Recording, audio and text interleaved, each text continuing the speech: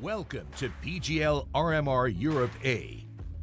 Some of the best 16 European teams will compete in the PGL studios for 4 days. The stakes, $95,000 and 8 spots at PGL CS:GO Major Antwerp 2022. There are 16 seeds, and each qualified team earned a seed that will establish the first round of the Swiss format. In short, seed number 1 will play against seed number 16, the second against the 15th, the third against the 14th, and so on. There are 3 essential rules to consider when establishing the mid-stage opponents. First, the current win-loss record in the stage. Second, the difficulty score in the current stage. Third, the initial seeding of the current stage. All elimination and advancement matches will be played in a best-of-3 format. All other games will be played in a best-of-1 format. The teams are not to play the same opponent twice in the same stage if possible. The top 8 teams will qualify for the major. The first 4 places will become legends. 5th and 6th places will fill the challengers slots. 7th and 8th will earn the contender status. The bottom 8 teams will be eliminated.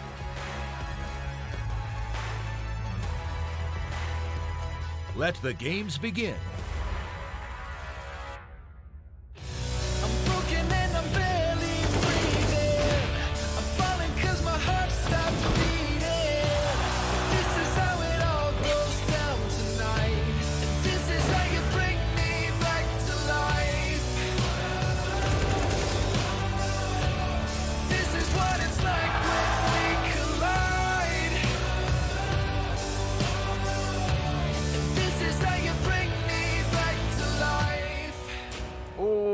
Today's games are definitely going to bring you back to life because we are kicking off the EU RMRs, Davey. It all goes down here. The crown jewel of the Counter-Strike tiara. Spots that are up for grabs for these 16 teams, but of course, only half of them can make it there. Yeah, no, it is the big one. Like you said, 16 teams here at the first of the EU RMRs. Remember, there is 2 of them, so don't panic if you see teams and you're like, wait a minute, we're missing this team, we're missing that team. Don't worry, guys. This is just the first European RMRs. You take a look, there are some big names up there, Jack. There is some legends of Counter-Strike, of course, that will be duking it out over the next few days to attempt to secure their way to the PGL Major in Antwerp, and it's going to be fierce. Both of the EU RMRs have a ton of talent and a ton of upset potential as well. Yeah, and I mean, looking here, somebody's going to miss out. A big name is going to miss out. There's only 8 spots. You're taking a look at those teams that are maybe right on the fringe of finishing in that top 8. You're looking at your Vitalities, your Big, your Dignitas, Fnatic,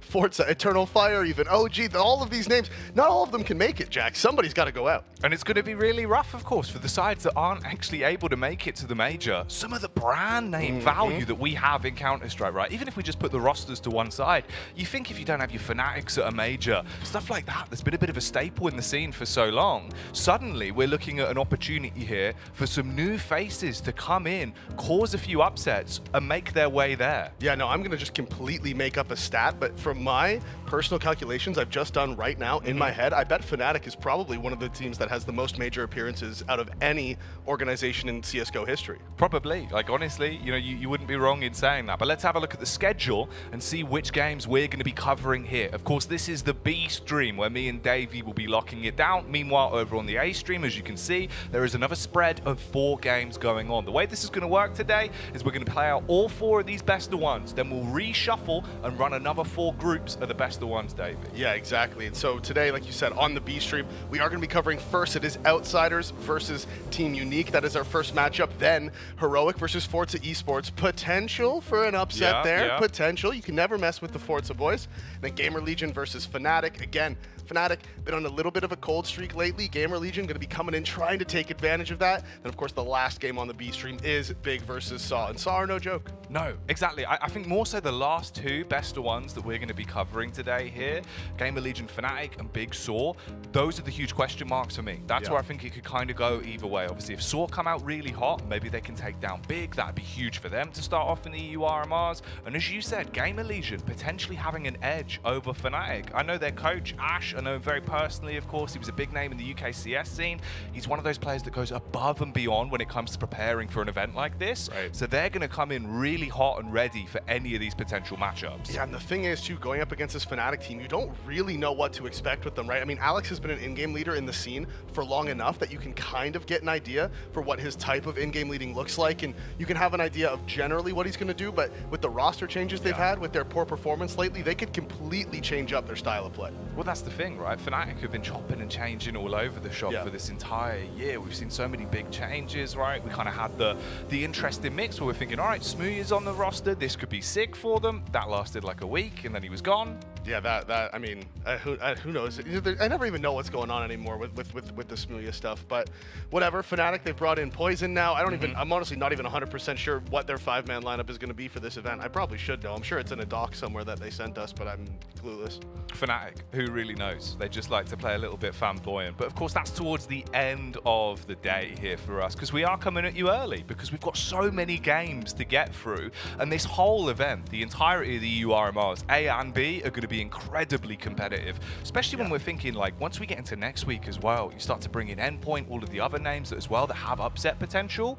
The opportunity for some of the legends of Counter-Strike to not make it to the major becomes more of a reality, and that's quite a scary prospect to be staring at. Yeah, and when you look at this RMR, the EU RMR A, of course, there is 4 teams playing in it that did make the top 8 of the last major, which means there's 4 legend spots up for grabs throughout this event. So 8 qualifying spots, 4 of them being legend spots, which means you skip that first stage entirely, which could be absolutely huge for some of the teams, right? You skip that first stage, no chance of getting knocked out early. Of course, formerly, that first stage was the major qualifier.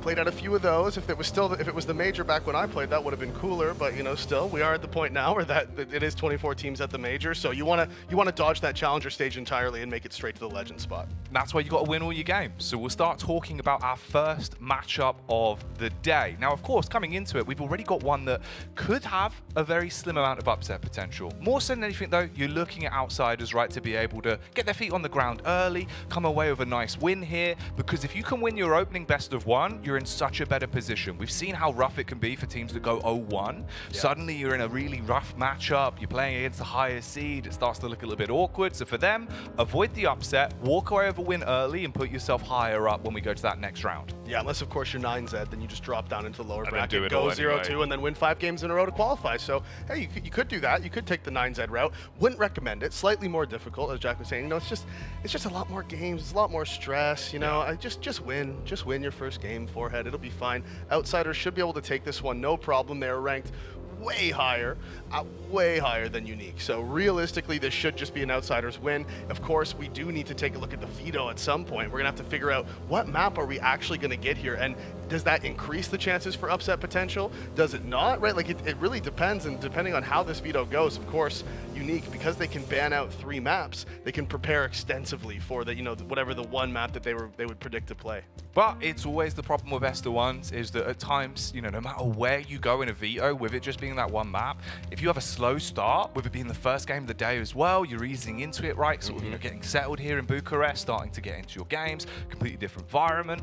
It can be rough on you. It can affect you a little bit mentally. So hopefully everyone's being able to come out fresh, get straight into the action with the best of their ability, and walk away with a win. But like you said, I mean, it could all change in the veto. Who knows what we're going to see there, Davey? Yeah, and you know, one thing about the EU teams coming into the EU RMR is they don't have to worry about jet lag at all, right? Yeah. Like, especially with the Asian RMR, right? They have to fly over, and then somebody gets knocked out day 1, right? They just lose 2 BO3s and then they're out, and that's just super harsh, right? It's super harsh, but that's just the way it has to be.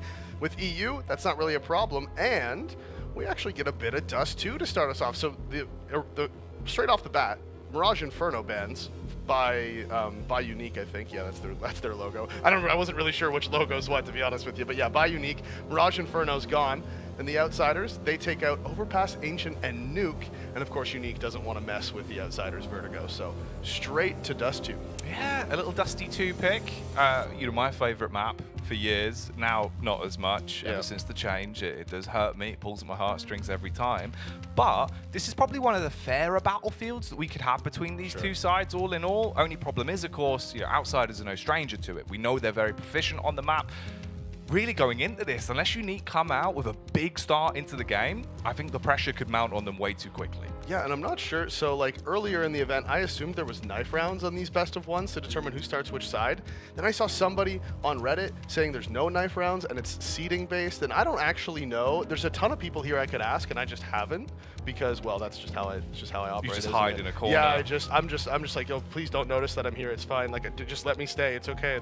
that's my whole We just existence. snuck in. Yeah. Like, you know, no one from PGL's realized you're here yet. They just kind of get confused. They're like, Harry and Hugo look different today. Like, yeah, what's going on here? Hugo's grown a beard. I don't really know what's happened there, but we've just been getting away with it. You know, producer Andre, please don't kick us out. Just let us do at least 2 more games and we'll be happy.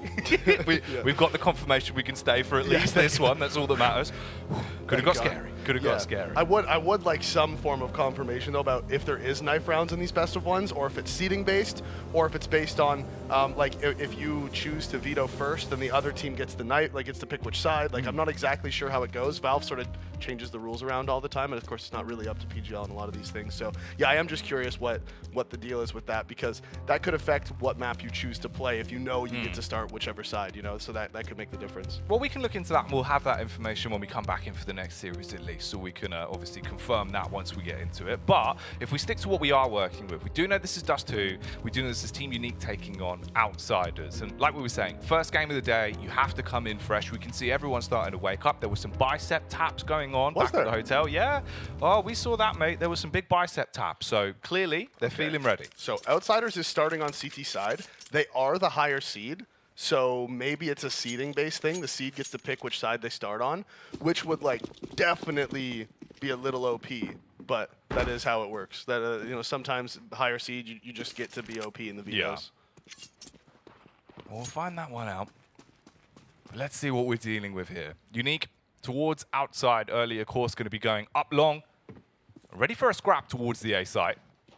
James going to drop back the second flash. There is a Molotov setup for short as well, David. They're going to be going for the burst onto the site. Smoke for the cross. Smiley goes jumping across, but will he be smiling on the entries? Or will he be shut down? Yukindar, through the smoke, is able to leave Sorrow quite upset. Yeah, that was in the pick towards top middle. Yukindar took down the lurker. We see the gushes coming out on the players in sight. The boost is good, but he can't land the shot. Does eventually. 3 kills going the way of Outsiders, and they perfectly counter-stratted this Unique push. They threw the cross smokes, counter smoke inside of the site, just delayed them for so long until they eventually were able to close down, fall in, get the defuse. They didn't have the kit, so they had to make sure they did that quickly. They did do it quickly, and everything worked out fine. Yukindar finding that pick towards top middle was absolutely massive, because, you know, that's the lurker gone, that's the potential flank gone. It's all positive for Outsiders. Yeah, ideal opening. Get into it. Start the game off nicely. Obviously for Team Unique now on the T side, what's the investment going to be? Feels like we're going to be pulling out a couple of Galils and the one scout on Smiley as well. And they've got utility to work with. Yeah, they're vibing. They got the bomb plant, so you said the Galils, the scout, and the scout starting it off great.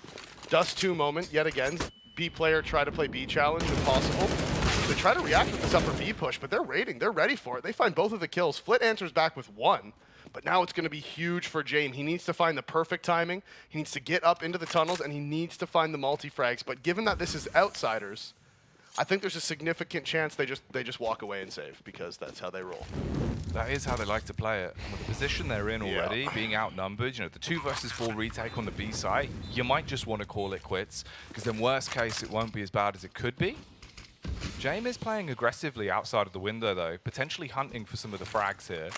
Nade goes out, but it won't do any damage. The players on the bomb site won't fall because of it. His teammate's in pit, too, so yeah, he's just going to walk away. That kind of sucks, though, man, like, because James was in a position where he could have caught those 2 players coming from T-spawn, right? They knew there was 2 in B. He was inside of lower. He had them separated.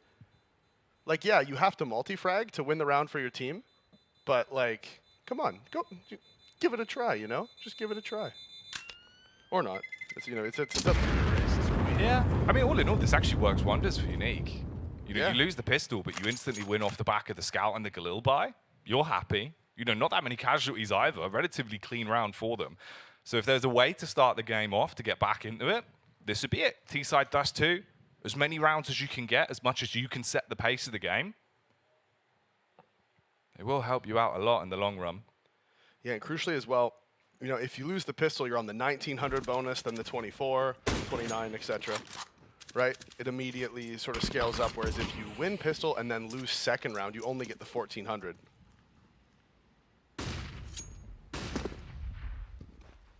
Flashes come out towards long, push the CTs back. They do have 4 players here, of course. 3 M4s in their hands. Jame on the scout, so he's passed that M4 over. Decides to go for the scout. They haven't really fully invested into this, though. Like, Kickert and Yakindar both still have quite a bit of money left over in the bank, and the M4s are just taking these long-range fights. They don't care about that at all. The A1S, right in its natural habitat in that situation. The M4s are here. Jame gets the tag onto ice, and now the Ts, I mean, they're panicked. They want to back up. But they realize that the other thing is that they have no map control, right? All they have is long. And you can see Flit wants to go aggressive, but he actually gives up his life. Winter finds the pick. And now they need to swing. They need to try to help him. He's stuck at the car. He's fighting them off, but Jame doesn't land the kill. Tons of damage being done, and now 2 players remaining. Very low HP. Kickert still out in the open. Swings back, finds the first, and there is another one for him. 4 kills on the round. The saved M4s, and that is why Outsiders always goes for the saves, man. It's the calculated play, works wonders for them. Huge 4 frags.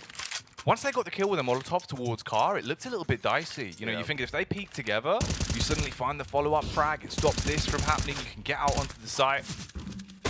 Pressure applied to the economy, but all in all, the round does go the way of Outsiders. And they're going straight back towards B off the back of this as well. Leave the bomb in spawn, 1 man outside of long, 1 holding towards middle, looking for the aggressive peek. Doesn't have to scout this time, won't get the kill. Instead, Smiley's brought down to 19 HP. Yeah, tag with the scout onto the AK, or the op, sorry, onto the AK of Smiley. He's now passed that AK over to his teammate. They have forced into this. 4 AKs in their hands. Barely any utility, though, right? There's 3 smokes and 2 flashes. That's all they have to work with. Pushing Jame off of this position with the op is going to be very difficult. His smoke being gone, though, just scares him, so he's going to back off. Doesn't want to do anything crazy. Nade comes in. It just tags Sorrow down a little bit. Potentially puts him in 1 bullet range with the A1S. Hinge smoke comes in. Spam just misses. They are going to be able to get short control. That Molotov's going to do absolutely nothing except for 1 damage onto ice. I thought it was going to do a little bit more than that, honestly. Surprising, really. You know, you would have thought ice, fire don't really normally go together, but he will be able to stay alive and doesn't melt. Kicker. Ready to kick back, but instead he recoils back and drops the Molotov. They're going to smoke it. 48 seconds on the clock. CT's coming in. There is going to be a peek again towards the ramp. Spam through the smoke, but the bomb's been planted. There's the nade from Flit to take down Smiley. Ooh, all right. He gets the headshot off with the AK, and there's now a lurk towards middle. Winter's here. They're a bit suspicious of it, and Jame is holding. You've got a good lead in the battle of attrition now. Just 3 Ts left alive. They've got to make some big plays to clutch this one out, and it's not working well, Davey. All brought down onto just Sorrow, playing on short. Gonna peek in, hard commits to the spam, that's 2. Expected the flank, but Jame, swift on the adjustment, hits the shot on the AWP, and the 3rd round does go the way of Outsiders. Yeah, they pick up their 3rd, and Jame with the flank there onto short, finding that final frag. I think he went through mid. You know, he got the pick on the guy flanking and immediately turned and ran to the mid doors. He wasn't giving himself very much time, but he knew that potentially that end of round flank could be the difference maker. And they're lucky to get the bomb down when they did. Smiley was, of course, just down to 19 HP after the tag from Jame. That nade comes in half a second sooner. That bomb doesn't go down. Their smoke fades. Everything becomes more difficult. They've decided to force into it again off the back of the bomb plant. They got 3 kills. And they got the bomb planted, so they force into this. They know the CT economy is bad. They want to keep the pressure on. And this could be a huge round. If they win this, they full reset Outsiders. Just comes down to if they can actually hit their shots. The Arsenal's not really in a great place. The 2 Galils, 1 Scout, Mac-10 and Deagle. Buster, jiggle peeking on the angle. He'll drop the smoke and then back off. No one's going to come sprinting into it, but he will get out with the pre-fire as well. He's got backup from Yakindar. Counter utility is just going to be the 1 HE that will bounce off the wall. Does a little bit of damage, a small divot. His spams are finding huge success, man. I think he heard the tag. You can see him calling over to Yakindar. Counter nades need to come in now. It's actually the team flash allowing Buster to get the first, holding for the 2nd, the 3rd. Kickert drops in middle on the flank, but Buster and Yakindar still have control of this B site. Smiley with the scout needs to try to do something just miraculous, really. Now James rotated over with the AWP, and yeah, it is just going to be Duke Fishura. Yeah. Duke Fishura. The big man Duke. wonder if it's Duke Fissura? Duke Fissura? Just Duke. Big Duke. Dirty Duke. I've always liked the name Duke. Yeah, it's a cool name. I think it's a cool name. It is. It's like a really cool name for like a dog, you know? Oh, yeah. But not, like, I feel like if you name your son Duke, you're kind of... It depends. So, yeah, I mean, if he's like super cool, you can pull it off. But it's one of those names where you have to own it. You know what I mean? You've got to live and breathe. Like, yeah, I am like Duke. a Duke, yeah. Yeah. If you can come out and just absolutely give it, then maybe. Right now, he is just playing for the save. But the problem is, if they kill him after time, he's going to be in a horrible position. He will go down. And that's rough. Obviously, the knock-on effect now, a lot worse than the potential benefits we were looking at if they did win this round. Instead, it's gone... Oh, did you just fist bump the camera? What a legend. That was swift. I like that. Yeah, Buster's cool like that. Mm-hmm. He could be named Duke. Oh, yeah.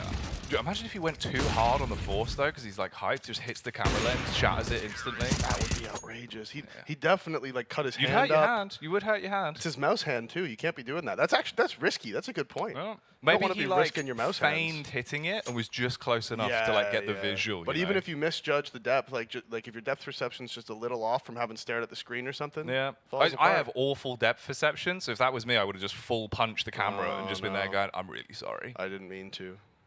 It wasn't my intention. No, the thing is, I'm just dumb. Like, I just don't understand the difference of depth. Like, it's my brain just doesn't let me. I think that's part of visualizing. I think that affects your depth Probably perception. does. I'm sure it does, yeah. So there you go. Any Aphantasia homies know the struggle. No, they don't. No. They can't visualize It's just me and Gimpy, and They that's it. They can't visualize it. True. Oh, all right, Ice. Too cold to hold with the Deagle as he goes bold for the entry onto Flit. Yukinda takes a lot of damage but stays alive. Problem is, Sorrow's going to quickly peek in and get a jab off to bring this back to an advantage round for Unique with just the Deagles and that one MP9. Smiley has grabbed the M4 as well. Might actually be a play to be made here, David. They're going up long. And there's only one player inside of the site, that's Kickert. They have to cross on him. They don't have the armor, so this shouldn't be the worst fights for him in the world as the spray comes in. He finds the first one. Now James, holding the flank, knows he's getting flanked from middle, but it doesn't matter. Sorrow swings out with the Deagle, lands the headshot, and now that causes problems for Kickert because he's going to be flanked from short. He knows it, but can he land the shot? No, Sorrow with another. 3 Deagle kills for him on the round as Buster with the M4 now needs to play the hero. Sublime stuff from Sorrow, but the problem is, Winter, he's out of season on the cross. Sorrow, he's playing in the smoke, he's going to peek it! Oh, he tried to hit him with a spam, he wanted to go for the gamble, Davey, but it's just a few missed shots.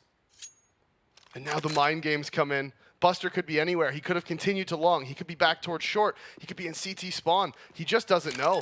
He is in CT now as Buster's going to start walking forward. Once that bomb gets planted, he wants to close the distance as soon as possible. And Sorrow just goes jumping off the site. Didn't expect the reposition to CT.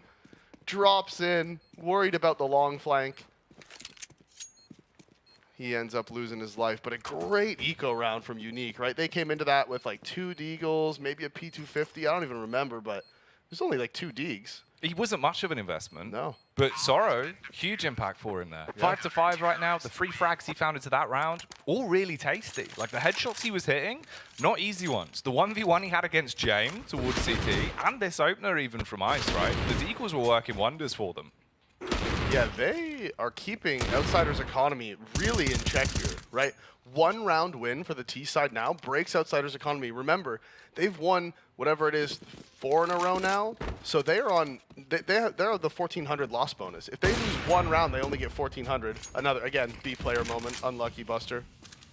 Just get tag crossing, man. What a nightmare. That's why you don't play B. I'm gonna. It's just tyranny. It's bringing back memories. Dude, I'm so traumatized by this map. Just too. What a fickle mistress it can be. Unlucky it wasn't the opening kill as well. Nice tag. You leave Buster on 26 HP. Change of pace, though, from outside of CT side. They go for the double AWP. Oh, no. The first will miss, but James there, they had both scopes hard committed on lower. And James will get the follow-up frag onto Duke. That is just so toxic. Now Yukindar's trying to get away. They just have 2 ops posted on the same thing pretty much. I mean, James was off of short, holding towards top middle. As soon as Yukindar misses his shot, James just backs up, adjusts, posts up on lower. and finds that kill, protects his teammate. They get the 5-on-4 advantage. Damage has been done, though. 3 players down to below 50 pretty much. Yakindar's at 52, but given Buster's at 26, I think we'll count them like a net, but 3 players below 50. That's just quick math. Skip, pop, pop. Skip, pop, pop. That's why they called him Big Shaq Davey. It's actually your alter ego. Oh, that was good, Andre. Our producer just gave us one back. That was guys. good. That was Yeah, like, well delivered. it was. That was one for the broadcast.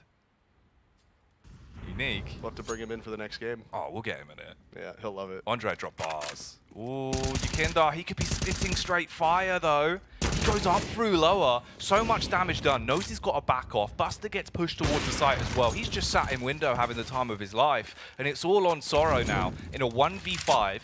The CTs are low, time ticking away. If they push through together, they should be able to overwhelm him and stop him from getting the bomb planted. Wanted to line up the shot onto Flip, couldn't quite do it. He survives with 15 HP. So that's everyone on outside is getting through the round with all of their bells and whistles. And that's the first time this half Outsiders has had a clean round on the CT side. Finally, they're not in a position to get full reset the second they lose a round, right? And that's that double off setup towards middle. It's just toxic, man. Like it's just one of those things where if you're playing against it in a game, you're like, they had an op watching lower from in lower and an op watching lower from short. Man, I hate these guys. It would tilt you. That's when you would just start calling them all bad in your pug, you know? Yeah, and you have to change the pace and maybe do something like a B bombardment that just actually worked well. Here we go. The MAC-10s lead the charge. You're straight into the site. So much time to work with. You don't have to panic. The CTs are fast on the response. Flit, he's going to be pushing in through lower. You've got a player towards window as well. That'll be Jane. Flit's already got contact. He's backed up by Yukindar. And they're just charging for this. The nade gets stuck between them. That's the push from Smiley. Now he's frowning.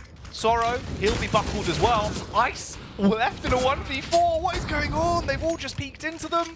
Outsiders retake the site with ease. Yeah, those kills in tunnels were the absolute massive ones. Flit dropping that nade into the entrance of the tunnel, expecting the counter swing, and then just jumping across the tunnels for Yukindar. The nade smoke was up. The sound was canceled. The movement was slowed. The HEs can be very... HEs in this game are a bit of a question mark for me. They have been since the beginning because they're very strong if you can get them to land right on top of the person, which is like obvious. Right? Yeah. Like, duh.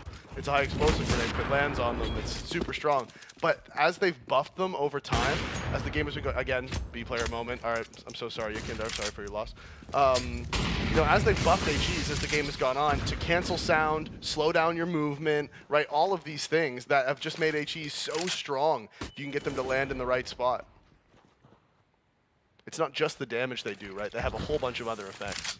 Even just throwing a nade that you know is going to just tag the guy, even for 4 or 5 damage, but it's going to cut his sound for like 1.5 seconds, and you can take advantage of that cut sound. That is why the HEs are so strong.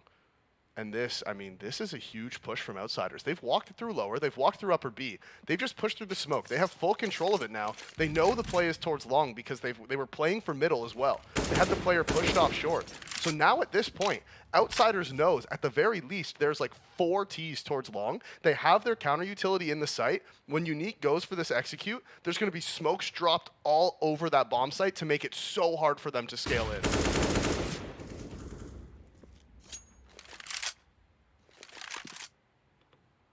With the amount of map control the CTs were able to take early, you can station up, ready for the A hit with all of this utility to help you out. Flashes over the top and Flip, which is hard to commit into the peak. He does go 1 for 1 as Duke battles back against him. Molotov to slow down the push as well. And there's a huge gap in this smoke that Yukindar can abuse. He's just sat on short, ready for the fight to come towards him. Doesn't even need to deal damage as Buster, he's blockading the entrance towards the site. Yeah. Say goodbye to Duke as he'll be in for a big fight. Smiley getting spammed upon. Somehow if he gets away, that'd be huge for him, but with no time on the clock, Kickut's gonna peek. Hard commits to the kill. And Outsiders, you've won the half now on the CT side. And that's the downside for the Ts on Dust 2. If you take long early and you don't have any other map control, the potential for counter pushes from the CTs now is so high because they constantly have that bottom of middle control, right? So you could see Yukindar, he walks through lower, clears upper B with his teammate Buster, who pushed through the upper B smoke. Once that's clear, they had 5 guys at the A bomb site when that execute came in, right? And that's just... for the Ts on Dust 2, if you're going to take long, early. You have to apply pressure early to get some of that counter util away from the CTs. If you don't apply that early pressure and you don't have any map control, you're in for big trouble, and that's exactly what happened there. And for Team Unique, it's unfortunate as well, because now for like the past 3 rounds, we've seen 1 and a bit tags from Smiley on the AWP towards mid. But in terms of converting those tags into frags, he's only 2 for 8. Yeah. He does have the AWP again now, though. And it looks like he won't be holding for middle. He's instead going to be taking this aggressive towards long off the back of the spawn that he's got. Similar sort of setup from outsiders. They're going to push into lower tunnels. Now Flip, the one time he was challenged on a fast long hit, he got 1 digged in the face. Yep. Difference here, of course, you have a full buy, so you don't want to run the risk of just sprinting into him. Well, and you know, interestingly as well, Outsiders is really just playing one person towards long, right? And it is Flit. He's there by himself pretty much every time. I think they have 1 player go there early with him. I believe it's Kicker to just help with some early utility, but Yakindar's just like been in lower. Flit's been by himself long, and Buster's been by himself B for most of the game, and that's because they always have so much mid control. Again, flash comes in from Yakindar, it's perfect, full blinds Duke. Flit swings out, finds the headshot, and again, now Unique, they're going out long, right? They're gonna get long for free. But they still have the smokes, the CTs. They have those 2 smokes on Buster and Kicker. Kicker did just use 1. That's actually towards upper B. Outsiders was expecting the B play here. Oh, and so unlucky for James. He gave up the angle, he gave up the line, and he re-peeks into it, and Winter's waiting. He went to go give a Molotov to his teammate. He gave up the line, he gave up the map control, but now the T's have to try to cross. The smokes go down. Kicker wants to go through. You can see it. Flash is perfect. He swings out and finds the 3rd, 180 for the 4th. Again, the flash from Yakindar. 5 flash assists on the round for Yakindar. 4 kills for Kicker as he swings out long. He is 16-3, and Outsiders are 9-1. Running away with the game. A monstrous spray with the AK. Denies everything. And they had their 1 potential timing. You hit that shot onto James, you're thinking, all right, we've got to go for this. But the flash, look at them all. Before Winter could even react, Kicker had just spun on a dime and takes that 16th frag. All just on the CT side, David. Flit didn't see him get out to the blue bin, actually, and this could be tragic for him. But again, Kicker pushing off of short, 17-3. He is on an absolute roll right now. 8 damage onto Winter, putting him down to 58. And Flit just falls off long, so that play out towards long isn't going to matter. And the problem is, for the side of Unique here, is they've been able to get out long pretty much every round, but they haven't been able to abuse it. I say that. Ice swings out, lands the headshot onto Flit. Buster gets dinged towards upper B as well. And the Deagles from Unique really have been the closest they look to winning rounds. This is their saving grace. Whenever they've got Deagles, they just land a bullet right between the eyes and suddenly get themselves back into rounds that look unwinnable. Here, you've got 60 seconds on the clock. James, he's towards the A site. He takes the warning shot, has to reposition because of it, attempting to stay alive. Flash over the top and will switch off onto the AK that was at his feet. He knows he's being pushed. A backup is coming. The T's are struggling to find a follow-up kill here. They have to isolate James and then get the bomb down. Tag onto Ice. He's left with just 29 HP. Kicker, he's weaving. He's bobbing. He's like a boxer and he's ready to hit him with the goodnight KO. James will hard commit on this as well. Ready for the fight towards the sandbags. Look at the aim. And it's all on Winter with just 1 HP. Finally buckles to James, and they get through the round. And that didn't look very fun for James. He was struggling to land those shots on the players crossing, but crucially, he never went down, right? He never died. Just by staying alive, Unique couldn't get that bomb plant. They couldn't push in. They wanted to try to take him out. They wanted to try to kill him. And even though he was missing his shots, they couldn't find the kill. Made it so he could just stay alive for such a long time as Kickered again. Fragging out of control. Yakindar, another op pick. Oh, did that hit him? Oh yeah, Yakindar's down to 71. Only 29 damage? That's a little odd. Yeah, it's a bit rough. I wonder if he got stabbed by his teammate or something. Small bullets, maybe. Oh yeah, he put the wrong bullets in the gun. It's like 1.6. He pulled the wrong ammo. Yeah, Nightmare. We've seen this before. The double AWP setup. 1 holding towards lower, 1 watching top mid. James will hit his shot. Yakindar will get info and then just back off. And already Unique again in a round where they're fighting 4 versus 5. This has got to be just so annoying to play against because Outsiders have no problem giving you long control, but you haven't been able to do anything with it because when you do the long executes, they have all their counter utility. When you try to go middle, there's 2 ops there. it just becomes so annoying. Now they push through the short Molotov. Kickert's here in the site. Counter utility's coming in. Jame is here, and you can see now, Jame might just re-aggress long. He wants them to probably retake this. No, it looks like he is just going to hold the corner and trust his teammates in sight are going to be able to keep him alive. It's fair because they are up against double ops, so you would expect the T's not to make any play up short without throwing utility first. That should be the cue. I think that's actually a missed smoke. Okay, Duke's just dropped straight off as well. So he gets into CT, and they're backing off. They're working their way over towards the B site. Yakindar's here, playing from back plat.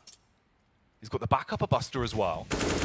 Here's Duke's position finally revealed. He gets the kill onto Jame, and it plants a seed of doubt in their mind. But Yakindar, he just has to hit the mark on the AWP, peeks up for the second shot, but comes up slightly short, ready for more as Buster swings in. The bomb's dropped into an awkward spot. Quicker, he's fast on his feet as he fleets in to find the kill, but Yakindar will steal that one away onto Sorrow. And Outsiders have stolen the game, really. It's 11-1 here on their CT side, Davey. Yeah, 11-1. Now there's only 3 rounds left in the half. You're not going to be able to break the economy.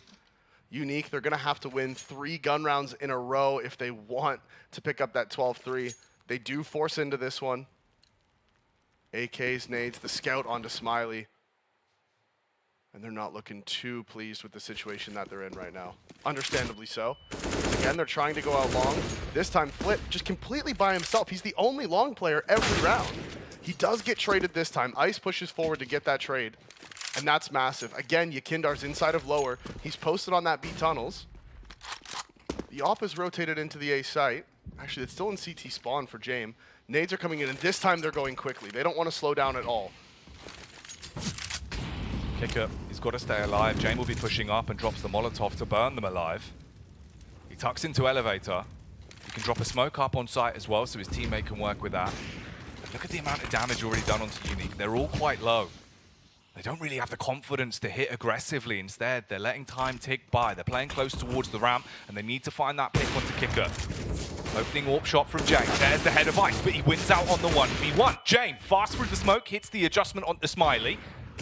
He's just tucked in. His teammates rock up, but Buster falls. Jame bouncing in the air. He's got a trampoline, but he's not having a good time. Will hit that shot, though, and destroys Ice. Winter, left in the 1v2, cuts his way through both of them and secures a second round for Unique that did not look like it was going to go their way. No, and like I was saying earlier, they got the trade onto the kill on Flit long, right? That was crucial, finding that trade.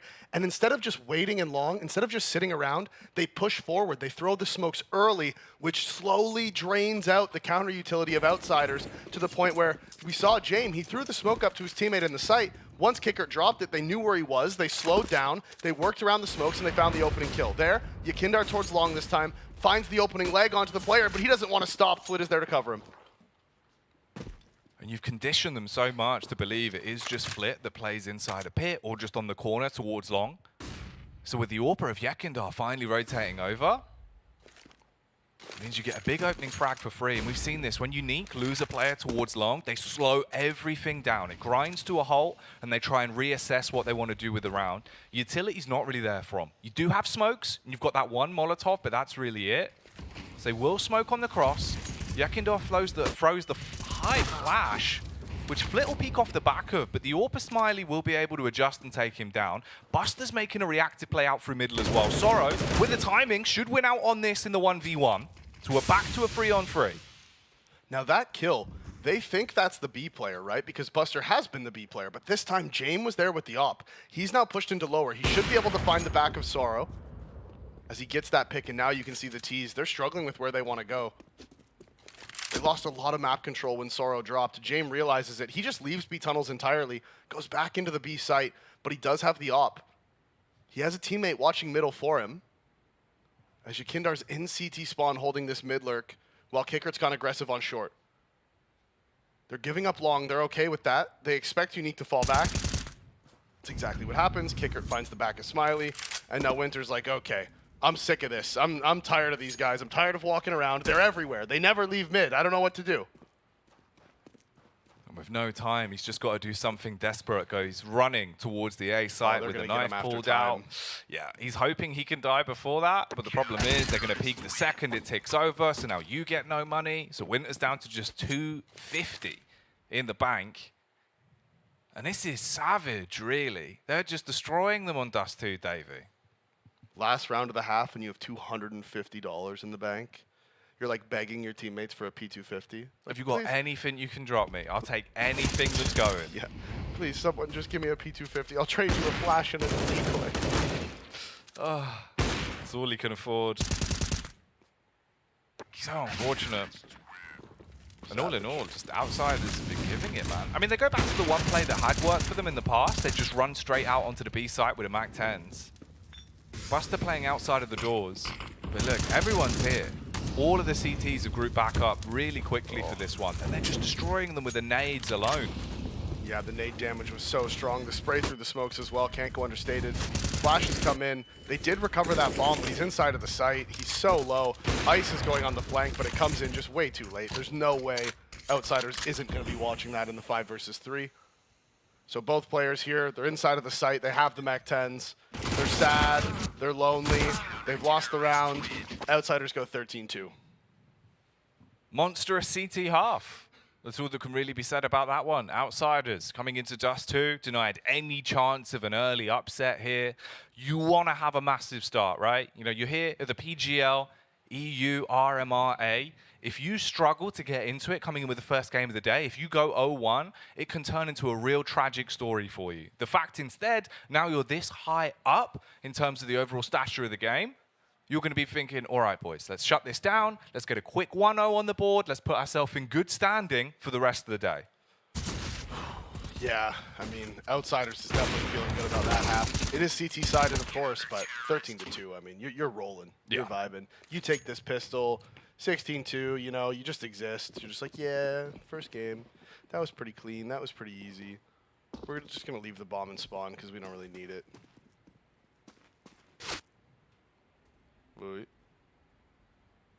So Duke's going to play inside a lower. He's got support from short as well. James comes back to grab the utility that was left in spawn.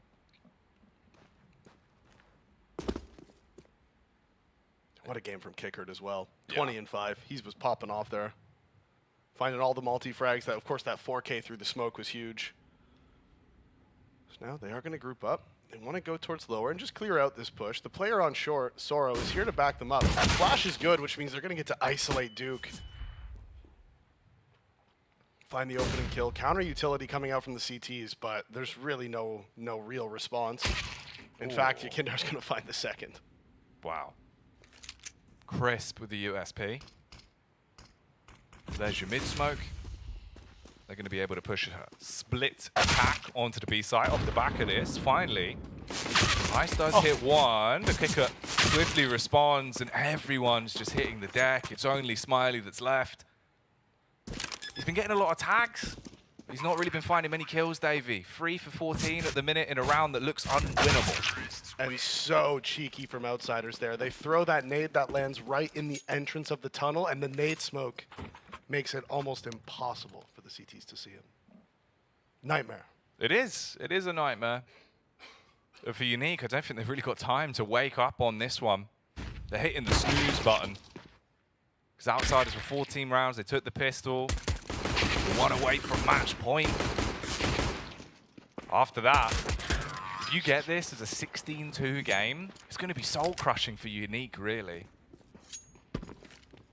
Yeah, it's not a good way to start the event. Of course, you know you are going up against Outsiders, right? So it's like, okay. Never an easy game. Yeah, it's like, okay, this is one of the best teams in the world. So, you know, unlucky draw, really. Unlucky draw. Although I guess it is seeding, so it's not really like unlucky. It's just... It's just one of those where, like, confidence-wise, right? If you can get this even to be like a 16-9, 16-10, suddenly you're thinking, boys, we're in really good stead for this event, you know what I mean? Like, we're pulling out some good plays. But the only thing that's looked really wonderful for them has been the Deagle rounds. They do have Deagles again here. Might not be on the right player. Ice will fall.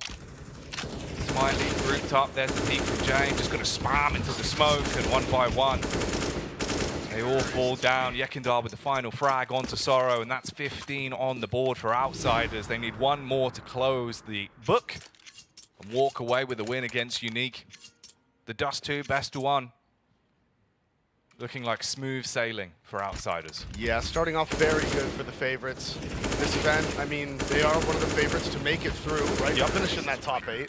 You know, whatever top 4, a little bit more up in the air, I think, especially based on recent form. But top 8 for sure, right? I don't think anybody would have expected them not to make it into that top 8. So this is a good start. They get to go 1-0, unless Unique does something crazy. But I think we can safely sort of write that one off at this point. Yeah, you'd imagine so. For their own confidence, maybe if they can get a couple of rounds back, it'd help out. But all in all, it's not looking great for them. Spam through the smoke as well. So now Smiley, he's on the receiving end of the damage he was dealing in the prior half. Duke wanted to make a play with the MP9, but both of the MP9s have been completely isolated.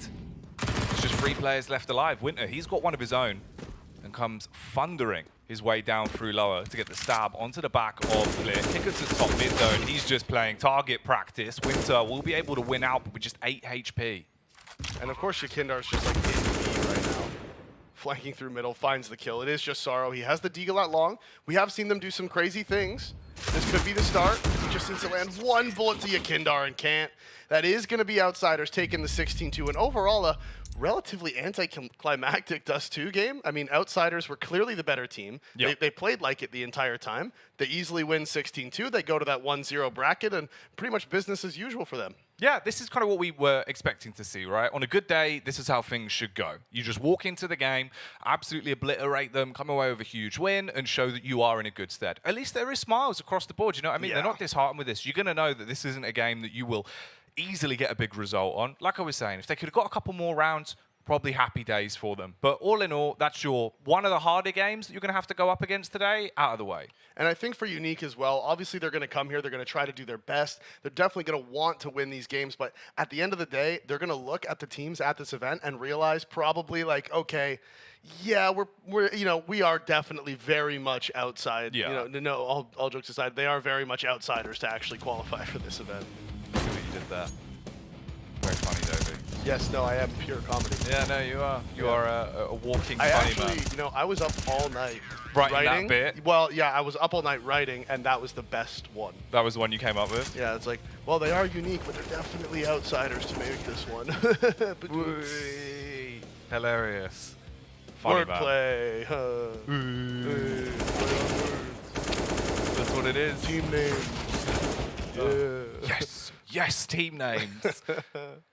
But all in all, Outsiders, of course, are the team name that walk away with a win on Dust 2. They pick up that victory, and they're in good stead. You know, no ridiculous result there, nothing that shows signs of them maybe struggling to get into the event, which, of course, could have been a possibility, but that's all out of the way. So no bad storylines, just looking like overall they're in good form. For Unique, you do have more chances, and like we've seen from 9Z, even if you get knocked down and you do really struggle to start the event, there's always an opportunity. Difference is here, though, we're not sure, you know, if Unique will have that same sort of comeback material, because 9Z storyline is something that you don't see every day. That's a once-in-a-lifetime sort of affair. Yeah, it is. And 9Z story also comes, you know, they were playing in the Americas RMR. Very they got different. to beat a lot of South American teams on their way there, Yeah. and then eventually, of course, EG, and eventually Pain. So, you know, it's a little bit different, I think, whereas here, Unique, well, let's just say the caliber of opposition they're up against is just slightly higher than Sao Caetano, maybe. It's going to be a lot of intense matchups, offense. so we'll see how it goes. But of course, we still have 3 more best of ones for me and Davey to get through here on the B stream for the EU RMR. So grab yourself a water and a banana and come back and join us for more action in a bit. That was a nice bit. I don't know.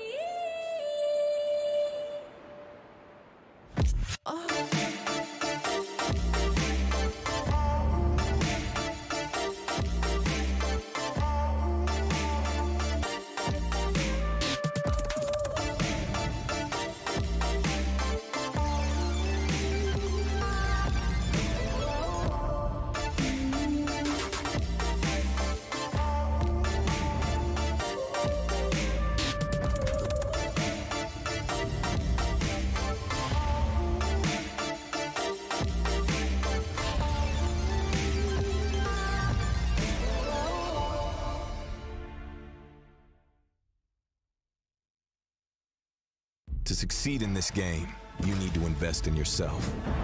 Be daring. Innovate. Calculate. Never hesitate. Follow your instincts. Don't follow the crowd. Back yourself. Bank your wealth. Analyze, strategize, and galvanize. Now is the time. Take your shot.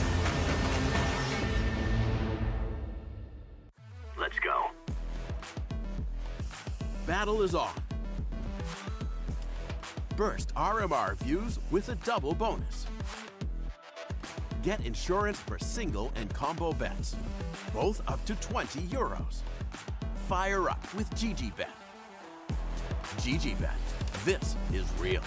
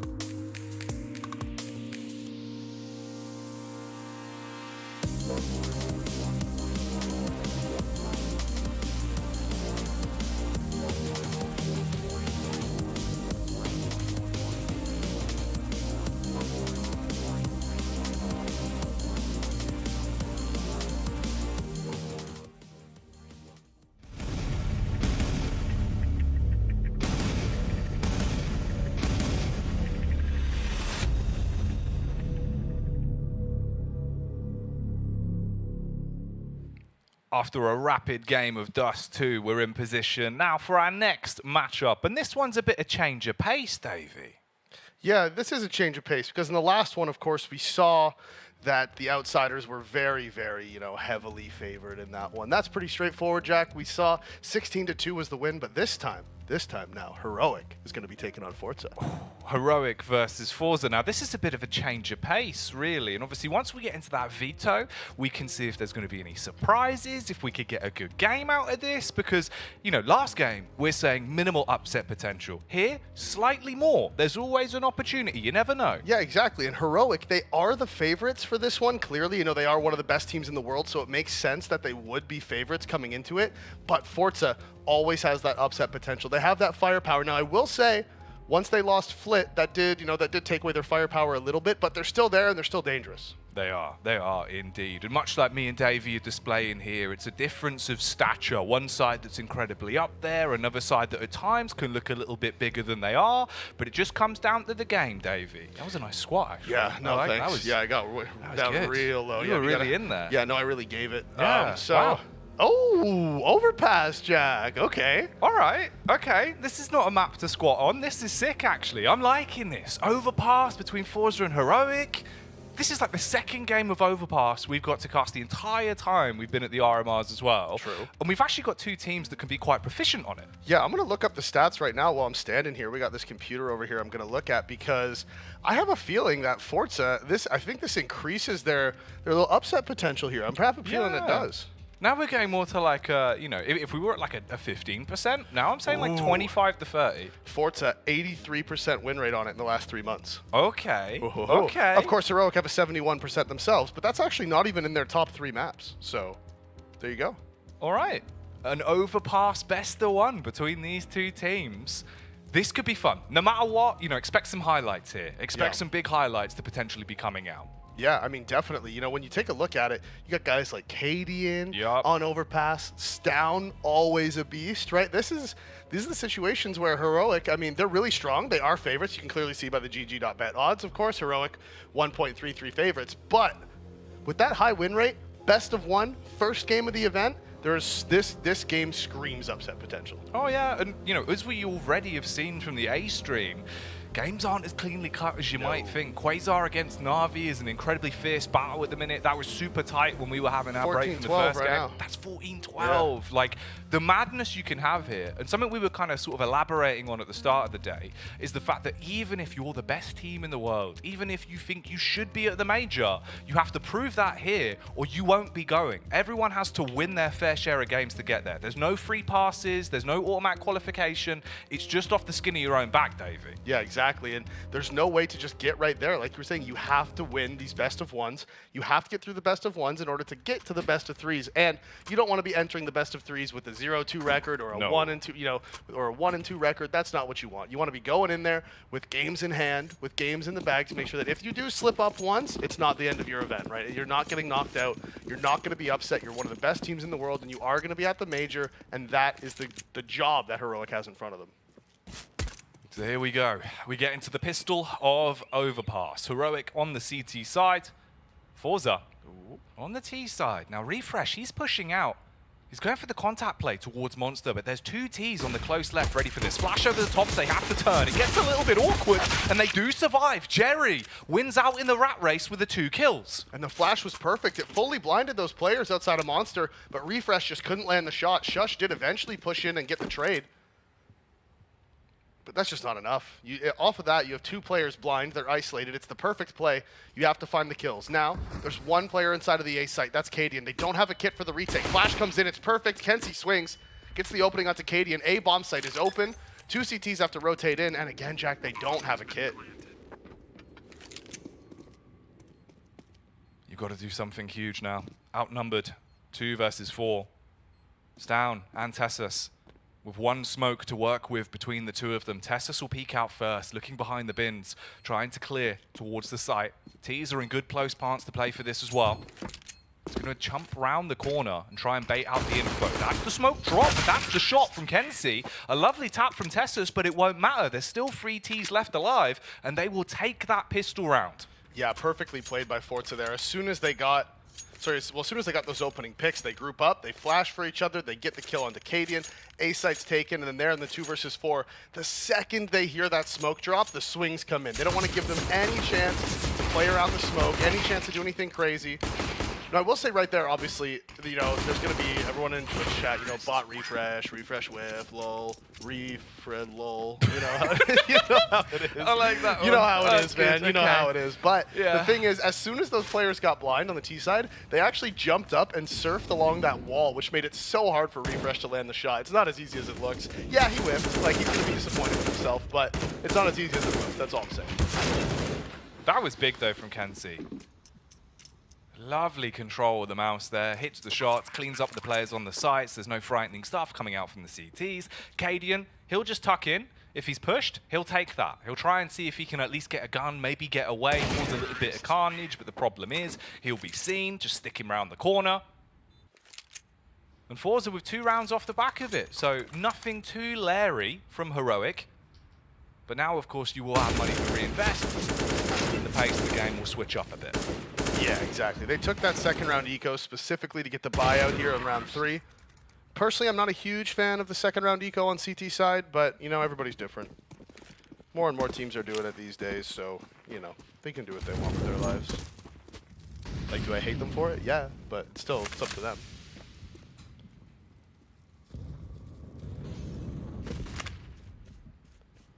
Playing on top of the lip towards Connector, Cadian has to hold on to this choke point to stop them being able to overwhelm towards middle. He does have backup from Tessus.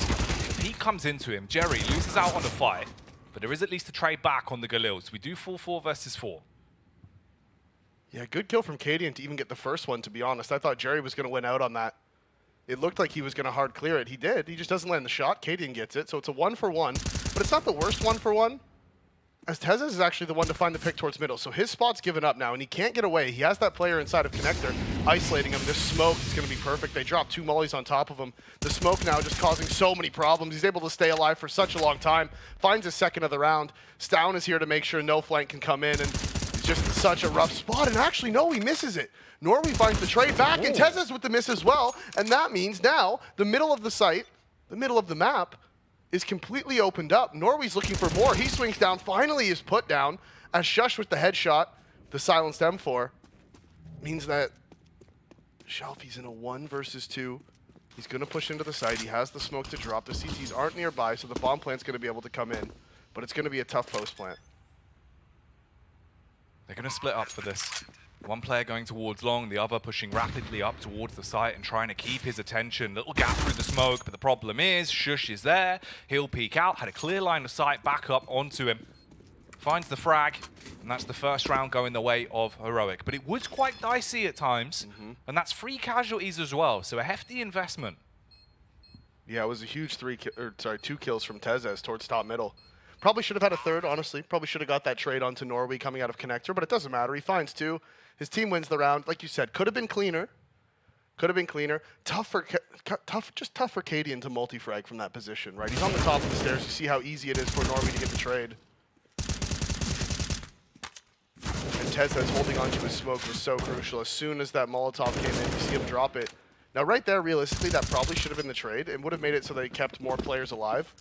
Which can make a big difference. They haven't been able to get the op out onto Cadian. And on CT side of Overpass, you want those ops as soon as possible. They're so strong. Kenzie with a little fumble there on his nade. So he just decides, you know what? I'm just not going to smoke out the molly. I can just wait. As it is a 3-1-1 default, actually. 1 inside of the connector. 3 Ts over here towards B. Water control's being taken by Refresh, but the flash is coming. It blinds him, and that's the kill for Shelfie. Good teamwork there from Forza to shut down that aggression into water from Refresh. This is another round where you've been able to get that opening pick. And there's no overcommit, there's no real response that Heroic could do to get a trade from it as well. So all 5 of Forza still alive and kicking. They've got the bomb. They are going to send 2 players down through underpass. You've got the Lurk waiting outside a monster as well with the smokes up for the meantime. And they're deciding where they want to take this split push. The bomb is at middle at the moment though. And there's 2 players grouped up inside of the toilets watching towards long. Tessus will be ready if they push up close. And Cadian's going to back up and head towards the site. And the splash from Cadian as well is going to indicate that there is a player playing towards the bathrooms, but he's actually on the long side. They might not be expecting it as he finds the first for free. The trades are coming in. They go to push forward. They get it. Norway again landing the headshot on these trades. He has been getting these refrags on the T side that are so important for their map control. If you can hit your shots, it can make all the difference. And Shush, he's got to put that practice into theory. The door opens, but he's going to close the door on them. Problem is, Kenzie, he gets his foot in the door and says nothing more is going to happen here. They want to force this into a 3 versus 2. Smokes up. Oh, the big nade from Stown. That'll blow Kenzie away, and the bomb needs to be planted with 8 HP. He's fumbling around, Davey. They can't plant, and that's the round gone. No, he panicked. He didn't go for the bomb plant towards the pillar. That was the one spot he could have planted. He was worried about getting spammed from heaven, couldn't move into the site because of the Molotov. And the nades from Stown end up securing them the round. Zorte with a bit of a misplay. You can see why he was concerned, right? He 8 Yeah. HP. He wanted to make sure he got that bomb down. He thought he could plant on the edge of it, but he was worried about the spread. So instead, he just decides, you know what? I'm just going to jump away, make sure I hold on to my op. Really rough round for them. Really rough round. It's an awkward one as well, because now you kind of got to explain it to your team a little bit. You got to take the round on the chin. You're thinking, okay, we could have got a round out of that. Doesn't happen. Reset. Let's get straight back into it. And they do take attack timeout because of it as well. You kind of need to. You've got to figure out what you're going to do with the money. And it seems like Na'Vi figured out what was going wrong versus Quasar. They have finally shut that game down 16-12 on the A stream. Yeah, that's good. I mean, no disrespect to Quasar or anything, but you can't. You got to have Na'Vi winning their opening games. I think just for the sake of seeding alone. Like just if we're just even talking about the seeding, you got to have Na'Vi winning their opening games. Do need to. Do absolutely need to. So Forza, investment-wise, they do have the Tech-9s and the Deagles supporting the Galil, AWP, and AK. And Heroic, with a speedier pace into this one, they peek out towards Connector early. Get a bit of a whiff of what's happening with the round. And the rotations are already starting to reposition down towards the B site as well.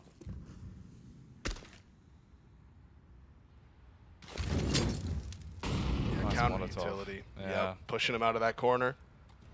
Forcing him to go aggressive. You can see he does have to. Now they spot him out, and they want to re-aggress onto short as well. The flash from heaven, just creating that space. They don't go too far forward. They leave refresh there. He drops that smoke at the bottom of the ramp. Looks like they are boosting up onto the sandbags over towards B as well. Again, just to sort of hold whatever control they can. Zorte's here. Flash is good. The swing out from Tezes is going to find the kill. So he swings out off the back of the flash, lands the headshot onto Norway. Oh, and he wants to play around the smoke as well. He wants to go on top. Risky with the op of Zorte nearby. He might be holding for this.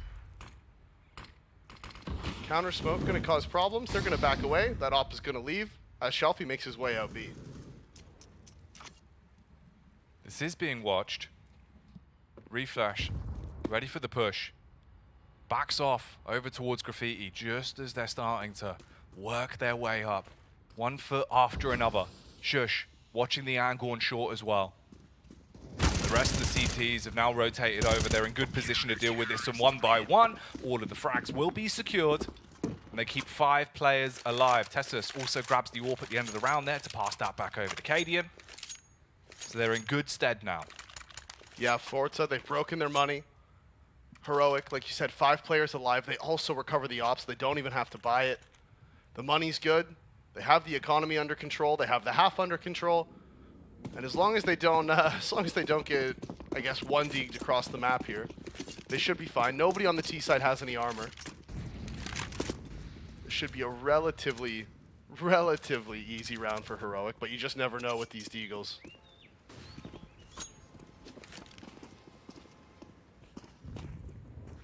We've seen stranger things happen with the Deagle rounds. So can the Deagleers do any damage here?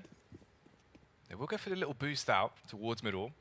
Try and take a cheeky peek, but you won't see much. Won't do any damage because of it. Refresh again as well. He's pushed up, so he's got control towards short pipe.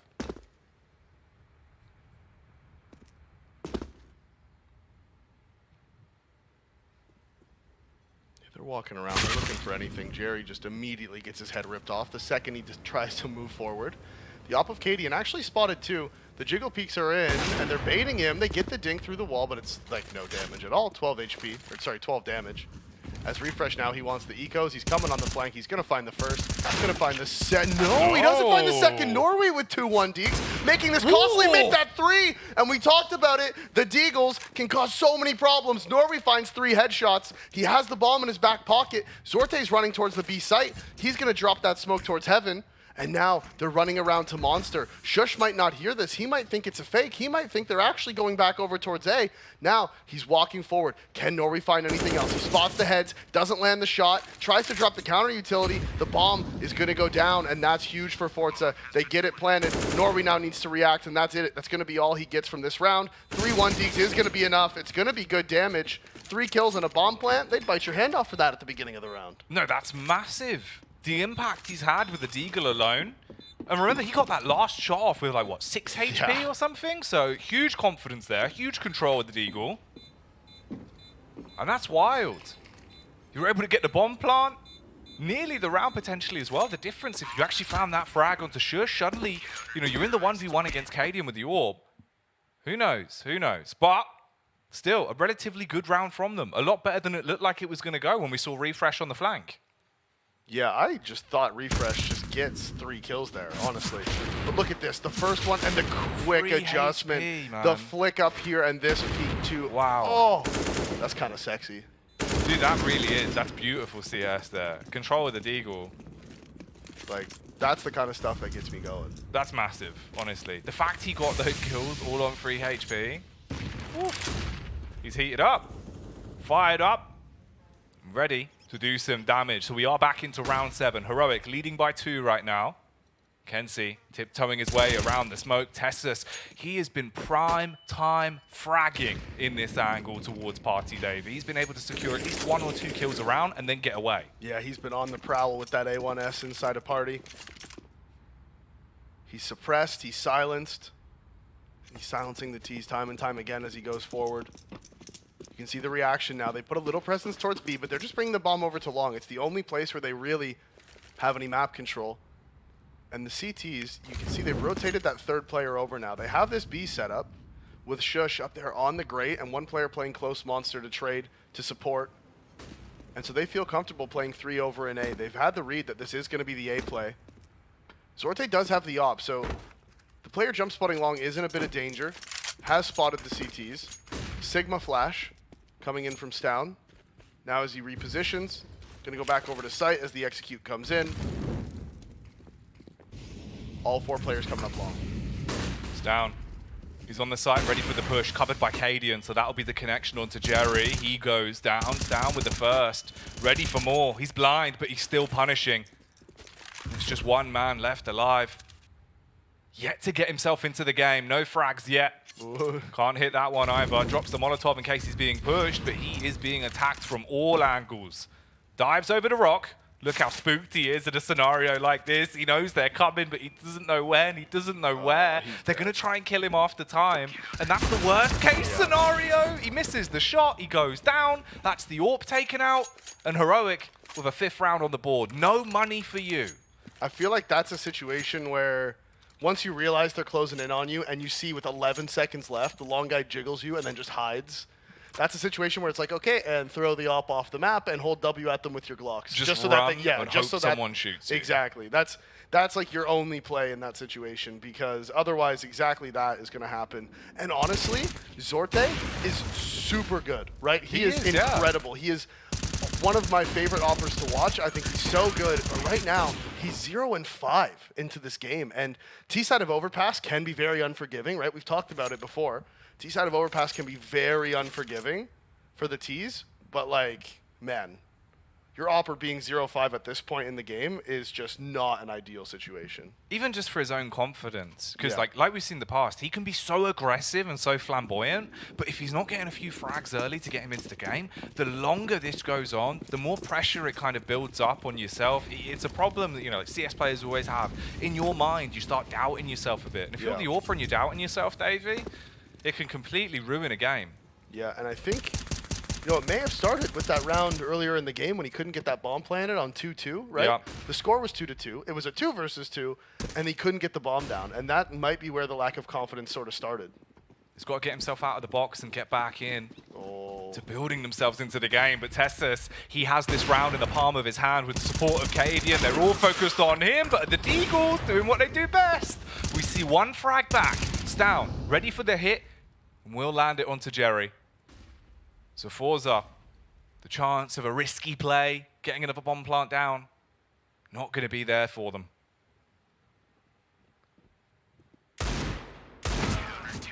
Cadian with the flick, lands 3. Little shaky shake too. Just little, it's a little celebration shake. Victory shakes. Yep. It's like playing Wii Sports back in the day when you played tennis. Oh yeah, I forgot about that. Every time you'd win, you just shake around. Dude, that was legendary when it came out. Oh, dude, it was huge, man. That was so much fun. I think I was like, oh man, I'm gonna get this wrong, but I bet I was like 10. You were small. We were all small. I bet I was like 10 when it came out, and just having all your friends come over after school, you know, just Yeah. to play Wii tennis against each other. That was fun. Every time you beat someone, you're there just shaking, going, Yeah. yes! What an experience that was. It was the highlight. Forza. Oh, no motion plus for them as Cadian in a prime time spot will be able to hit the adjustment. That's Kenzie gone. And Heroic finding the opening picks into these rounds now fairly consistently. Yeah, the CT side's getting real strong now. Remember, they lost that opening pistol. They've won 6 on the bounce. Nade, good. Tons of damage onto Shalfie. And he hasn't really been able to find anything over here towards the B site, right? He's been that sort of B lurker. He's been the guy in charge of applying pressure onto the B site. And really, he's just been so passive that there's been almost no pressure applied to the CTs at B at all. And because of it, you take a look, they're able to just stack 3 over towards the A site consistently, as Shush even finds him.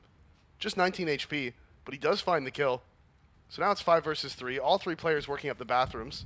Tezez is still tucked away deep and long, holding for the push. They're relying on Cadian to get this first contact. We should see Stown rotating over right now, though. Cadian.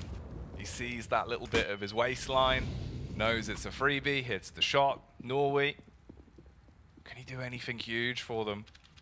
He's had some great shots on the Deagle. This time with the AK, he's going to be running into the awaiting arms of Cadian. That was a lovely adjustment. And Zorte, he's been in a world of hurt, Davey.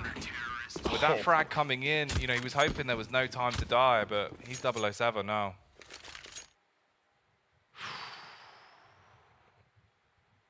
And he's going to need to hit the casino and hope for a Royale, because at this point, he is so far behind in this game. He hasn't woken up. He's not even into it.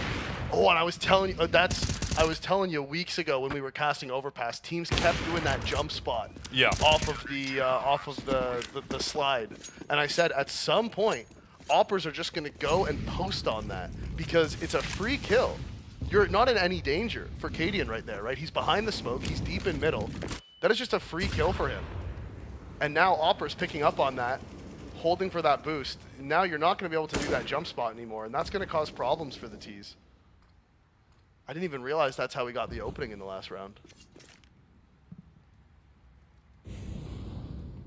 Flash over the top to refresh will be blind. The problem is it does fade. He just hard commits to the spray. 1 by 1, they're all going to get slain.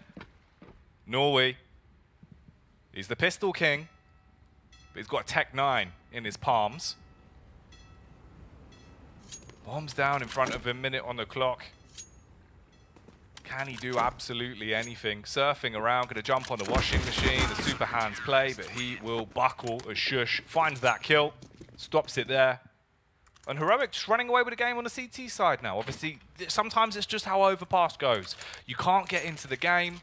You feel like you're doing everything under the sun, but none of it's working. It's the nature of the T-side Overpass, man. It can really hurt.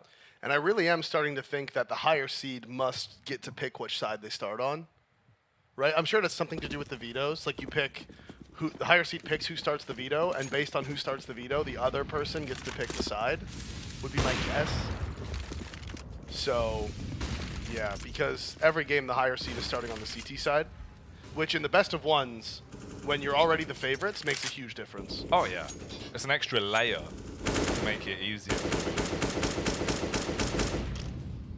Oh, Oh, here we go. Okay, the first frag found for Zorte. Problem is, he is going to get traded back upon as Refresh hard commits for 2. Kenzie, he strikes against him, drops down, grabs the AWP. 3 versus 3.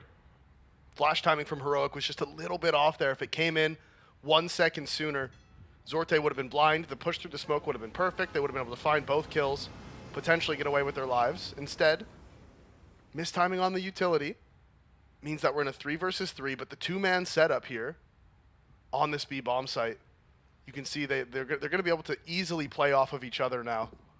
Wherever the hit comes in from the T's, they're going to be able to swing together, take the fights together, and they're relying on KD and Zop to just hold down that A bomb site. He's going aggressive now up there as well. He's peeking out, so he has the information. So the CTs are going to just stay dedicated to this 2-man B play as the hit comes in. Tessus ready to let it rip like a Beyblade as the push comes out.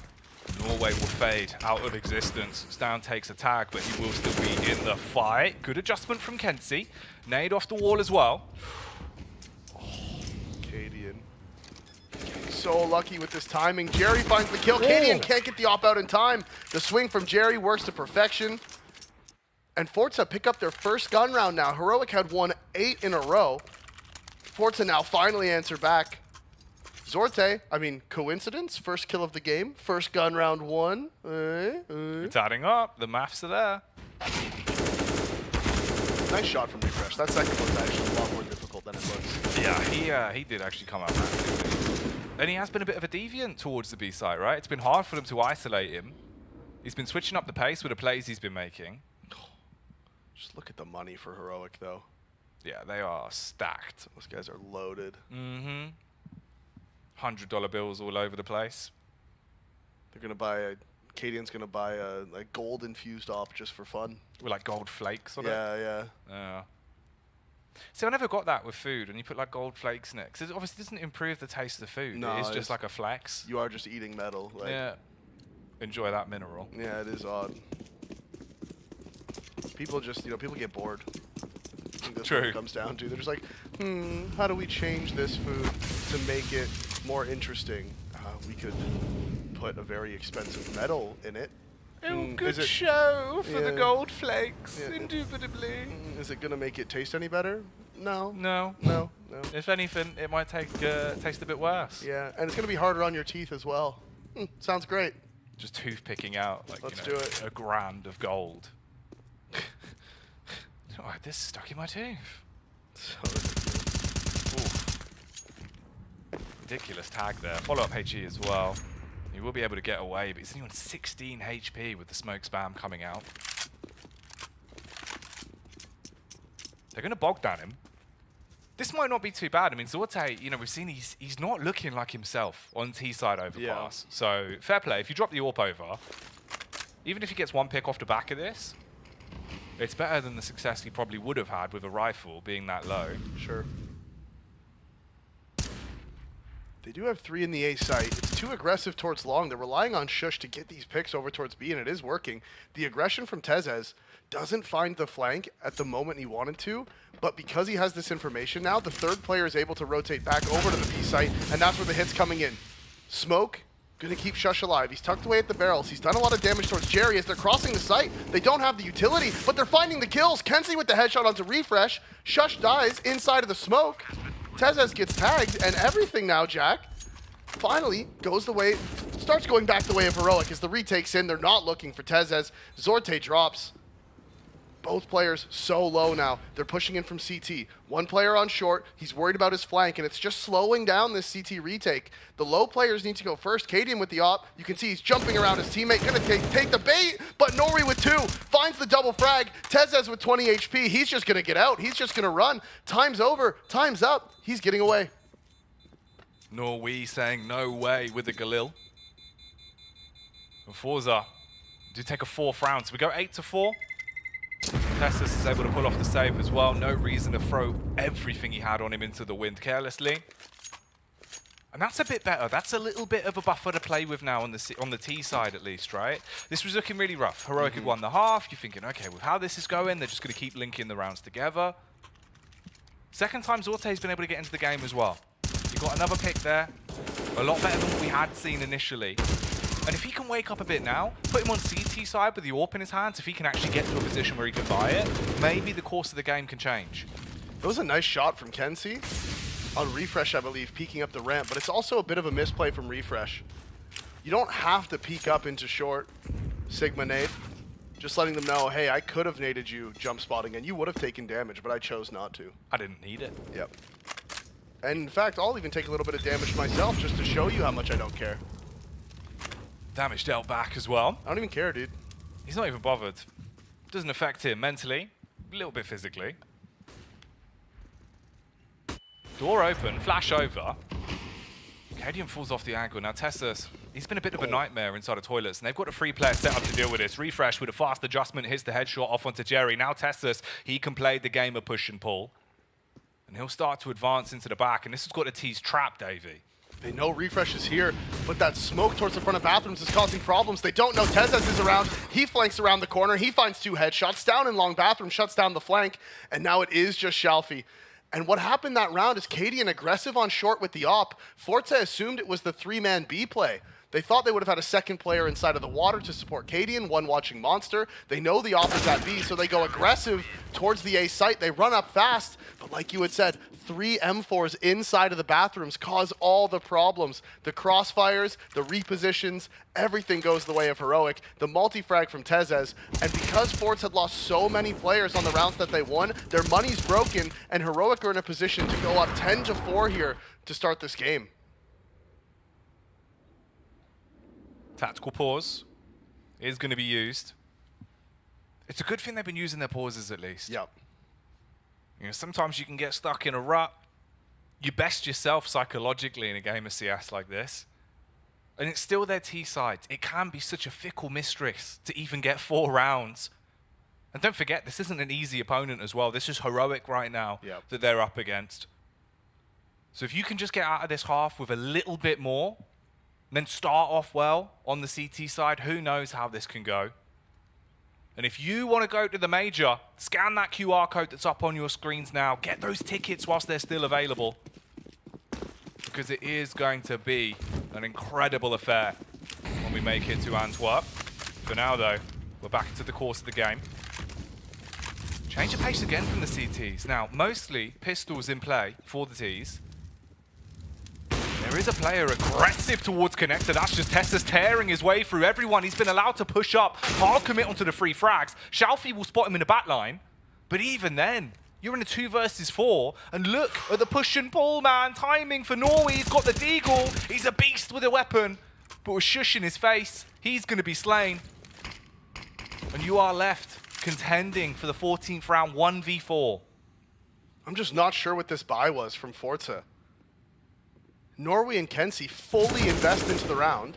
Shalfie, I guess, is getting some consolation frags. I mean, it's not going to matter for the economy. I guess for him it'll make a difference because the extra $300 per every kill will just mean extra nades. As he actually finds the 3rd, and now wait a minute, there's no way Heroic let him get away with this one. He's walked into the B site. He was spotted just now. Walking around. No, he wasn't. The jump spot's in. He gets the 4th. This could be the 1 versus 4. He gets the headshot. Now that's down. 35 seconds left in the round. The bomb is down towards front bathrooms, but Cadian didn't have control of it. He doesn't know where Shalfie is. Shalfie, similarly, doesn't know where Cadian is, and there's 25 seconds left. He decides to go through spawn, and he's going to be cutting this time very close. I don't think he's going to have the time. It's going to be down to the final few seconds. Problem is, he's running with his Glock out as well, so he's slightly slower than he would be. Time at a very, very tight stance here. 12 seconds on the clock. The blade is pulled out. He's got the Ramsey in his hands, and he's running up towards the site. He wants to go for the plant, and he will get it down with a second to spare. Cadian's here. He's running towards him, and he will be able to get him with a P250. Stop it there. No ace, no round. But my God, did he keep it close. And in the end, that's more of just a sort of a feel-good thing for Shalfie, if anything, that he's just getting to take those shots, win those duels, because the economic damage isn't going to matter. The bomb plant is actually the biggest thing out of that. That's the biggest thing that could have happened there, because that extra $800 means that they're actually going to be able to buy into the last round. They had fully committed into the last one. Sorte saved to make sure he could have an op, but 2 players fully investing. 2 other ones almost fully investing. That bomb plant makes all the difference, and Cadian, with a great play, knew he was lit, runs forward, makes sure he just secures the frag, doesn't let him get anything really else from it. Again, the bomb plant couldn't be denied at that point, so do what you gotta do. And that means, like I was saying, they are gonna be able to get the full buyout. Zorte could have afforded the op, but of course 2 and 12 right now. He's just not feeling it. Decides not to go for it. Shush gets tagged down to 21 off the back of that molly. I'm not sure if he got spammed at the same time or like a nade thrown at him, but he took a ton of damage. And that could be significant, right? He has been, you know, he is the B guy for this team, so having him 1 bullet from dead could make a huge difference when they go into the B site. And they've had a lot more success when they've gone for these B plays. So if they can hit their shots here, maybe there's room for improvement in the last round of the half. Refresh, though. Always stopping them on entry. We'll hit one. Jerry, he falls. Oh, miss nade. That would have killed Shush.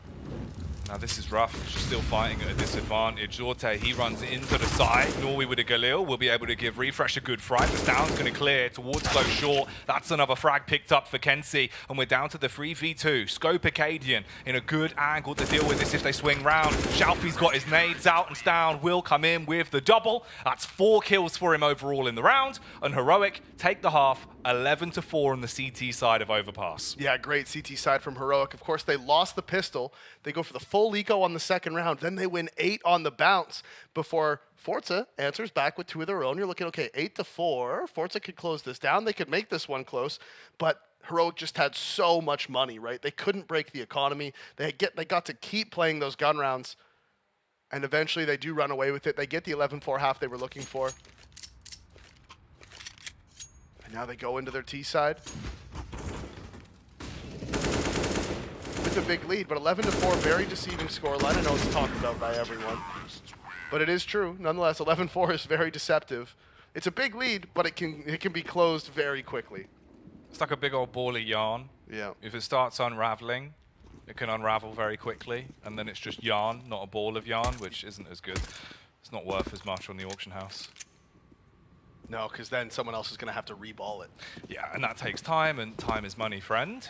This could be a bit of a money-making play, though, for Jerry. He's got the contact, and he backs off, attempting to stay alive. All the CTs grouped up close here, so he's just trying to get out of there, keep himself in the round, and bait them into peeking towards Connector, so the shots can come out from his teammates. Norway reveals himself with a first headshot onto Cadian, but shush! Oh, Gory on the Glock with the double kill.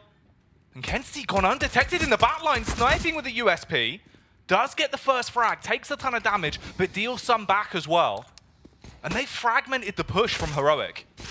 They have, and there's 2 CTs here, but they can't really get into the site. You see the bomb on Shush. He's gone back into water. They want to clear out Kenzie. They want to peek him together. They've spotted him, but they're giving him 1v1s. This is such an awkward fight. Finally, Kenzie swings out, which actually helps the Heroic boys. As Stound lands the headshot. They've left Refresh here to lurk. He's going to be hearing all these rotations. He's going to be calling, hey, they're running back up to A, but he can't find the kill. You could see the bomb was sat in the middle there. As Stound rushed into A, they let Refresh poke into B, and the bomb just waited to find out what was clear. Once the A bomb site is called clear, he runs up, he plants it. Now they get to play the post plant. And it started off, oh, it looked like Shalfie was going to be able to find that one. Did take a gush, but through the corner of the wall means he still has 67 HP. No kit for the CT side, and now only 1 player remaining. That is Jerry. He's pushing, he's looking, he's trying to find anything he can get. And can he find this kill? No, Shush from the back is going to find the headshot onto him. So the T-side pistol now, both teams winning their T-side pistols as Heroic go up to 12. Big round of impact from Shush. Clears the Connector and cuts his way through them. And now the CTs obviously have to reel to try and get back into this game. This was huge. No, massive, massive impact there. It's a shame as well for Kenzie because, you know, he kind of had gone undetected. When he then peeked out, you get that first pick, he did a little bit of damage, but just couldn't get any more. Well, even towards the end when he ended up dying, he only died because he wide swung into both of them. When he was jiggling the corner and pre-firing the door, he was forcing them to line up because he was only fighting on one line, right? So he was forcing them to line up, which means they couldn't 2v1 him. If he had kept fighting like that, potentially the pre-fire gets you a headshot. I mean, you're already down, right? You might as well take the most advantaged fight, but by swinging out wide, he actually gives them the 2v1 that they were looking for. Just a bit of a mistake from him.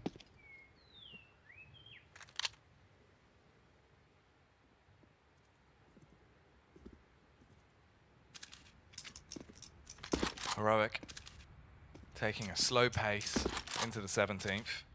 Sorte doesn't have a scout skin? What's going on?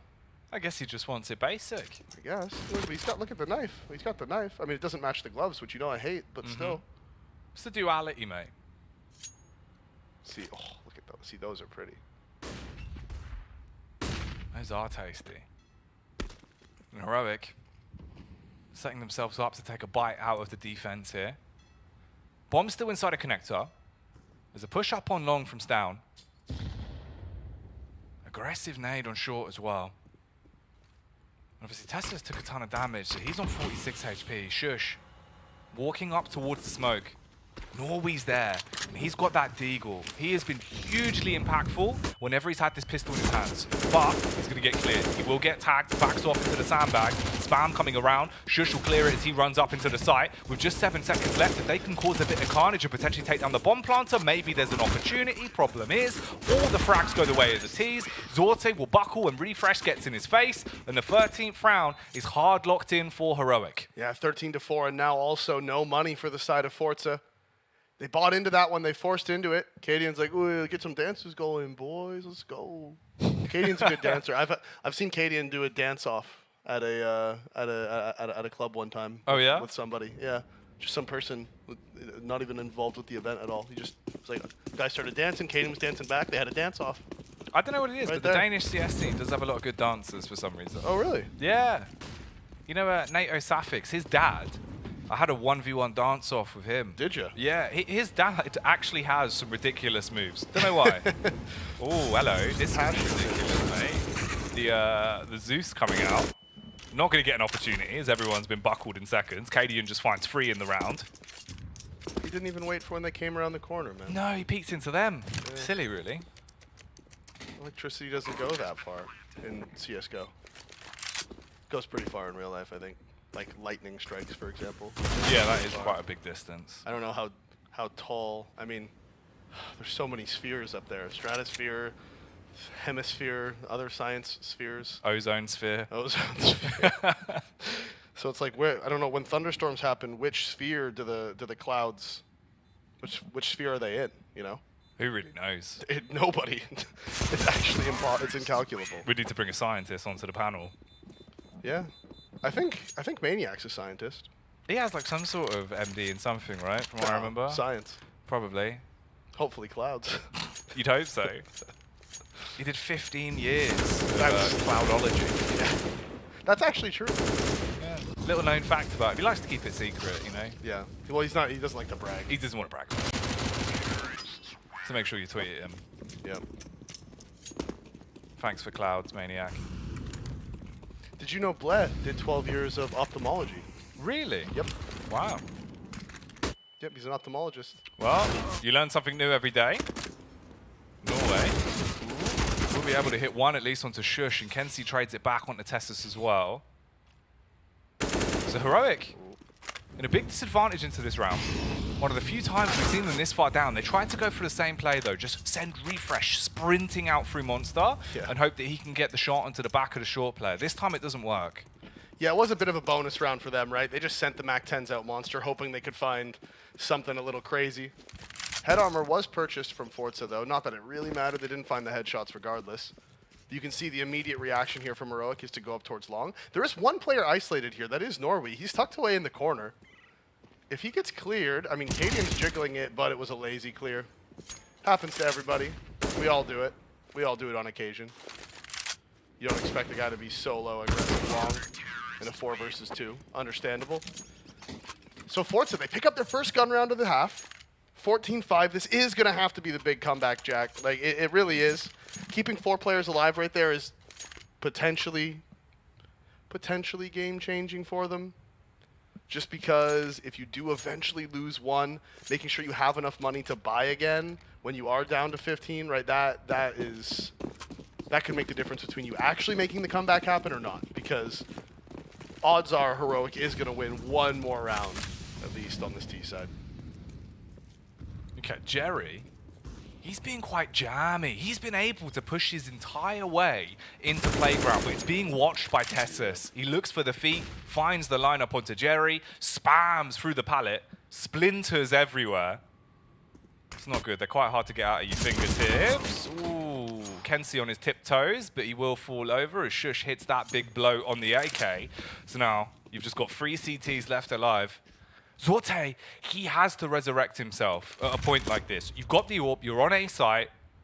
He's only had those 2 frags we saw on the T side, man. If he can't wake up now, their chances in this game are going to be at an all-time low, and he's playing a bit aggressive with it as well. Contact towards the front of the toilets. If he gets the first frag, he can back off. He can create a bit of space.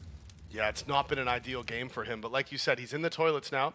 He's pushed up, he's aggressive. Can he find the kill? Oh, the tag's coming out.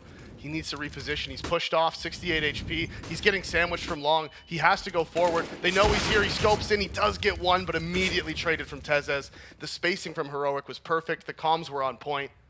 Nobody swung too early. They all waited for each other, peeked from different elevations, and Forza just going to have to save. I mean, I think in that situation, when you're down 3 versus 5, Sorta, again, it looks like he's just not very confident right now because he got that face towards front bathroom, and he's, like, trying to avoid the fights. It's like, man, you're 3v5. You have to multi-frag. You can't be avoiding 1v1s. You can't. You have to be taking those. I know it's dangerous. Like, I know it's scary, right? Like, you're probably going to die, but you have to take that risk when you're down 3v5, especially in a 14-5 game. And he's the sort of player that normally would kind of take that in his stride, right? And go for one of those picks. Know that if he can do something huge, you can still be in a round. Because otherwise, this happens. Now you're staring match point in the face, knowing that this best of one could be falling away from you super quickly. All it takes is one round. So if the comeback was going to start, that was the round you had to secure. Problem is, it didn't go their way whatsoever. Heroic also steal away that orb. And it's going to be scary. Tezes is on point today, dude. Oh, he's crisp, man. 22 frags. He was giving it CT side. He was hitting some tasty shots. Yeah, he can do that guy. He's pretty good at the video game. He is quite talented. So the last pause going to be used. Yep. You may as well. You definitely may as well. But buy-wise, it will just be the rifles. At least there's utility. It'd be even worse if the cash didn't support that. If you didn't have the nades, and you're sat there 15-5 thinking, all right, boys, I don't know about this one.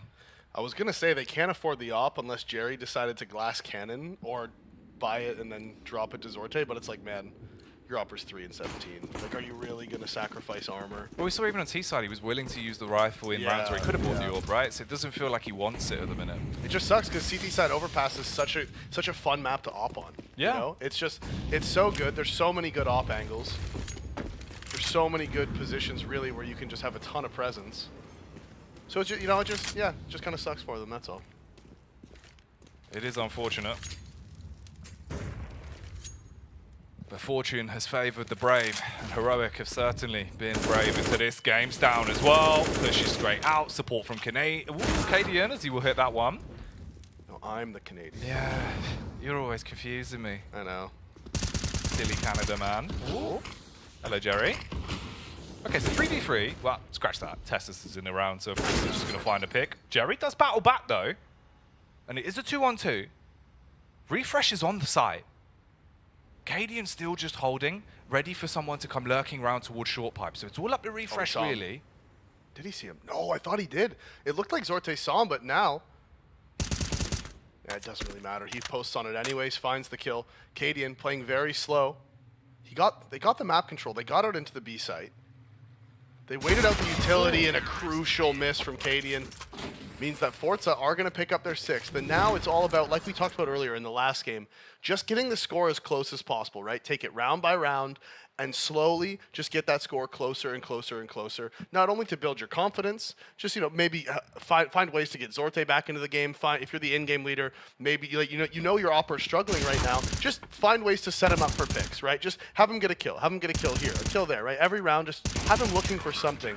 Have it, just have him get his confidence going. And then, slowly, if you do that, you go round by round, you start stringing some together, all of a sudden, maybe the score is 15-10, 15-11. Then it doesn't feel so, it doesn't feel so difficult to come back into. Zorte, he'll do exactly that. He goes down towards the bottom along, hits the shot onto Cadian. And that's already better. If he can find impact, like you were saying, even in that 0-1 game, if you lose this, now at least he's going to be more like himself. Because it hasn't looked like him at all. You know, he doesn't normally have games like this. So it is a shame to see. Specifically when it's a map that, you know, they are quite confident on. So the fact that he's been really reeling to get into it doesn't work for them. This could work out, though.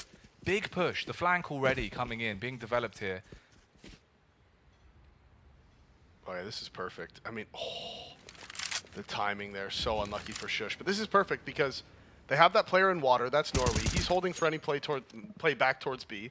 Shalfie pushes forward, finds the pick. Now Heroic know that they've been spotted, right? They know that the CTs have all the info, and they need to just try to commit to long anyways. And they know they're going into this A bomb site 3 versus 3. And it's just like, well, this sucks. we can't go back. We have to go forward. We know that they're waiting for us.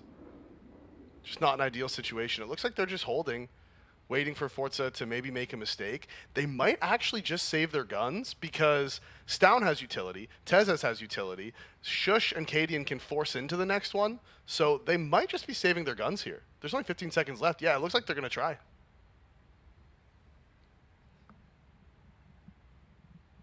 So a stalemate in the round on the 22nd. So you'll take a 7th. But like we were saying, that's still 8 rounds in a row that you've got to get. No room for mistakes. You can't make any errors. It will be a formality and everyone will keep their weapons. But it's still a round. Yep, it's all about 1 round at a time. That is really what it comes down to. You can't be thinking about the fact you were down, you know, whatever, 15-4 or 15-5, whatever the hell it was.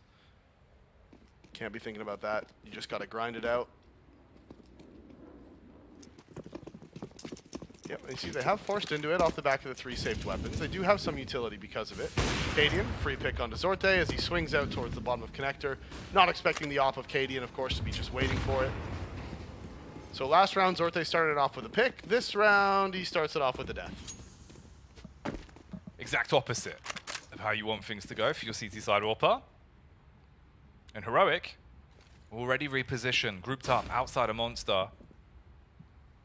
The smoke is down, and the setup is there. Anti-flash behind the barrels. Norway supporting him as well. Flashes in, ready for the push. Watching the tight Kurt angle. Jerry's holding short. And they do come bombarding in. He hits 2. Cadian gets the adjustment off. They clear close towards short. Selfie able to peek out and cut his way through both of them. Left in a 1v1 now. All on Stown. And Kenzie, he's coming up in the back line. Stown will hold for short. He's going to re-peek out on Monster for this as well. Oh, so tight. So close. But instead, goes back onto the site and hard commits to the bomb plant. Kenzie's walking up, stealthy stuff. Will he be ready for it? He's not looking in the right angle. Kenzie's able to flank him. Does pick it up in the 1v1. Does get the round. And they get themselves an 8th. But these are so tight. Every time they're taking a round. You're not keeping it clean in the economy. You're not keeping it clean in terms of winning these rounds and getting hyped up thinking, boys, we're getting back into this. That looked like a round that Cadian basically won from the opener as well. That was quite worrying all in all. Good response from Forza though, right? They had that bait set up towards the barrels. The T's didn't have any Molotovs to clear it out. The multi-frag comes in from the first player. That bomb plant means they are going to have the extra money for some small investments into this one. See Shush with the Tech 9 armor, Tezes with the Tech 9 armor, utility on everybody. Some piece of utility on everybody. Zorta holding for the 5-man boost. I mean, look, it would be bold if they went for it on the eco with the Tech 9. Yeah, they do have the 1 deagle, I guess. You know, maybe they 5-man boost Cadian up, hopefully 1 deag's the guy dropping out of heaven. I think that might be too far. I don't even think that would kill him. Yeah, I think with the range, the damage drop-off. I think it'd be like a 98 damage dink or something like that. Really send a message, though. Oh, no, it'd be super alpha. Yeah. Don't get me wrong. If you did a 5-man boost with a deagle on an eco round and you dinked the guy dropping out of heaven to start off the round, I mean... If that doesn't tilt you, I don't know what would. Oh, that would tilt me so hard. You'd be livid. I would be livid. Just screaming at the monitor. Yeah. These idiots just 5-man boosted on an eco round? As if he hits that. Like, yeah. Just pissed. It's not going to go down like that, though. Ooh. Oh, they heard it. They heard the boost. They're aware of it. Tech 9s are there. Problem is, you can't really battle back against it, so they will just still group up onto short. Smoke goes in. Yeah. About 40 seconds on the clock. Everyone grouped up. And they're actually just going to walk their way up through connector here. Yeah. And one of the players with armor, Shush, down to just 69 HP as well. Nice. So we're going to move forward with the Tech 9s. They do have the utility for the execute. They have the flashes. They're going to come in. It is the 3-man A setup. Rotations are coming. Jerry swings out, finds the first, and Jerry with the second. The eco frag's going his way before Refresh answers back. Kenzie in the back from long. He's going to be able to find 3. The counter flashes from Forza were perfect. Zorte on the rotation. If he's not finding the kills, he can still find impact by throwing those flashes for his teammates. And this is all they have to do. Just put one foot in front of another. Keep getting those rounds back. Even if you go on to lose the game, it still fixes your mental a lot more than it would going into that 0-1 matchup. If you've only got like 2 rounds to play with, it just makes you feel so lethargic. Everyone's a little bit frustrated. Here, at least, if you're getting picks, if you're hitting shots, it warms you up a bit. You can take it on the chin. You can think, all right, boys, close game versus Heroic. We go next. We come and show what we can really do here at the PGL RMR.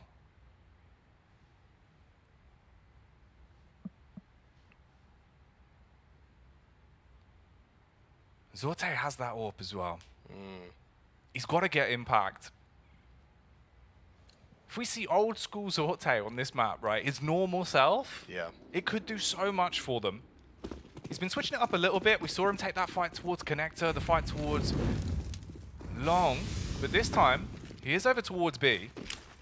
Utility going to be primed and thrown out. Big HE, that's massive. Look at the damage done. And there's the fragging connector as well. Stown wanted to do something astounding, but he can't. He will be bested with the M4 and the close angle. So we're in a tight 4-on-4, but the HP is horribly against fours. Yeah, the 4v4 favors the T's, the HP favors the T's. You see Tezes, he's reacting immediately. He's going fast up towards long. If he finds this timing, if he gets into the site, this could be a nightmare. Norwe's going to swing out, doesn't spot anything. Now Tezes is going to hear these footsteps, Jack. He knows he's found the timing, and this is a free A bomb site when he walks forward. The rotations aren't in yet. Shalfie's coming, but Tezes, he's found it. He's pushed. He's going to find the kill. That's the first one. That's the freebie. Rotations are coming. Off is on the stairs, but the Molotov's going to isolate him. He doesn't have the HP. And now the bomb site's taken. This post plant is going to be almost impossible for the CTs to retake. These counter utility, they still have 2 more smokes as well. That's 1 used towards Bang. 3v4, Jack. I mean, they have 2 kits. They have 1 smoke, but with the HP, this is an absolute nightmare for Forza. It's not what you want whatsoever. They can cycle those smokes to burn more and more time off the clock. If you're going to go for this, it's got to be off your brawn. They do push up, hard spam from Teslas. That's 2 free frags into the round for him. He wants to end it with the 4K, and they're all going to push up to Slay. 20 HP, tagged round the corner from Refresh, 16-9. Heroic do pick it up in the end. They lock down the shenanigans here on Overpass and walk away with the win, going 1-0 up in the Swiss. Yeah, the favorites do end up closing it out in the end. It was a game that looked very Heroic-sided. We saw Forza battle back a little bit on the CT side, just making that score look that tiny bit better. Maybe a slight confidence building towards the end. But yeah, you can see, I mean, there is some smiles. They realize, hey, it's just the first game. We're up against Heroic. They're one of the best teams in the world. It's okay. It's not the end of the world. It's not over yet. We still have a chance to win this. And you got to be able to shrug off games like that. If it affects you too much, something's gone wrong. You got to just take it on the chin, realize, okay, we got bested by Heroic, but we brought it back. The scoreline it was looking like to where we finished, was better. Even just for your confidence, it can help you a little bit. And there were some dicey rounds, more so on the T side for fours, right? There's 1 or 2 rounds they probably should have got. Yeah, no, it could have been, this game could have been closer, right? I mean, obviously this Deagle play from Norway was just ridiculous. This 3K, that's what we love. That's what we love about Counter-Strike, right? Yeah. The Eagles, they come out, they find the 3 headshots. It was great. I mean, overall, it was a great game from Heroic as well. You could see very different game plans. Heroic was very much on the front foot. They were going for those aggressive picks. CT side and T side, they weren't scared. They weren't intimidated. And they showed why they were the favorites. They showed that they believed they were the favorites. And that was that almost ace 1v4 attempt. That was a disgusting round, really. Like, you could even see Cadian off that round, once he had won it, was like, how has it got to this position? It was kind of a bit frustrated with it, and you would be. But this is the scoreboard at the end of the matchup, and no surprise, Tessus being the one we're highlighting on for Heroic. He had a huge game. Yeah, 27 kills. That is just that's just freaky, Jack. That's freaky. That is absolutely unreal. 102.8 ADR. He was immense for Heroic. Multi-frags galore, aggressive towards middle on the CT side as well, which definitely messed up Forza on their defaults, right? If you have a guy going that aggressive on the CT side, finding multi-frags, just being a nuisance, it just sort of means you have to slow everything down. You're constantly worried about, okay, where is he? Is he pushing us? Is he in long bathrooms? Is he about to flank us from long? Right? You're always, all these things are running through your head when a man is on point like that and playing confidently. Because he did it so many times as well, playing on the close angle towards party, that even when he's not there, you're conditioned to be scared about it. So you don't want to peek, you don't want to fight it, because you're thinking, well, Tessus is just going to bang us out. What do we do, right? And it just really, really does hurt the confidence. But we move on. There is still more games to go. When we come back in, it will be Gamer Legion taking on Fnatic. And as we've been saying, the upset potential in these games has been slightly increasing every time. This is one that should be a bit more electrifying. So definitely come back for that matchup when we return after the break.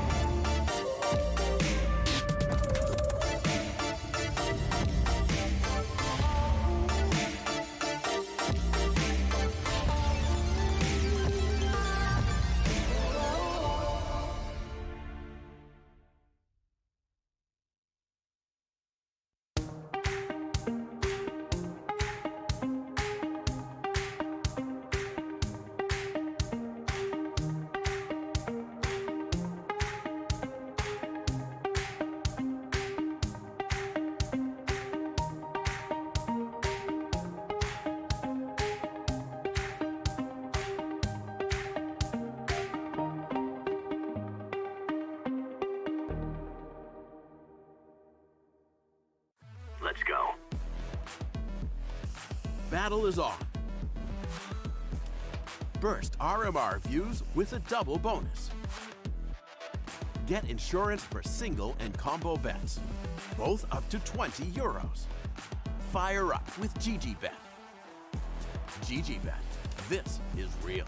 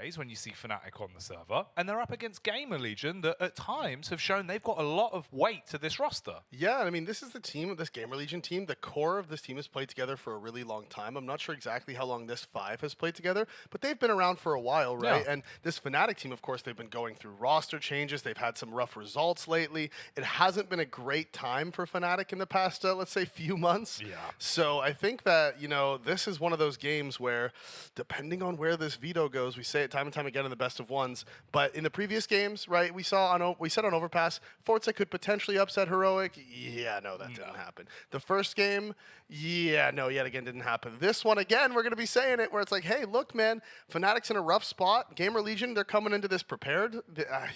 Again, we're in the situation where, yes, you would think Fnatic should win, but Gamer Legion definitely can upset. Yeah, there's always a possibility for it. So let's have a look at the veto, see if that gives us any more inkling of where this is gonna go. And we do get Nuke out of this. Okay, all right, I'll take a Nuke pick on this. Yeah, Alex always loves a little bit of Nuke. All of his teams have always been Nuke teams. They've always wanted to play it. It's a map he's very comfortable calling on.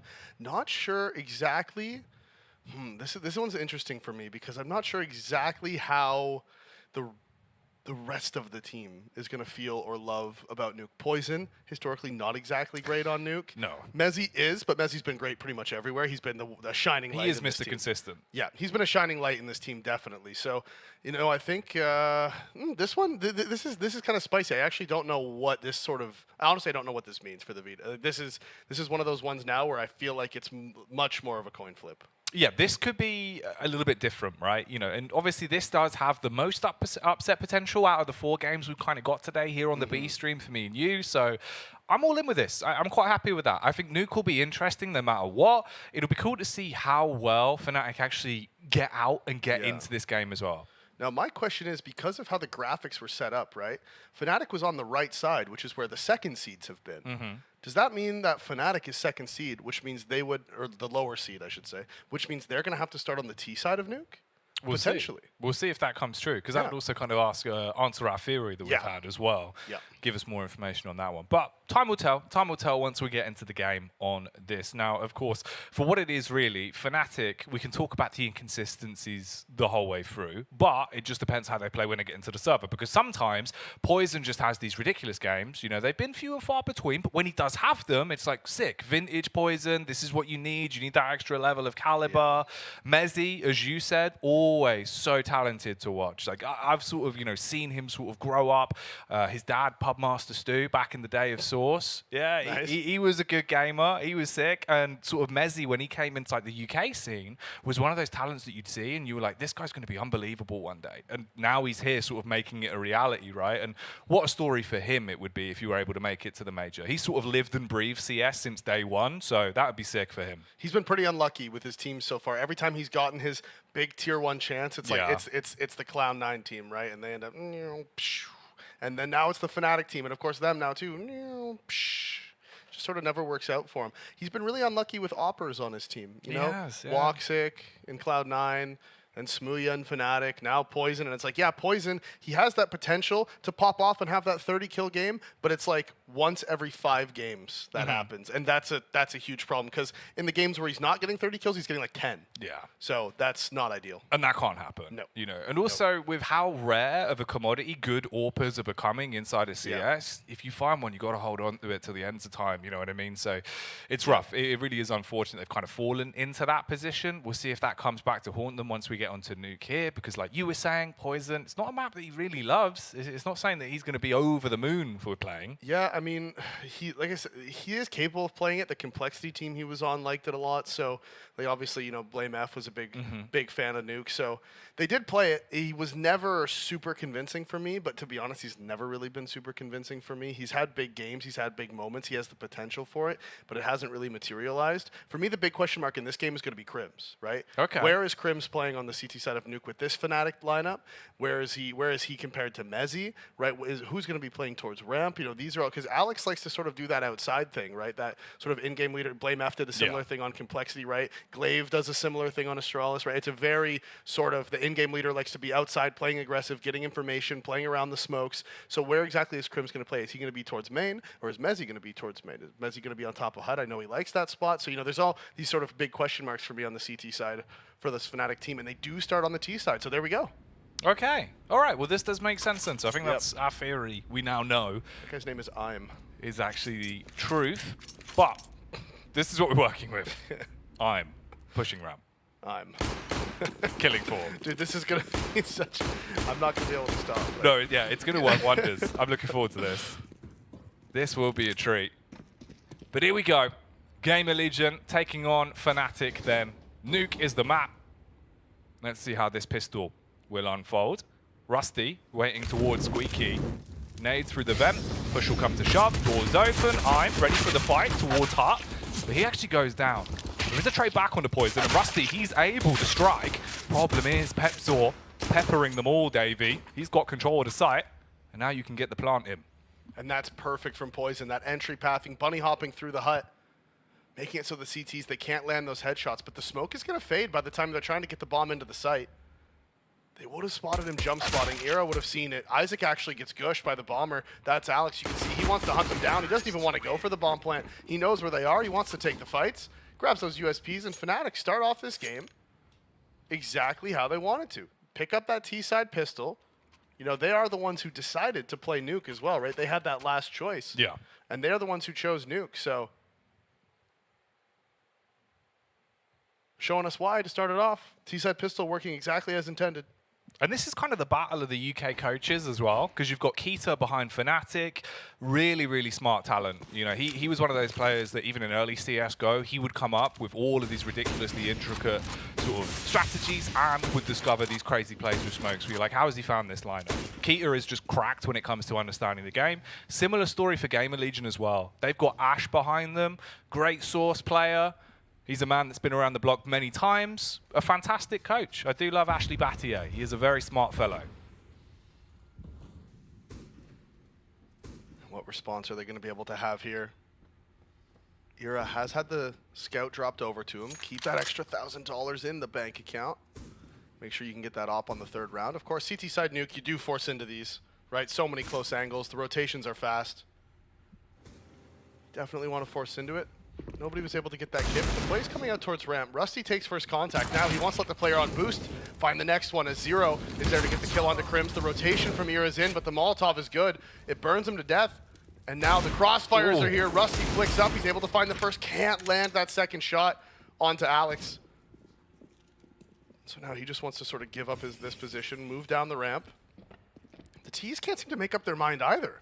And now, the timing almost working out for Rusty, but still the T's not really deciding where they want to go with this one. They have Mezzy in the vent. It looks like now they've made their way towards Heaven. There's one player inside of lobby, and it's going to come down to this rotation. Alex is going to plan for Heaven. He's going to be safe, and there's just too many CTs towards B. But Isaac doesn't find the timing onto Mezzy. They're just walking around each other. He's waiting for him to come back into the vent, but Mezzy's actually gone over to Secret, and that's just so unlucky. That is rough. I'm as well walking out on the site. Alex can line that one up. It's a freebie. And Rusty and Isaac, the last two left alive. That's if they do survive, which they won't be. As Mezzy towards Garage. Sprays off a few bullets from the MAC-10. And Gamer Legion will be losing the second round off the back of the pistol. And Isaac is going to be the only one that survives through it with just the deagle and armor. I feel like we have to call him IM. We can't call him I'm. It's too silly. Be like, I'm fragging, I'm AWPing. Dude, the worst part is that if they qualify for this too, he's name locked forever. Like, you can still change it, bro. You can still do it. You don't have to commit to this. Be like a Devi situation. Yep. It's okay. You can change it. It's not a big deal. Listen, you don't have. It's not admitting defeat, okay? It's fine. Just pistols for them here. And Mezzi, he's been able to run the whole way down. Through secret, looking for a fight in the vents. Oof. No damage even done onto him. Gets the flick off onto Zero. He won't be a hero here.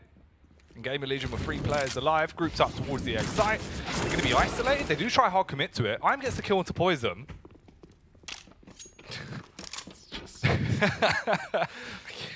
It's so bad. Come on, man. Did nobody tell you? That? You don't have friends who care about you? What happened? Do always like the P250 whiteout. It is a nice skin. Very pretty. Even the USP one now is like, it's super nice, but in order to get the factory new ones, it's just ridiculous money. No, they are expensive, and you have to be like the world's most lucky person to get it naturally. Yeah, exactly. I know Bardolph always had a really nice whiteout for ages. P250? I think so, yeah. I think he has the USP now as well. He's always loved skins.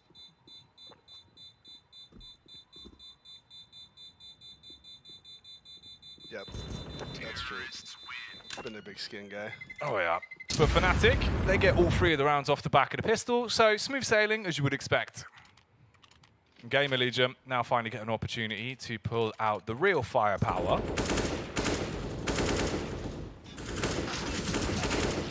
And you want to stop Fnatic from building up as many rounds as possible now. They are on their T side of nuke, so if they start to run away with the groove of the game, it can definitely leave you in a hard position to get back into it.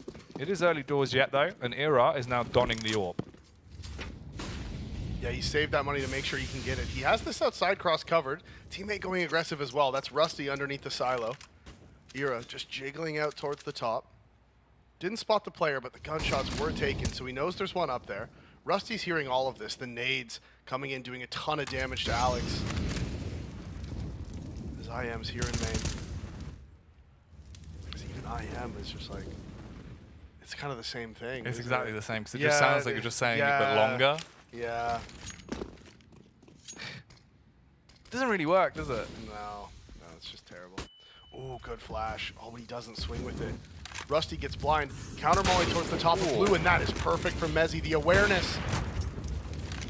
Not only throwing that Molotov on top of blue to deny that play, which is so common on the CT side now, but he also swings out and makes sure that he clears that close angle, as now they're trying to go out from the door. Poison gets the trade, and the spray is there as well. Good spray control from the Opera of the T side. They are going out into A, but they want to find Zero first. They know that he was somewhere towards Heaven. They're waiting for the Heaven flank. He's playing up on Mustang. Alex is clearing out Hell, and now he's going to go up. 15 HP. Zero's not looking for him. He's not going to expect this. Alex finds it. Alex kills him, and Fnatic pick up their 4th. And this is how quickly things can start to go wrong on a map like Nuke. If you come out, set the pace of the game on your T side, it can very quickly fall into a huge deficit. That opening kill from Mezzi right there is just so important. It's like if he goes down, they know it's a fake. They stack up towards A. You know what I mean? Everything changes. Mezzi finding that opening is absolutely massive. Also, did you notice his keyboard is just straight 90 degrees? What a freak. Yep. He is a crazy gamer, mate. Yeah, he's got those crazy settings too, right? I think so, from what I remember back in the day. It's like mouse 2 to move forward. Well, again, a lot of that I think came from his dad, right? Because Yeah, he was like a yeah. Source player that did a lot of the same stuff. Well, so you've kind of just had it inherently passed on to you. It's like the OG Quake settings, I think, right? Yeah. Yeah, a lot of that does follow over. It's in the same way like Fasher, he plays on all of his dad's Quake settings, just because it's what you grew up playing with on Right. like the family PC. Right. It is interesting how you see that sort of like passed on, the heritage of settings in Counter-Strike. Yeah. Well, here on the anti-eco, Alex goes down the vent early, gets control of the rotations. Fnatic throws the outside smokes. They walk across. It's very standard stuff. It is very basic, and it does work. Gamer Legion, they have 3 inside of the A site, 2 towards ramp, but the B site is taken. As soon as Pepsor gives away the sound cue, the rotations will come in, but Fnatic has the utility to isolate ramp. They can smoke off both sides. Sorry, smoke one side, Molotov the other. You know, it's not a problem. There it is. That's where it comes out. Flashes come in. They're going to take the site. They're going to get this bomb planted. And Gamer Legion probably just going to try to save their armor, right? You're not going to be able to retake it. They do have the kit on 0, which is like a small thing. He does have the kit smoke, but it's going to be so difficult for you to find your way in. Holding on, to, you know, he has head armor, kit, smoke. Just hold on to that for next round, right? That's so much stuff you don't have to buy next round if you can save. And if you just throw it carelessly into the wind, it does a lot more damage to you. Damage being delivered towards the ramp. Crim's ready for the fight to come towards him. They will smoke it, but he's just going to waltz his way in. Messi has the adjustment onto Rusty. The 5-7 of Era does at least claim 1 kill, so he can grab the gun and just try and run away. Yeah, I mean, they used the smoke to try to scale out, which the smoke was really their only win condition. If they wanted to go for it, was getting that smoke diffuse. So, I don't know, little odd, I think. As I'm drops trying to flank Alex. Fnatic pick up their 5th, 5 in a row. This is going to be the buy round now for Gamer Legion. Arrow's going to be able to pass that AK over to somebody else. No, everybody bought. Oh, Arrow's pissed. He was like, guys, I had an extra gun. I wanted to buy an op. So now no AWP's going to be coming out. Yikers, take attack. Take attack. You're panicking. You're misbuying. Everyone's tilted. Take attack. Yeah, that's not great. It's a worrying sign.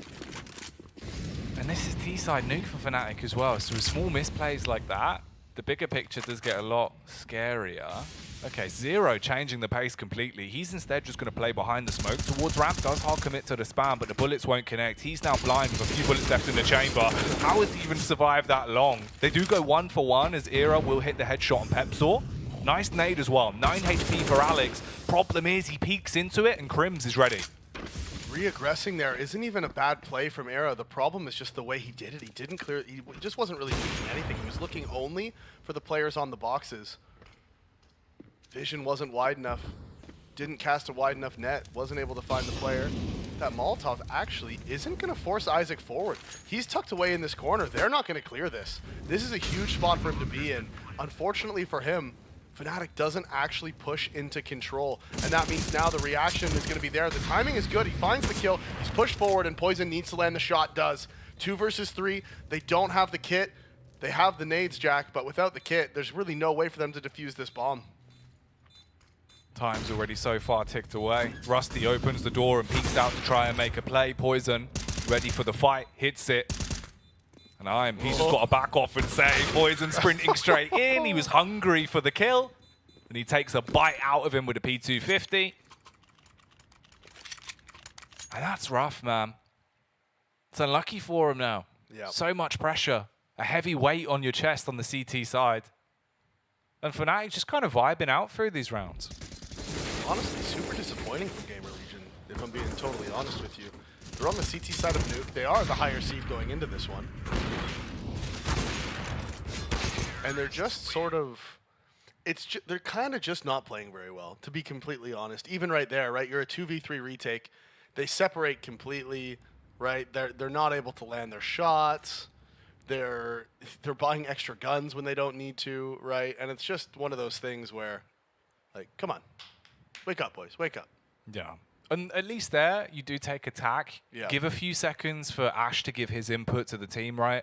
Even if it's just from a mental side to be like, guys, chill out a little bit. Let's calm down. You know what I mean? You've given up 6 rounds. Take it fresh. We know we're not going to have a great buy going into this one. Be ready for the next round. Because something's got to change. It's a little bit too rigid at the minute. Yeah. And Eero's gone for the Euro off this round now, so big investment from him to get that one out. Also, we did see the update on the screen during the pause. The A stream right now, of course, is going on. Dignitas versus Vitality. That is on Vertigo. Vitality starting on the T side, and they are up 4-1 right now against the side of Dig. Era using the hero AWP. Does hit the first shot. Fires off another one through the wall as well, but no one's there to receive it. Tag onto Alex through the wall, puts him down to 65. They're going back outside. They want to throw these outside smokes again. Can't blame them. It has worked. They've been able to get down into B pretty successfully. But are they going to commit to it? It looks like they're going back into lobby. So they're expecting this lobby push from Gamer Legion. They're walking back in once Gamer Legion clear it. Poison misses a crucial shot, and that means Isaac can land the deagle kill. The bomb is dropped in front of the scope of Era, and he's sitting, he's waiting. If he comes down the ladder, if he finds the right timing, this could fall apart. But instead, IM is there. He gets the kill onto Alex, and now Fnatic 2 versus 4, but this bomb dropped right in front of them, causing so many problems. smoke out as well makes things even worse. Crims drops the AWP, grabs the AK, spams close in the smoke in case anyone was pushing up onto him. And Mezzi, he just holds towards the ladder, playing from T-Roof. If they give him an inch, he'll try and take a mile. He's actually going to drop down, hard commit to try and get weapons out of their hands. Headshot onto the first player towards Hart, and now Crims has just got to get away. They're all going to push onto him. The tag there to slow him down as well. But he has been able to tuck up and will get the AWP. Yeah, they don't want to give any of those guns away. They want to start building that economy on the CT side. Carrying the guns over could be big. Era, of course, on the hero op last round, making the difference, finding that opening frag. Poison with a crucial miss as he was walking back into lobby, right? That was the big one right there. Poison finds that kill onto Isaac. The numbers are evened. They're going to get lobby control. They still would have walked into the op of Era, but there would have been potential for a trade. Now he wants to go aggressive outside. There's nobody here for him to find, though. They're all grouped up towards lobby. Pop Flash is going to come out from Alex. Ooh, and this is dangerous. Mezzi snuck out through the smoke. Mezzi by the vent, flash out so he can peek. Isaac watching it, ready like a hawk. Pepsaw, he's going to be able to punish with the 2 pickups on the AK. Now the CT's outnumbered, 3 versus 4. HE goes rolling in towards main as well. Strips a ton of HP off of Rusty. Alex, he chucks the bomb back so it can be planted by someone in a better position. Rusty spams the smoke. Pepsaw get the plant off. Here comes Crims as well, wading his way over. Era already scoped in, finds the shot. Now you flip it back into an edge for the CTs. Pepsaw, he's prepared for the peak, runs straight out with the AWP and cleans up onto him. Poison, he won't be in a great position to deal with Zero. And Gamer Legion do make the retake work. They get a second round and they link 2 together. Somehow the 3 versus 4 retake working perfectly there for Gamer Legion. Fnatic just fumbling the bag right at the end of the round. They find the 2 openings. It was Pepsaw going out of hut. Of course, Mezzi gets pop flash through that door smoke. Both CTs in main and behind the vent focusing on him. Allows Pepsaw to get out hut, find the openings. And they were 4 versus 3. They had the post plant. They had there's just crazy that Gamer Legion were able to win that one. And the tag pause looking like it's worked. Gamer Legion, ever since they've taken it, they've won 2 in a row. They're starting to heat up. They're starting to build the economy. And Crims wants to respond by going fast out of hut, but the molly's there. Isaac finds the kill. Pepsaw drops despite the fact he was able to find the headshot onto Im. So now a 2 versus 4 for the side of Gamer Legion. The fast A play not working for Fnatic. Just Mezzi left in the 1v4. He's tucked in close towards Hart, shrouded by the smoke for now. But will this silent assassin make a play? He's looking out on towards the A site. He's got the audio cue of the player jumping. There is a flank right behind him as well. Era, he's got control. First pick goes the way of Mezzi. He was ready for the fight as well. The peak was lovely. The crosshair placement was primed. But Era shuts it down with a nice shot. And Gamer Legion now 3 rounds away from tying up the game, so a pause is called. It's a good pause.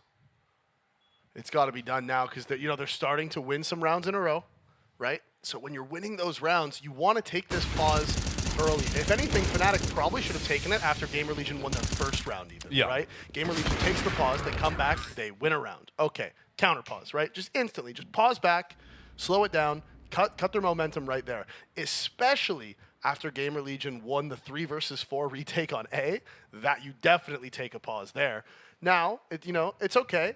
It's a little late in my opinion, but they do eventually take it. They do eventually take it, calm everybody down. Don't worry guys, we're still up 6-3 on T side of Nuke. We are fine, we are vibing. Yeah, we've lost a few that we probably shouldn't have. Okay, the fast A play didn't work. It was a gamble worth taking. Didn't work out, that's fine.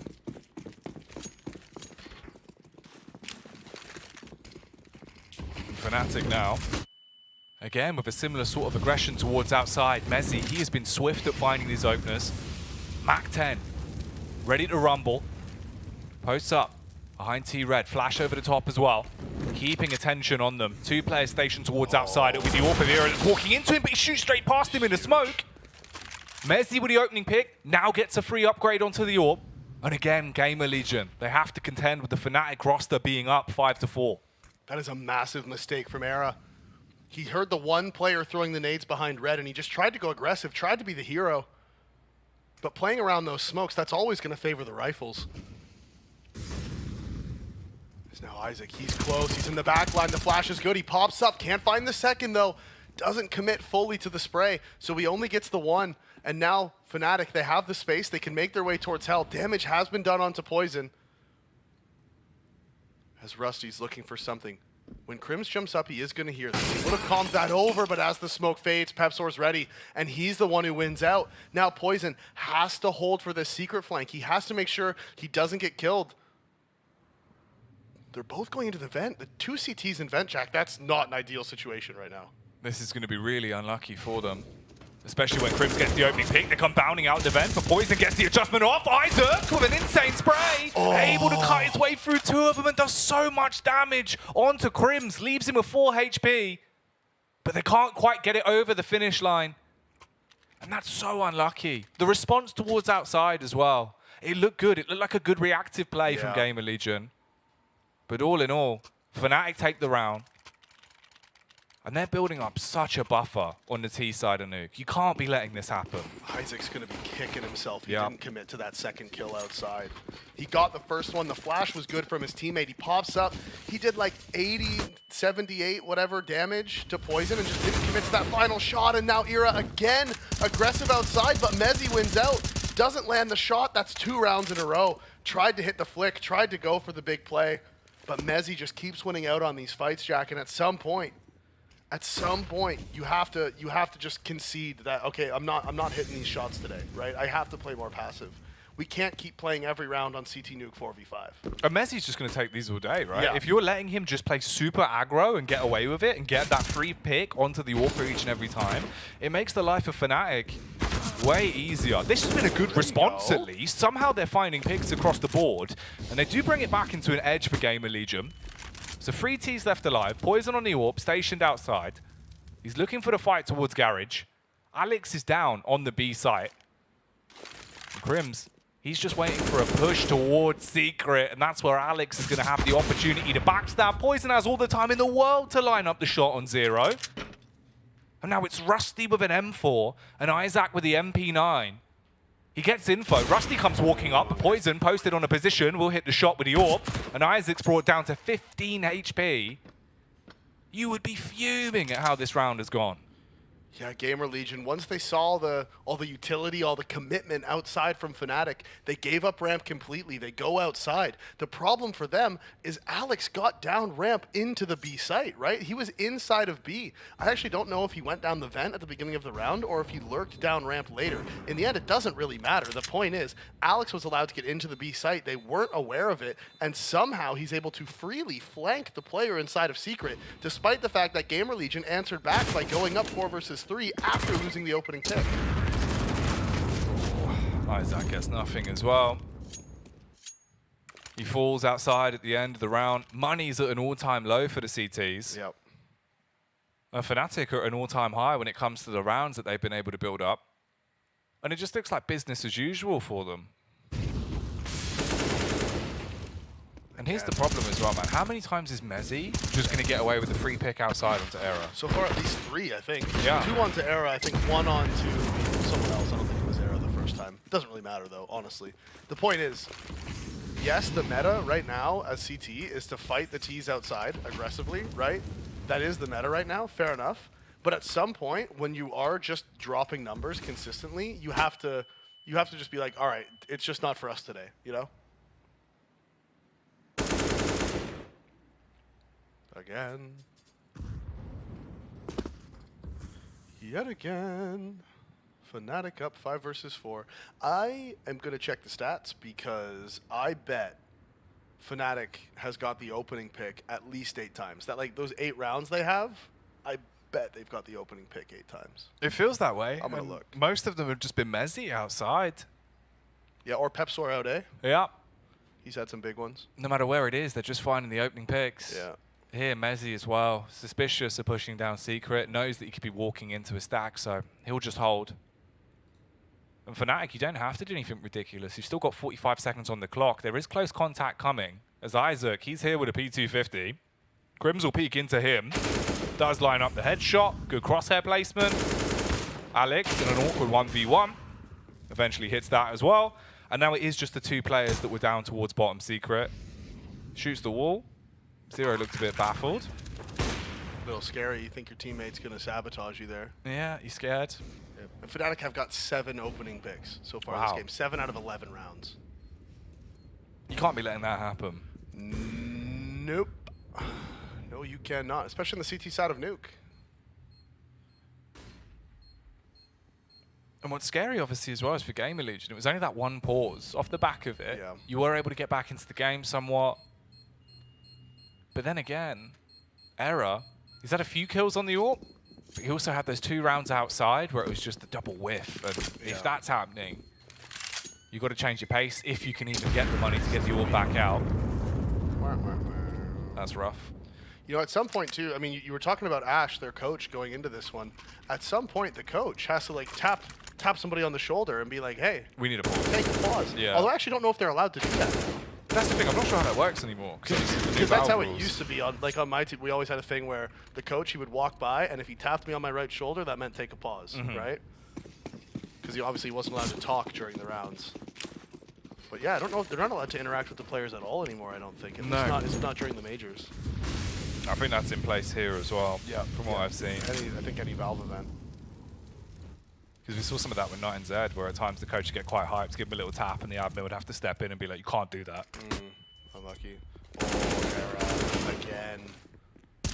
Opening pick goes the way of the T's. At least this time, though, Alex responds by taking out Pepsor. Nice guy. Before Zero takes him out. So it is down to a 3v3. Mezzi's found a kill outside, and there's a second one for him as well. Swinging out towards Heaven. Takes down Zero. Finds that pick.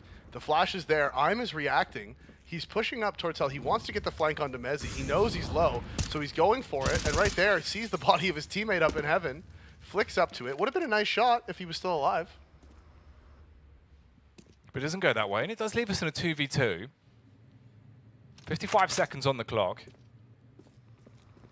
Bomb now on the back of Poison. He'll drop down and commit to the plant. He's suspicious about this, expecting the peak to come in early. I'm walking up on his own. Crims is watching the ladder, so if Poison misses the shot, there would have been an opportunity to strike. Instead, it's just Isaac in a 1v2. Clearing left, clearing right. Worried about the peak up top, and instead it will be Poison on the raw face to secure the 10th round for Fnatic. And that is deadly. The fact you've got 10 rounds now, T-Half for Nuke. Man, this could be really grim. Even if it ends here, even if it went 10-5, if they take a pistol, suddenly you're in a spot where you're thinking, boys, if we lose one gun round, the game's basically gone. But again there, it's Mezzi outside. I mean, if all of those engagements only happened towards ramp, Gamer Legion would have came out on top 4 versus 3 again, despite the opening pick going the way of Fnatic again. Gamer Legion still would have came out 4 versus 3, but Mezzi outside finds 2 picks, right? And that's just absolutely huge. Someone's got to stop Mezzi. Can't be stopped, Jack. That's why they call him the unstoppable man. Yeah. He went to school for 6 years to learn how to be unstoppable. And he passed with flying results. Oh, it's just creepy. Like, they're trying as hard as they can to deal with Mezzi. And it's not going to work. He'll just make a mess out of you. So it is a 4 versus 4. Mezzi's down to 10 HP. Outside control completely in the palm of the hand for Fnatic. Alex again been given the opening towards ramp. He's basically playing CT side against them now. Yeah. And he would have called that lobby aggression as well. So it is going to come down to these raw gun fights outside as Poison finds 2. He's swinging out. He wants more. He's actually going to get the 3rd onto Zero and the 4th. Poison, you are ridiculous on these eco rounds. He swings out, finds the headshots. And it was looking a little dangerous for him there when Mezzi dropped on low HP, but Poison doesn't want any funny business to go on. And this is one of those games where Poison's on point. Yep. And he hasn't even needed the AWP. It's been the rifles. It's been his aggression. He's hitting the shots with the AWP too, though. When he does have it, he's been landing them in some crucial shots as well. He missed that one on the first gun round that Gamer Legion won, right? He missed that one shot on the player in lobby, but he got caught off guard. It wasn't like an easy shot or anything. But besides that, we haven't really seen him mess up anything. So Alex down the vent again. How is he just getting away with the vent drop every time? He's been watching his Dakota demos. Yeah, he really has. So swift on the vent drop. And we've seen that causing some real big leaks for Gamer Legion. The second he gets down towards the B side, sometimes it feels like it isn't commed across, it isn't really translated as easily, and they ban it because of it. This time Alex has already pushed back up through Secret. Zero's gone for the lobby crunch. Does take a big bite out of Pepsaw and Poison. The double Ps have been eliminated. And Crims, he's mollied off. They smoke it as well. All of the CTs are here, spamming through the smoke. Wants to pop them and leave them broke, Crims! Oh! That's despicable. The headshot onto Isaac, that'll leave him with a headache. And this is exactly how Gamer Legion won their first round as well. Fnatic, they throw the presence outside, they try to group back up towards lobby, but Gamer Legion is there waiting, and Era somehow escapes with his life. As Alex has come up the vent, he's found from Rusty. That was actually in the back of Big Garage, and now it is all on Mezzy, and that's one that's too tall of a task even for him. So Gamer Legion, they pick up their fourth, but an 11-4 half on the T side of Nuke for Fnatic, that is just peachy. That is lovely is what that is. Yeah, there's Kushti. They're going to be happy with that. Gamer Legion definitely won't be. And you can see the difference just in terms of the faces alone. Obviously, Kita here talking to them as well. Whereas across the board for Gamer Legion, they just look a little bit deflated. And mentally, it's going to get to you. At least at the end of the half there, you get one more round. If you come in with a big pistol, you never know. Things could be different. As we've said time and time again, 11-4 halves can be very deceiving. But with how the game's gone, yeah, I feel like you'll probably stick to your guns here, thinking Fnatic should be able to make a big play out of this. And hopefully close it down is what they would want in a matchup like this. Fnatic has been known to toss away some big leads at times, though. Yeah, do love a Alex hard teams game. in particular, too, also. I mean, I'm not trying to throw him under the bus or anything, but it has happened quite a few times. So it's a scrap early on. Pepsaw gets all the information in the world, and he's just going to be able to flank up behind them. He knows exactly where they are, but they bound in towards Alex.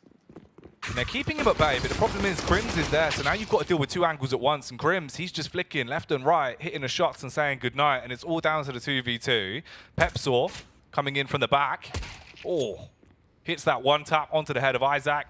Zero with 1 HP, get down there very carefully. Don't break your legs, don't hurt yourself. So, you know, all of the graffitis in the game right now are all sort of like positive things that have happened, right? Yeah. Like, do you think Valve would ever add one for something funny like that? Like if, you know, last round of the major, someone falls off of heaven and dies, and that's how someone wins the major. You think Valve would add a graffiti for that? Like a toxic one? I don't I don't think they would. I don't think they would either. They should, but I don't think they would. It would be hilarious. Even if it was like Vertigo, and you just had a player like fall off the map. Yeah.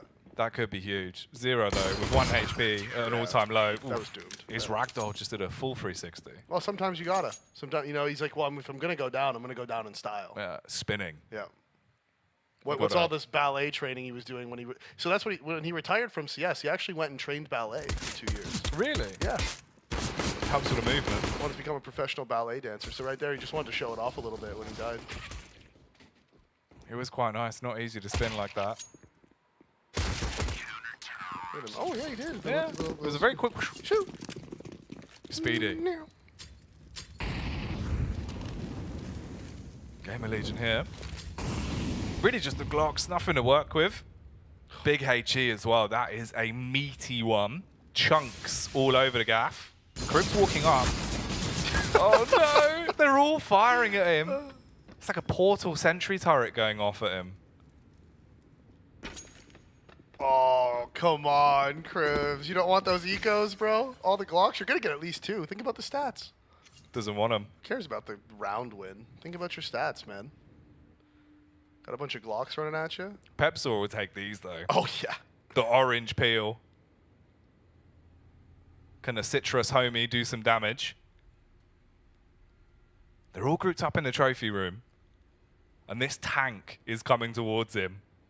MP9 ready for the first. There's the initial peek. Headshot onto Rusty, but he will go down to the P250. Era bringing in a new age, but there's another MP9 and it's going to slay. Of course, it's Mezzy that just farms them up. Quick switch onto the P2000 as well. Isaac is going to be irate with how that round has gone, as Fnatic now have 13 in the coffers, and they are dangerously close to shutting down this game of Nuke. As soon as Pepstar went down, you could see Mezzy's eyes just light up. He's like, a bunch of Glocks running out hot. Oh, this is what I was built for. This is my moment. slaps the back of the MP9. He's just like, come on. Come on, baby.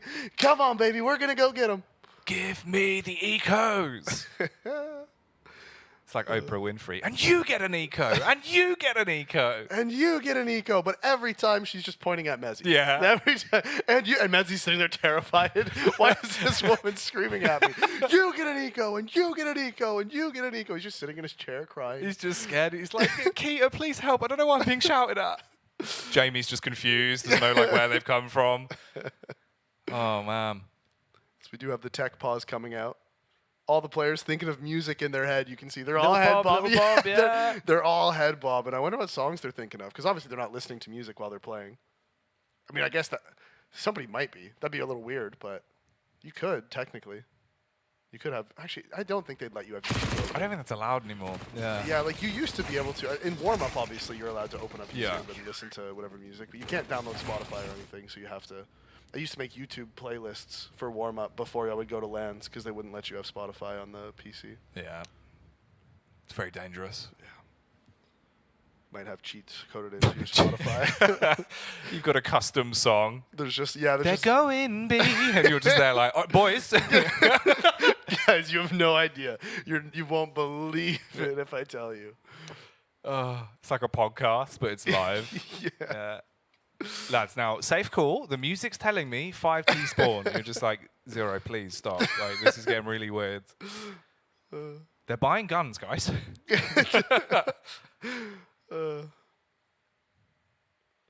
Oh, head in hands. Mezzi, another fellow nail biter. When I'm playing, I can't help it. I'm relentless when I'm playing. It gets you. I was always terrible with that. It's one of those rounds, especially when your teammate's in a clutch and you're sat there just like, I've eaten half my fingers. Yeah. And then my mom did the thing when I was younger where, oh wait, let's take a look at this first. Too bad. I would say average. Wow. Well, PGL said it. Yeah, it wasn't me. Poor Crims. That's rough. The man's already bald. Like you don't have to. You don't have to rub it in. Absolute nightmare. But dream scenario for them, really. 13 rounds, Game of Legion, not really being able to find much stature into the game. Let's see if things change pace here when we come to outside as well. Because obviously Mezzi, he was finding all the entries. This time, he tries to make a play, but Poison's going to be able to stop him dead in his tracks. Rusty's on top of the silo, but he's got no room for entries. He immediately backs off. And Alex, he's doing that creepy thing that IGLs do. He's just going to push up, but Rusty's ready for it. Yeah, timing doesn't work for him there. He was clear in the close right as Rusty swings around. The FAMAS is terrible, so Rusty's able to find the opening. They still do have two dedicated towards ramp, though. You can see on the radar, Poison and Crims are both here. They have this crossfire. Crims is going to go aggressive off the flash. It works perfectly. They heard it coming, though. So they do look away. They managed to dodge it. Whether it was a bounce or they heard the pin, well, we're not really sure. But Poison at the bottom of the ramp, they're not clearing it. They were looking towards Hell. That's where the flash came from. Ira gets the trade. Absolutely massive at this point in the round. But Rusty has the bomb towards lobby. And look at this, Pepsour's flanking. He's going to flank ramp. He needs to find this timing. He may get shot in the back. He's walking in. And he is aware of the potential here. It looks like he is going to go for the heaven flank. And the question is, see, Mezzi's dropped down into B-Jack. So Pepsor is going to have to go for this Hell flank. And that's exactly where Ira's going up. And this round is all coming down to these timings. He hasn't spotted the player above him. If Ira pushes forward, he's going to miss him coming up the vent. And that's exactly what happens. He does. He flicks, spots him out of the corner of his eye. But Pepsor's able to find the headshot. Rusty's now walking into the A site. He's going to need to get that bomb down. He's running out of time. Fake plant comes in, doesn't go aggressive, and now he has to stick it. They just need one player to go aggressive, one player to find the kill. That's exactly what happens as Mezzi goes up, gets the kill, gets the round as Fnatic secure their 14th. Mezzi mops him up like a spilt drink as Fnatic get to 14. And the confidence for Gamer Legion now is completely shattered in rounds like this. All down to the timing of Pepsor. Bypassed his way through, knew that he had a round to be played out of it. Just flicked straight past him. Gets that free frag. Doesn't matter that the bomb goes down because the round is the hot commodity. And finally, Davey, after so long, Gamer Legion take another pause. It feels like it's too late. Yeah, I mean, this is only their second pause taken. They're down 14 to 4, right? You got to use them. You know, you've got a good coach behind you for a reason. Ash normally has a lot of input in games like this. So the fact he hasn't had an opportunity to get a word in edgeways, that's a shame. It is. Especially when Fnatic is stringing so many rounds together on the T side.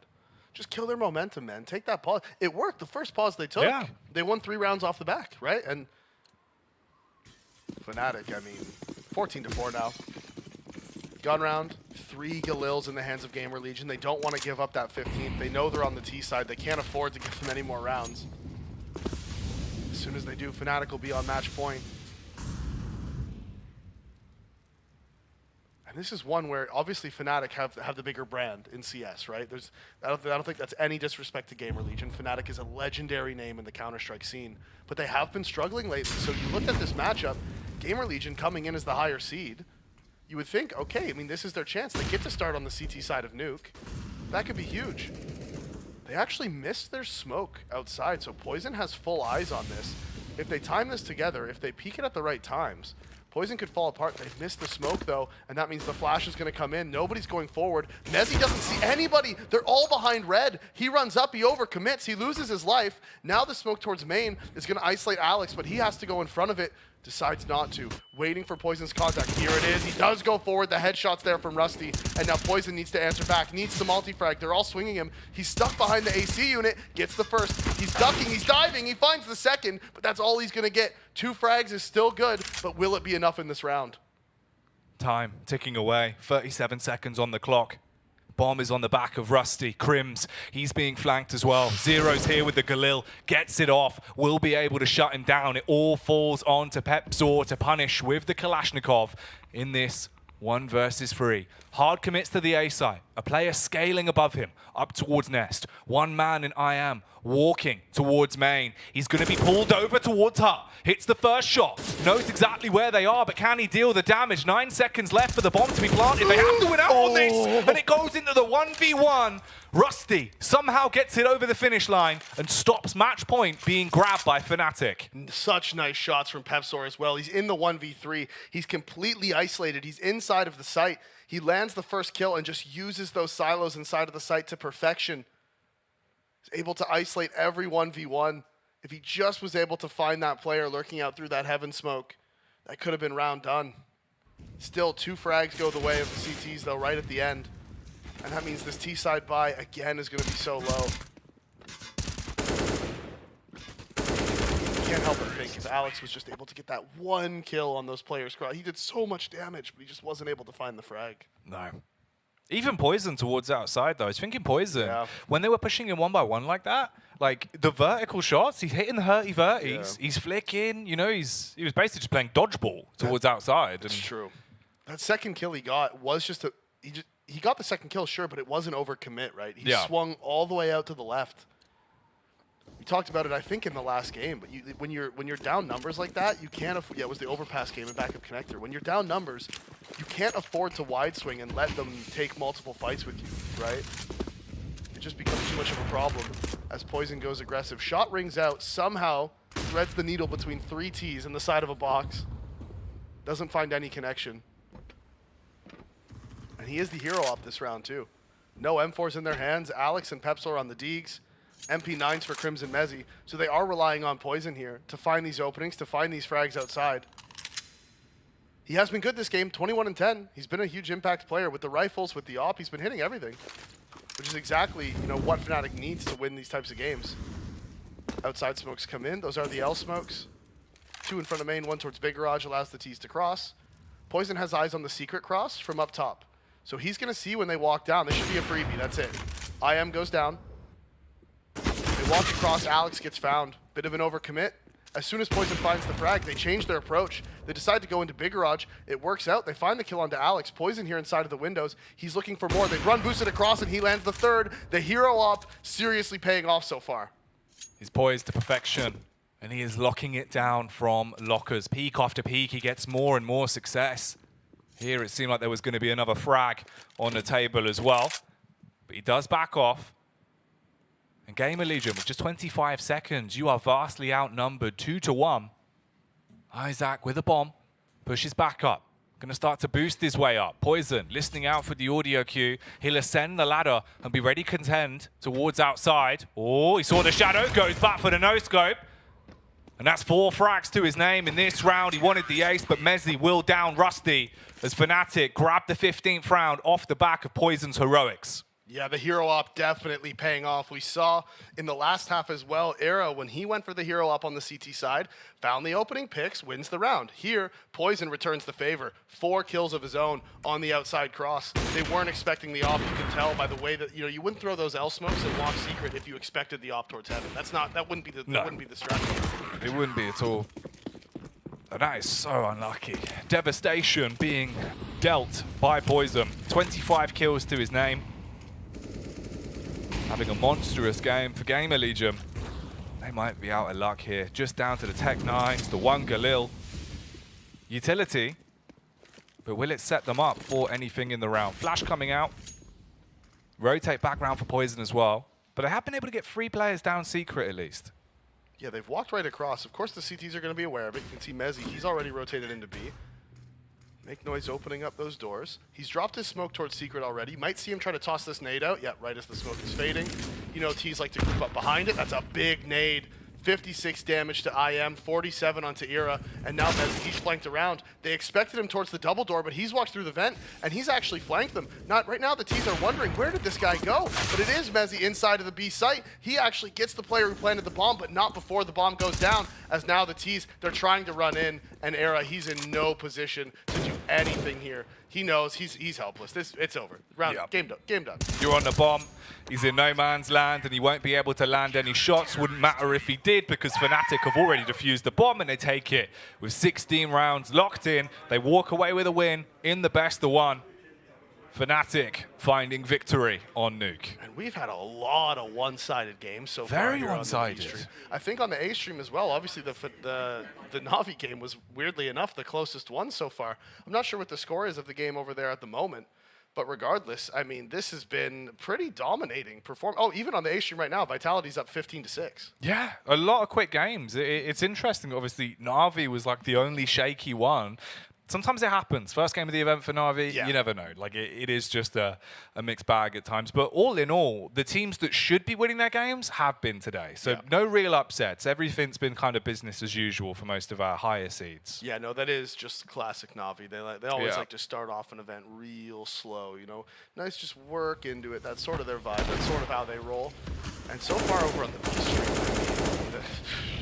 we've been game was blitzing. 69. Yeah, we've been blitzing through. The favorites have just been winning, and I think that Gamer Legion, they came into this as the higher seed, and we were saying, there's serious potential here for Gamer Legion to actually cause this upset. And so far, we've said that almost every game. I mean, besides the first one, we were like, maybe not so much. But the last 2, we have been saying that this could easily be upsets for the underdogs. Instead, both overdogs they just absolutely won everything. It wasn't even close. And it has been confirmed now on the A stream as well that was a victory for Vitality. So Dignitas unable to cause an upset there either. So what we expected across the board, of course. But we still have another best of 1 to go, Davey. There is still one final game at the end of this, and that's going to be Saw taking on Big.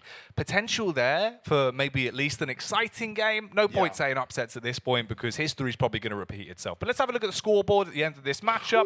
Up on top, Poison, closely followed by Mezzi. And we did talk about Poison being the win condition for this Fnatic team. When he has a good game, this is what he does. He pops off, right? He's either the best player in the server by far or just completely irrelevant for his team. And this game on Nuke, he absolutely showed up. This was a massive performance for him. 117 ADR, 11 rifle kills as well. So he wasn't op crutching the whole time. No, he was switching it up. He was good on rounds with a rifle, good with the AWP outside.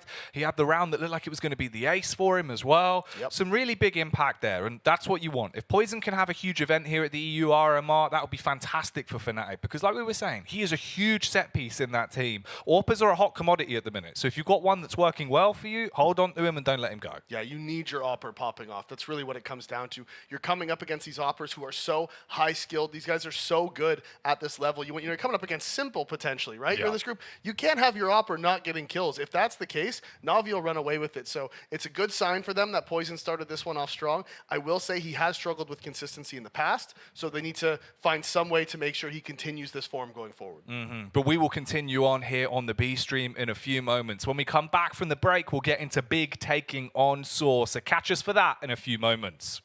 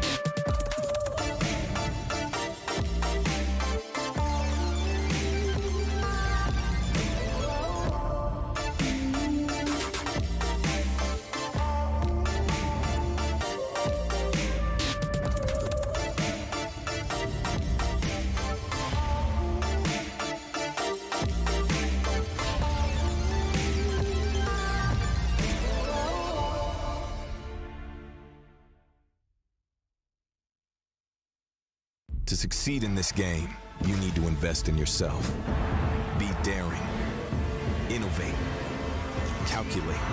Never hesitate. Follow your instincts. Don't follow the crowd. Back yourself. Bank your wealth. Analyze, strategize, and galvanize. Now is the time. Take your shot. Let's go. Battle is on. Burst RMR views with a double bonus. Get insurance for single and combo bets, both up to 20 euros. Fire up with GGBet. GGBet, this is real.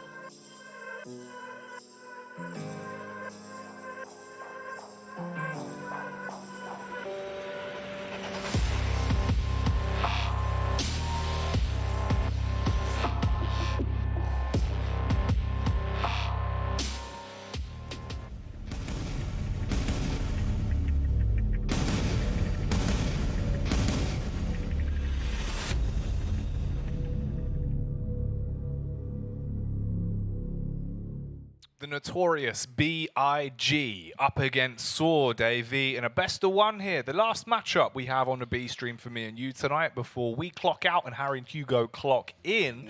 So let's hope this one has a bit more stock to it. As we said, right, throughout the course of the day, we were thinking the upset potential should be rising. It just hasn't. It's been very one-sided across the board here on the B stream and the A stream. The EU teams are just way too far ahead. The seedings are right. Yeah, no, that's really what it comes down to. I mean, the favorites, when you look at every matchup, they have just kind of dominated every game. Yep. It's been outsiders, you know, dominating Unique right to start it off. That was on Dust 2. Then we had Heroic just absolutely dominating Forza on Overpass. They did make it a little bit closer in the end to bring it back to 16-9, but really that score line was very generous to Forza, I think. And then, of course, we just saw Fnatic absolutely destroy Gamer Legion on the T side of Nuke with an 11-4 half. So, yeah, we're hoping this one now, like you said, our last best of one of the day for us, for me and Jack, of course, before Harry and Hugo show up. Big versus Saw. Now, this one on paper should be a little bit closer.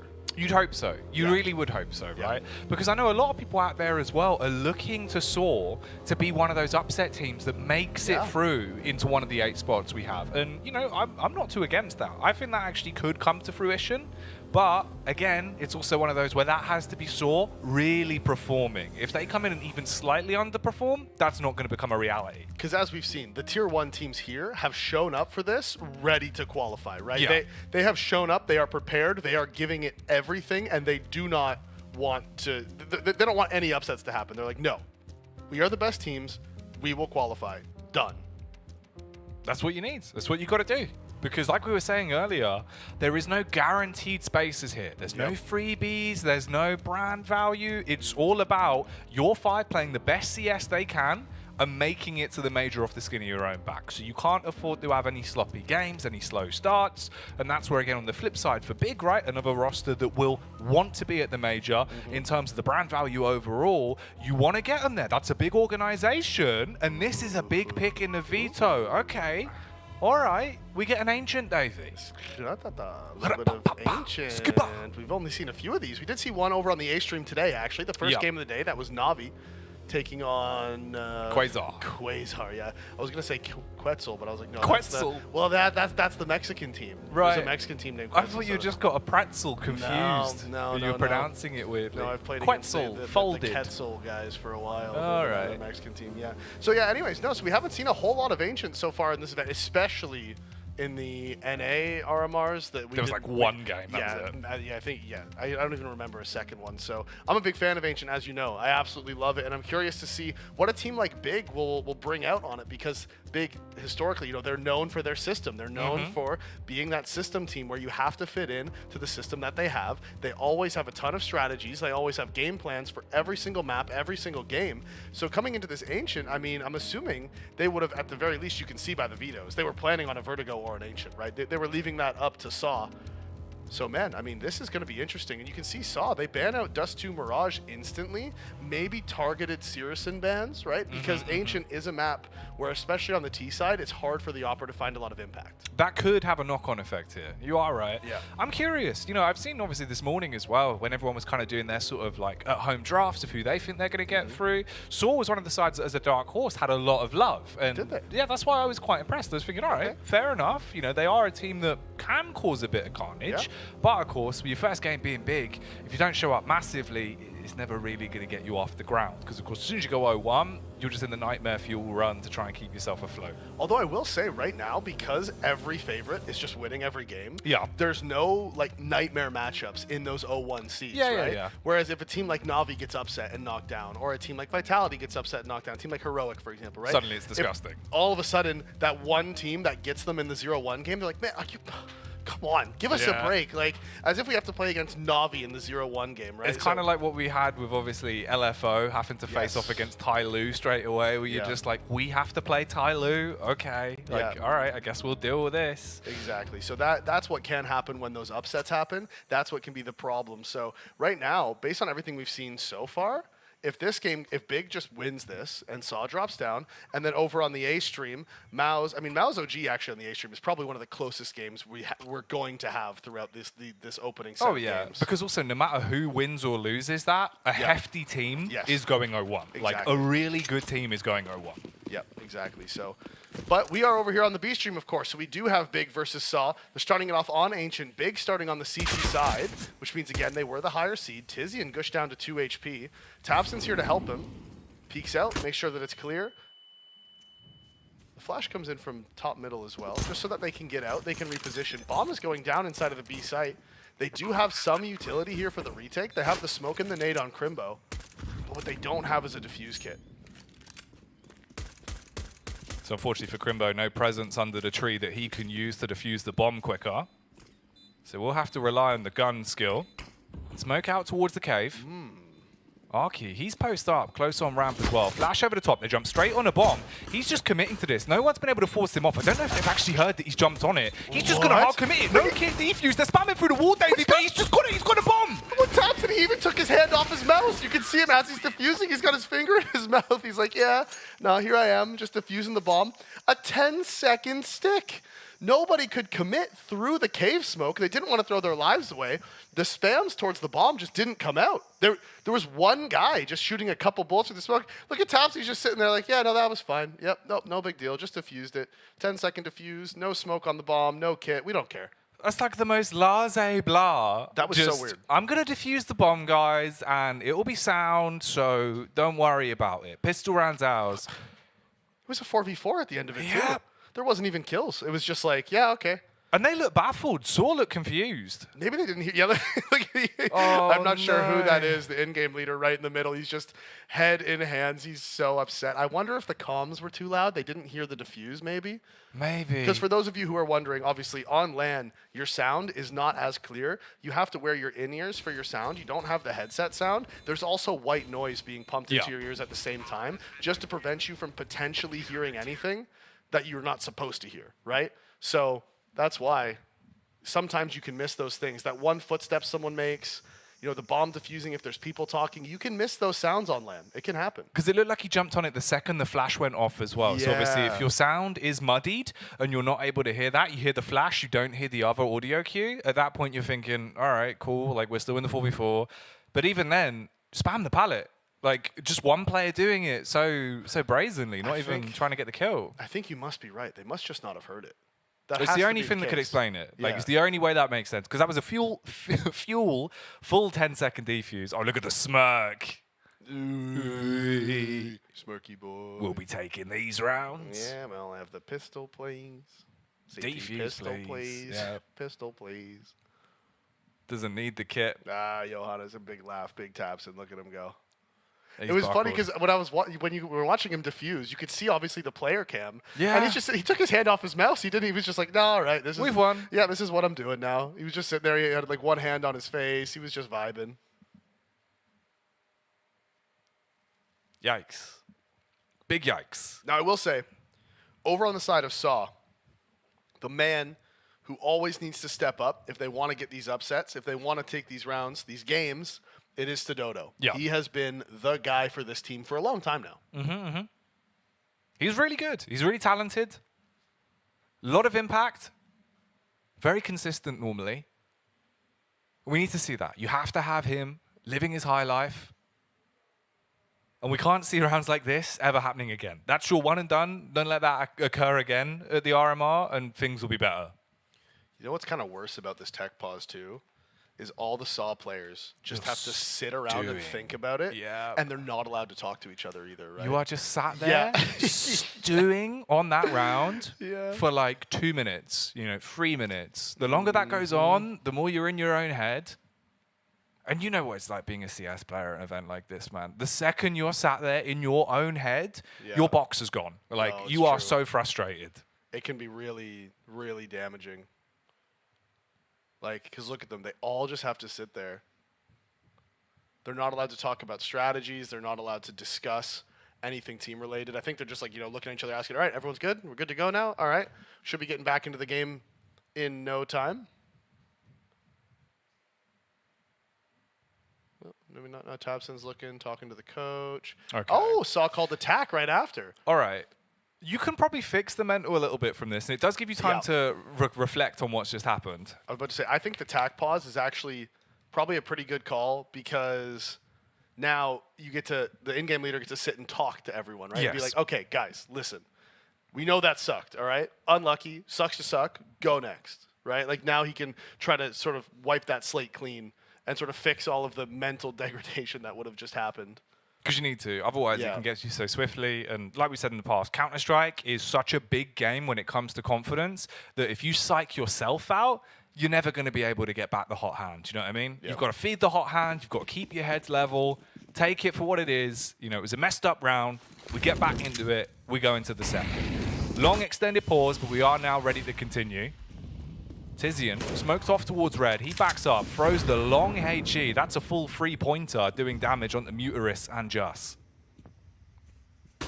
And the force buy has come out from Saw. Not surprised, obviously 3 players saving their armor on that pistol round. They clear out Cave together. They're going slowly. Big is still sticking to this 2-1-2 setup. They're actually going to send that third player over towards A, so they're not expecting the B play. That Molotov is going to be the indication that the play is towards B. But is it enough? It doesn't seem like it. Counter smoke coming out towards the ramp, and Tabson, he sprayed his whole clip into that wall, and they've just run out of Cave in the meantime. They know Kimbo's tucked away here. Oh, and this is going to be a problem, but Crimbo lands the first shot, looking for the second, looking for the taps with the MP9, not able to find anything. The trades are going the way of the T's until Tizian shows up to make sure that the trades go their way. Now Stadodo with the MAC-10 jumps across, takes a ton of damage as just from inside of the cave, and every single frag this round has gone back and forth. No multi-frags for either side. And it is going to be big. They have that bomb. It's right there in front of them. They don't have the kit. Stadodo's flanking around the corner as he's going to be working his way towards middle. It looks like he wants to just hold on to the MAC-10. In fact, he's not even going to go for it. He's just going to save. He's going to let them defuse. And so the round goes the way of the CTs. And what a weird round of Counter-Strike. There was no multi-frags from anyone. We can see on the kills it was just 1, 1, 1, 1. Yeah. Trade, trade, trade, trade. And because Big started off with the first kill, the trades end up favoring them. 2 versus 1. Bomb gets defused. So rough, man. Crazy bit is as well, the timing when he was going for the reload, right? You were thinking maybe there's an opportunity. They can push out, suddenly you get that pick, then things go slightly better. But in the end, doesn't go down that way. Nope.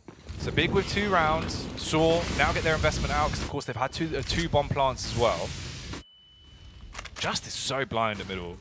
It's like a crate of flashbangs just been dumped at his feet. Yeah, everyone was so blind in middle, really. Searson's tucked away in the corner, but he did smoke himself off, so they know he's there. The flash actually comes over from CT, but it doesn't blind the player on the bottom left. Nades being dropped on top of Searson. He doesn't know, but the T's are out of utility at this point. They can't force him out. So this crossfire between him and Tizian, actually very effective.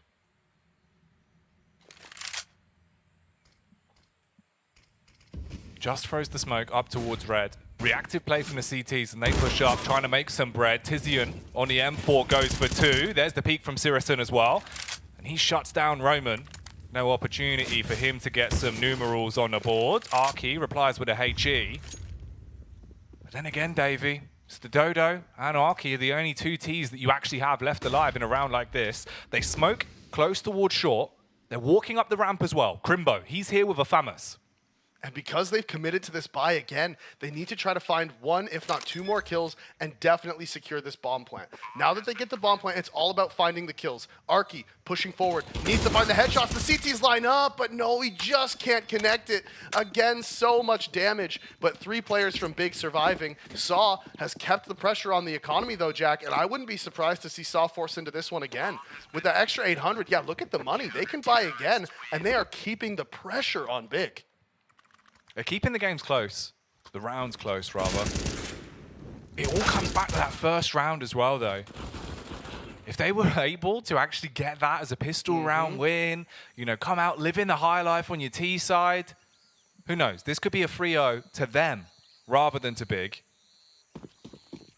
And we should see a change here in the CT tactics. Because Saw has been going so aggressive and fast out mid, we should see HEs being dropped in middle. Instead, Big doesn't do it. Saw misses their top mid smoke, and Searson, he's full blind. He's tucked away in the corner, misses a crucial shot, but goes back for seconds, and he's going to take it. Just drops. It looked like a kill that was going to be going his way. After Searson missed the opening, he was in the open, but just can't land the shots as he tucks away into the smoke. The repeat comes out. Adjustment can't be made in time, and Searson lands the second. Another opening pick goes the way of Big. Counter flash here towards the ramp, and it is Arky pushed up aggressive. If Tabson gets caught in rotation, it's all going to be about timings here towards the pillar. He's waiting for the fight to come towards him, towards the ramp. They flash over. He's tucked in playing anti. Not what you want. He still gets out. He drops the smoke, but there's a huge gap in the left. And Arky, he'll just hold this. Yeah. It's not big enough for Arky to push through, though, right? It's only enough to give him the information towards short, but he can't actually make the play through, so he can't catch that timing that he was looking for as Tizian spots the cross in middle. He's tucked away behind the nut. He's going forward, and he catches the player, Roman, pushing through into the donut, but Sododo trades it back with the headshot, but it's still the 2v4, and they're going to try to split A. Favon, ready, waiting for the push to unload, pick up the pieces. There's the first headshot onto Arky, but Sododo doing damage. As he'll hit the headshot back, taps the bomb to bait the face as well. Sirison ready for it, but not quite. He buckles, and Crimbo replies with a good night uppercut on the M4 to get the 4th round for Big. And again, they kept the pressure on the economy with 3 kills, but for the first time, they weren't able to get that bomb plant, and that means they are probably going to just tank the half-buy here. It sucks for them. They've kept so much pressure on Big. The money is still not there. As soon as Big loses a round, they're broke. But the problem is now, Saw, without that bomb plant, means they're not going to be able to buy into this one. And you know, it's a small thing. Sododo, he faked it, and then he got the 3rd kill. It's like, okay, great. Second CT player being there, though, kills him, and then it's one of those ones where you're just like, if you had just planted that bomb, though, you may have still killed Sirison, and the bomb would have meant you guys could buy. Instead, of course, you're contending with this. The pistols that are pulled out. And they can't even go for a rapid attack up ramp because the nade has completely buckled him. And Crimbo, he's waiting in the back line to slaughter. His teammates hit from the front. The pistols do start to deal some damage back. The USP's pulled out from Sirison, but he slips over. Tizian panicking, but he hits the shots. Man, I mean, they've done it again. 3 kills, no bomb plant, but it doesn't matter because it was the half-buy. And around, it looked like Big had the perfect crossfires, and they were just going to clean up the ecos. They don't connect the shots, so Saw still keeping the pressure on the economy. I want to keep hammering home that point because Big is up 5-0. If they lose 1 round right now, Big's money's broken, and potentially then Saw can gather 2 or 3 rounds in a row off the back of it. And that's all it takes. That's all it takes to get into the game. Oh, look at the change of pace from the CTs once more, though. Big, they push down and they fight for control towards middle. Mutarist actually flashes in and he wants to try and make a play off of this. He charges out, but he's fully blind. Tizian shuts down Just. And when he hard commits to the spam, he won't be finding any more. Arky's out on the B site, though, and there is a cave push. Tabson, he will spot out on Roman. But the bomb's going down. You're in a 2 versus 3. And they're in a decent spot as well. They can play this post plant almost however they want to. They can't go into the cave, but they can aggress. They have that deep smoke towards Ivy, which allows the player, you can see, he's lurking up long, Arky playing in short. The only problem is there's a very late play coming in from Sirison. He has the op, which isn't ideal for this flank. The 2 CTs work their way up. Arky lands the headshot. Favon trades it back, and now it is going to be onto Sirison. He's on this flank. They know where he is. Bomb is planted for him. He's stuck. Sirison decides to go up short. Molotov is good to force him off, but the headshot's found by Sododo. He has to go forward. He dies in the molly. Sirison, he doesn't have the time. He can't find the defuse, and that is the round we were talking about. Money is broken for Big. Sirison managed to hold on to his op, but it's still now 5-1. Saw finally win that round. Sododo with the clutch. And Big's money not in a good spot. Wouldn't be surprised to see them take attack here. Take the timeout, figure out the buy, and also slow down that momentum instantly, right? Ice out Saw. They've just got their first round on the board. You could try and take that out from underneath them. Instead, they just go straight back into it. 2 MP9s, the 1 saved AWP, a P250 and an M4. That's what they're working with. And Tizian, he has been absolutely blown away. The Galil of Mutaris slays with a fantastic opening pick for Saw. And Sirison, he's looking, he's trying to see through this Molotov smoke. Justice already walked across. The smoke is going to fade. I'm not sure if they heard him scope up in cave, because there is times where if you go really fast into cave as the opper, the player scaling up lane can actually hear you, right? So that could be a problem as Just kills Tabson, and this is what I was saying earlier. Saul wins the 1 round. Now, if they pick up this one where they have the man advantage, then Big is on the eco for the next one, and you were down 5-0, but all of a sudden it's a 5-3 game. And at that point, T-side of Ancient, you can start finding your footing. you can make this game look a lot more doable. Yep. You've still got to get the round, though. This one is still in play, and there's 50 seconds on the clock to work with. Bombs down towards ramp. Sirison, he's got that AWP posted up on the aggressive angle inside of cave. And Arky, he'll nade round the corner, use the smoke to try and push in. Does get into close cave. If he peeks onto him, it should be a free frag. Instead, he'll just hold, catches the glimpse of Arky, blows his arm clean off. The rotate comes out for the T's. They're going to push up through Donut. Actually, they're splitting on this. They want to go in through red. This is where Sirison's going to be waiting with the AWP. He's scoped in, waiting to make a big play. They jump round. He hits the first. Muturis, he buckles. He's going to be able to reposition, but does he expect Roman? He will know he's there. Falls into the temple. 2 players here. Headshot onto the first. Reactive from Sirison. He takes down Roman. Stododo will get the plant off towards the site, but Sirison's already here. Wading his way around the smoke, looking for an angle to hit his shot. Waits for his teammate. Stododo. He's going to peek on CT, and Sirison will hit it. The saved op from Sirison having a massive impact. Saw we're up 5 versus 3, and they don't really have an end round plan. You can see everything fell apart once Sirison got that pick. And to be honest, that re-aggression into cave was really bold from him. And we talked about it earlier in the overpass game with Zorte. When his team was down numbers, he was too scared to take big risks. He was too scared to go for those aggressive picks. And there, we saw Sirison gets naded off the angle. Arky pushed into cave, and Sirison wouldn't have known exactly where he was because the nade would have canceled the sound. It would have slowed everything down for him. But he peeks out, lands the flick onto Arky, where realistically he could have dropped easily in that situation. But the flick is landed. Sirison with 4 kills off the saved op, absolutely massive. And we see off the back of it, Saw take attack. Using their second pause. Figure out what exactly you want to do. The one saving grace is Saw have been quite effective at getting the bomb plant down, even in rounds where they have nothing to fight with. Yeah. And if you can do that, you can keep your cash high, you can keep yourself fighting into these rounds. Here as well, they will have a slight investment. Galil's coming out, AK on display as well. This is the full investment. Yeah, they're buying up into this now. 3 Galils, 2 AKs. Again, I mean, they know Big's money is bad, right? They know they're broke. So they just want to keep buying. Again, all it takes is 1 round and you've broken the economy. If Sirison didn't save that op in the previous one, he doesn't have the hero op, they don't win that last round, right? So it's all about just trying to take the guns out of their hands, do as much damage as you can. And Sirison, he's gone very aggressive, so he has full control of outside of A main at this point. They're going fast up into B. Nade drops on top of Just. Good amount of damage as Tabson's here. He's here to support. He's at the pillar. He finds the first, 3 swings out, swings into 2. And do they expect Crimbo close? That's the question. They might think the man they were chasing was Tabson. Instead, it's Crimbo tucked away in the corner. Pre-fire's there. Arky finds him. Arky with a big headshot. The CTs all group up together, walking their way through the smoke. Tizian, he's already on the site. Arky, he tucks in, back round towards cave. And they're walking out. They're going to get away. The bomb is miles away. They've got A main control as well. As soon as they push into the site, they can clear out the angles and set up for this on the post plant. At that point, Big, when they rotate over, it's not going to be easy for you. You're just going to save if you're Big right here. You're not even going to go. Once this bomb gets planted, you have no way to re-entry into the site because the problem is exactly what we're looking at the radar right now. Muturis is in CT spawn. You know that there could be a player in mid, which there is. That's Arky down at the bottom of mid, so you have no way to actually retake into the A site. All of your choke points are cut off. Not only do you have to worry about clearing the site, on your way there, you have to clear every single nook and cranny, and it's just not worth it. You have 1 kit. Now they've actually picked up the second one. You have 1 smoke on Sirison. It's better to just hold on to the op, hold on to the M4s, and try again next round. And when it comes down to it, again, I mean, just the overcommitment from Tabson. He finds that first kill. He's tucked away at the pillar. He has the crossfire with his teammate in the cubby. Let Crimbo take the next contact. If you're Tabson, or just jiggle it out. Go for the pre-fires towards the ramp. Crimbo can take next contact on those players coming up. And then you can peek together. Tabson overcommits after he finds the first kill. 2 players are facing him, completely different angles. He can't land the shot.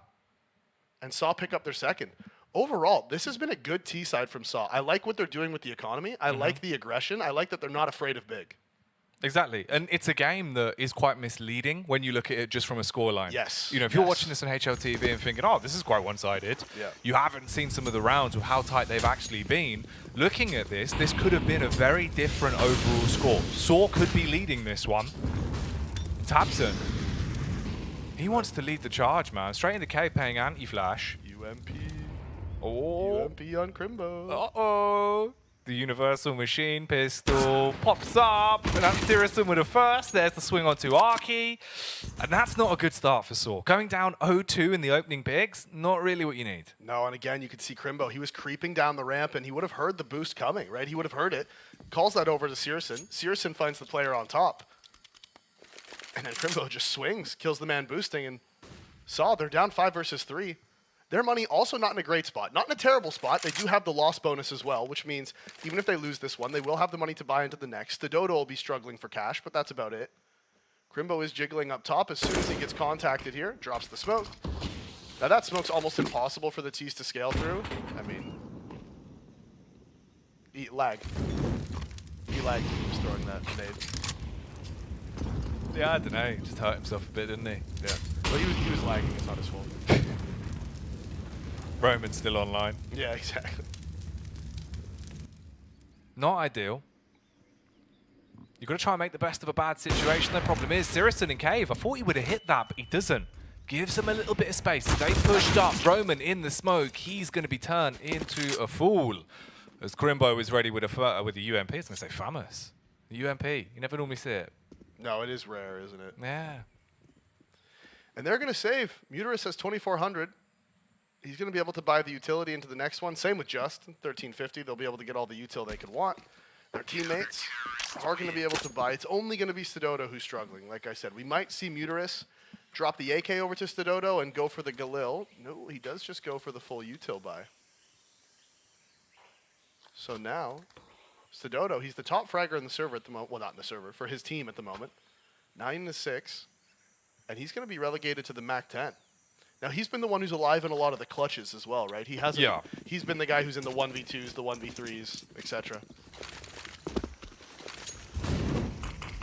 He's been trying to make the best of some of the situations he's been left in. Ooh, okay. This is a little bit swifter. Look at the push towards main. Problem is, they're ready for it. Just will hit the headshot through the box. Sirison fast flicks on the AWP.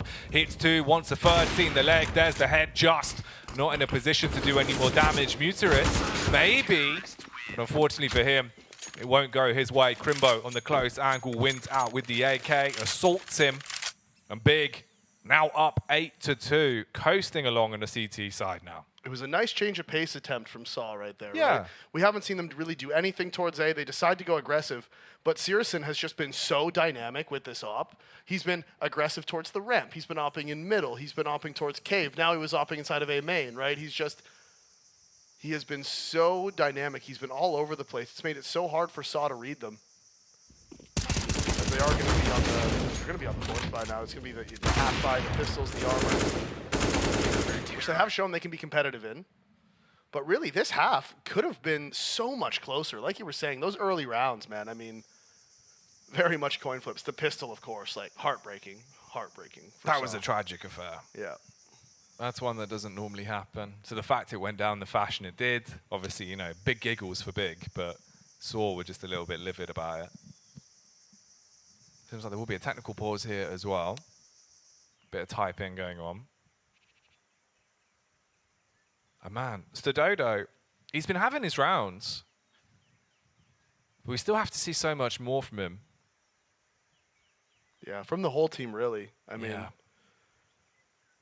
That last round was the first one where Big was able to, you know, actually survive with quite a few people, start to build up the economy. Because Saw the whole time has been playing the game of try to break Big's economy, right? Mm-hmm. That's why we've seen so many force buys, so many close rounds.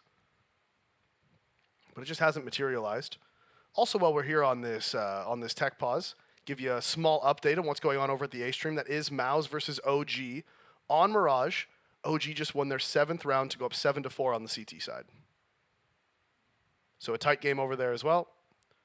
Remember, these are the opening games, right? These are the first set of games here at the EU RMR A. Of course, there will be the B RMR later after this one. Not today, but, you know, in a few days. Yeah, like 3 days' time. Yeah, something like that. And these are definitely the two most competitive RMRs that we have here in the final stretch on the lead up to the PGL Major in Antwerp. Spots finally starting to be decided. Every day we're getting a clearer and clearer picture of which teams will make it to the Major. The crown jewel. in the CS circuit. What have we got for us here? Who are we focusing on? Sirison, a man of voluminous performance. Ooh. Look at him, in all of his voluminous performance. 4 MVPs, so that's huge. 10 op kills. 2 bombs defused. The man's doing it all, Jack. He's got wire cutters. He's got an AWP. He's a very valuable player. He's been fully kitted out. Yeah. What a champion. Thanks, PGL Drone. What a good lad.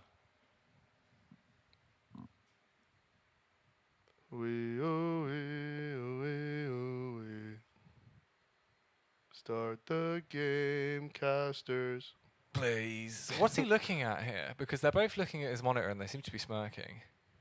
Is he plus lefting? Is he doing something funny? Yeah, maybe he's shaking around. That's what I was going to say. What's he up to? Maybe there's some, visual glitch or something. Maybe something goofy going on. Yeah. Goofy guy.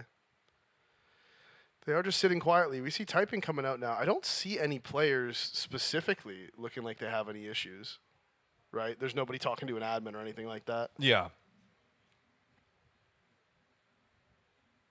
I do like the fact that we've seen a couple of different fashion choices throughout the course of the EU RMR. I was talking to Prof, and he was saying that apparently there was a player on Quasar that just had like a button-up shirt. Oh. So that's quite fresh. Nice. Like that. Love that for him. Good for him. And obviously here as well, you've got, what would that even be called? It's kind of like, like the vest. Is it a gilet? It's called a gilet, I think. I have no clue. Do you know what I mean? I would just call it a vest. A vest? But I mean, I'm sure there is a... I think there is a word for it. I think it's gilet. I believe you. Yeah. Because I would have no That's clue. what like the posh people would call it, if you know what I mean. Okay. Be like, oh yeah, I just got my new gilet. I see. I'm sporting this bad boy at the horse race. Yeah. Yes, as we go skiing. Yeah, no, well look, the problem is it was getting quite cold on the skiing holidays, so I thought that I'd just get myself a new gilet. I've never understood the vest like warm me up thing. Like why not? Why don't you have sleeves? Why not just wear like a sweater or something? The vest just seems silly. Like, well, yeah, your chest might be a little bit more cold, but your arms are warm, but your arms are still going to be cold. Yeah, well maybe you combo it with like thermal socks. But like, that's not Or going to solve the arms problem. Yeah, I suppose you don't lose that much heat through your arms. I guess. Maybe. I mean, I'm not a heatologist. No.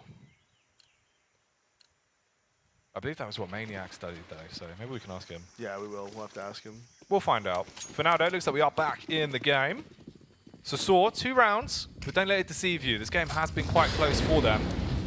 Problem is, again, here, Big now playing with confidence. They push down for the early ramp control. The molly will force them off. Crimbo waiting for the hit. But Dodo, he's posted up on the totem pole with a deagle. They have been able to walk their way past him. They re-smoke in the door, and now they're set up for this. If they come running out, you can crunch on them, and the nades are doing so much damage. Yeah, the tags are huge. Muterus is down to just 16 HP. And you can see the aggression towards middle. Now Tizian, he knows they were grouped up outside of B, so he wants to try to answer with some aggression. And it's going to come down to the timing. Did he spot the jiggle? He did. He wants to stay. He doesn't want to fall back entirely. Eventually gives it up once the jiggle piece were just becoming too annoying. Decides to walk away. We see the bomb making its way through T-spawn as well, back over to the A site. Now the problem for them this round is that, they've invested the pistol armor, but they don't have any utility. Sirison. For the face. Oh, Arky causes anarchy with a deagle. That is a beautiful frag to find. But his teammates, they've got a reacting kind towards middle. Problem is, Tizian, he finds impact, backs off, stays alive. He's got support towards Zona as well. And that'll be Favon walking his way up. Doesn't even need to get involved. Arky has grabbed the weapon. He's scavenged the AWP. But they've only got 20 seconds to make a play, Davey. And they're bringing the bomb over to B, but like you said, they need to get into this site fast. Just needs to land this headshot, and that's exactly what he does. Crimbo misses his shot. Molotov coming in from Tabson to deny the plant. That's going to be so annoying. They're down to just 7 seconds left. They're going to get it planted as Stododo finds Tabson, peeking out towards long. They have the flank coming in. That's Favon inside of cave. Arky's going to find him, can't land another shot. They know the op was on ramp. He's holding for the smoke phase, and he just can't land it. Tizian, as it fades, finds the shot, finds the kill. Big find their 9th. But again, on those forced buys, very close. Saw making it as interesting as possible. Yeah, scary stuff. Landed the one dig. Came in like a can opener and took his top off. But in the end, Big getting the rounds. That's the most important part of the game. There will be a buyback out. And this is one of the few times this entire game the Dodo's been able to start the round off with an AWP from the opening moment. Yeah. Now it is T-side of Ancient, right? Which is, it's hard to get your AWP going on the T-side. It can be limiting. There's not a whole lot of picks for you to go for. But it is great for the post plants, especially over on the A site. Get in there, if you just get that bomb planted. Because now we see Searson again changing his position. He's over here towards the bottom and middle, and he's posted up. Oh, and again, Crimbo has spotted the player on the left. He hasn't. Arky finds the kill. Now Tabson has to go back and compensate for the fact that Crimbo's dropped. He's repositioned towards the cubby. The smoke is going to be good. It's going to make it so the T's can't scale forward, but it also gives away his position. So Just now knows that he has the space to take cave, and he's walked up straight into the smoke. He's going to run through. He's going to try to find the player in short. All right, as it fades, he lands it. Tabson's not going to be able to react in time. The double kill from Just as he pushes forward. Good spray control, good response, good reactions. And now that is just going to have to be the save from Big. Juicy spray from Just. And Big, of course, like he said, you've got to get out of dodge, hold on to your weapons, and keep on to what you've got. So Saw, finally, going to find themselves a third round. It's taken some time. They've been close so many times. But finally, you will be able to pick up another one on the T side. So Dodo can hold on to the AWP as well. Everyone else is going to be relatively happy. And it's probably for the best that they've been able to keep all 5 alive, because you carry over that bit of utility you've got and the weapons. So now even if they lose one more, coming up close towards the end of the half, at least you should have firepower to work with. And Crimbo needs to stop getting caught by that player in that close cubby, right? That's happened a few times. The second or third time he's got caught, that's the first time he was punished. But he's got caught a few times, and he's gotten away. And here we can see, I mean, nice shot from Arky. That is a difficult shot, and then that play from Just is just perfect. Lovely spray control, got his timing absolutely spot on. So Saw grabbed their third, and they grab it right from under the hands of Big, right? The Big thought they had that one. They thought it was in their hands. Crimbo had control of the ramp. Tabson was in cave. They were fine. They were vibing.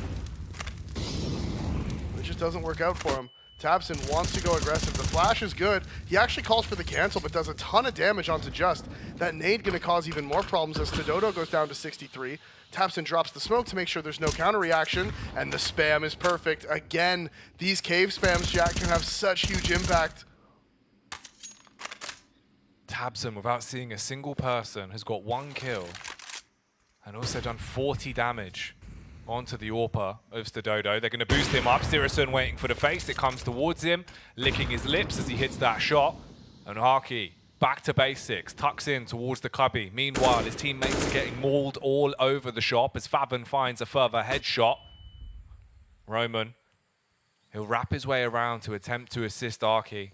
50 seconds on the clock. Roman battles towards middle, comes unstuck in the 1v1. And Arky trying to weigh up what he can even do in a position like this. And that is a great response from Favon as well. Just Big in general. I mean, 2 kills for Favon on the round, but they also put their op over towards long to respond to that, potential play from Dodo. Gets boosted up and immediately drops. Big constantly changing where their op is on the CT side, and it just is so difficult to deal with. Especially when Searson's having a good game, which he is right now. Arky spotted trying to go on the ramp. The nade's actually good. Doesn't find any damage somehow. I don't know what that clipped behind to not find any damage on the player behind the pillar, but doesn't really matter. Big, win the round. All 5 players staying alive. They respond back immediately to Saw's round win. They get into double digits as well. Looking at a 12-3 half. Look at that. Yeah, just Tabson. He just knows all the spams, man. Just Tabson things. 10-3. Saw. Oh, team flash. Getting battered again on the opener towards cave. They reply with a lovely little nade. That's going to do 40 damage onto Tabson. He dashes in the Molotovs. Now Arky is stuck inside a cave. And you can see the reaction from Big. They're like, okay, fine, yeah, use all your utility, take a bunch of damage, you can go ahead, you can have cave, we'll just walk down the ramp. And Searson's here, he's posted. There is a player there on the other side, and what a quick shot. Just tries to go for the jiggle peek. Searson is too fast. Lands the shot, lands the kill, and Big again start this round with the man advantage. Lovely little opener. The nade as well, leaving Arky on just 11 HP. He has been completely battered. And there's another one coming in. It will land right on top of him, takes him out. Searson with a follow-up frag. That's a hat trick of kills that he's been able to achieve here, leaving everyone on Saw feeling quite ill. And Tabson, he's got tabs on middle. Knows they're coming towards him. Peeks out with a hard spam. Quick turn from Uterus to leave him down on the ground. But there's Favon for the follow-up frags. And Big make their way to 11. They do. They go up 11-3, and there's a couple players on Saw who can't really afford to buy everything. Sedoto's down to 39. Just was on 35. And not only this first pick from Searson was so nice, but even those next two, right? The nade landing perfectly, gets the kill on the low player, which was Arky, and then he also is just posted up to kill Sedoto because Sedoto having to re-peek in, he's slowed down by the HE. So his peek is slow, his reactions are slow because of it. And Favon, he's actually bought an extra op and brought an AK over to the site with him as well because they have the extra money.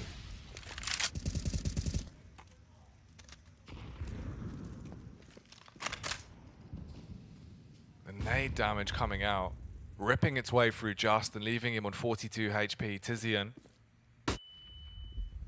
wants to do some damage here as push is coming to shove. Muteris could be on a receiving end if he pushes into the close angle. He's also got back up at the AWP, and Tizian won't even need the help. Does it on his own.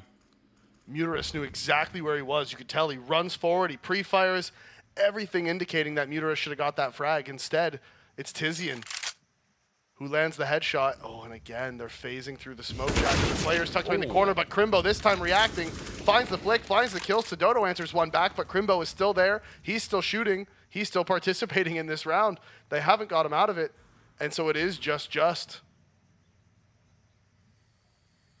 boy Just, about to come unstuck. Molly off the wall. Eats the grenade. There's the follow-up. They're playing bowling. And that'll be a lovely spare. And we thought this one might be the close game. But again, every time we think it's going to be close, the favorites are just running away with it. Every time so far today. The EU RMR has been so much more clean-cut compared to anything else we've had in like the past 10 days of CS. Yep. The only thing right now, I'm just looking over to see what the actual score is for OG versus Mouse, because it was close, and then OG started to run away with it, and right now they are up 12-5 as well, with Mouse onto the eco on the CT side. So should be a 13-5 lead for OG over Mouse as well. Another potential blowout. Yeah, swift games, everyone wanting to get through these round one matchups, get the reshuffle going, and decide which teams are going 1-0, which teams are going 0-1 very quickly to the start of the EU RMR.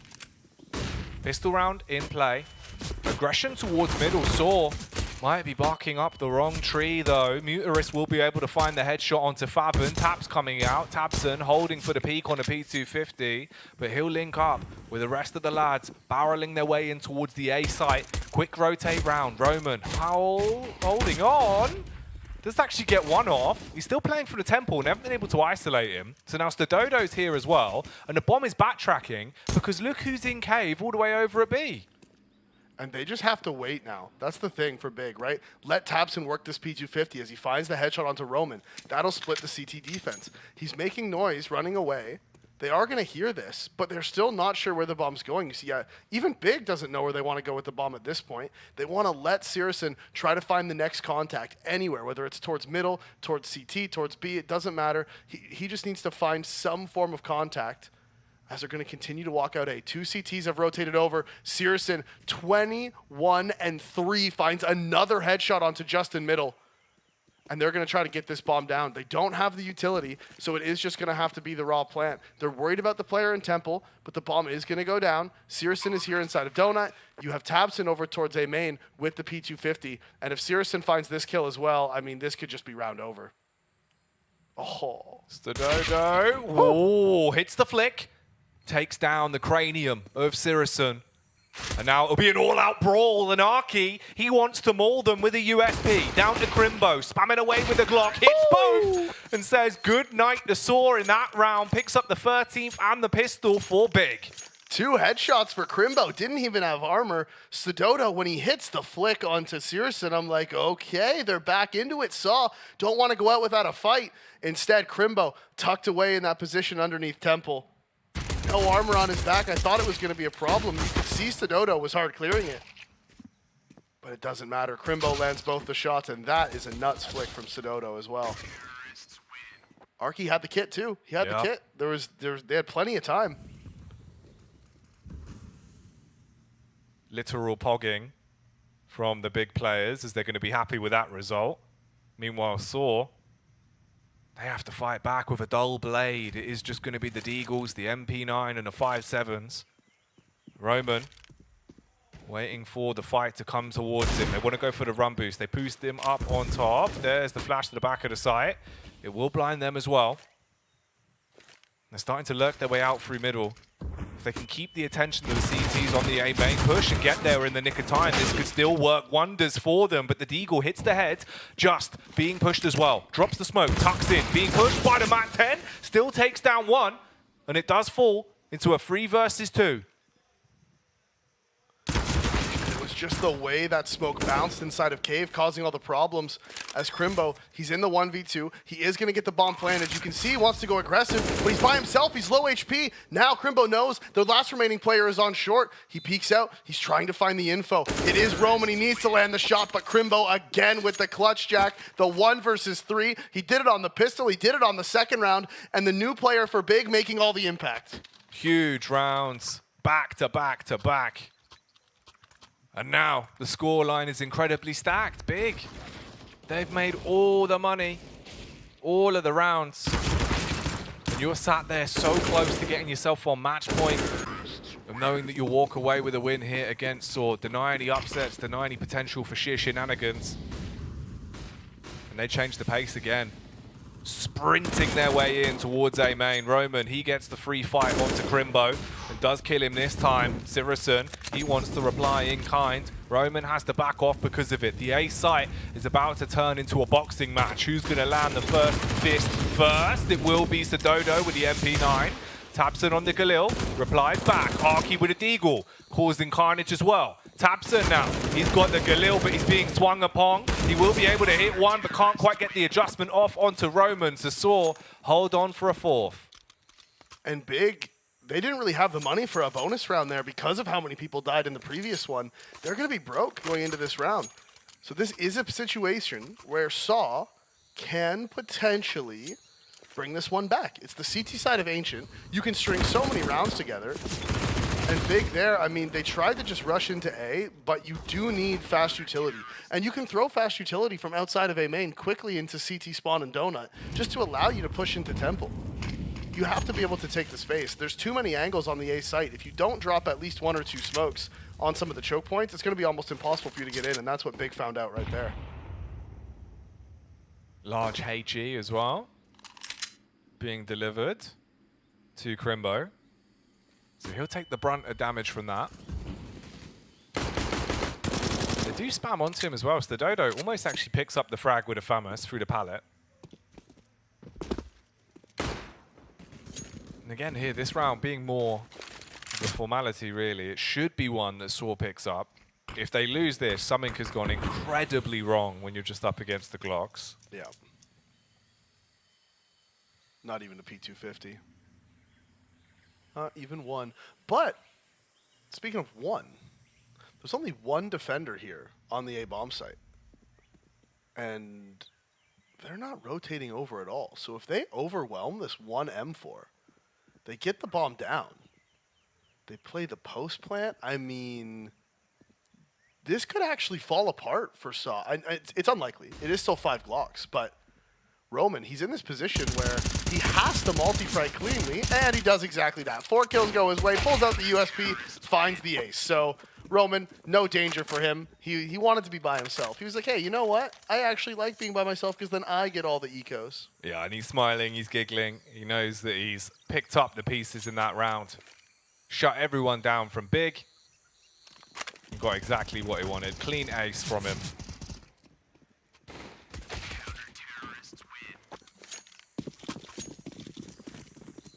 So, big go for the double eco. I don't like that they didn't buy last round, just personally. I think you might as well have forced last round if you are going to go for the half buy here. Instead, they're going fast up the ramp. Player in sight is blind. That's Arky. Is traded by Tapson. The Tech-9 headshot coming in. They should be able to get this bomb planted. AK gets recovered. Bomb is going to go down. 4 versus 4 post plant. And now Big, they have to decide how they want to play this one. Searson is outside of the door. He only has the Glock. The flash comes in. He gets the dink. Tapson's actually the one that finishes it. But Searson does the damage, causes the problems, and now he's running up towards cave. Muterus is here waiting. Searson will be slain. Crimbo with the MAC-10, wanting to do something large here, playing behind the smoke as they push up. It'll be a gut shot from Roman. He's right on top of him. They're facing one another. Hits it. Quick switch off the weapon as well. All down to Muterus to maul them in the round. He's dancing around the smoke. Hits the headshot onto Tabson. Peeks back out. Finds another one. Charging towards him, but Crimbo will trade it. Stays alive and gets the 15th for Big. Match point now hammered in. Again, it's Crimbo to finish off the round. Brings that M4 over into this one as well, and you can see the problem for Saw there was that they only had the one player inside of the site, and he was at the pillar. No help, no counter utility to be spoken of, seen anywhere, you know, and that is the issue. You're on the pillar, you're in a one and done. You don't have anybody to be throwing flashes for you. You don't have any counter utility you can throw out. As soon as they pop through that smoke, you're done. It's over. And Crimbo has been a nightmare for them to play against. He's been going full Freddy Krueger round after round with some of the plays he's been making. Tabson takes a ton of damage there. He's brought down to 12 HP. Nade's doing their job. Yeah. Problem is, though, if the utility's working, you still got to back it up with the rifles. Yeah, and Big have given up control of this lane area. Tabson still wants to show some presence, you can see. Flash comes in, and the point of throwing that flash is to indicate to Saw that Searson might be opping on the box, right? They might have boosted him up and flashed for him, so it stops Saw from actually going for any aggressive info peeks towards the ramp because they're worried the op might be there.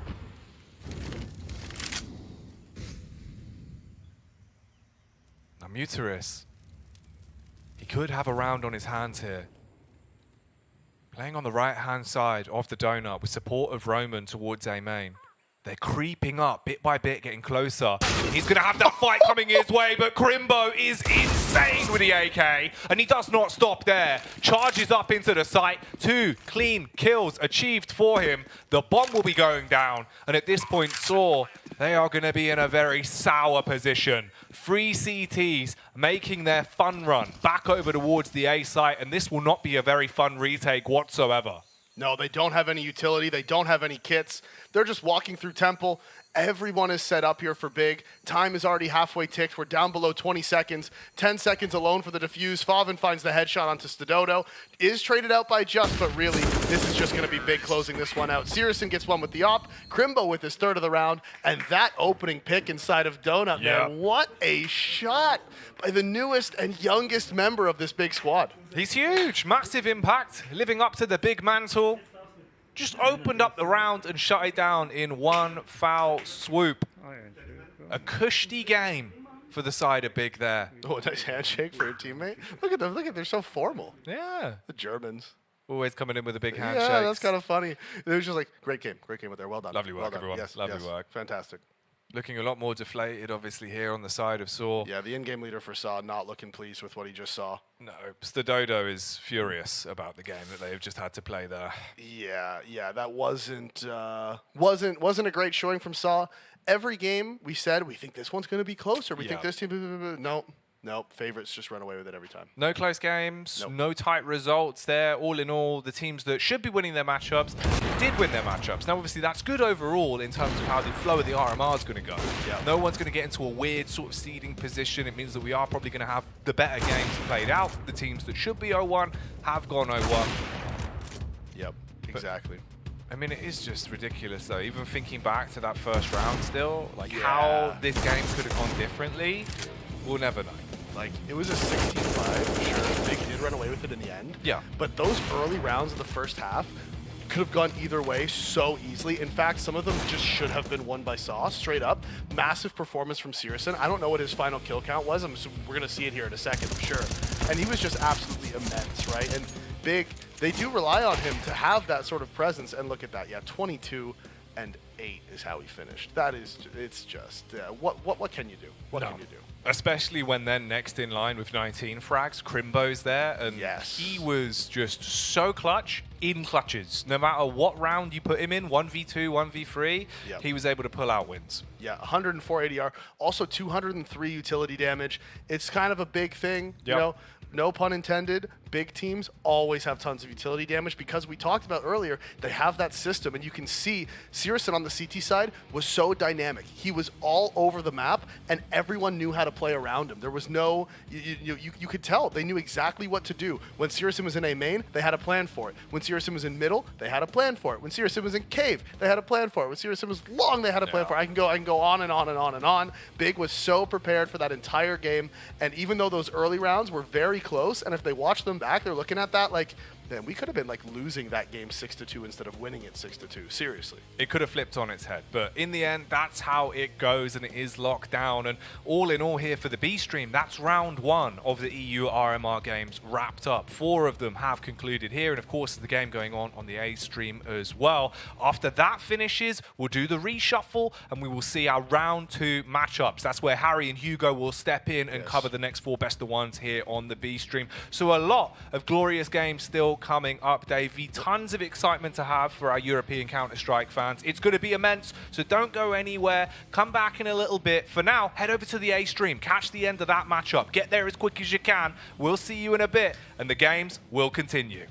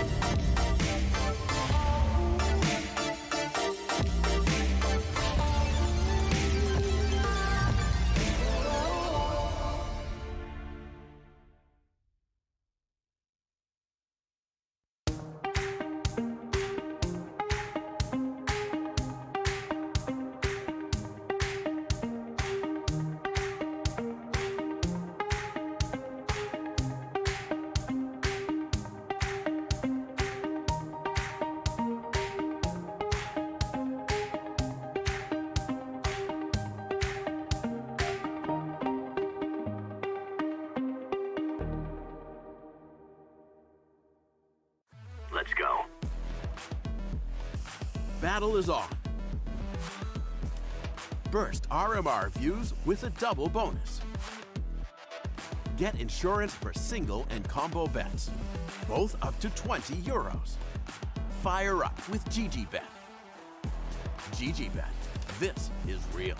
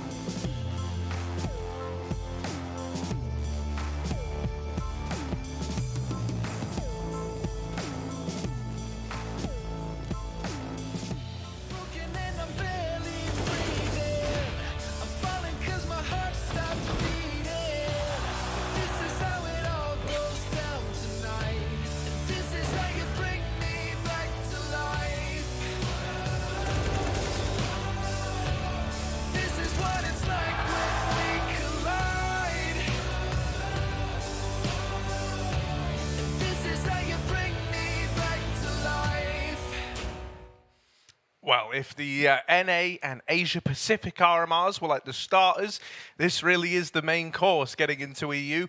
Gonna be a real treat, right? We've already kind of had the first round matchups go down. We now have the second round matchups. We know how things are looking, and we've got a pretty cool game on our hands right now. Hugo, Eternal Fire taking on Dignitas. Let's start by going over the schedule. We'll take a little look at what's coming up today. So I just touched upon, the one that we're covering right now, Eternal Fire v Dig.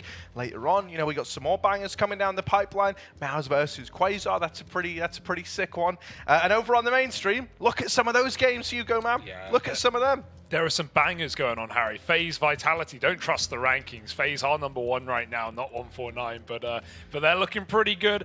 They obviously took down Eternal Fire earlier on today, and Dig, they fell to Vitality on Vertigo. So yeah, let's see what we have as this is our first game on the B stream. I'm very hyped to see Eternal Fire. Feels like the roster that we waited so long for, right? Back in the day, we were always saying, why not just combine the 3 best Turkish players of Woksik, of Zantares, and of Calix and put them in the same team? It never happened, but years down the line, we've got them going together. Yeah, this really is, if you were like a Space Soldiers fan, kind of ally, like 4 years ago, something like that. This was your dream team, man. This was it. This was the one that you really, really wanted, and it's only just kind of coming to fruition now. Being real, still yet to kind of achieve anything as this team, right? Yes. They still have a ways to go. I don't think, it's really been that golden matrimony that everyone hoped it would be when we envisioned it all them years ago when Space Soldiers was still a thing. But you do have some kind of tenured, experienced names here, right? This isn't a Zantares that was relatively inexperienced as he was back in the day, right? This is a Zantares who's been on big. This is a Zantares who's won trophies. Been #1. Yeah, and kind of around him, you have like a more tenured, experienced core of Woksik as well. Obviously, Mouse fame, bit of a legend over there. So now we're going to go on the other side of things, right? We're talking about kind of old school legends. You've got a couple of them here in Dignitas, don't you? Yeah, Dignitas obviously featuring Freiburg and Forest, the 2 long-standing legends. Lekro trying to join that group as well. Obviously, he got shafted a bit near the beginning of the pandemic in getting removed for NIP as part of the long-term plan of having, a more solid, specific in-game leader. Lekro was a rifler who took on the role, as many players do. They brought in Hampus. We look 2 years down the line. It seems to have worked out very well for NIP. But for Dignitas, Lekro, he's 28 years old, but he's still got a lot of fight in him, Harry. I'm a little worried about whether Dig can make it out of this tournament. I think the same for Eternal Fire, like you said, given their form. But this is a really cool matchup because we have so many legends on either side, so many players that from 5 or 6 years ago who were at the top of the game, who were, the big boys right now. Yeah. And these rosters have taken time to form, but we're in an exciting time now that they're still fighting in the EU RMR. Yeah, no, dude. I mean, I think you've set the stage very, very well. And I think also maybe we should kind of get to grips with the veto. Let's see where this is ending up. Let's pull that up on screen, not scream. Screech. Let's pull that up on screen now. Dig coming in with the Dust and Mirage bans. Then we have Eternal Fire getting rid of Ancient Nuke and Overpass. Pretty clear precedent set, I think, when you kind of get rid of those ones. And then the Inferno ban from Dig leaves us with Vertigo. This is a map that Eternal Fire play a great deal of. It's also one that Dig play a lot of. It's a really middle ground map, and it's one that they both have a lot of experience on. I think Eternal Fire were hoping for Dig to handshake Inferno at the end there, but it's not going to come through. Either way, Dig, they just played this map, didn't they? They just lost it to Vitality. Pretty understandable loss here, given the form of Vitality, even with that being shaky. Legends in this team. I was going to say, well. given the form of Vitality, the form's been bad. Yeah, the form's been bad, but the expectation is still high for this tournament, right? Yeah. And not as much for teams like Dignitas. But, beating there is only a warm-up, Harry, to what is an even more important game. No one wants to go down 0-2 on day one. We've seen the reverse sweeps. We saw 9Z over in the Americas region manage to go 0-2 all the way up to 5-2, because, of course, you didn't just need the 3 wins. You need to run through that 6 to 8 bracket. Yeah. So, you can do it. It is doable, but no one wants to be there. No one wants to be one loss away from elimination. Yeah, I mean, as cool of a storyline as it is, not everyone wants that right? Yeah. It's like, it's always kind of better to just go 3-0, which obviously none of these teams can. So, Wow, yeah, reality pretty check. excited. You know, I've taken you one place and I've slammed you back down another. Yeah, you know, looking at this, the fact that it is Vertigo, I'd kind of love to hear your prediction. Yeah. I'm actually gonna go. Ooh. I'm gonna go Dignitas on this one. That's nice. I like so Heap is in this team, right? Heap Peak was kind of a phrase that we coined a little while ago when we got to cover him. I think it was back at Summit, I want to say. Man, he is a very, very fast, kind of flashy player. Then you've got the established legendary names, Forrest and Freiberg here as well. Halzerk is dressed up to the nines as well. He's got like the nice glasses shades. on. I'm loving the look, and so that's really kind of selling me on it as well. The look is the biggest incentive. yeah, I'm going to get spicy. I'm going to go the other way, right? I'm Yeah. going to try and believe in this Eternal Fire team. You know, I think it's a really cool project, a really cool story. Obviously, the results aren't really there yet for Eternal Fire, but we know the peak of these players. If they can come alive on LAN, which, you know, some of these guys really are LAN players. Antara is such a good example. You know, he does so well. Woxic, I mean, he's always been a LAN player. I think this could be a really, really good team. I just need to see the results. This is the time to show it for Eternal Fire. We're in to the matchup. It's Vertigo. It's a BO1, and it's an 0-1 game already. Gonna be some sad faces after this one, no matter how you cut it. Walking to A. Dignitas haven't given up the aim of the game just yet, but they've got 4 players here ready to pounce. Antara is tasked with stopping them. He's going to decide to give up the site or give up the ramp and go back. No flash to reaggress on A. X-Files has the utility on the B site, so it's going to be a retake setup here for Eternal Fire if things end on A. And Dig double nading sandbags. I like that call. It's spicy for a pistol round. They've now got XX smokes. Xantara's over the top can maybe catch an angle, especially if Dig peek before the smokes bloom. They won't make that mistake. Flash over. Xantara's turns, but can he do anything about this plant? Oh, they fake it out to begin with. And now look to go back to it, hoping that would have, you know, triggered the nades to rain on in. Oh, Hauser taking matters into his own hands is good for a double. And he's kind of reclaimed this lost man advantage that Dignitas were looking to contend with. Heat going on a bit of a tear, trying to make it the triple, trying to kickstart this series in a big way. And he will knock down 3. So Heat, a big player in the pistol. Dignitas going to get off to a good start. And seriously, when it comes to this guy, don't underestimate him. No. Heap is super fast, man. Yeah. He is a real joy to watch. That's why Dig are cool, because it's this combo of old and new. We often talk about it like having legends, like raise up newer players. I think Hauser can keep some of those examples, right? Both young guys in their own right. Heap 22, Hauser 21, and both very, very fast, you know, individuals. Hauser, of course, being the AWP player for this team. So, yeah, Dig are a spicy roster. Definitely a team capable of taking upsets here at the RMR. For Eternal Fire, started good for a pistol, but fell apart quickly, and now they've got to make up the call of whether they want to force or not. Bit of a techie. Get them out early, we say, in round 2. No worries.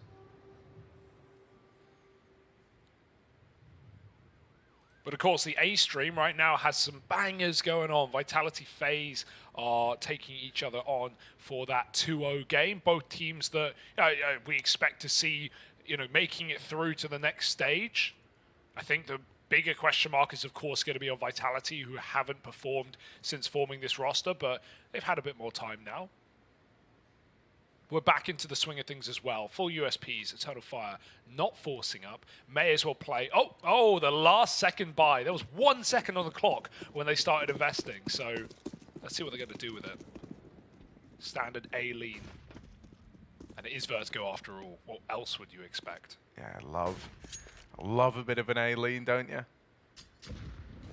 Calyx posted with the Deagle, looking down the short side. You know, doesn't want to just go feeding the beast, what with this little force buy coming out, so he's kind of just taking a more passive info role, right? Gave it a little jiggle, spotted that there were people down there, and then rightfully decided, yeah, I don't really want to fight that. Gonna wait for them to close the gap. Here's a molly from Forrest to try and deny any sort of short peek for Eternal Fire. I like ladder util. You don't see enough of that, do you? But there's so many things you can find. You even found a wallbang for the boost headshot angle from the ladder with the AWP. You can even deagle spam through it, so a lot of options in this position. And Dig, so many options, they want the whole menu. They're going to group up in ladder, try and take top mid together at 50 seconds. It's very late, but it might just be this mid to B crunch. Only Emor here, and he's not really spotting, playing timing, scared of the boost, going to lean back to B at the right time and set his teammate up with flashbangs, but can't get caught, but the bulk of T's moving in through mid. Oh, Freiburg is the opportunity. It's a good response from Emor. He does well to go 1-for-1 there. Xfloud will get bested, and Xantares on for this rotation. Over construction, but drops into his death.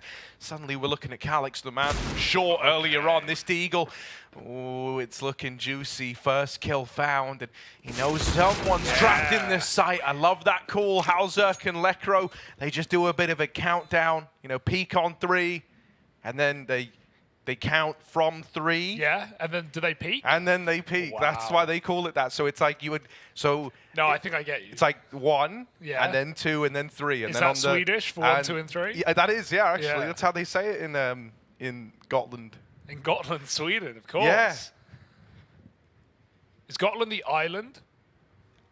Yep, I think so. Gotland, isn't that the place where all the Swedish cement comes from? That is true. Yeah, everyone talks about it. I mean, as far as I'm concerned, it is the true capital of Sweden. Gotland, that is. Gotland, yeah. Yeah, no, it is the island. Yeah, that's where all the cement comes from. I don't know why I know that, but there's loads of cement on Gotland. It's like Stockholm, psh, Gotland. Now we're talking. Real shit, that's you know? The good stuff, yeah.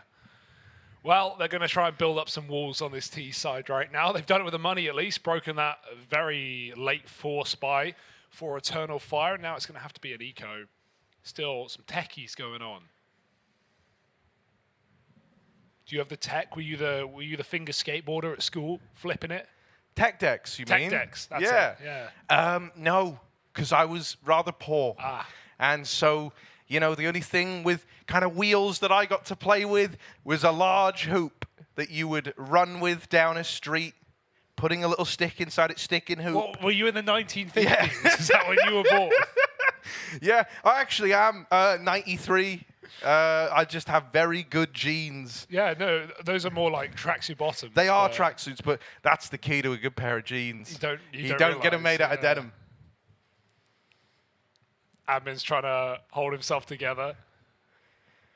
Test cracking memes, of course. Of course they are, man. I mean, dude, if Freiburg's having a joke with you, you can't just actually stand there and you know, like you can blow pretend him not off. to look at him, but it's not going to work. Hello.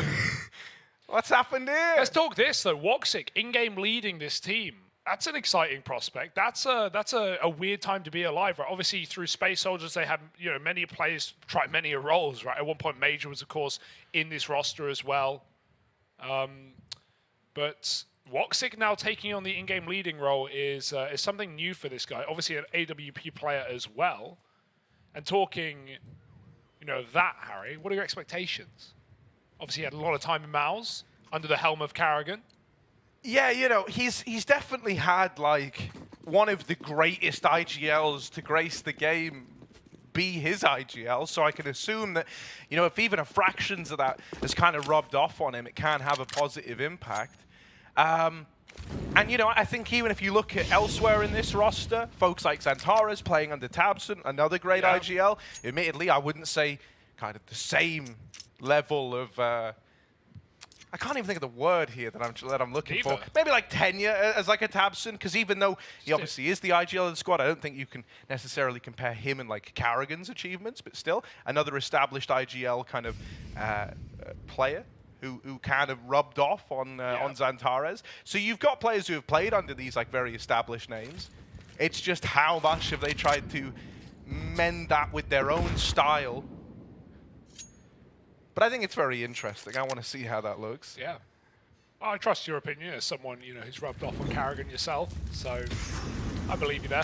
Little short A take. We got a double pistol setup. Xantares good for one, but this was never going to be much for Eternal Fire as no armor, no chance. He almost gets dropped off the box, but instead it's going to be Emor running through the smoke.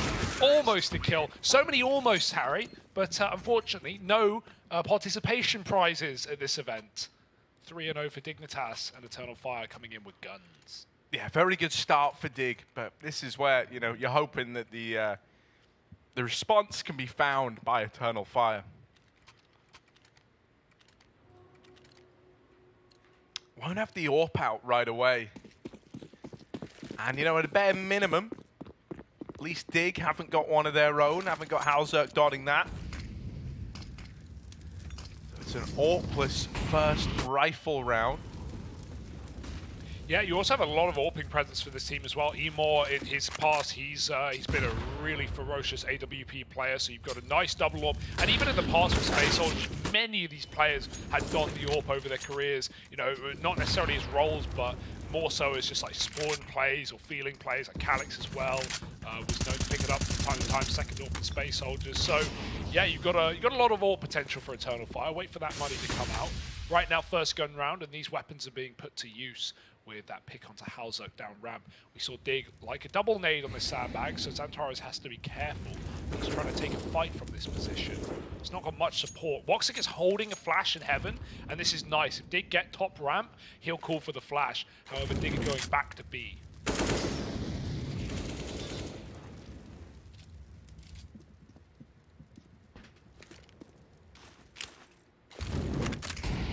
Emor drops the molly. This is hoping to slow Dignitas down, but they've not respected it at all. Xfloud here back in the site. It was kind of a bait and switch setup for Eternal Fire, and it's worked wonders.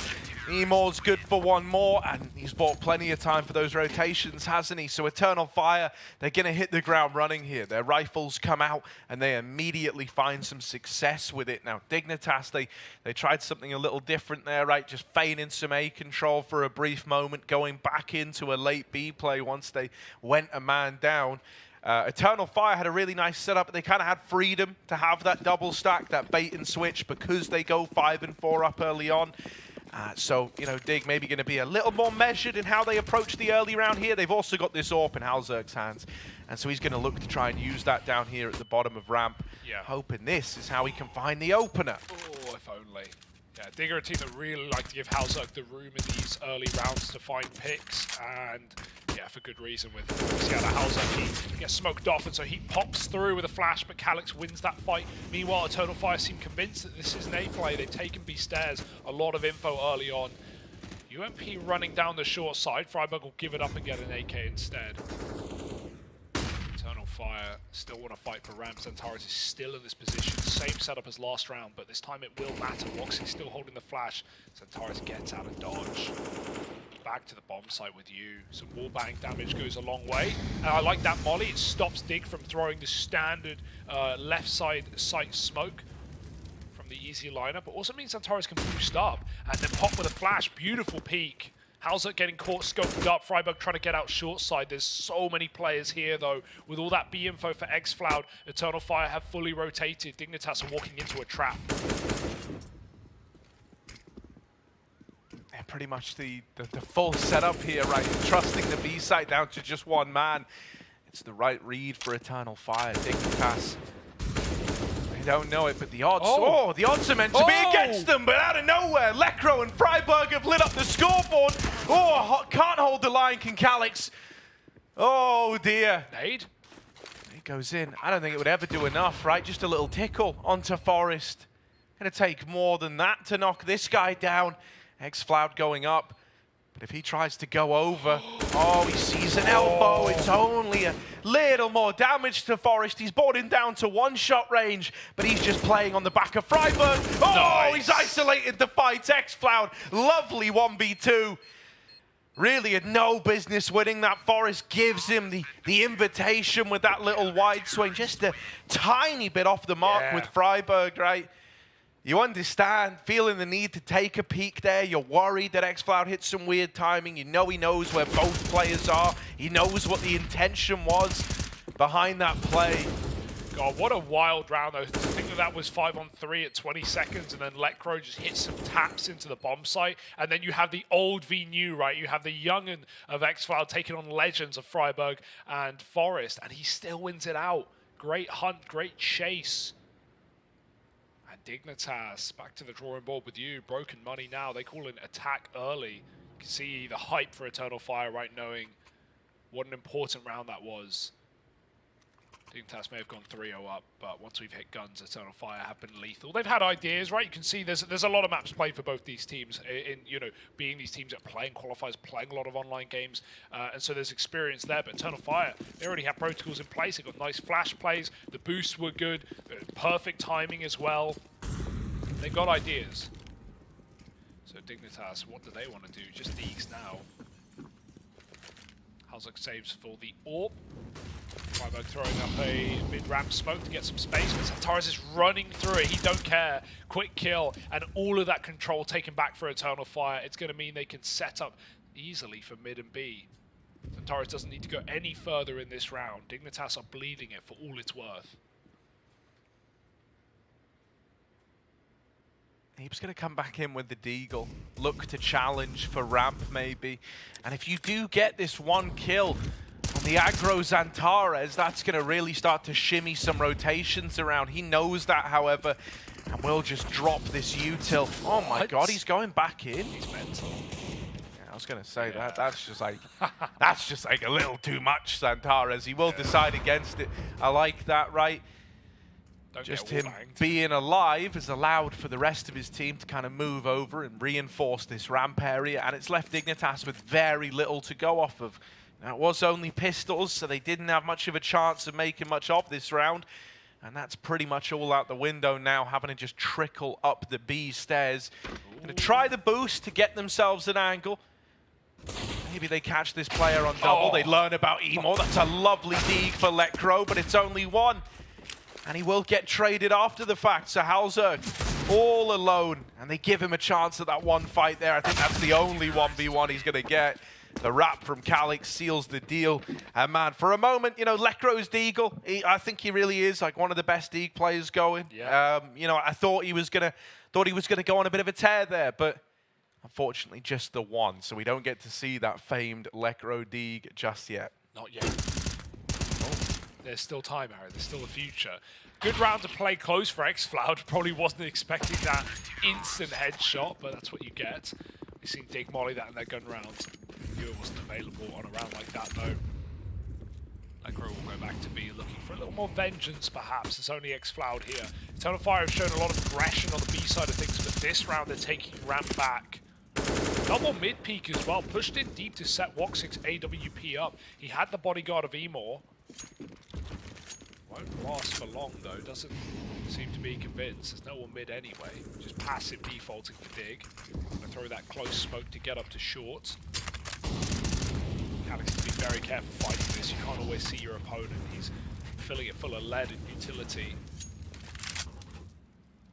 Dignitas late mid take again. They've been doing this a lot. Minute left and they're only just moving out into the choke point. Got a lot of angles to clear. It's all theirs. Woxic's holding a nice safe line, hard angle to pre-fire, and the boost is a nice way to get up over it. He won't be able to surely hit this flick, and pre-aims just in time. Flash to repeat middle. Eternal Fire want to stop digging their tracks, and they've done that. 40 seconds, and while two players have been shown in mid off the back of the boost Dig, they are just leaving that in the back of Eternal Fire's mind. They're going back to an A play. xFloud gets the kill at B, and Dig are running out of options and running out of time. It's a retake setup. Yeah, that's at least going to give them room, right? That's at least going to give them a chance to get this bomb down. They've only got one smoke, and so that's going to go in now. That's a little rough, right? You would love more than the one. Luckily enough, they all go up the short side to try and make use of this smoke. However, Emo holds the line with a double. Plants coming in. Calix doesn't find it on the spam, but it is just Freiburg all alone. 1 versus 4.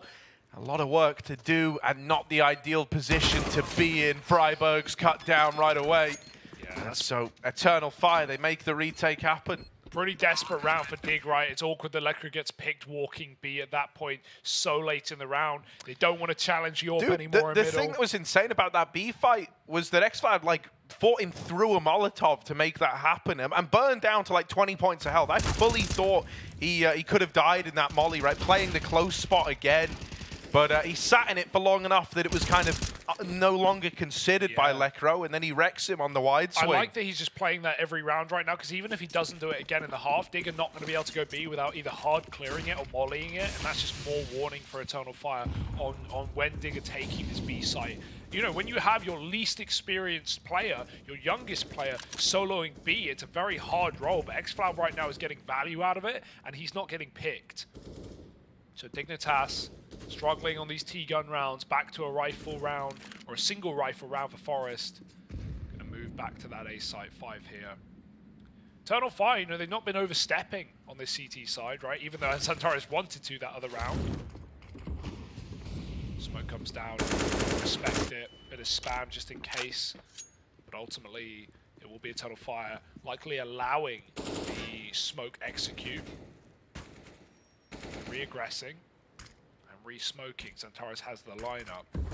Calix committed on short right now with util to slow this play down. And smoke is really nice here because it means he can tuck into the gap even if Dig take the ramp side. Last round you can see how sure Emo was that it was fully short. Apart from one, he swung out default to stop that bomb.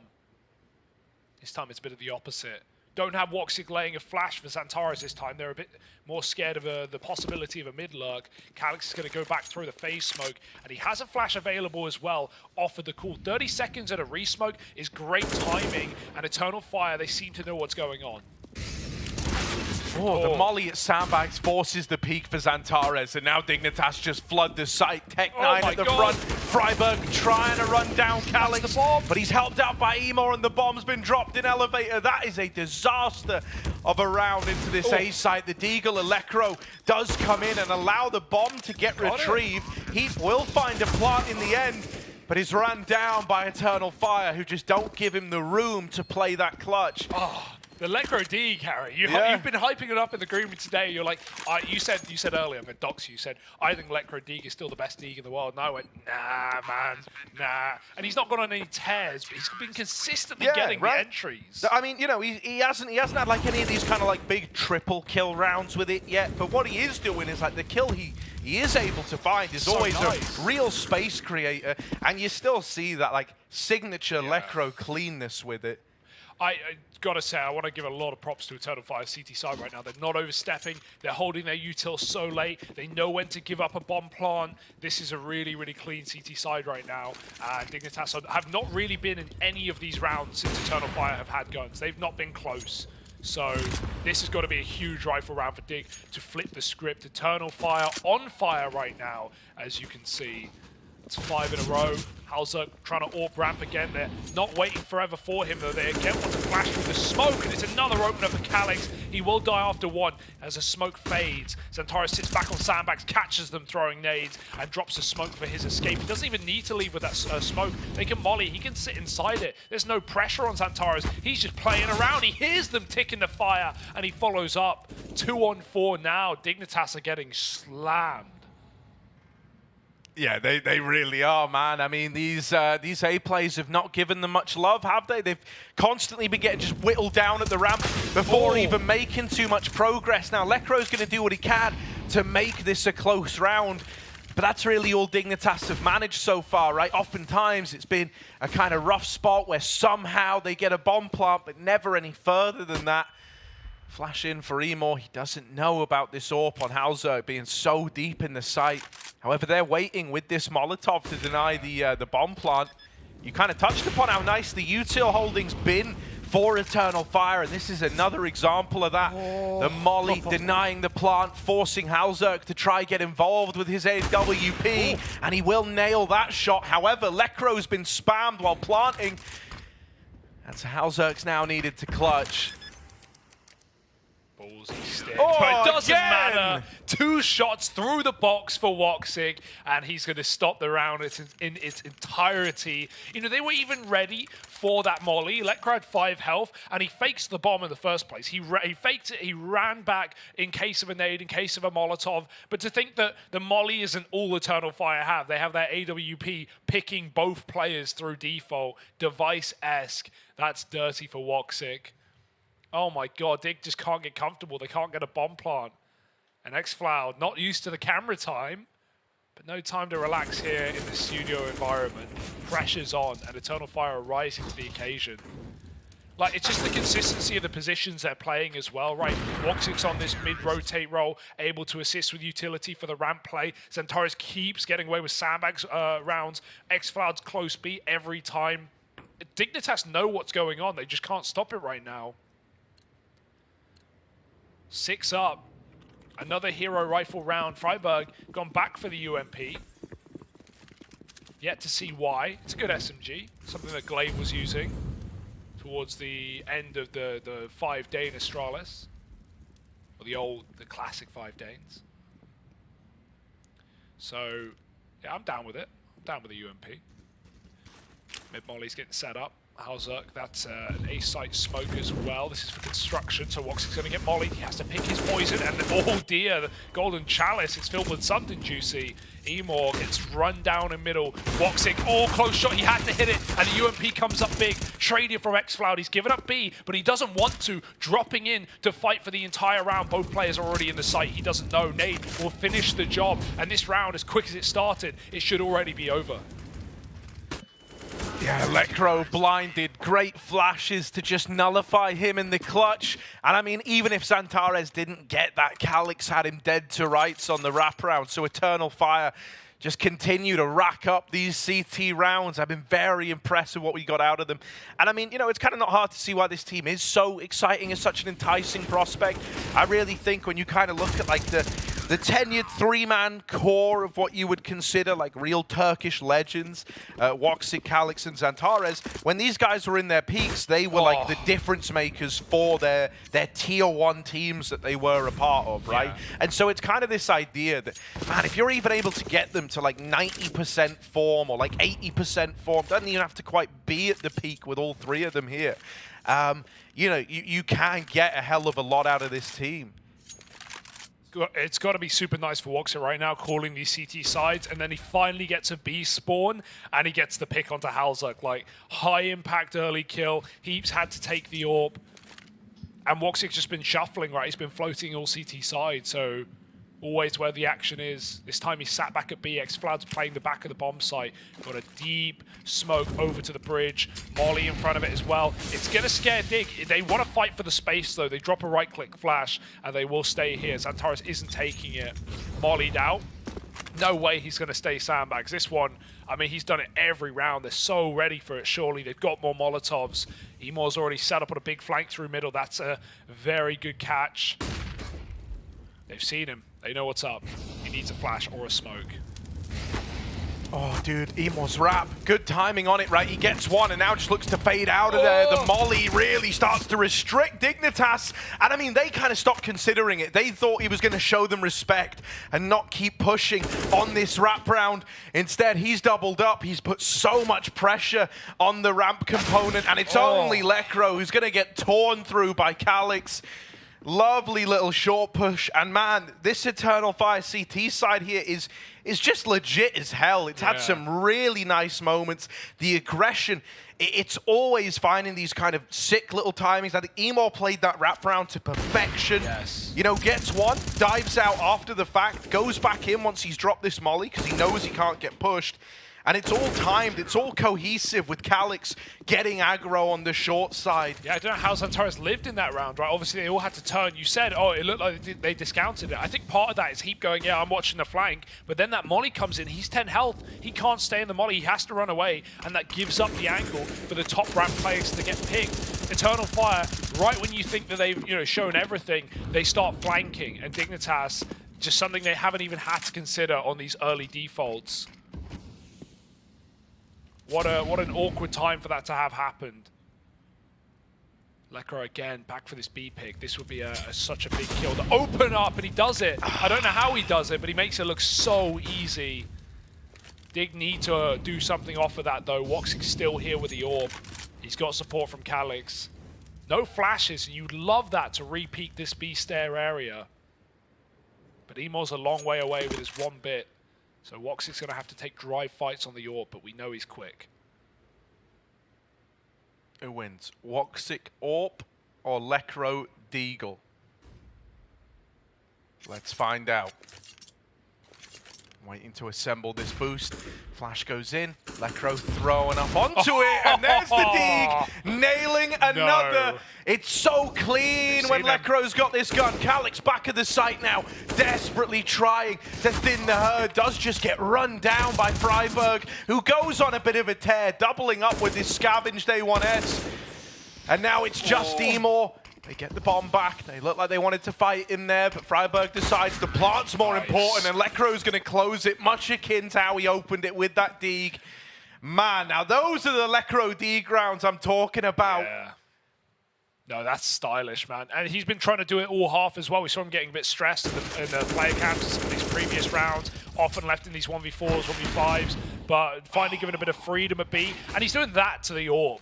Like, that's just despicable. I don't even know how, like, the thing about his Deagle is it's just how, like, how suave it looks, how clean it looks, you know? He's never spamming. He's aiming in the exact right place. It feels like he gets a buff to crosshair placement when he's using it.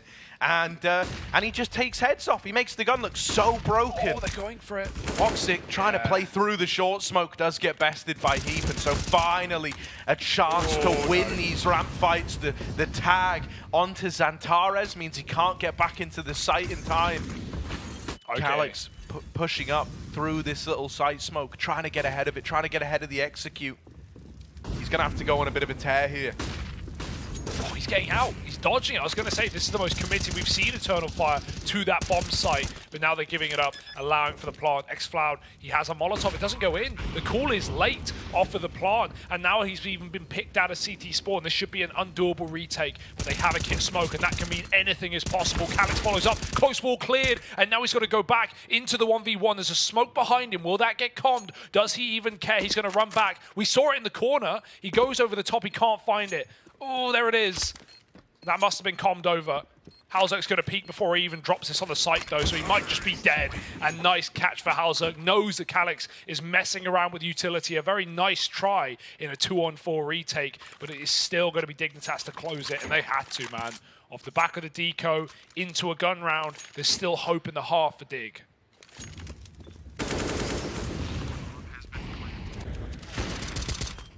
Ooh. That actually kind of looked fire as hell with the A1S like firing over the flickering. I don't think it was intentional, but hell, it felt pleasing to me.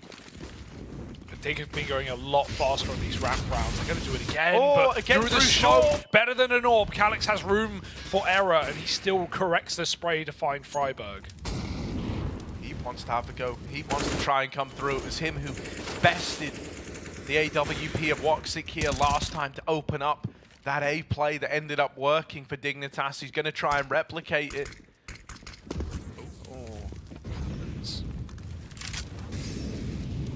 Gets a bit awkward for Dig though, right? Whenever they don't get this opening fight, they really just kind of grind to a bit of a halt. You know, and Eternal Fire have been doing a good job of like not giving the equalizers away. You know, so often when they get these 5-on-4s, it's been really, really tricky for Dignitas to find a way to make it even odds again. Eternal Fire just kind of tuck in on the A site, lean back into a setup where they can fight for it if no util comes in. If the utility does start to rain over, if the exec comes through for Dignitas, they can lean into these nades, into the nades that have been working brilliantly. They even threw Xantares up onto the boost there. He didn't actually see anyone. But Eternal Fire still maintain this triple A setup. Yeah, Wox, this is going to be a banger if he hits it. Halzuk's creeping in and slow shot. It's easy for Woxic. Instant re-smoke at the 20 seconds. And again, this late utility has been the undoing. It's a 5-man A rotate. They know it's happening. Can X-File get the molly in time? Calyx can stop the plant from this position alone, and he's done it with 2. Dropping Lekro has won the round through the smoke, and Heap is found 4 alive for Eternal Fire. And this A site is such a problem for Dignitas. It's their game plan. It's all they've been abusing. It's Vertigo after all, but Eternal Fire have so many protocols in place, and Xantares keeps playing sandbags. Now they're pushing through smokes as well, even to get 5-on-4s. It's getting easy. I would love a mid to be out of Dig, especially when you've got like Freiburg, who is just fearless with how he plays. Like, he will gladly be the guy to run in first, soak up shots, try go 1-for-1, and that's a great quality to have in a mid play. It really is. You know, Woxic's here early. Oftentimes, Eternal Fire have been leaning AAA to go for these ramp fights, these ramp duels. And so with a bit of noise getting made here, Dignitas, do they just want to commit to the ramp take again? Oh, Lekro. Lekro with the Deagle. Thing of legends. They're back up A, 4 here. Xantares didn't get that spot, I don't think. You didn't see how many players are coming around the corner, but the headshot will show.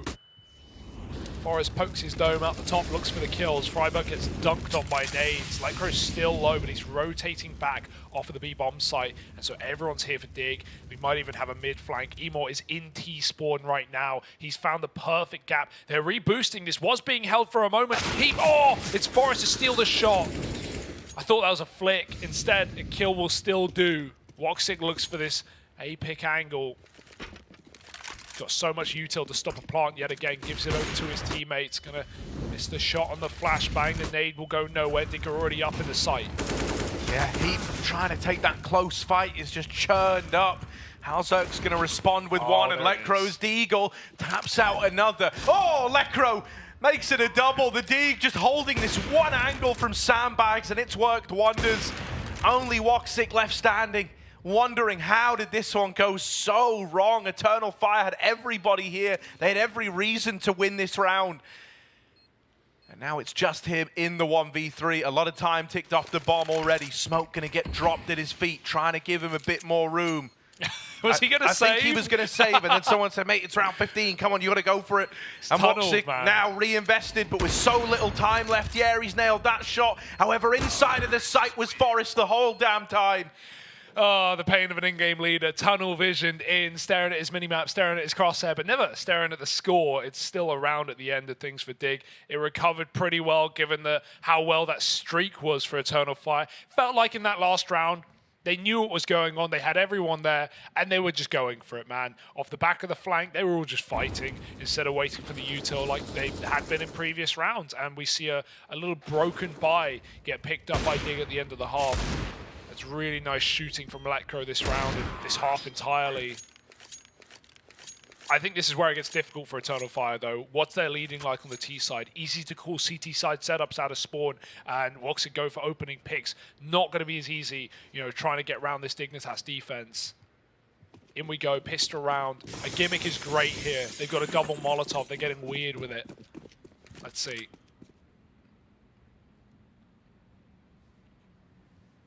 So is this just going to be like a, you know, because you could use the Molotovs to nullify a lot of angles in this pistol, especially Lekro's position, right?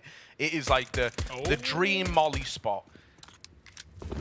And so that's going to go in now. Are they going to, yeah, okay, they use them both. That's what I was curious about, if they were going to try and save one for a post plant. But instead, it is just used to crack this site open and force Lekro into fights he didn't really want to take. Xantares good for a double on this Glock. And Dignitas left in a bit of a rough spot. 3-on-4. Halzuk is low. They've got a kit. That's really the only thing going their way. Plant's not for stairs. They've gone for that wide plant to cover for the flank, but they already had it. So this could get really weird if Xantares dies early. He needs to buy as much time as he can. A kill with him would be excellent. Fake flash over the top. Xantares just dueling, jiggling, fighting, baiting. Dignitas can't get him out of the corner, and he still follows up with a kill, hunting them down now. His team are here to help, and there's no help in Heap. He's a dead man in disguise. 2 shots to the head, but it will be the round for Eternal Fire. Nice little B pop, the double Molotov like you called, and even with Lekro smoking it off, it's still a very difficult position to hold on with a USP. One of those guns where if you don't hit the first couple of headshots, you're a dead man. And yeah, they don't have to worry about the bomb plant position. Eternal Fire, 9-6 and a pistol. This can get out of control quickly. And you know, I gotta say, like for Woxic, as like the guy kind of calling the shots here, I've been reasonably impressed with it. You know, I think T-sides. Yeah, you know, when it comes to facing a squad like Dignitas, this is probably like one of the teams you want to try and be on like the same level of calling on, if not kind of better than. And I would say, you know, in terms of like CT rotates, they were very, very clean for Eternal Fire. Yeah. Even how they played the post plant there, that realization, okay, bomb isn't for us really. Double nades, gonna delete Halzerk. And you know, all these kind of little details, right? Yeah. The decision to run the double nades there, really nice way of snatching an opening kill. Very, very low risk to Eternal Fire.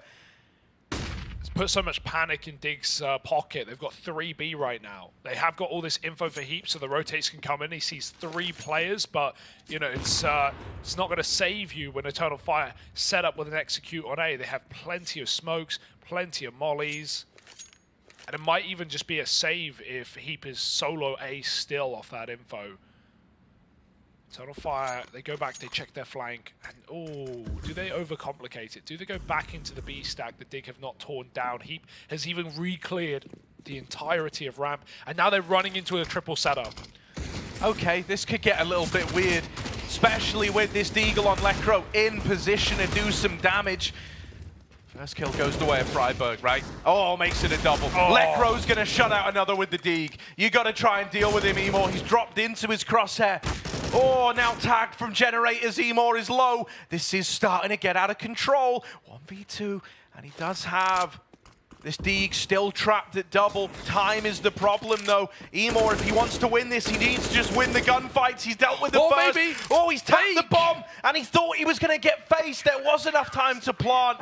Heap was already running away to win it to time. Wow. And Emor gets all the kills, but the round goes the way of Dignitas. It's very noble to fake that because he just saw the scout at green. But yeah, they'd already made the call. Yo, give it up. Just win the time. He can't plant here. And Dig already committed before he even got that first kill to Lekro. That's overcomplicating it. Even when Heap got the info on A that Eternal Fire were rotating after that B kill, like they should still be committing there. They know that Dignitas can't have any of these positions like short. They can't have sandbags. They will still be leaning on the wrong side of the map. Even if Dig panicked off that info and fully rotated, Eternal Fire can still run the execute smokes before they get there. But a bit of panic. Oh no, the jig is up. We've been spotted. Let's go back to B. And Dig was so ready for it. They never shuffled off of that triple B setup. Really nice call out of Dig just to go down with their ship. And it wins the force by round. Emor kept AK, trying to fight out in middle alone. But he is getting assaulted right now with utility. He's just drawing so much attention off this B site. Even the B player was looking at window for a second, and Emor's got so much space up the top of middle. Big opening kill. They don't even know what bomb site this is ending at, but everyone's running up B stairs. Yeah, they've collapsed onto the solo mid-lurk, but their decision to do that momentarily left the gap at B. And Eternal Fire have taken this room. Now Forrest going to spam one through the smoke. It's Antares on the receiving end. Bomb plant coming in. Lekro right next to Xfloud in this smoke. Right, both at the generators, just on other sides of the coin. One's head, one's tails. Which way is this going to land? It's a 50-50 fight on the swing, and the Tech-9 is clean. Oh, it's so close. You've won it. You've already done it, Forrest. Go get on that bomb, bud. As he does get it over the line. That is a damn good try, though. Xfloud goes on a tear with the tech at Gens. 3 kills in about a second and a half, just spamming away with it. Got to give it to Woxy there. He actually, him and his other teammate ran away from the plant, went back to stairs, and then the call comes in like, actually no, like if Xfloud's not going to get cleared, I'm not going to let him die alone. I'm going to die with him. And Woxy baits for Xfloud perfectly on close screen. He gets away with 3 tech taps to the head, and Forrest one-ups him with a 4K on the retake. Didn't even know the round was done, and we were having a lot of that in this game, right? A lot of teammates having to call stuff for their roster. Very, very scary round, though, considering that was a 3-on-4 post plant. Emo's gone back in with a gun. And hey, he's having a great game right now, so nothing wrong with that. But again, it shouldn't be a winnable round. The only way it would happen is if he gets a pick and fall back and let these execute smokes come in. That's the plan for Eternal Fire. They've got 2 smokes, a bunch of flashes, good pick. And now someone can grab that gun. Maybe Woxic with Kevlar already. Should give that bomb over if he does. But it's fine for now. They're going to move up ramp. Dig, who lost their first man, will give a bit more control away. But maybe that's a one-way. It was a lineup smoke. Halzak has something, and they see him back. Spam won't do it, though. You got to hit the headshot. Halzak, tucked in at short, lives to tell the tale, and Eternal Fire want to set up smokes, but might not get given the room. Yeah, they don't actually have the molly to clear this. Antares has opened up at short. Will they be ready for Freiburg, who late crossed to the sandbags? They don't have any way of flushing this out. They've got to check it. They've got to physically check it, and no one is. Freiburg with a double, and he's helped out by Forest going up, going over, and locking it in with a double. It's the 2 old boys at Dignitas who pop off there to find them a 9th and start to close this gap up. The hero AK on Emo not really accomplishing a hell of a lot, right? It all gets a little bit awkward when you don't have that Molotov, when you don't have nades to kind of force a peek out of a man on sandbags like Freiburg was. It very much hinged on him getting cleared. And I mean, I say Forest saved him, he really did. Like, Woxic was running the sandbags to go and get that trade. Forest and Freiburg, man, that's a duo as old as time itself. Yeah, I ship it. And this T-side, worry for Eternal Fire is starting to get put together. We saw some scared calls in the second round, and so far we're just waiting for this gun round to see what this T-side has on offer. They're going back for an execute, just straight out of the gate, popping a full BXX. I like this, very effective. Lekro's alone right now, he's calling for help. He might have to die on the site, not much else he can do. They're trying to assist him with utility. Can Lekro get out, or does he want to go in? MP9 up close in the face. His team are jumping through smokes to try and help out, but that's exactly what Eternal Fire want. Chaos is working. Woxic trading. He gets a double. Halzak is still here fighting for the site, and Calyx won't let him get away. 1v3 now for Heap. There's no bomb plant, but there's also no hurry. With this being an exec out of spawn, Eternal Fire can hold a moment and try and figure out where Heap is. Still got to consider the flank. He hasn't fired off yet. Oh, he got spotted, yeah. Seen by the back quad player, and so it's another situation where they just kind of count it down and swing it together. That's a lovely little B hit, right? Thriving in the chaos where Eternal Fire able to navigate that one super cleanly, considering how hectic that B play got.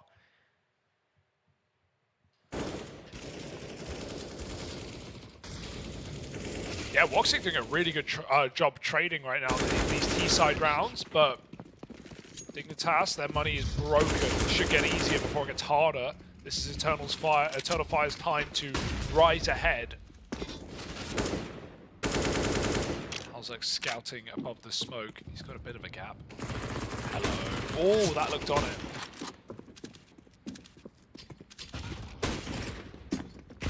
Hawk shots through, double nades for Eternal Fire. At a certain point, Dig might have to give up this ram.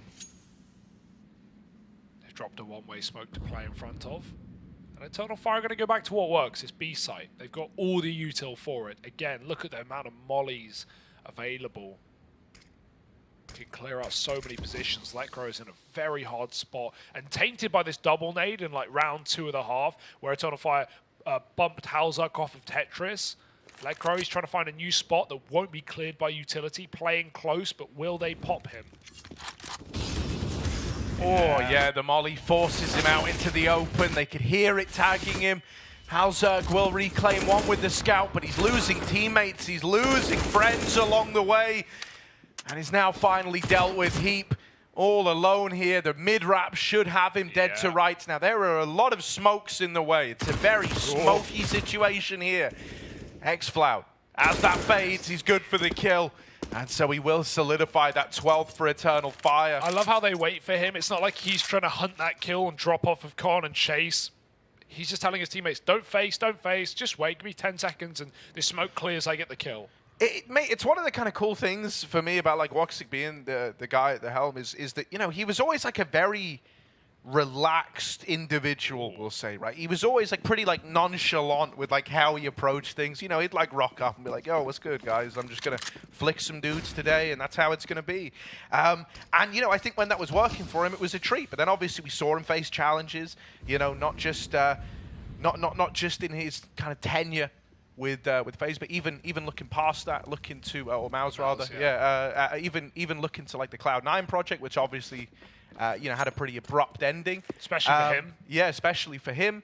But on top of that, you know, it's like the idea of rising to new challenges, you know, and it was cool that he's kind of the guy to offer himself up there. You know, he's had to put a lot of effort into trying to grow this side of him. Yeah, what a story it would be if he came off of, you know, his tumultuous history and became, you know, a tier 1 in-game leading AWPing part of a successful roster. You know, like this is the time where Eternal Fire could make a run. We've been talking about how the results haven't been great. They've been just playing online. They've been mulling about tier 2, tier 3. Like, what if they made a run at the major? What if they qualified and they took some big upsets? Like, how much confidence that's going to give you in your project? And for some of these individuals, especially like a player like xFloud, who hasn't had that taste of success, who's been, you know, touted as the next big thing, played on Gorillas. We all know how that went for everyone involved. And now has come here to a full Turkish team, the Turkish dream team we've been waiting for years to see. Like, what a cool story it would be if Woxic could lead this squad to a run. I always look at, you know, I always kind of go to like the same name whenever I talk about these examples, but for me, like Apex is such a cool one, right? In the sense of, you know, used to be this like phenomenal star entry player and then completely reinvented himself as an IGL, right? And obviously it worked brilliantly for the longest while in Vitality. Obviously now they do have like the new squad, and with that comes like a tumultuous time of change, something that he spoke about very openly in interviews. But it's super cool, and to envision that Woxic could be trying to go on that same trajectory is sick. Over here at top ramp, all the fights coming up in favor of Eternal Fire. They've taken an early 5-on-3, and they might just look to double down on the A play, right? We've sometimes seen them lean into like trickery in moments like this, you know, late committing into a B play. Instead, they just follow through. I think they've been burned by that in the past. They also had full ramp, right? They had everything, so there was no worry of a sandbags play or early rotates. They knew with 2 kills that quick, nothing can go wrong.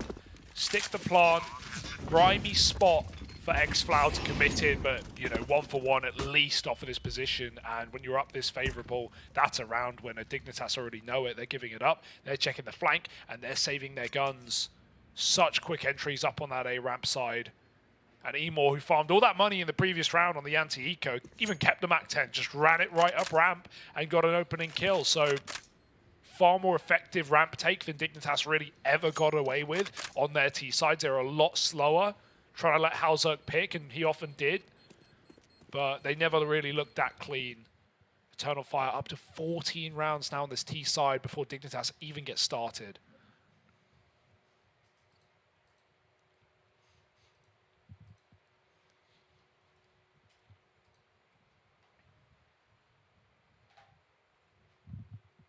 Yeah, I mean, you know, rounds like that, they just always feel...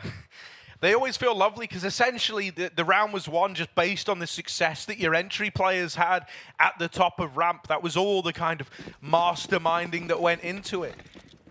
You know, you got 2 kills and that won you the round, essentially. It's like Inferno, but it's Vertigo, a far superior map. So, Woxic in mid with the AWP. Freiburg's trying to get a bit saucy with it, playing around this ramp smoke. Right, that's the big corridor smoke throwing in that normally, you know, you can use to push up behind it. You can try to gain some real estate there. Well, Freiburg's cleared all that, and he's kind of let Dignitas know that it's not the A play, and that Eternal Fire are looking elsewhere. Woxic opens up in middle, besting the scout of Halzerk, And now they start to wrap CT. This is a powerful position for Eternal Fire to own. Lekr0, even though he gets that kill there, Xantares is causing chaos in the back line. He's actually teed Eternal Fire up to go A here with these kills. Don't get me wrong, Freiburg's still at ramp. If he wins this fight, he can save the day for Dignitas.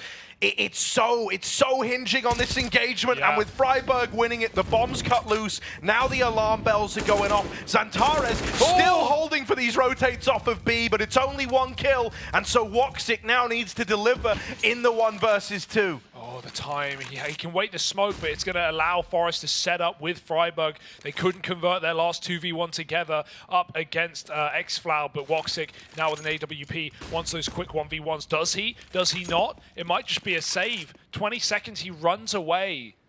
Damn. I really thought Woxic was going to give that a go. Even if Freiburg pushes and dies, there's no time to win the round. And that smoke cancelled him out. That's so awkward as well. Woxic was just a few seconds behind Emor, dropping late out of mid after he opened up onto Halzerg. Meanwhile, Xantares is just deathmatching CT Spawn, killing everyone on either bomb site. But that bomb had no protection, no safety walking up A, and the deep control taken by Freiburg early in the round will win the round. Yeah, it's a little awkward because, like, you recognize the phenomenal positions Xantares is in, and so you just try to capitalize quickly, right? You go, right now, he's got the pressure applied to the A players. He's able to lock out the B rotates. Let's try to go fast. Let's try to get this bomb in towards A, and that's where, one lone Freiburg, all alone on the ramp aggression, was able to win the round just by catching that bomb in rotation. Faster over towards ramp for Eternal Fire this time around. Emor already up at the top of ramp and already swinging this side of the map. Halzerg has dealt with him. Part of me was thinking, just on how fast it was, he might have been able to find a gap there. Heap had nades out. He was about to kill Heap. If Halzerg doesn't get that kill, that's an opening for Eternal Fire. Instead, Heap makes up for it, delivers a double, ramp down, or bomb down on the ramp now, and running down the ramp are Eternal Fire. Giving it up. Calix is checking the flank, but, this is, safe to say, locked out. Lekr0 has B stairs. It's where he spent his entire T side half as well. Calix is going to try and re-aggress, but no, it is just a given up round here for Eternal Fire. Decided off the early couple of kills on ramp. Damn. Nice save from Halzerg. Yeah, just being aware of the timing that is that quick for, Eternal Fire to be up top A already. Because they have been very fast at taking this ramp control back and getting set up with smokes. Bit of money to play with in the long run, so they can afford to give this round up. But Dignitas are not done. You want to know something kind of juicy? I'm going to come at you with a mainstream update here, Hugo. Over on the mainstream, we've got FaZe taking on Vitality. It's Mirage. At the end of the first half, the scores on the doors were 8-7 to FaZe. But as it stands right now, it's 14-14, all tied up without a clear winner in sight. Spicy stuff. Got to have 2 monitors open for a day like this. Full of BO1s. Currently no upsets off of, a massive trajectory. I don't know who was favorite. Mal's OG. OG won that. I think that was kind of a very 50-50 game, right? So, anyone could have won it. Definitely. Not a clear favorite, but of all the clear favorites in the first round, all of them won. So I think that's also reassuring. It's also part of the BO1s. No one's going to be uncomfortable. No one's getting a map they don't like, just insta-picked. It's the BO3s where things can get spicy. But yeah, Eternal Fire right now. They know the Dignitas are waking up. 14-11 and attack timeout done. Last legs in terms of money as well. They've got a couple of buys here in a row. Yeah, I think it's kind of interesting that, Woxic kind of calls a relatively safe T side in terms of not afraid to lean into save rounds, right? Not afraid to just write it off if he doesn't like the way it's gone early. It even surprised me, in that 1v2, that he didn't give it a go. Admittedly, the situation was pretty dire, so there is an element that understands. It's more just knowing the player he is. He thought he might have, but maybe trying to change himself up a bit. Reinvent the wheel, reinvent the Woxic. Gonna try his hands at an early peek here over towards the top of ramp. Oh. Full blinded. Halzerk sets himself up with his own flashbang and then wrecks Woxic on the back of it, even blowing the AWP away with nades. That is gnarly, isn't it? Yeah, his own flash. I've got to see where that lands. That was beautiful. And Woxic, he held the shot for a moment, but didn't have room to. Got a B pick. It's your only way to get back into this round in a 4-on-5. Everyone is grouped here for Eternal Fire right now, with the exception of xCloud, who has been tasked with these mid lurks, but has not been proactive on them unless his team have had success. And so, you know, it's a bit awkward now that Dignitas are using Util to hold Eternal Fire back. xCloud's still holding for aggro he's never going to get in a 4-on-5. And it goes both ways. Safe our Dignitas in mid. Calyx could walk up on this smoke, maybe throw a boost in.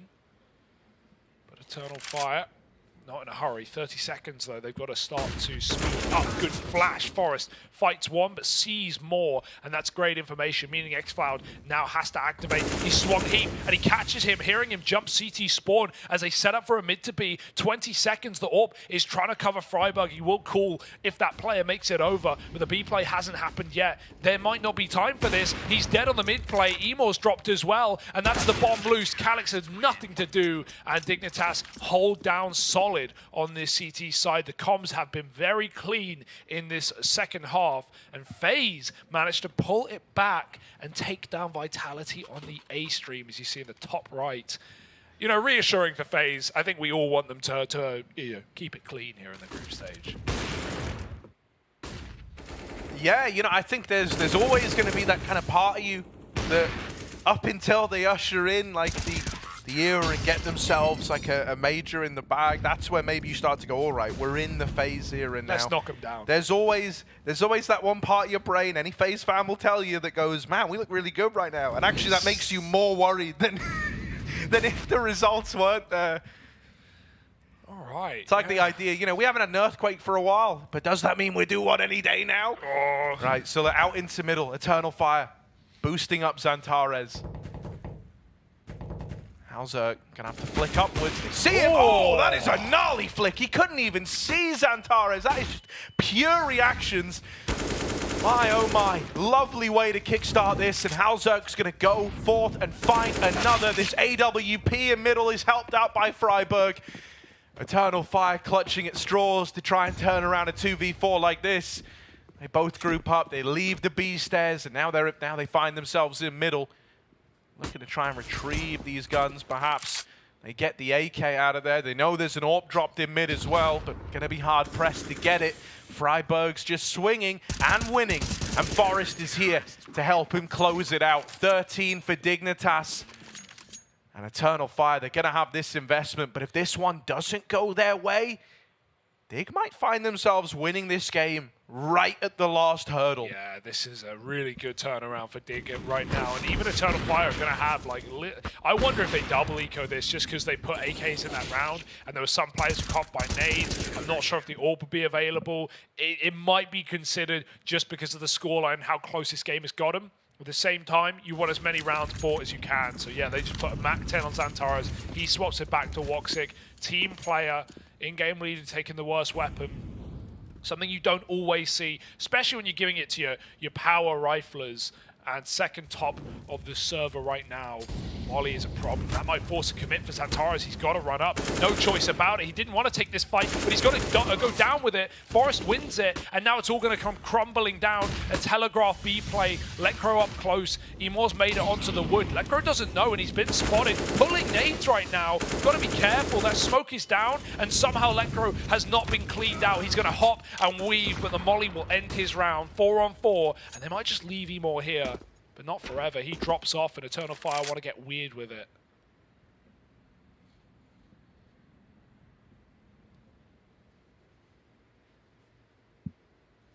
If Emor could get one more here, outside of B, you know, if he's able to deal with one of the two defenders, that is going to set Eternal Fire up so nicely. You know, at a bare minimum, he is keeping two bodies over towards this B site, and the kind of third player's leaning towards middle. So there's only one man actually in A right now for Dig.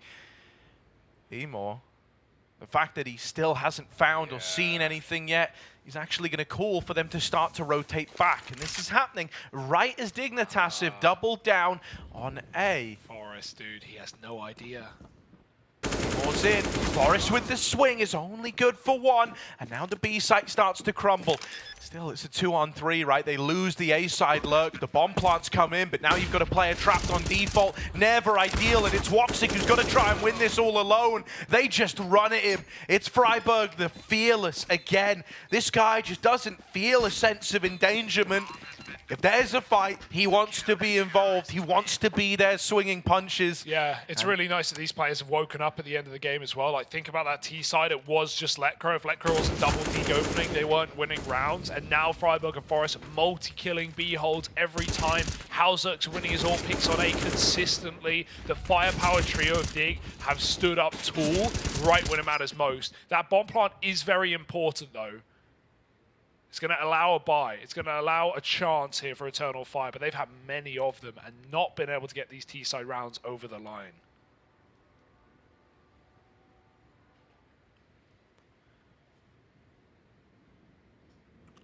Five in a row. It's one hell of a streak, isn't it?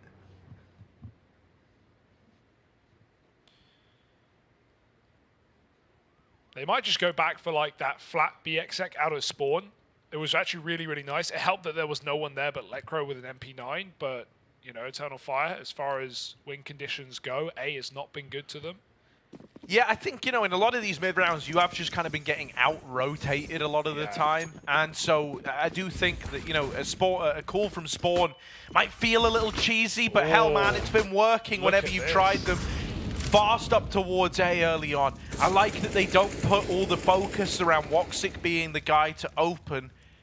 Right, whenever they've had him take a more passive lie with the AWP to try and get these openers, normally he's been bested by Hauzerk. So they've got full rifles here, and they've gained a lot of space over towards ramp early. They're also not committed up too far, and this means that this like retake util that Dig throw in doesn't find the impact it was hoping for. Freiburg, they're suspicious about this. The flash wrecks him and Heap at the sandbags, but no one's able to capitalize. This is really nice utility out of Dig to just keep Eternal Fire trapped down the ramp. They still don't have top ramp control yet. And with another molly going back in, that's not going to change anytime soon. They've even re-smoked this one way once more, right? Stops players getting up on the rafters, means they've got to swing it wide. And you've got this angle under the smoke to deal with anyone at ramp. Oh my god, they're re-aggressing. There's 4 CTs here right now. Everyone's on the bomb site. They don't know. They're all hidden behind the sandbags, but Freiburg still picks up a kill. Can he escape? His teammate couldn't. Heat was committed. Eternal Fire have been given ramp, and they're going to make do with it. Smokes go down. Forest has to pick his side of the site, and right now he is committed. Yeah, you've got players fighting ahead of the smokes. A triple short side setup. They are ahead of this utility Dignitas. It's a thing of beauty. Oh, Woxic tries his best, but Freiburg gonna trade it and puts a stop to the A play. I love that decision. I love how Dignitas played that one there.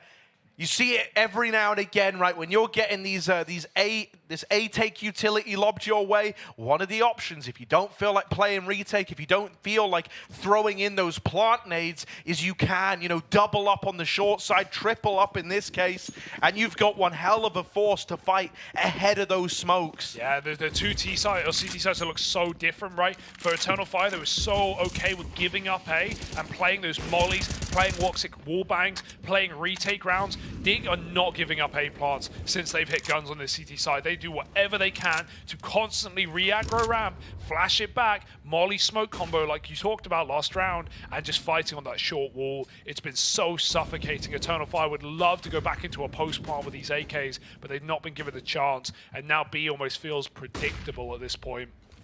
Letcro close up, drops a molly. Even hearing ticks here is big info, and the boost is always scary. Smoke comes in for a one-way, not going to let Eternal Fire get up B for free. And they're hesitating, they're holding on. X-Cloud up in ladder, trying to sell something over on A, but Dig have read this one like a book. Look at the setup. 3 in the B site right now, 1 AWP deep peeking A ramp. With all that info for Halzerg, yeah, the best weapon's in the wrong place, but it's allowed Dig to play stacked in the bomb site and Eternal Fire are running in with flashes. Oh, but a missed chance at the opener for Forest. Freiburg has brought it back into a 4-on-4. It's all hinging on the B play for Eternal Fire. Calyx dead on the swing. Oh no, it started to get out of hand. Lekro's here, holding the line, but only good for 1. Freiburg, the trade king, looking to pull up, looking to come in with kills. Heaps nade.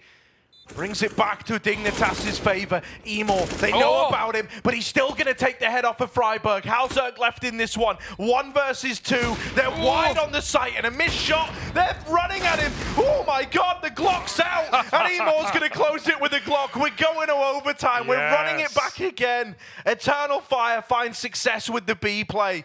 6 in a row for Dig, and finally Eternal Fire just go, screw these executes, screw announcing our play, let's just run in with a flash. That was all they threw to get into that B site initially. The smokes landed late. They just run in, get that entry onto Forest. The first time they've got 5-4 up on B, and even though the nades are really nice for Dig, it's not enough. Pop-off round for Emor and Woxic, about time on the T side, and to think that Emor ran him down with a Glock on full health, madness, but it worked. We go again. Once we hit overtime, you know, regulation goes out the window, rules go out the window. So I can't wait to see what Eternal Fire are going to try and craft up now on this T side. They've got a far better understanding of how Dig have been playing this A defense. Dig start 3A, very standard. Heat looking to take a deep peek. He's even got the orb. There'll be a missed shot early. Dig know no one made it up the short side. They swap guns out. And they wait for Eternal Fire to fight back. Woxic's still here, and he's going to try, I was going to say maybe get revenge on Halzerg. He lined up a flash of his own, but doesn't elect to peek on the back of it, instead taking a very passive line in for the ramp fight. It's not been unheard of to have Dignitas aggression down the ramp. That was how Freiburg won that like weird little 3v3 where he dropped the bomb solo ramp. Flashing beautiful in. They do like doing this, man. If it goes quiet at B and then they start to hear, you know, nades getting set up in the mid round, they will just flash and fight you at the bottom of stairs. Forest's been mollied, but it's not the commit for Eternal Fire. Once again, they're just kind of, you know, showing their hand at ramp, leaning back towards B, and now looking to mix it up in the final, you know, 40 seconds of play. They lean back towards ramp. Halzerg, 1 kill here would be lovely. Little run boost up and over. And Halzerg now knows the full extent of what's coming his way. At least having the AWP posted is this early warning system for Dignitas. They're pulling bodies over. Heap's playing up on top of default, looking for fights at ramp, and it's a double for Heap.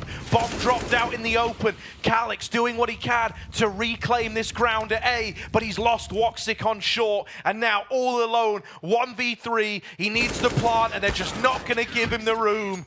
Dignitas, lovely little hold. Lovely rotations, and all of it coming off the info that Halzerg is able to get down ramp with that AWP. Yeah, something's never changed, Harry. Dig just don't want to play a retake round. They do not want to give up a bomb plant on this A site. Over the top with 10 seconds for Heap, and it looks so nice. Halzerg, he even just ran back to commit short. Like, it's just the polar opposite to what Eternal Fire were doing on their CT side, but it's even more effective, it feels like. Just uncomfortable for Eternal Fire. Their smokes mean nothing to Dig. And a third pause coming through for the Turkish side, trying to figure out a way to break this one open. Fraggers might be there, but the game plan for Dig is clear as day. Emor's bordering 30. Don't have anywhere near the same numbers on Dig, but doesn't seem to hold them back, does it? Another A short smoke, but only X-Filed setting the precedent. They will go for a mid take. Xantares, remember that one round he got in CT spawn? They've done that a couple of times with different players. It's been nice, but this time the Orb's here finally. Good way to bait the shot for Xantares. That's really, really nice. Gets the info. It will mean Eternal Fire's game plan's kind of kaput. They can't commit middle now. But that's fine. They've got the info on the AWP, and that only assures them that A is the object of their desires.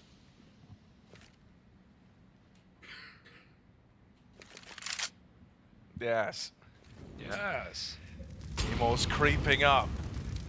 Molly slowing them down again. Dignitas always having a little trick up their sleeve to try and slow these pushes for Eternal Fire. They've been very, very good at disrupting the game plan.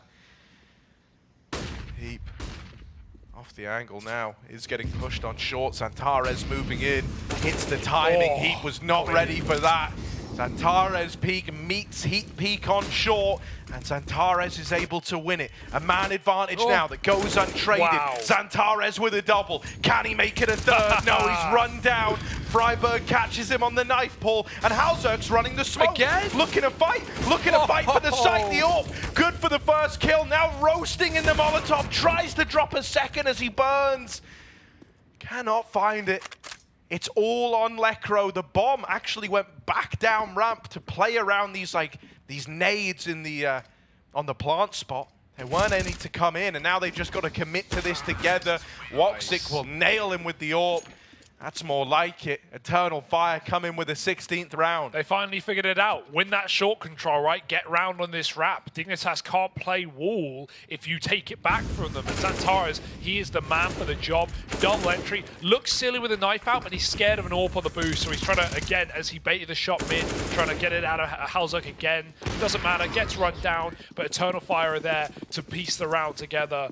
They go 1-1 here in overtime. Final one of this half. Whoever wins T-side is going to be sitting very pretty. Or if Eternal Fire win 2-1 T-side, they're going to be sitting pretty because it's been the harder half of the two in this map. Let's see if they can do it. Finally broke that curse, broke that streak. Boost up in mid, Freiburg. He's very in the open right now. He has no idea what's about to peek him. There's Xantares peek. You don't like it. You love it. I love that we got to see it from Freiburg's POV. Yeah. They're the most fun ways to see a Xantares peak. They got spawn again. Yeah, they've taken CT away, and I mean, this just causes so many problems, so many issues. You cannot rotate now. You were just stuck in your spots in this like 2-2 setup between A and B. Was trying to hound down the CT players. The Molly will deny it. Lekr0 and Forest, they've got to hold this off. They are essentially all alone. There's no reinforcements. There's no cavalry. And so Lekr0 fighting tooth and nail to hold on to this B site. Oh, that's the bomb coming in late through main. They're chasing Lekr0 down, and they will get the better of him eventually. Xantares holding for the rotates. And the fact that they are able to flush out Lekr0, they're patient with it. They don't flounder the execution. They come up with 17 rounds now.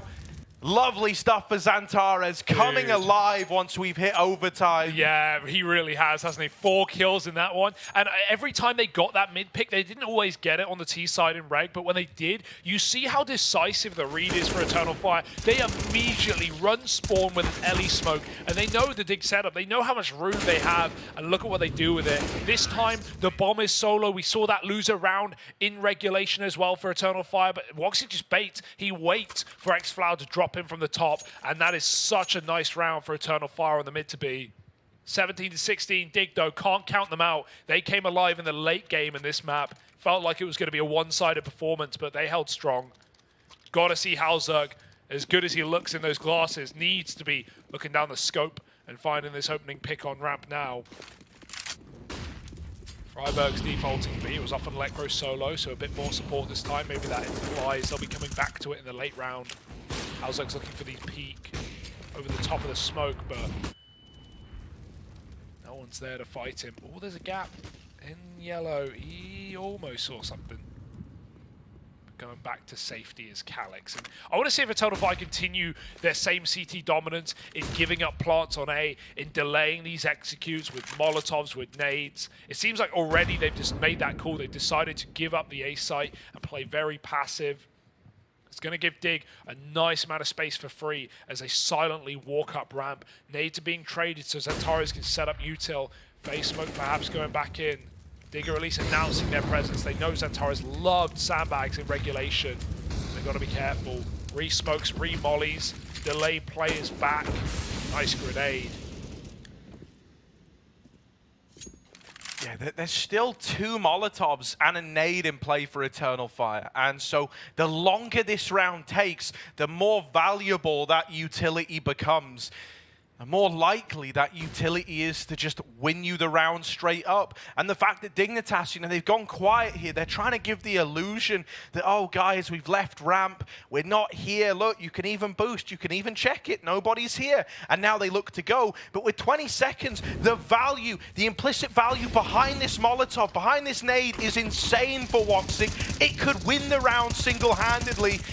Eternal Fire need to get it in position, and Woxic's going to lob it in now along with the nade. Oh, no! Oh, it's extinguished by the smoke. That's a bit of a disaster. It's gone a little wrong here. The molly could have saved the round, but a smoke's put it out, so the retake has to come through, and Calix is nailing them on these openers.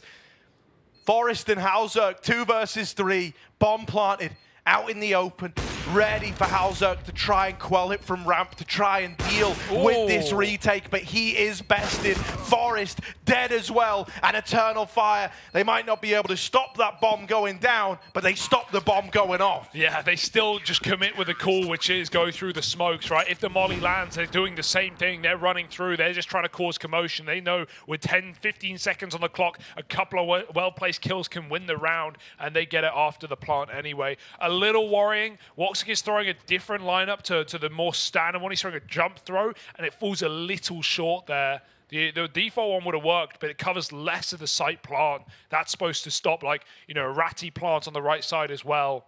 Still doesn't matter. They win it. And Eternal Fire, map point now. A chance to close. They couldn't get it in reg. They were the ones fighting back from 15-14 with a force buy. But now it's their chance to shut out this series and push Dig down 0-2 in the EU RMR. Let's see if they can do it, though. Nothing is guaranteed, but these CT sides have been really, really nice all game long.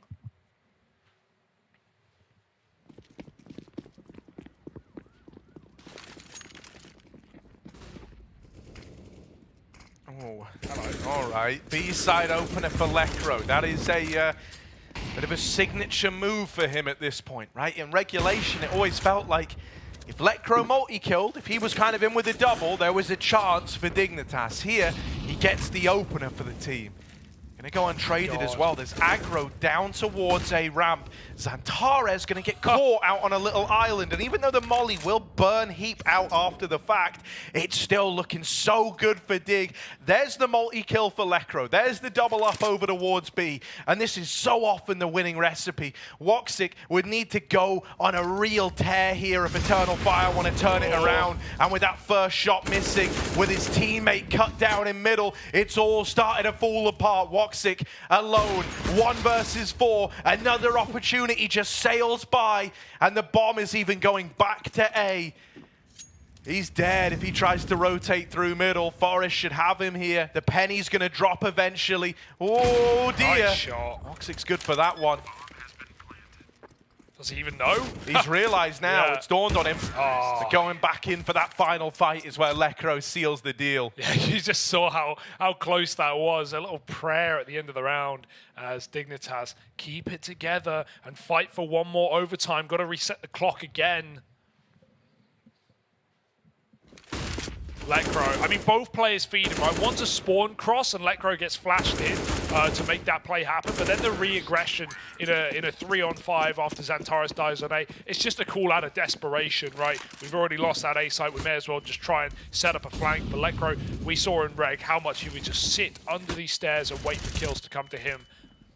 18-17, Xantares has had a hell of a game here, 34 kills deep already. Might not be done, not with shots like that. Finally, Halzerk picking Woxic on ramp, a fight we haven't had often. Looking through the yellow gap. But Calix is not going to re-aggress, he'll give it up, go back to the site with Xantares. A duo as old as time in Turkish CS. And even joined by Emor. Man often left on the edge, on the fringe of Space Soldiers. They're going to regress, they're going to get all this info that A is clear, but it might not matter, it might not make a damn difference as Dignitas poise for a pop into the B-bomb site. Even xCloud is checking middle, paranoid about his flank with no teammates to support, and it might have to be a retake round. They can catch Freiburg here, that's nice. A big clear sends xCloud back to B, but he needs a multi-kill or this one's a retake. Yeah, he's going to try and swing out. He gets one. That's honestly enough. He wanted to leave there. He didn't want to die to Forest. He was trying to get out of the site and set up to play 4-on-3. With him now falling, it's even odds. Molly starts to rain in. The smoke on Halzerk's quick to extinguish, giving him more room, giving him a chance. He needs to get out because Calix has gone super deep around this smoke and they've got no idea. Halzerk back in with the swing, has left it all to Xantares. Eternal Fire, it's on the line. Victory relies on this 1v2. Otherwise, we run it back again. Xantares in with the first. Just Forest left to find.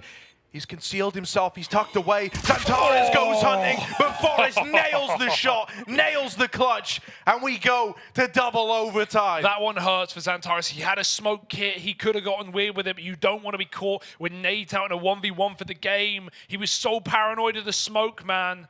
So scared. But if he smoke taps that bomb, suddenly it's a force from Forest. He's got to run at him.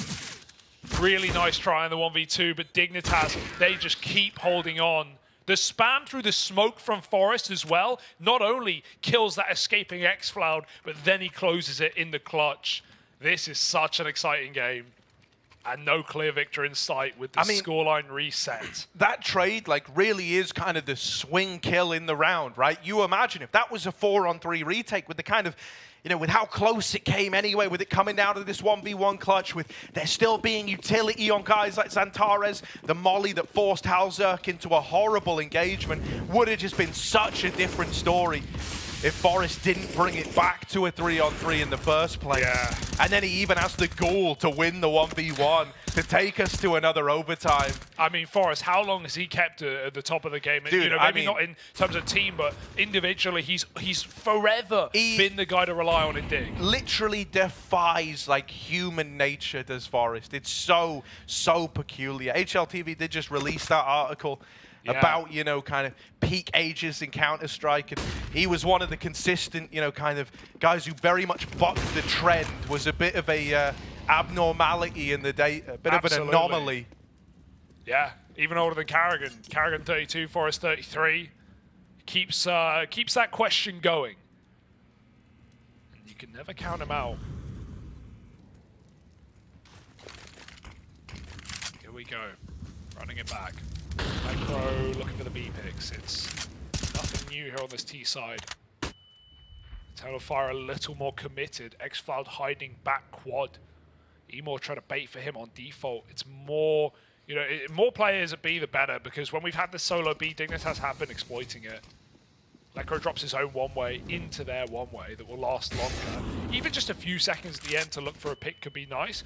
They can also boost up. They like that. Freiburg blind. Oh my catches God. Xantares re-aggressing on the ramp side, and that's made Eternal Fire panic again, leaving a lone B player, and he's not for long. Emor now throwing himself into the round. Nice spray. Can he get a third? No. Forest trades, and we know he can. 2-on-3 now. Halzerk's picked out a rotate. He will get followed up onto Calix with a clutch, perhaps. A 1v1, and a long way away is Freiburg. Calix has read it. He's sticking the defuse. He's won the round. 19 on this B site, as Freiburg is too late to the site.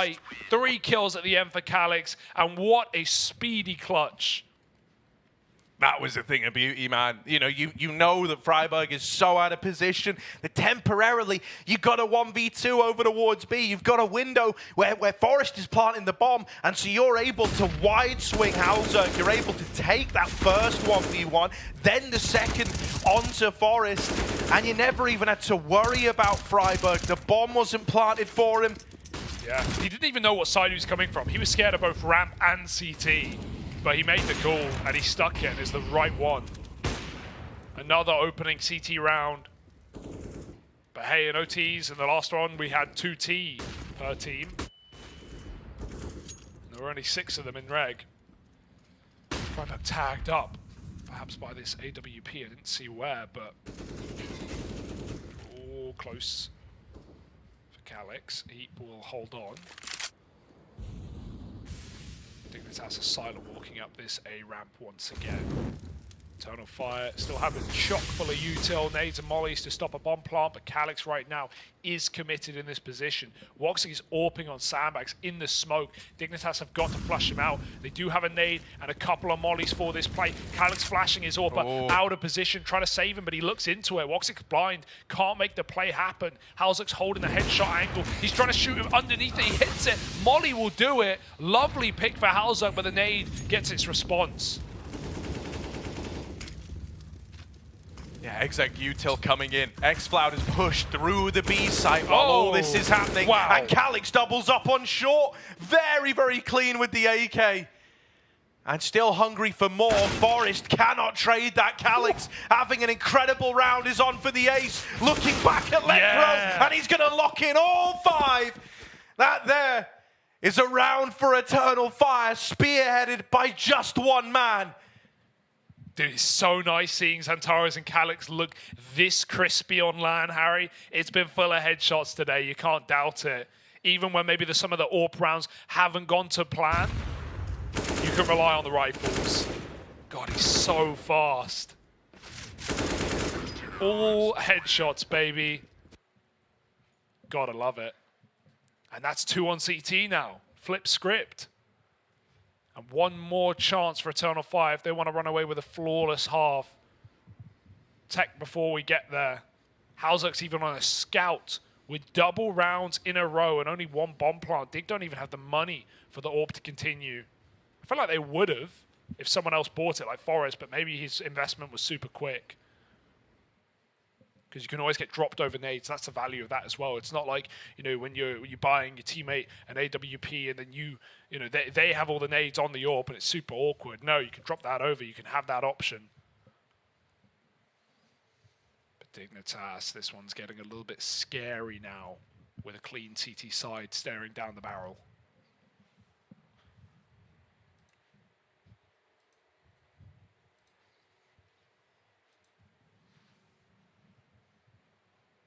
Yeah, I mean, starting to get pretty worrisome, right? Especially because, you know, when we kind of hit overtime, first player to really get activated for Eternal Fire, the first guy to really get switched on was very much Xantares, right? Who had those kind of back-to-back multi-kill rounds to start to make this all look doable. Now we've had Calix pull up with an ace, starting to find his footing. Also the 1v3 prior to that, you know, like we're starting to get the mileage from all these stars of Eternal Fire.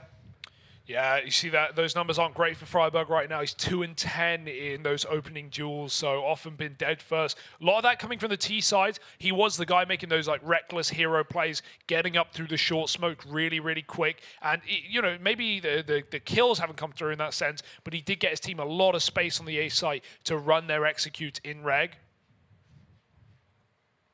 We're not in regulation anymore, though. One more round for Eternal Fire would poise them perfectly to shut out this series. Can they do it?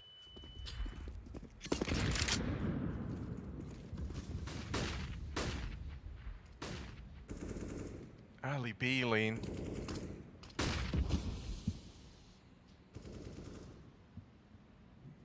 Freiburg starting to walk his way up while Heap is still just holding this ramp area. Looking like him and Lecro want to try and employ this boost.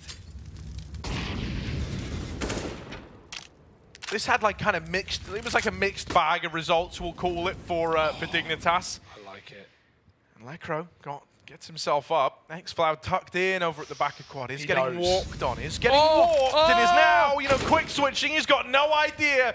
Lecro shoots him up the side of the head and now calls for these rotations. Double kill from Lecro's fast play into the B site. He's going to try and run it in, going to try and run it further. And he's got himself 3. So often multi-killing was needed from this guy to find rounds for Dig. And I mean, it's all been encapsulated in this one to try get them 1 T-side round. In this second overtime, smoke fades, they deal with Lecro, a 2-on-3. Calix and Woxic left up in this one. And this is a Calix who is switched on. This is a Calix who is feeling it, coming off the back of an ace. Now in with a chance at this clutch. He's got Woxic moving in behind him. 2 to the good already. Heap and Halzuk tucked in, trying to play around the bomb, trying to play around the defuse. They're on it, and there's the swing. Halzuk's the Eagle delivers. Doesn't let them sneak that one out from under the nose of Dignitas. Yeah, I had to do right by Lekro in that round. I love how quick he is at taking that B space. Often you'll sit on that boost for 15, 20 seconds and not get seen. And as soon as you get spotted, they just won't re-peek the angle. It's so favorable for T's. So Lekro just immediately climbs up. X-Filed has no idea, waiting for some info. How many of these B plays have been executed? Loud, smokes, mollies, flashes going over. That's the first contact B we've seen this entire game. And X-Filed just not ready for it. Nice D work for Halzuk, who couldn't have that AWP in that round. Well, now it's back in his palms. 1 round on the T side for Dig, more akin to regulation. Still closable in this half as well. They've just got to get flawless.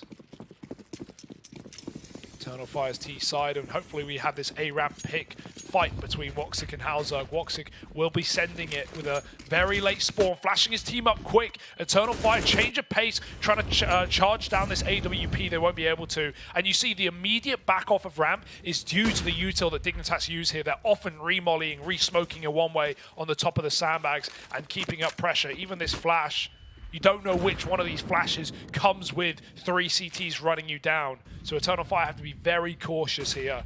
It feels like they're going for it. Woxic's ready. Can he get the shot before the flash pops? Oh yeah, missed shot for Emo Zorp, right? Got thrown it because he's low on health.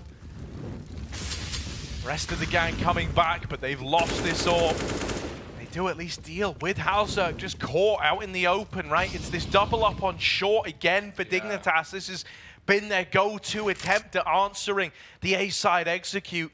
As a result, though, Eternal Fire, they should be considering this. They're pushing it. They're actually going to try and take short aggro. They're going to start to push in. Nades are out right now. Good timing on this push. There's more players there. And the trade has come out for X-Cloud. Second man in Freiburg will rise to the occasion.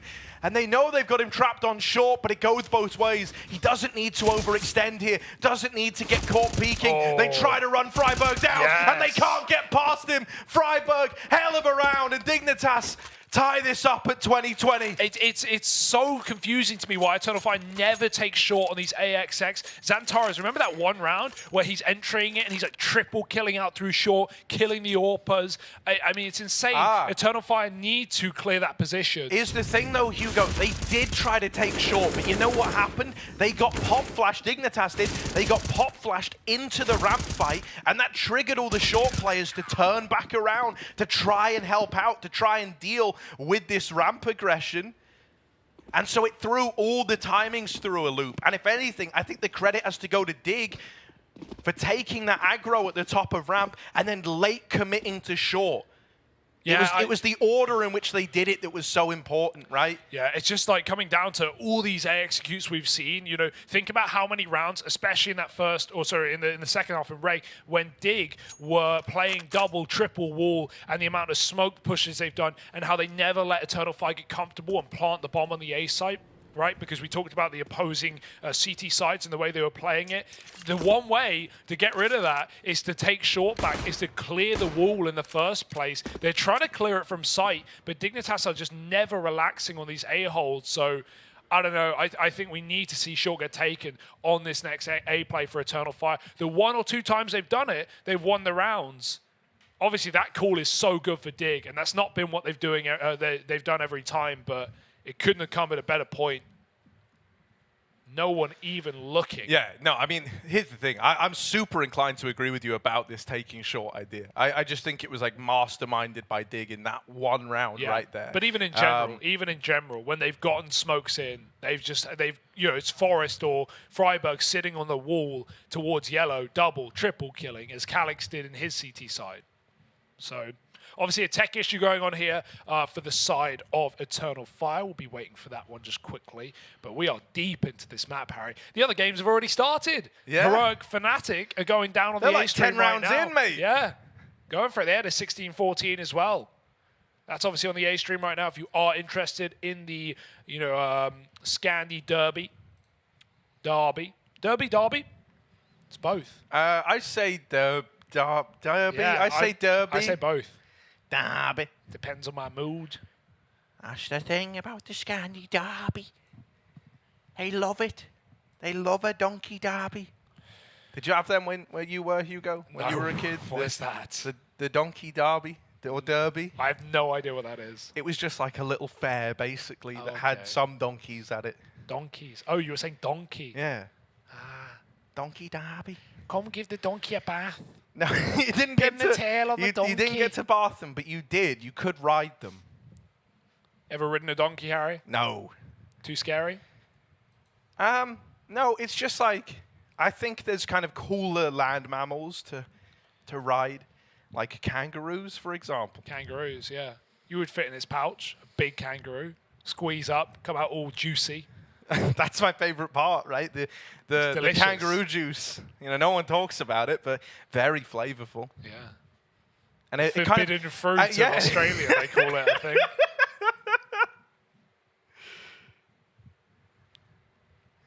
Sickly. If you could spend a day with, I think it's like Careful. like birth juice, essentially. juice, You know, that's how I'll put it. So, Hugo, you know, what animal would you spend the day with if you could spend your day with one? I already spend my day with a bit of an ape. You. Oh, me? Yeah. Every day. It's great. It's great fun.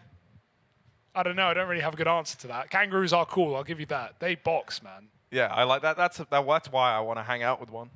Like, I need a sparring partner. Am I not up for the job? No, you're not, Hugo. My pouch is way smaller. But it is slimier. Slime Thank pouch. you. No one's ever said that before. You can fund it now. We're crowdfunding investors, actually. Elon tried to get on board, but of course they just tried to buy the whole company. Yeah, that happens. Yeah. So I'm cashing out. Anyway, it's a good time to be me. God, it's not a good time to be Eternal Fire. No one wants to crash 40 rounds into a game. Just a casual 40 rounds in. Yeah, you know. Got other games to play, guys. Come on. Up next, of course, on this B stream, we do have Forza taking on Gamer Legion. That's pretty cool, yeah. Jerry fans? Any Jerry fans in the house? Yeah. Yeah, that was There's pretty delayed. Sorry, I forgot that there's no one else actually in this room Yeah, it's with just us. me and you. It is just us. So when you ask a question like that, the kind of societal contract that we've signed is that I have to reply. Yes, and I know you're a Jerry fan. It was a poised question for you. Yeah, I'm kind of excited as well to see how Schalfie and Norway do. Yeah. I haven't actually really seen them in this squad yet since they moved in, so that's pretty exciting. For Gamer Legion, excited to see Zero back in the server. That's pretty cool, right? That is pretty cool. Was it Zero who recently released the audio fix so you don't get deafened? Maybe something you should look into. You don't get deafened by for flashbangs. Yeah, and also the headshot animation or the headshot noise, especially getting gooshed or dinked, as they call it. I like those words. Those are onomatopoeias, Harry.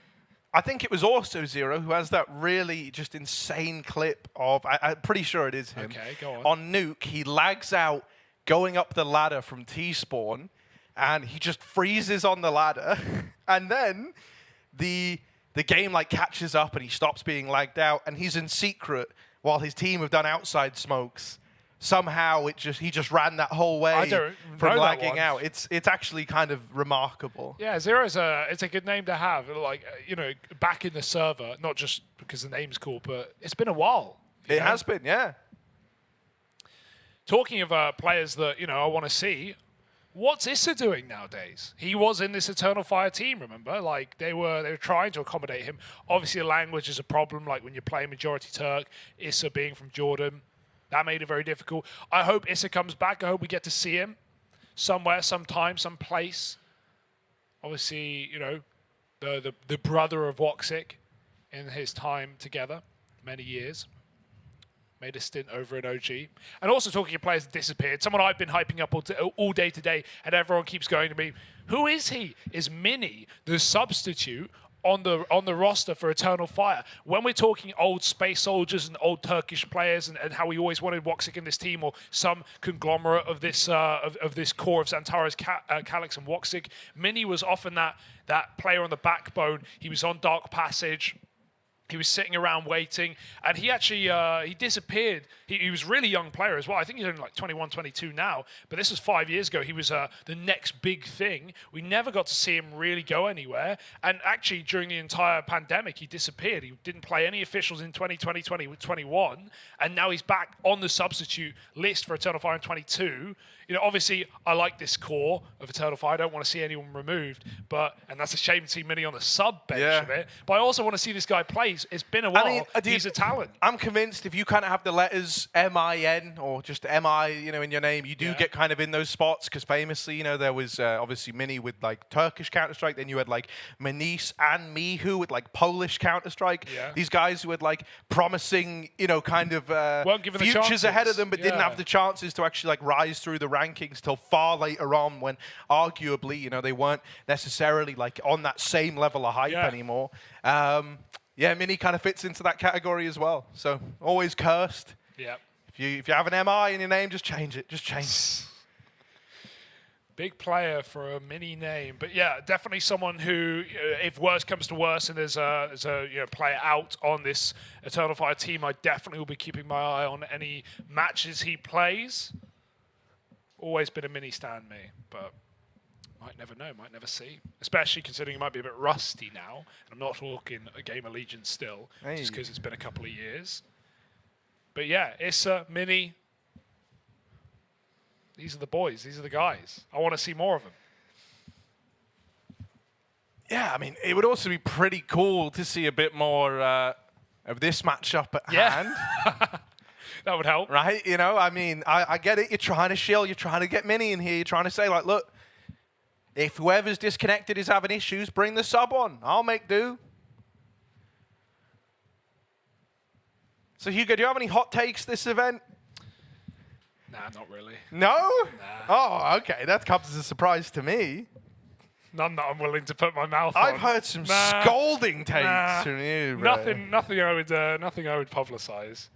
I have some hot takes. Deep down. Hot takes, okay. Yeah. But well, okay, let's go over some of the matches. So obviously we just had FaZe take down Vitality 16-14. What are your kind of thoughts there? It's pretty cool for FaZe. Oh, yeah, we kind of mentioned that. I'm glad to see FaZe. We all want to see FaZe go 3-0. We all want to see, them just running away after their previous performances, especially considering how hard it is to stay at the top. We know that for pretty much every team, except Astralis. It's very hard to stay there. Na'Vi obviously had a good amount of time as number one as well, but, once you get there, everyone says it's harder staying there because you're the team that's getting looked to. You're the team that everyone's trying to knock down and learn from. So, yeah, good to. I just hope FaZe keep it up and stay on this momentum moving forward in this year. Vitality, hoping to see them perform. Little worried about their previous performances in recent times, but as we alluded to in that curse video we made back at Pro League, I can't remember where I was going with this point, but. They've had times since Katowice. Yeah. They should be fine. And, I do kind of, with that team, everyone from day one was like, we're probably not going to just come in and like be incredible right away. There will be a big growing pain here. Yeah. There is kind of just fundamental differences with how the Danes from Astralis played Counter-Strike when contrasted to how, the Frenchman with Apex at the helm played Even the language changes are so big for someone like Zaiwu, who we know, has never played on a team speaking English. All his teams have been French. So, how does that affect him as an individual? I think there's a lot of questions that hopefully we're going to get answers to. Over the course of this event, over the course of this RMR. Harry, I want to ask you some questions. Out of the teams in, the European RMR in A, are there any, do you have a dark horse that shouldn't go through but you think will? Or do you have an expected team to go through that you don't think will? Do you have any upsets for me? Yeah, you know what? Yeah? I think... And it kind of pains me to say it, and obviously it's all very matchup dependent. I would go as far to say, I could envision a world where Vitality actually don't make it through. That's bold, Harry. That's pretty bold. That's pretty bold. I can't believe you'd say that. Yeah, I mean, it's kind of very, very hard to quantify where this team is actually at because so much is having to change, because, there's such a sweeping array of like developments that are having to come through for them to actually reach their final form. And they had a pretty good outing versus FaZe. I got to give it to them. 14-16, like you can't turn your nose up at that. But it's like, you know, if I were to look at someone and I were to say, yeah, maybe they could have problems, and they're a team that you would envision should definitely be making it, they would be my team for that. Yeah, safe bet, given some of the top rosters we've seen here. What do you think of Fnatic right now as well? Because obviously, you know, no longer British core, Pepzor, Poison. So Fnatic's kind of actually pretty interesting to me now. You know, you have like this kind of mix of new and old faces. I think a lot of attention is going to go on to 3 players for my money. Poison, firstly, I think needs to keep up some of the phenomenal performances he gave us back at like Pro League, for example. He was just lights out. And so if he can be that player on a more regular basis, that's super cool.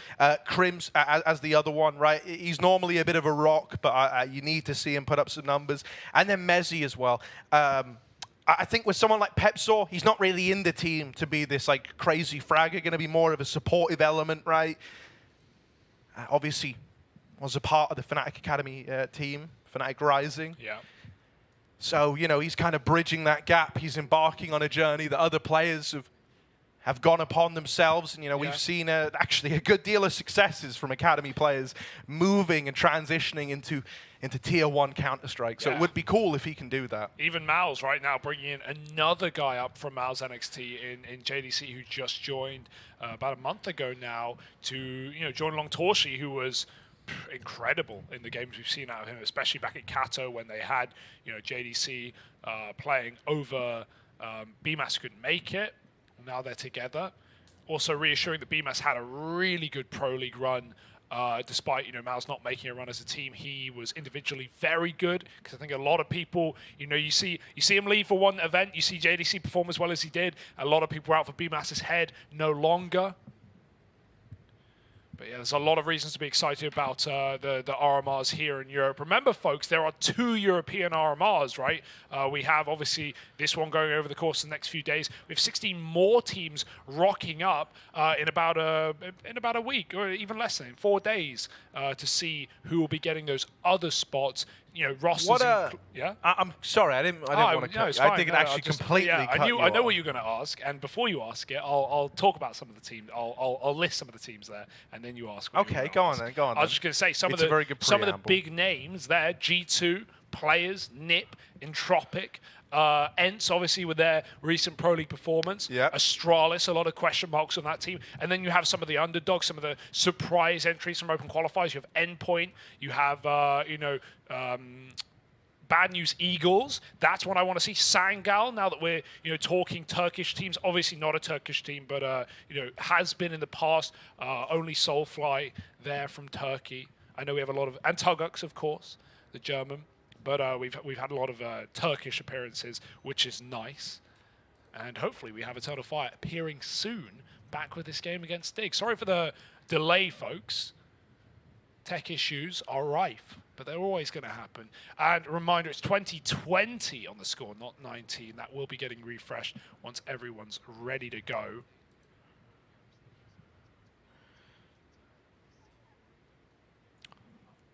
Okay, so big update. This is kind of interesting and something I've never heard before, but we're just going to run with it. We're restoring the score to 20-19 as the T's, so Eternal Fire, had no C4. Had no bomb. No bomb. No bomb. It just didn't spawn. What happened last round? It was so long ago. I'm trying to think. I don't know. We just kind of been going on this little podcast mode about the whole. Where did they go? What happened? Who won? That's crazy. No bomb. I've seen that bug like once or twice in my life, but I didn't notice it in that round at all. No bomb. I guess they tried to frag out, but I'm really trying to recall that last round. Freiburg got 4 kills. Oh, when he pushed short, right? That was it? Ah, yes. And so that would make sense why everything got like super weird in like once they had like the early fight over towards Ram. They must not have noticed until the round was like they deep. got to site and they go, guys? Where's bomb? Someone get the demo and tweet it at us, because I want to see what happened to the bomb. Did it get thrown into a bug spot? Did it never spawn in the first place? Did they drop it somewhere? Obviously, if you throw the bomb off the map in this in a map like Vertigo, it usually respawns. But maybe it got stuck down the elevator hallway. So peculiar. Yeah. Someone get in the demo after this game and let us know. Walkstick and his team, man, they're all about spreading love. He's like, I don't need any sort of weapons, man. We're not going into the round with that. Oh, that's super awkward, because so Frybug had a peculiar. pop-off round as well, right? He got 4 kills on A short. Yeah, I didn't notice that at all. Not every day you see the bomb delete. So, yeah, appreciate Dignitas for agreeing to reset that round as well, as we'll be running back 1 round previous, and hopefully the bomb will spawn this time. So what I was going to ask you is, you know, in these two EU groups, which one do you think is more rife for upsets?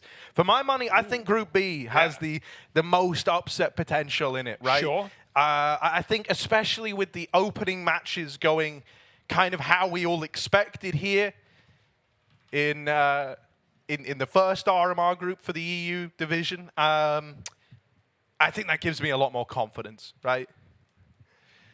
I'm doing some recon, Harry, and I'm watching the round back, and I don't see a bomb on anyone or on the minimap. I'm going to the beginning of the round. I just don't think it ever spawned. Look, the start of the round, it never spawned. It just never spawned in. It never spawned in. The bomb never spawned in that round. It simply did not exist.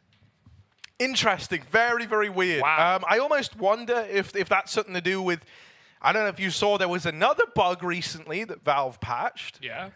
Which was you would plant the bomb and it would explode instantly. What? I didn't see that. Like immediately. That's pretty funny, honestly. Bomb has been planted and T's win. That is a cool bug. To be fair, upon reflection, you go, yeah, why weren't they doing that the whole time? Considering their goal was to, you know, blow up these like weapons caches or whatever. Why didn't they just explode the bomb immediately? Yeah. But yeah, I almost wonder if those things are like tied together, because I've not seen the bug where the bombs don't spawn at all. Yeah, I literally just went back and watched the VOD. The bomb never spawned. It's just a game Because I understand it like going into like a stuck spot or like a glitch spot, like maybe you throw it off the map and it doesn't respawn and it just tumbles forever. I never saw some weirdness, but yeah, I mean it just never materialized. Very weird, very strange bug, but we appreciate you sticking with us for the time being. And again, just to clarify, if you just joined, we will be replaying that last round. The score is now 20-19 in favor of Eternal Fire. Seeing some smiles on faces, so some jokes being cracked, and hopefully the game being cracked back on in a moment. But what a, you know, 7 years of commentary, Harry. I've never seen that in my life. I've seen bombs stuck. I've seen a lot of bombs stuck in my time. Not a lot, but maybe 5 times. Yeah, but never just no bomb. No bomb. Yeah. And do you like imagine full deathmatch mode, man? Imagine, that's what I was gonna say. Like, imagine you're Walkstick in that moment, and you're calling, and you go, plant. and you go, okay, guys, plant, and then everyone on your team's like, I don't have bomb. I thought you had bomb, and then Walkstick's like, no, I don't have bomb, and then you're looking at the mini map, and you go, wait, no, one of you must have it, and they're all going, no, none of us have it, and then you just hit like 20 seconds, and you go, well, we have to kill them all, so yeah. That's very peculiar. Valve, please fix. Yeah, that's what I can co-sign. It's funny once. Yeah, and even then, at a push, right? Yeah, like, because I don't know about you guys, but this hasn't been the most. No one's going to look back on this whole conversation and go, "Oh yeah, that Eternal Fire dig game." You remember when Harry and Hugo just kind of sat there for like 20 minutes and talked to us about what teams they like or what player from 6 years ago they're hyped about seeing now? I don't know. I think we did a pretty good job on the fill, Harry. Could have gone a lot worse. Frybug's just telling stories. Look at him. Look, he's like gathered everyone around the campfire. He's okay. So this one time, I was in Aarhus, Denmark, and you wouldn't believe it, but me and Forrest and now Lekker's getting involved. He's like, no, seriously, this happened, guys. This happened. Just buy the Deagle, guys. Every round, get 1 kill with it each, and that's 5 kills, and that's a round. You don't need the bomb. You don't need it. The bomb doesn't even have to go off. Forrest is looking at the screen like, oh my God, why am I sat in between these two? It's like tennis, man. And now Frybug's saying, no, man, I'm telling you, the secret to it is to get really good with the shotguns. We need to be playing with the shotguns more. And Forrest is pointing at the screen going, look at you on the scoreboard, Frybug. I've never bought a shotgun. And Frybug's saying, well, look, man, I think that's kind of unreasonable of you. You know? Your I've been playing this just really as long as good. you have. I've been playing this just as long as you have. They've got some muscly guy in there just in case the fight breaks out. Forrest is going in, right? I can't even say what he's saying right now on air. It's actually completely inappropriate. It's bad. Okay, I can't envision there's a healthy relate. No, I'm kidding. Obviously, these two are like best mates. But yeah, you know, just pitching the kind of shotgun Deeg meta is Freiburg. Lekro's understanding. Forrest looks on. Deeg's cheaper than a shotgun. I prefer it. But you get less money, Hugo. Get less return on investment. You could buy a bunch of penny stocks. You know what the best return on investment is, Harry? Yeah. Winning the round. That's It doesn't true. matter how much money you spend as long as you win the round. Would you rather, okay, Hugo, here's a question. Hit me. Would you rather win the lottery, earn $1 million, all right. Because it's not like the full No, prize, yeah, but that's still good. That's cushy very amount of good. money, Yeah, right? I can't complain. Win $1 million, or you get given Yeah. £25 a day for the next 30 years. That's a difficult question, Harry. I mean, the financial advisor in me wants to take the $1 million, but there's something alluring about less than that. I don't know what it is. Well, because that way you have to earn the $1 million, right? Like it's like the grind set we'll have never to stops. live long Like, enough to... No, it's not about living long. It's like if you got $1 million right now, I know what you would do. You would go into your cave, your house, and you would never come back out, and I would never see you again, and no one would see you again. But if you were getting 25 a day, right? Imagine this. Suddenly, if you want that milli, right? Because someone else has got it now, you gotta grind. You gotta work for it, baby. I'm going to hide in my cave with my milli. Yeah. I'm going to roll around in piles of dough. I'm going to turn it into coins and fill a bathtub, Harry. You know what Get I would really do? I would coppery. take the $1 million and I would give it to my biggest hater. Why? Because Wait, then I would be giving me the $1 million? Yes. Yes. So you'd have $2 million. Nice. And then that would only inspire me to work harder and faster and better. That's inspiring, Harry. You've really done something there. Look, all I know right now is they're trying to find a bomb. They've actually broken into the heroic Fnatic game. They're trying to pick it up. They're trying to take it out of that one. So you guys don't need it. We got a game going on right now. We got overtime. I can know that, man. Everyone's saying, like, have you ever seen this before, man? Like, have you ever seen this? They can't even. Yeah. I literally. This is a really rough situation, obviously, though, because, you know, it's just, like, obviously, we don't actually know the details of these conversations. Surprisingly, No, actually, Harry's when lip reading I'm is lip reading over them, incorrect. it's not as good as I make it sound. But again, I would love someone to go in the demo later and see if maybe it was thrown off at the start, but I just don't, you know, from the VOD, it looked like it just did not spawn in the first place. And you know, either way, kind of have to reset around like this, I guess. Especially when you probably don't realize that until damage has been done. So it's not like you can even call it off. You see this 20 seconds, you go, actually, guys, this round's not live. No, you got to play it. I remember Henry got me with that once when we were in the Landsham when we were playing 3v3s. And he knew I was a bit of an inexperienced LAN player, and we were live in a round, and he just screams, not live, not live, not live. And I take my hands off the keyboard. I'm like, oh, it's not live. And then they run in and kill us all. And he goes, he actually hit he you did with that. that. It's like, you're a LAN noob. And I'm like, he got me there. Wow. That is old school as hell. I can't believe That's you got 1.6 as wrecked by hell. that. Yeah. I never lived that one down. We had some very competitive 3v3s in the house, right? Yeah, a lot on the line, And high stakes. the kind of house rule set we were using, incredibly unique vibe to it. Yeah. I think was it ensured dangerous. only the best performance. I got to say, man, Trace Stutter really kind of impressed me with his performances Absolutely. there. Henry Greer as well was a treat to have him in the server. Chad Sponge Birchall was even there. Are you going to list everyone, or are you going to like lay out Machine like that? Wow. Well, that's just rude. And Alex Machine Richardson, of course. Dear oh dear. Good times, good times. We had the bomb at least in that 3v3. We did. Not that there was a lot of planting it going on. There was a lot of Zeusing, actually. A lot of knifing at times. But yeah, you know, I see. Our headsets going on? No. No, it was. Then you see nothing, Harry. Hang on, headsets were going on. Kind of Oh. briefly, right? I saw some earphones go in. Don't get ahead of yourself, mate. Someone tell him there's no bomb. I can't. He's wearing AirPods. I'm going to be, for the rest of the tournament today, I'm going to be paranoid. I'm going to be checking for bomb every start of round. Like, we've got it, yep, phew. Whew. Okay. I'm going to give you folks an A-Stream update in case your hands aren't working right now. There's always a chance. Heroic are 14-9 up against Fnatic in their second matchup. That's a 1-0 game. Fnatic, of course, picked up their opening dub. Very nicely done over Gamer Legion. And Heroic took down Forza. Those two teams, the latter of which is what we're covering eventually when this one's over.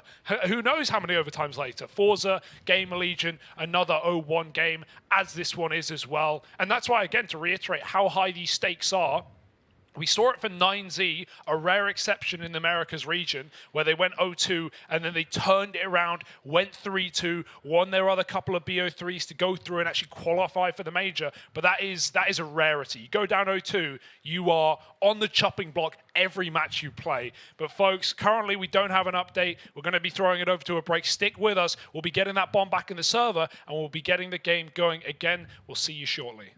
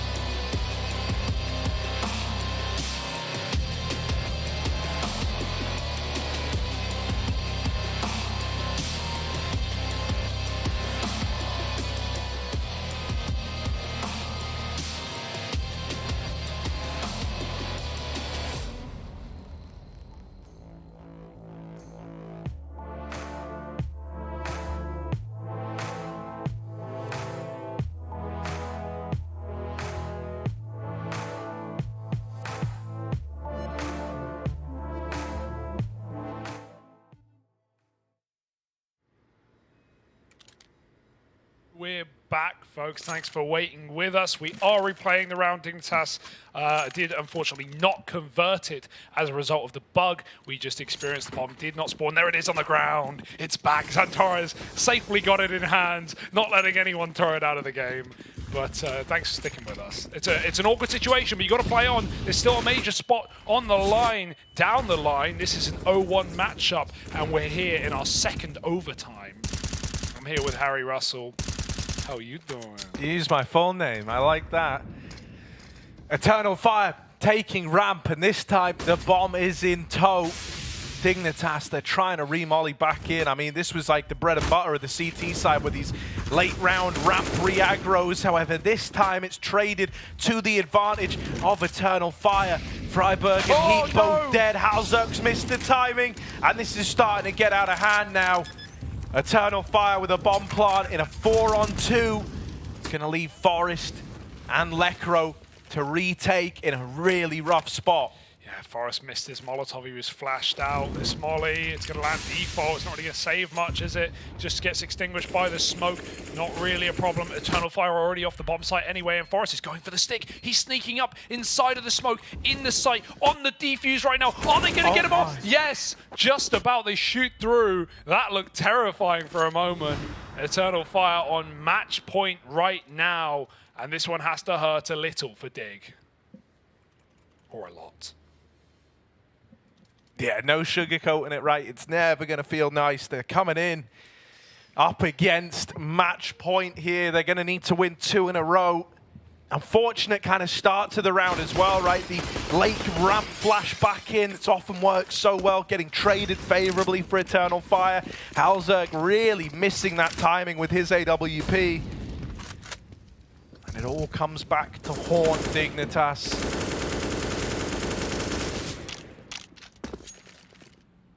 A lead. AWP's here as well, but it's all a bit of a fakeroo for Emor, trying to keep players here as Eternal Fire walk for a late B. Lekro's alone there. Is he rotating? Or he's checking spawn for nades, perhaps?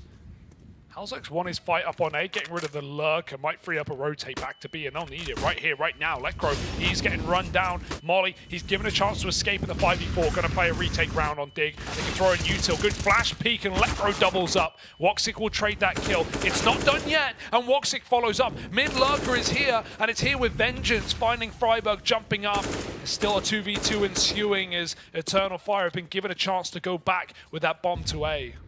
This is going to get heard by the elevator player, though. It's not going to be too much of a secret. Heap's already going backwards into the A play.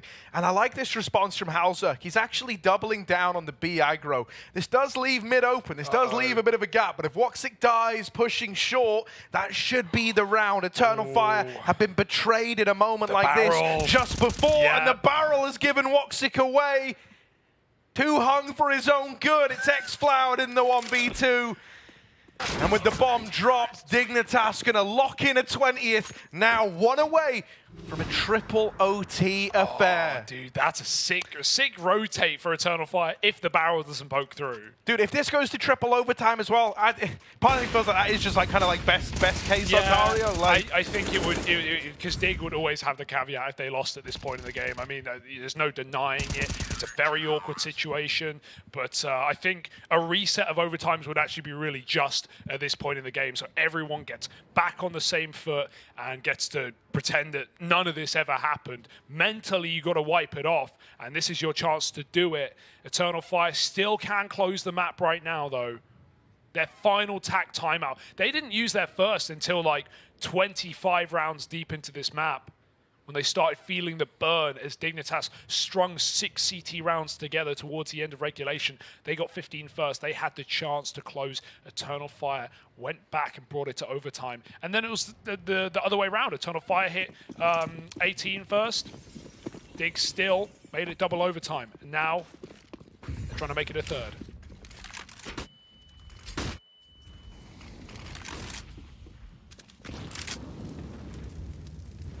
going to try and sneak his way up through shore. Going to try and play around these smokes. There is a triple set up for Dignitas inside of the A site, but they're starting to lean away.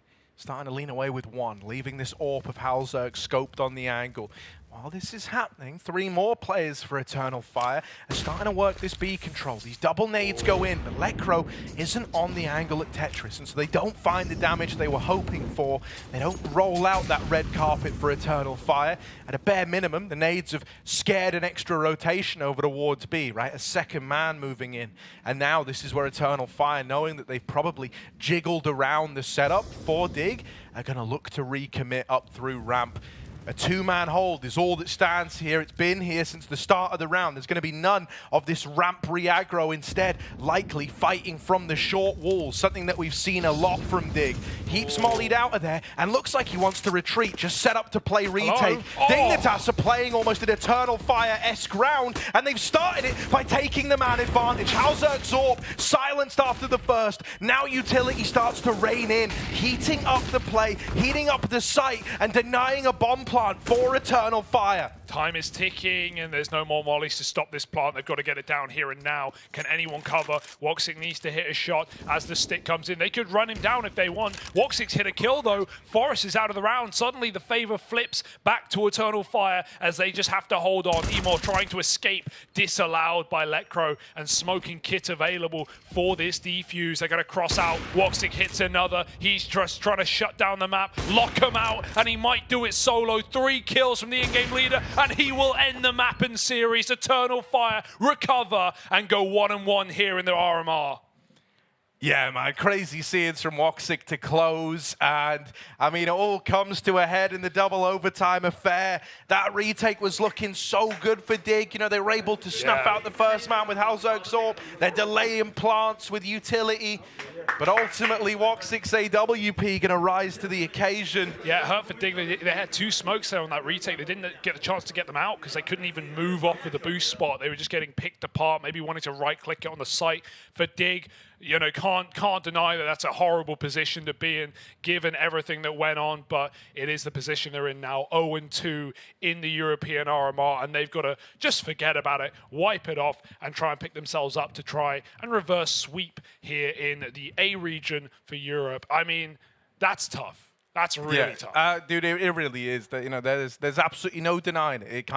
It just sucks. That's the nature of when a bug disrupts things, and it's gonna hurt for Dig, man. It really is. You know, I think they had a lot to be happy of in this series. Honestly, the kind of resilience to stay in it, the tenacity to make this some blowing out overtime affair that they were always looking competitive in. You know, Forest giving us great moments as we're used to seeing, finishing up top of the board. I think Halzerg with his AWP wasn't this incredible force to be reckoned with, but he certainly had his moments. He certainly had his moments where he could best Woxic. Yeah, he definitely won the head-to-head in regulation as well, even if it didn't matter at the end. And then, like, you know, the Lekro Deagle, man, just a thing of legends. Like, there's a whole highlight package just for his Deagle, so I think that kind of speaks volumes. But yeah, Eternal Fire gonna lock in the victory.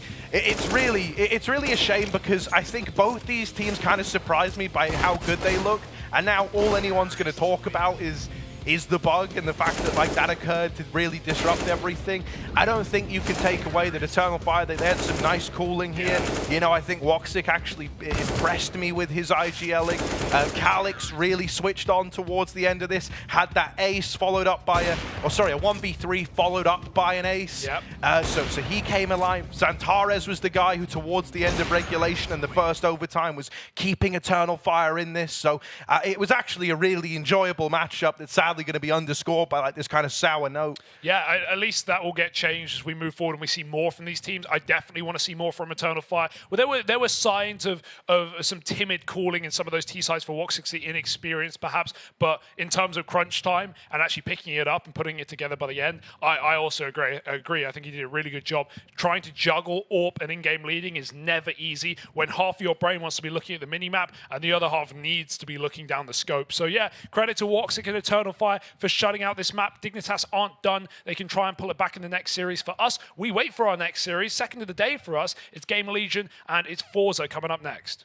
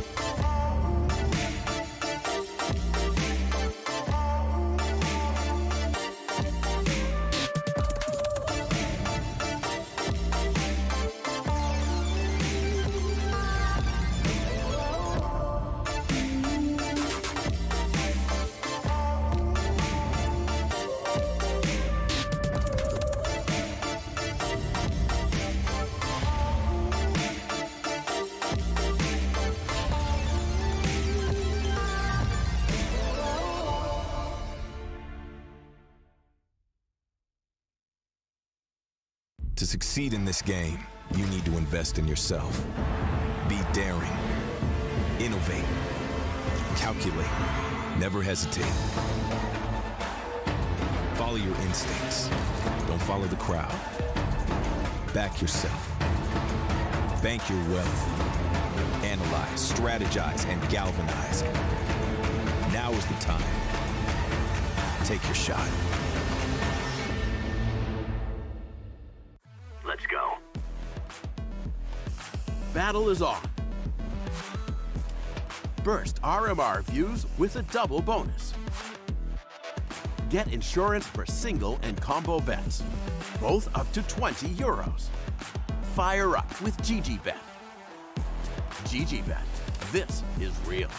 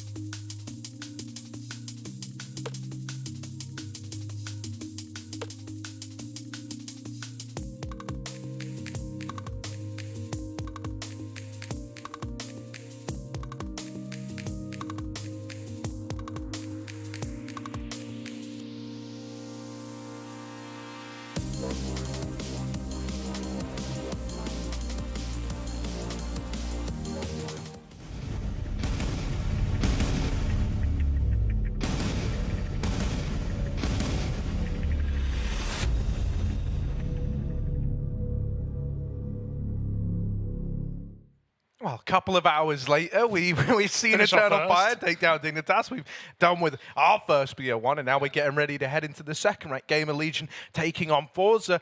Hugo, do you want to kind of give us a lay of the land? Sure, yeah. You know? Obviously, Forza, a couple new players in the last 6 months in Norway and Schalfie. These guys are, young players, but I think Forza are a team that have had so many players sniped out from their roster, right? I think Z-Power is obviously one of the bigger examples as a flashy op, he went to K23. These last 6 months have actually been pretty good for Forza as a roster. One of those teams that grinding online, playing these Pinnacle Cups, etc. Played a lot of games against Gamer Legion, had the upper hand most of the time, and even in this year, they've taken 2-0 wins over Ents, over Big, who teams are in pretty good form right now. I'd say those are impressive, given Forza's situation. But, I'm excited to see what, Jerry, who is nearing 5 years in this team, is going to be doing on LAN here. It's such an important event for this roster. Expectations for them, probably pretty low given the sheer amount of competition that we have in this A region for Europe. But at the same time, I've doubted Forza in the past, and they've shown up and they've impressed and they've taken wins and gone on tournament runs that not many would have expected them of them rather. For Gamer Legion, obviously a Swedish core. We've got a Romanian in this team playing in his home country. That's pretty cool for IM. And of course, Zero, who we were talking about during that Eternal Fire game, who's someone who stepped out for a bit of time. We didn't see him in the server playing at a competitive level, has now rejoined this roster. This is an organization that has had many players of many nationalities go through, including UK players. Some of the names we know and love now, like Mezzi. This is his first international team after playing inside of UK teams mostly. So there's definitely talent that has come through this Gamer Legion roster, and this one right now has also been on the grind online, similar to Forza, looking to prove it here on LAN in such an important event. Yeah, and we got the Veto up on screen. It's just going to be a nice little mirage. This is like a real handshake here. I think it means we're probably going to get a reasonably brawly game. I will say, like, Jerry's always been someone who isn't afraid to get a little convoluted with it at times, right? It isn't afraid to kind of, think outside the box every now and again. I will say, though, normally whenever he's kind of had, like, newer players come in, and I say newer players come in, it's still been 6 months, but, like, relative to the Jerry timeline of 5 years in this team, they are but a speck of dust in the wind, right? Like, normally kind of tries to nail down the fundamentals first before moving on to anything too crazy. But it's pretty interesting to me, because on the other side, Gamers Legion, obviously you got like Rusty here as well, right? Someone who's been like milling around for years now, right? Was back in like Red Reserve with some familiar names, guys like Hampus, for example, were under that banner. So there's a decent bit of history, like we're within the players and even head-to-heads between these teams. See the odds there as well. They're going to lean in favor of Forza. Safe. Would you say that's kind of accurate? Are you looking at a Forza win here? How are you feeling? They're always favourites when they play each other online, and Forza always come out with or not always, but more often than not come out with a dub. I think it was pretty heavy-handed to Forza. I think there's definitely an argument to be made that Gamer Legion, could come in well prepped to this matchup, given that it's one that they've played many times. At the same time, I'm always a Jerry stan. I'm always hyped to see this guy, bring up these young guns. Yes, they often get sniped away from him, Sheikh Zula-esque, you could argue, or whatever, but he's had time. Have you ever seen Jerry and Sheikh Zula in the same room? I haven't. Technically, you've made a compelling point there. Oh, Kenzie, that's a compelling pistol pick. Up top mid, flashed in for more, but Zero's gone from the round in an instant. Here on Mirage, you called it a handshake map. I couldn't agree more. Very standard. Smoke in the connector. Kenzie's going to try and look for the gap. Rusty's jumped up, but he's denied. Kenzie's looking clean right now as Gamer Legion set their sights into short. Oh, they have dealt with Kenzie. Schalfie and Norway over here towards B. Two of the newer faces both going to get churned up. Still, they get a couple. They take a couple to the grave with them. Going to be left onto Isaac in the 1v2. Are his eyes bigger than his sack, Harry? We'll have to find out. Oh, it's Spotted by Jerry. He might have to go for the bomb here. He's got plenty of time at least, looking for that second man who's milling about in middle right now. And they're going to reset and group up. I love this for Forza. Knowing this bomb is super far away, they saw he didn't have it in that quick peek, and so they know that they've got time to set up elsewhere. Isaac's so scared of fights that aren't appearing right now. And this is LAN CS. No jumping the gun. No rushing them down. There's a different level of pressure in a round like this when your opponents are mere meters away from you. A fake out. He's still scared of apartments. Might jump spot it. But Jerry is nowhere to be seen. And the longer that goes on, the more Forza have to consider that he could have gotten weird with it as well. But throwing in util, now sticking the bomb, Forza grouping up. They've not got a kit, and they've got to clutch it out in a 2-on-1. Oh, okay, that'll do. Yeah, pretty clean, pretty immediate for Zorti. And Forza going to grab themselves the pistol here, getting off to a good start.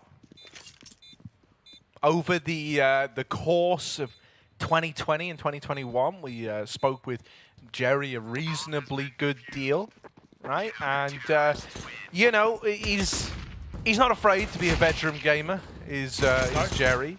Right, he has like a little kind of gaming cave, and he was still making loads of notes, but it does feel nice seeing him back on LAN. Yeah. You know, looking at some of the pieces of his pie in Norway, right, 21 years of age. His previous team prior to this was Singularity. He was playing with Guardian and Seized back in that team for just a little bit. So that's always a funny note. Wow. Yeah, what a roster, eh? Some experienced members trying to bring up some young guns. We always love it. Little B-pop here for Gaming Legion. They're running it out. Yeah, Norway having a drop away. Oh, just going to get run down by the Galil, by the MAC-10s, churning through them. Kind of a rough B-hold, really. Wasn't a whole lot of excitement there for Forza.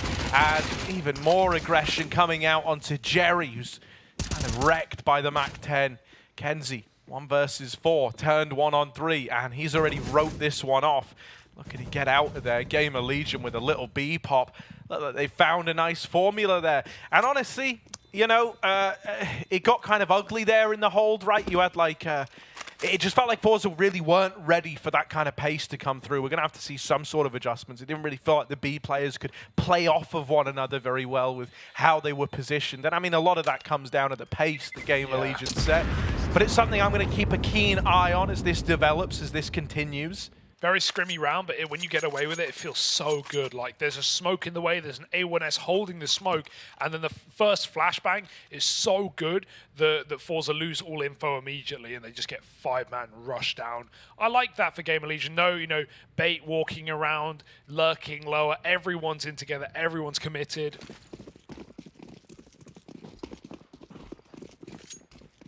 So let's see, back into the next round.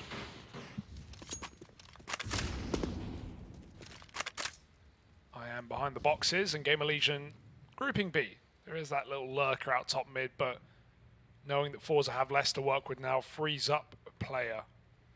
He can cut down, cat rotate, they don't need to worry about that. And right now there's only 1 man in B. Kenzie's creeping into the bomb site. Make that 2 now, Norway close. 5-7, there's been a lot of talk about it at this event. The latest hot topic, the latest broken gun, some say. We'll see. Norway waiting and gets run down by the MAC-10. Kenzie cleaned out from right side sight, and Gamer Legion win the round as quick as that. Forza have to go and save. Chalfie's teammates have already begun to do so. Oh, nice shot, but it's not going to change much. Yeah, already the kind of prerogative is just to abuse this B play, right? To try and abuse this B side of the map. So Forza will need answers.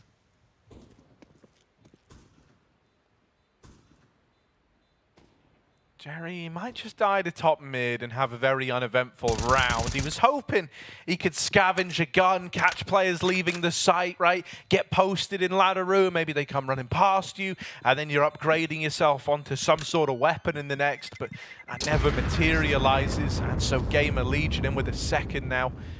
Gonna get the conversion now, just have to break through these saved, you know, pistol armor and scout investment from Forza. So a nice start for Gamer Legion, as it looks like they're going to convert all of these.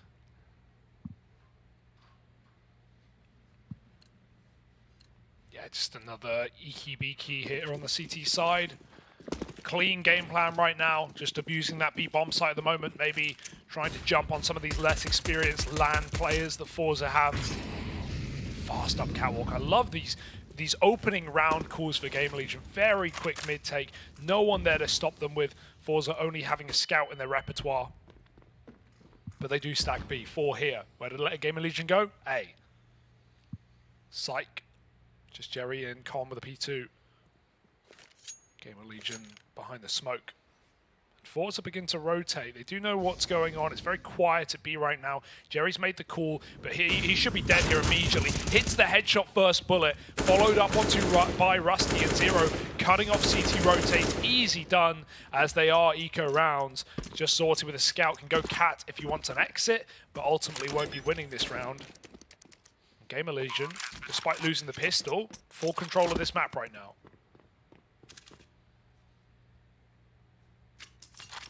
Yeah, next round's going to be like the true test, really. You know, thus far they've had a very easy time of it, all with the exception of that second round. But I think even then, the circumstances of the B hold almost made it easier, with players really caught out of position, not set up yet. So, you know, they've been on easy street. This is where you're hoping it gets a little bit harder, right? Gonna have a... I really want to take this scout out of play, and Zorty just dancing around the screen with his crosshair while he's scoped on up. It's sickening when the scout's doing that. Feels like it's just too fast for my eyes. So now we're going to get that reinvestment. Gamer Legion 3-1. And I mean, if they're able to win this first rifle round, it's just such a boost, really. You know, like normally it means you're going 5-1 up before there's any real resistance out of fours. So let's see if they're able to get this round over the line. Once again, leaning back into a B play. I like this, right? They kind of went and leant towards A in the round prior, just to remind Forza that that's a possibility, and now they go back to these B hits that were working since the second round. Jerry dead immediately, and this B bomb site causing more problems for Forza. Kenzie's come rotating in, and that double is going to spur you on to give this round a go. If he doesn't get that, Forza might have been saving. But now they're in with a chance to retake. Ara has just left the wrap round as Shelfie moves on in. He's gonna die.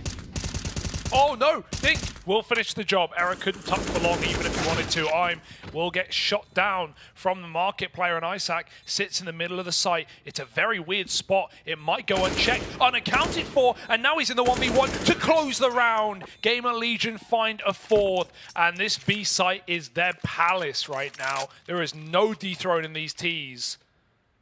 Shut down again. Very nice try for Forza. 3-on-5 in the first few seconds as both Jerry and Norway fell on this B bomb site. Kenzie tried his best, and even the flank was well timed for a clutch out with a clock against Forza.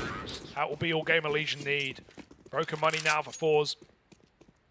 And we've just got Deagles and an MP9. Boost up for Shelfie, gonna get him on the shelf.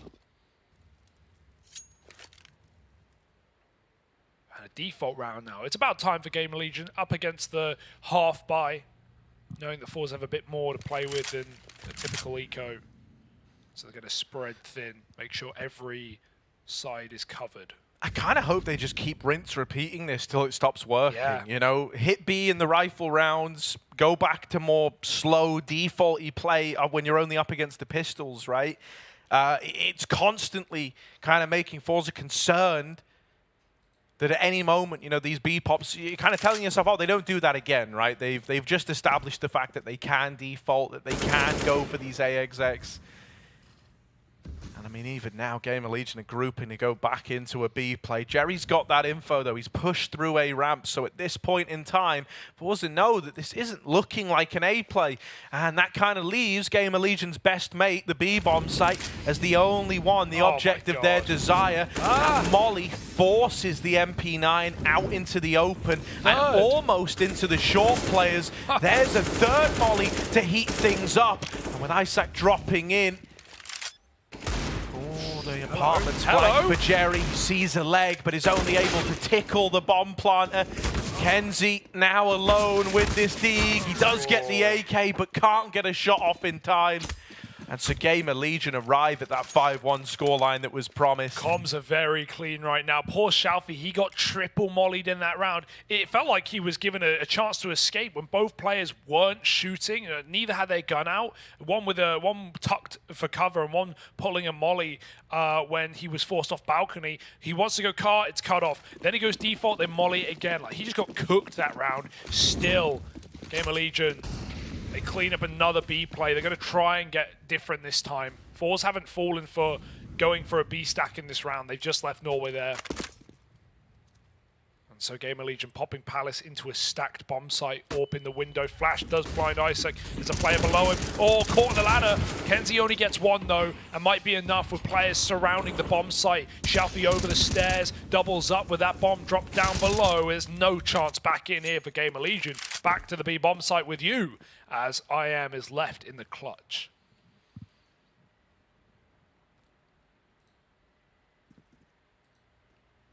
And he's going to have to battle his way into this one if he wants to have a chance of winning it right. Forza all playing around the bomb. Oh, almost catches the timing on the CT jump up, but now they know where he is, and that info, they go both ways. It's kind of a world of unknowns for this guy. Doesn't know where the third player is and has now seen him up in Palace. There's the closer. Shalfie with the swing, gonna lock it in with the AWP, and so Forza will arrive with a second round eventually. It takes them a little while, but now the ball is well and truly rolling.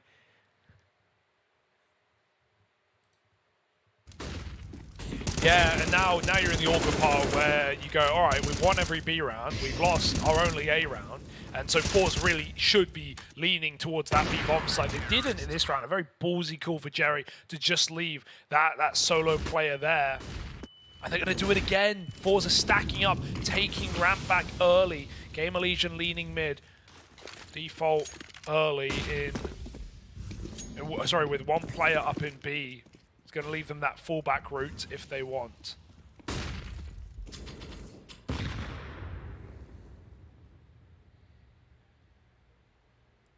IAM could actually get an angle in towards Palace, right? Playing on top of the boxes. They've actually just abandoned this double Palace hold, leaving Jerry there alone.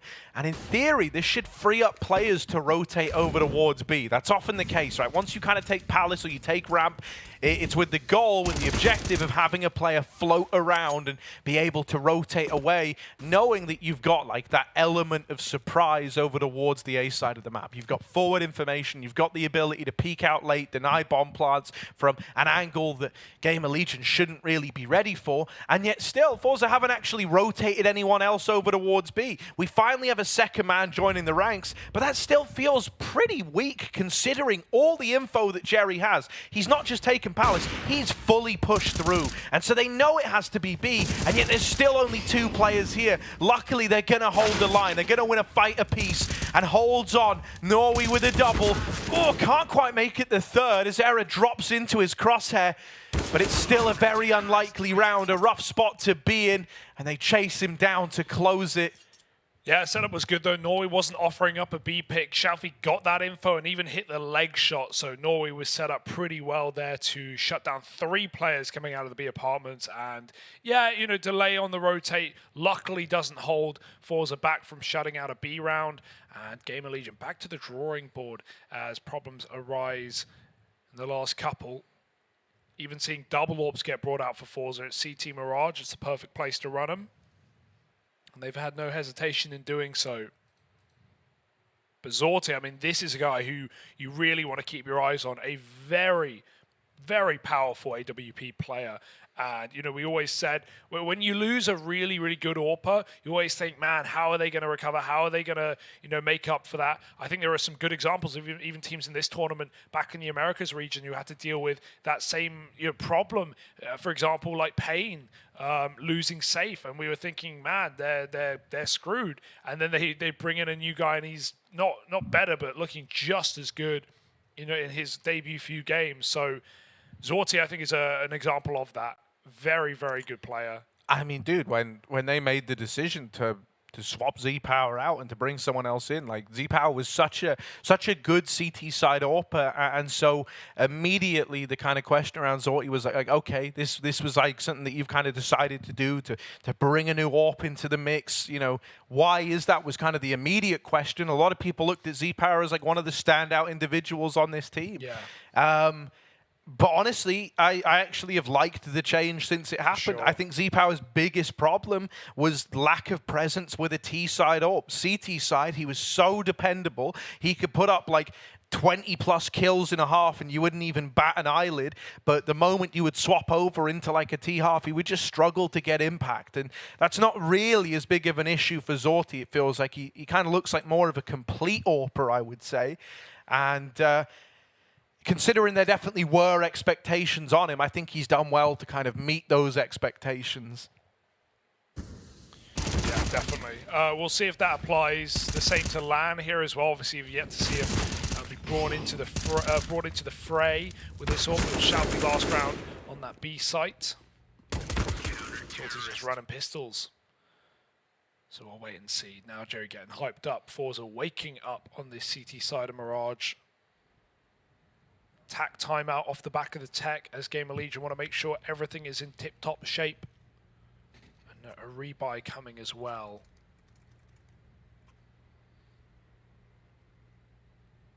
Only one AWP got saved, so Shalfie won't be able to run that one in this round, but that's fine.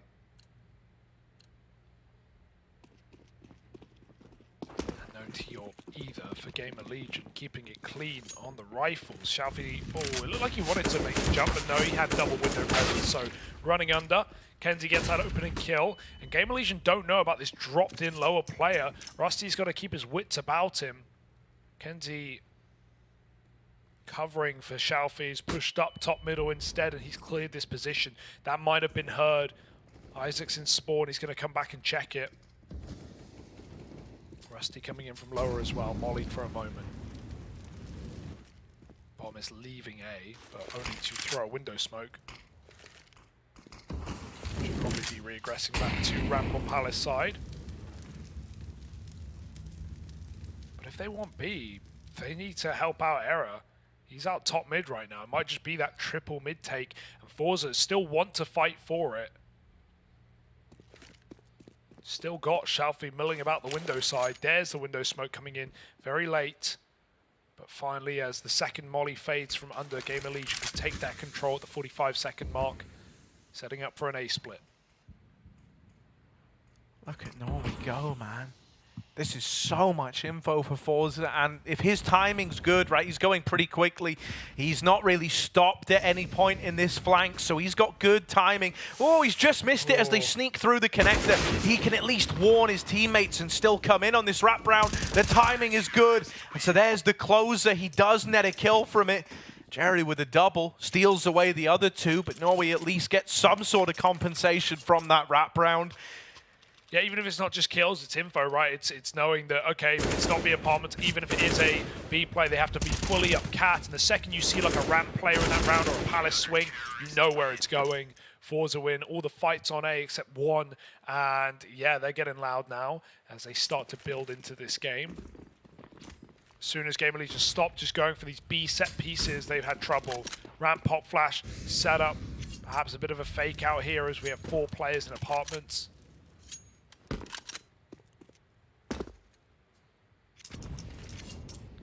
So what he's floating on the CT side, can replenish util anywhere. Get out early so you're not filling with nades in the late round. Want that orb to be primed, and it is towards ramp. Oh, the temptation's always there to walk that smoke timing. Maui Snake would you? Well, IAM doesn't want to throw, so he's just going to wait for that to fade. Funnily enough, it would have worked. No one was on van.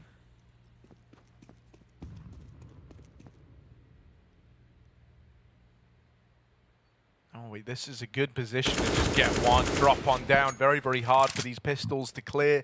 Very, very hard for them to deal with it. You know, even though it's some damage exchanged either way, Norway's still looking in better shape than the other guy. Molly slowing down Gamer Legion, and eventually they've kind of just got to hit the go button. Once again, Force, I think they've been pretty respectful in terms of rotations here, right? Keeping a triple A side lean. Gamer Legion sneaking up and getting given a lot of room with no one on short peeking. Sharpie's going to be coming back in late, and he just catches them dropping out. There was a world of timings that could have been missed there, and luckily enough, he kind of finds the little gap to play into the round. Shalfie with a double, can't stop the bomb plant, but trapped in the site. It is the binding of Isaac as he's stuck in, trapped by the util, trapped by the short player. And so even though they get the plant, it's still a 5th round for Fours.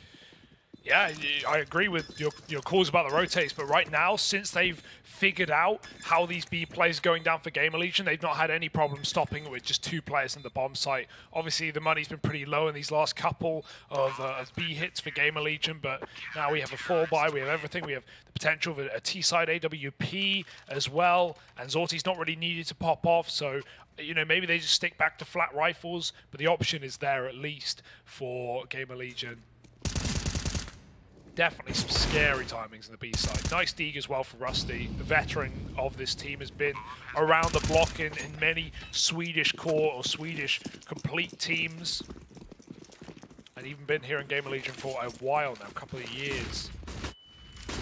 Gonna run out mid, lead his team down to connector. It's a quick A split, or at least they wanted it to be. Flash has to come through. Running up connector, Shalfie's, he saw them on the jump, over the top of the smoke. Jerry even killed the split player. It's all down to Con. They run him down. Nice entry and traded well in a 3-on-3. The short aggro is flicked back for error. They'd love to leave, but that bomb is in no man's land, and Zorti's holding on. Oh, up and over the stairs. Even having to extinguish the Molotov, but it's done well. It's kept him alive. A missed shot for Zorti and dropping into the sandwich. Oh, the Molly does burn him out eventually. Those 2. Falls deep over at Firebox. I thought the second one was going to land in the smoke as well, but just deep enough to spread and deal with him. Oh, okay. Even Gamer Legion aren't happy with the way that round went there. They're calling out attack. Maybe it's down to the timing of, I think it was 0 on ramp. They want to figure that one out. He got picked early. It relied on them running through a smoke. Like 3 players jumped through that con smoke, and they even got spotted as well. You know, the most successful T rounds right now for Gamer Legion have been these pacey beginnings, be it running through the B smoke with a volley of flashes, or that one, quick up connector, the fast cat takes. The speed has certainly caught Fours off guard. Where they get away with things is when they're given, you know, a bit of respect in these 4v4s, and they're able to aggress, they're able to make calls and stack bomb sites. Gamer Legion, their fast rounds have been the most effective, and now we finally have an AWP, so maybe calling something more default. Because again, it's not like the Forza AWP has been a problem for Gamer Legion. Now they've got 2 of them as well. Zorti drops under with Jerry, that's one way to deal with it. That's a lovely little flashbang as well. Em was just so blind. Rusty's dueling for the lower control and even sends that second player out packing. It's Zorti who's rusty right now. He's missing a lot of sitters. Even in that 1v2, there were chances right there. Couldn't trade onto Rusty out B. Zorti needs to wake up. This guy is the powerhouse of the team. You can't afford to have a slow day as an AWPer. Not in Counter-Strike, not right now.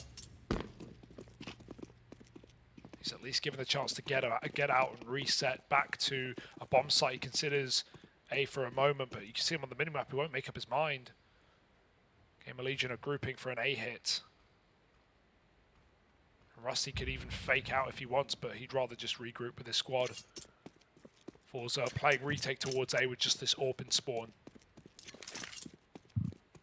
Kenzie is about to peek window and hopefully gets this info that mid's clear, because right now, Shalfie is the only player at A for Fours. He's going to have to really put up a bit of a stand here from CT. He nails that opener, but even then the rotations are still kind of labored, kind of slow as they start to tiptoe over and now get set up in jungle. There's still a lot of room that Gamer Legion can take pretty much for free here.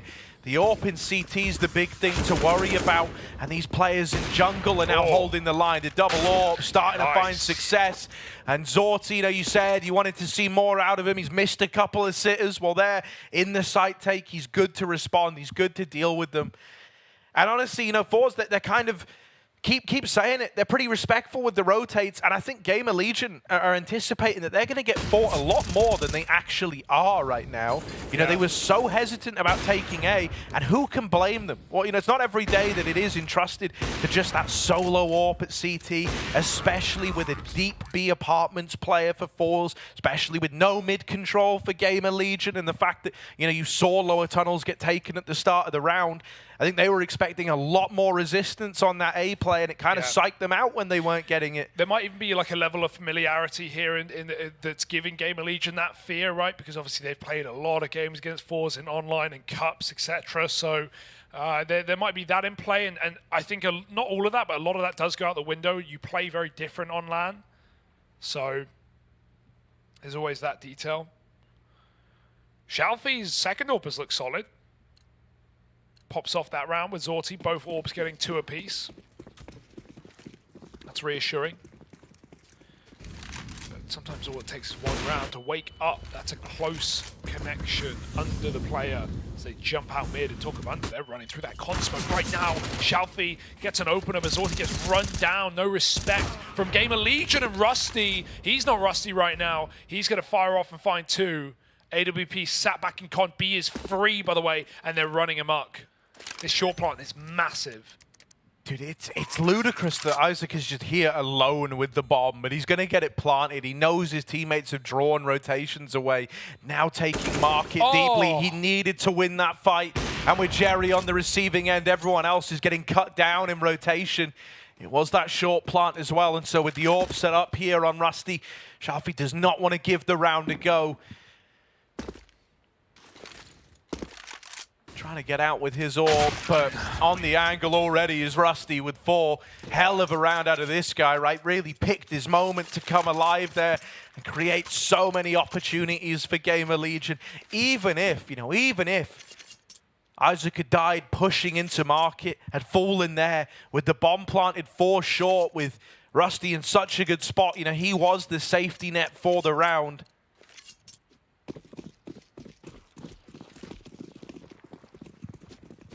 I mean, with that, Fours, their money's in a really bad way. Coming in with pistols, armor, and SMG. 1 M4 for Norway, and he's trying to use it by taking this aggro apartments control. Yeah, he's had a lot of space here in the past, and again, he's hit a really nice timing deep into B where they actually don't know about it. They're going to check their corners. But no Molly right now coming in here. Rusty's got to do it manual mode. Got to clear the corner. Could flash. Oh, double check. They go back and they do clear it. Nice stuff.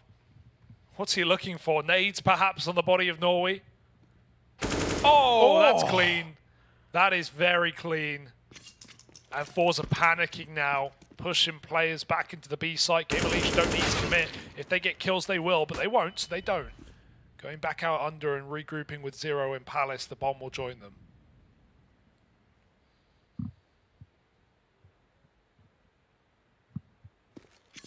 He's found a nice gap here. You know, Kenzie's just playing to deny a bomb plant, playing for info over towards CT, but he is getting walked upon, and the jump check for Zero is really nice still. Doesn't make winning that fight any easier, and in the meantime, they're losing teammates.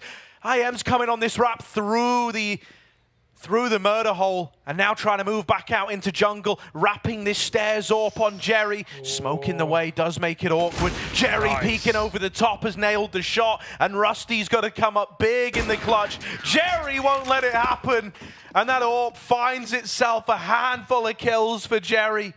They didn't take it, they took AKs. I mean, might just be a call from Jerry, but surprised to not see the AWP taken, especially when you have so many AWPing players on this team, or you know, players able to do so. Might be a mid take or something coming up in this next gun round for Forza. Nice shooting out of Jerry. We needed a hero there to save the day after so many kills came down in that B bomb site. Double AK save, last round of the half. Running it down mid, Kenzie. He can smoke himself as well and escape. No pressure in this position. Team got support from under. Shalfi started there. Deck 1 error. Very quick. Double trade. Gamer Legion. This was a 3-on-5, and they've already put it back in their favor with all this mid control. Sorty still sees nothing in window. But he's getting curious. Kenzie missing a timing. Zero was already deep out ramp, and now the A split's on. Oh, so, yeah, having to just look everywhere. Kind of overwhelmed by how many angles were open. Norway all alone, up the short side, doesn't check ladder, and it's ugly, but somehow Era's still the man to get the kill. All right, Game of Legion going to win out that first half, but it's still very, very close. Pistol round here could propel one of these teams up into the lead and get them off to a good start. Yeah, I think a really well-called T-side from Rusty there in that first half, right? They win the half. He has a lot of nice XX, not a lot of nice, strats out of spawn that they've prepped, and definitely caught Forza off guard with the early pacing of that game. The pistol loss into a 4-5-1 lead, I think it was. So, slows down by the end, but winning a T-side of Mirage, certainly no complaints coming out from Game of Legion. Forza, now we flip it. Now we see what Jerry is going to be commanding his young'uns to do. Younger team overall on Forza. So let's see, it's actually full Glock armor, not a single nade, unless you count decoys. I don't. Fast over middle, and the rest of Forza running B.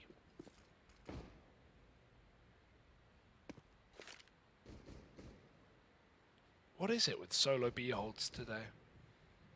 Yeah, they seem to love it, but this could be the right call. I know the bombs in apartments. I'm assuming that they wanted to try and get set up in mid for a bit of a B split, but they've just been churned up, and that's going to leave them with only the apartments push. Look, man, that's such a big opener for Norway. The fact that you don't let the B anchor go 1-for-1 is massive. Oh. What if you do more than that? Oh my goodness, he's torn through them, and the market push denies the rotations and has likely just stolen the round away. Phenomenal Glock work from Norway, and it's all left on Zero. 1v3 up the short side. He's been spotted. They know about him. They know he's out on an island. That's clean. Hello. Oh, makes it a double. One man left to beat. It's Norway. He opened it up with 3. Needs to close it with magic number 4. Zero's been so clean, but he's running out of time. He needs to get on this bomb, and he needs to just stick it. It's the full commit. Knives out. Stabs are in, and just enough time. Norway's going to steal the round away. A knife kill to boot. Lots of money made, and a tie game now. Zero. What a nice try, but it's 4 kills out of Norway. The 3-on-5 again goes back the other way. Last round it was Game of Legions. This time it's Forza to force it up. That's a sick one from Norway, and very quick to pull the knife as well. Does not hesitate on that decision. I did not have time to either. Instant mid smokes for Forza in this gun round. And it's a force up from Game of Legion. MP9 up close. Scout firing off at CT spawn. Forza knowing that Scout's firing might want to make a play, but they're hesitant. Waiting to see if someone feeds them, and Zero could. Oh, that's a beautiful kill for Zero. That's an AK dead. They're going to have to commit. They're going to have to try and trade him with the Scout. He's trying to pepper up from spawn, put some salt in the wound. Zero does die. Rotate through the murder hole, and Rusty wins it. That's despicable.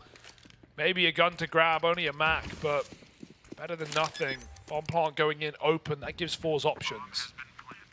With low HP on Kenzie, you need one of these other players who's kind of out on a bit of an island to win this fight. Like, Norway can't really stay here at the bench. It's out in the open, so he's going to use this veil of smokes to cross on back and rejoin the rest of his team to play around the bomb. He's done well to get himself out of that position. Right now, it's one hell of a hold to get past here at Tetris. You're going to be hard-pressed to do it. The Deagle of IM, good for the first. Spots a second ramp man, but they never knew about Norway. He's going to go out and secure the round. Yes. He's here as the insurance policy, right? That's back-to-back rounds that he's been able to secure for Fours. And unlike that first half, they're now looking to convert upon this pistol. And always looking really solid, right? His role on CT wasn't fun. It was the B anchor, often just getting solo rushed on his bomb site. Rarely had support. Coming in with 2 key round winnings here for Fours in the second half, and now full eco. Just the Eagles. Zero picked on that ramp smoke bloom. It's going to divert Game of Legion's attention, but this wasn't an A rush. He's fine respecting that smoke and waiting for his mid players to get set up. Jerry will do so. Hard under. Could make the jump.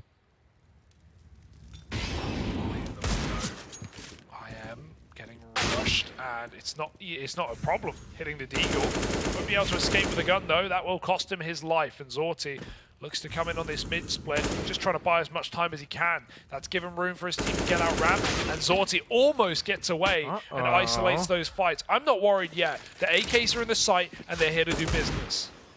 Errors made noise from CT. I mean, that was like the golden opportunity, was that maybe he had a freebie on the way. They run him down, they push him, they don't give him the room to just keep re-peeking the CT angle. And so Gamer Legion, you know, while there was definitely a chance to make something of this round, it's kind of sailed by now, it's past its prime, and really you're looking for damage at most.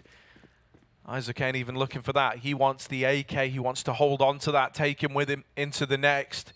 So Rusty's just here hoping he catches someone crossing out in the open, and Forza won't give him that. There's no reason to. 10 on the board, double digits locked in. 4 4s. You know, much akin to how Gamer Legion's first half started. If they win this first rifle on the side of 4s, they're good to kind of get this helping hand of 5 rounds, all on the back of pistol and converting, and then winning 1 rifle round. So, you know, that would put them in a really, really good spot. Gonna have the full investment for Gamer Legion. Bit of extra money on Isaac thanks to that AK save, and an AWP in play as well for Error. Is it an error era though? We'll have to see. And a reset back to 0 from Zorti as he finds that ramp pick off the boost. It was a close peek. Forza now, when they get these 5-on-4s, they really rat it. Jerry makes sure no one oversteps. Groups back up. Window smoke didn't go out, did it? Don't see it. Yeah, it did land rather. So they're going to be able to take mid for free. No one here to stop them anyway. Just Rusty on catwalk, considering a con in the smoke. A con in the smoke. A smoke in the con, rather. And 4s will trade one out as well. Meanwhile, Gamer Legion are trying to pad the B-bomb site, but that's not the aim of the game. Yeah, it's a little spooky. You know, that re-smoking con feels like it's kind of, you know, led to a bit of a misread here for Gamer Legion. They anticipated that second smoke to block off connector was to get Forza up short. At a bare minimum, IM's down at ramp, but if he keeps committing to this, he's going to miss all the timings. It's not going to be till that bomb plant sound effect plays over his headphones that he realizes they found the gap. They snuck past me, and Gamer Legion aren't even going to give this a go. That at least dodges, you know, we were talking about how if you win this first rifle, you can go 5 rounds up pretty easily on your T side. You won't have that now, obviously, right, with 4 players saving. This is where the extra cash on Isaac actually comes in pretty clutch as well. You can drop a gun for 0, so you're still going to have 4 rifles to go up against 4s. Could just be delaying the inevitable, though. If these T-side rounds keep racking up, you know, the money's going to break eventually for Gamer Legion. So they will need a response in this next. Yeah, this is really methodical T-sides, right? Comparing them, Gamer Legion were very spawn strat heavy, execing B, taking quick middle. Forza, they're just working picks right now and running the clock down very, very low. 11-8. And starting to step up and step over Gamer Legion. Another AWP. Isaac going to join Error here on the CT side. Immediate mid-smokes coming through. Tony top mid, but then the window one lands a little late. Error runs in front and dodges the flash. That's a good shot. Catching Shelfie, running it out middle. They're going to try and hit B off the back of this anyway. It was always the game plan. Rossi spotted it, trying to get back to safety, trying to buy time for his team to get in position. He's all alone, pre-firing corners. They run into the spray, but it's only 1 for Rusty. Might be enough given the early 5-on-4 taken. And so Forza with a delayed bomb plant gives Gamer Legion time to get poised. 2 from Cat, and 1 from Under now, 1 from Cat, and 2 through Market, but Norway's here. I like that he's playing the timing. Now the barrel that might go sticking out. Oh. Zori doesn't even land the shot. He's ready for the re-swing. All right, only Kenzie left. They've seen him at bench. They've got him trapped. And the Orbs find it all for Gamer Legion. That's sick, dude. That flash does nothing. Even if Norway peeks off of it, he probably still dies because that back AWP was covering for Era to work the site. Really, really nice setup there. Considering it's a double AWP, they make it look good on a retake round.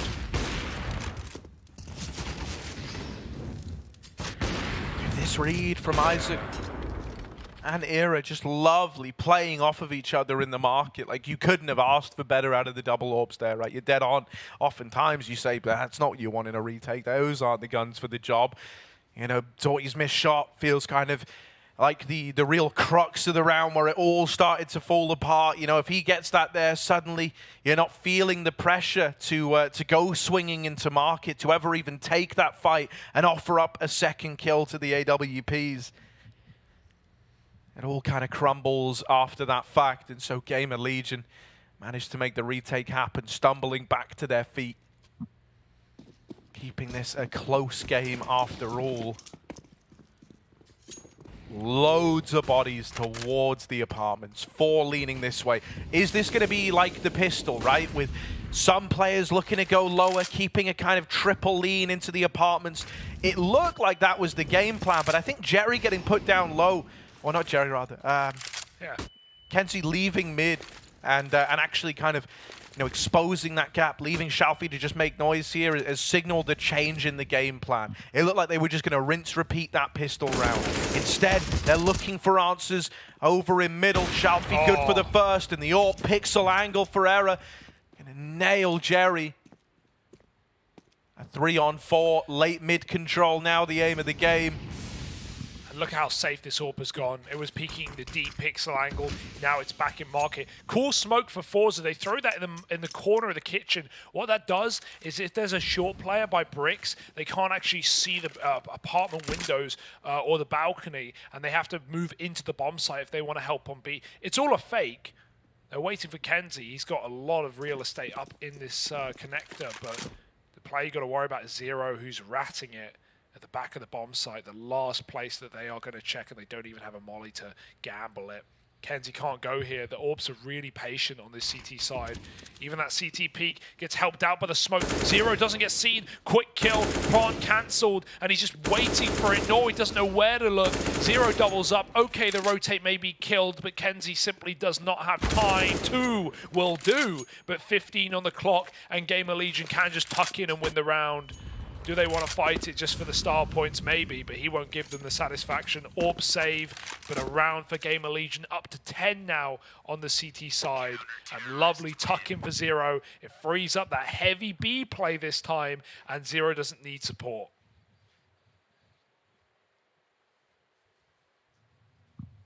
And I mean, saving the AWP there even kind of leaves you in like this weird limbo economically, right? Where on one hand, you could throw money in now. I think there's 2 players with enough cash to get rifles around this AWP.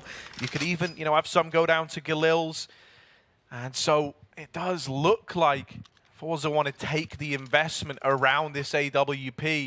You know, still has its fair share of limitations. Calling out attack pause beforehand, trying to figure out how they want to approach this, how they want to get as much value as they can out of this AWP.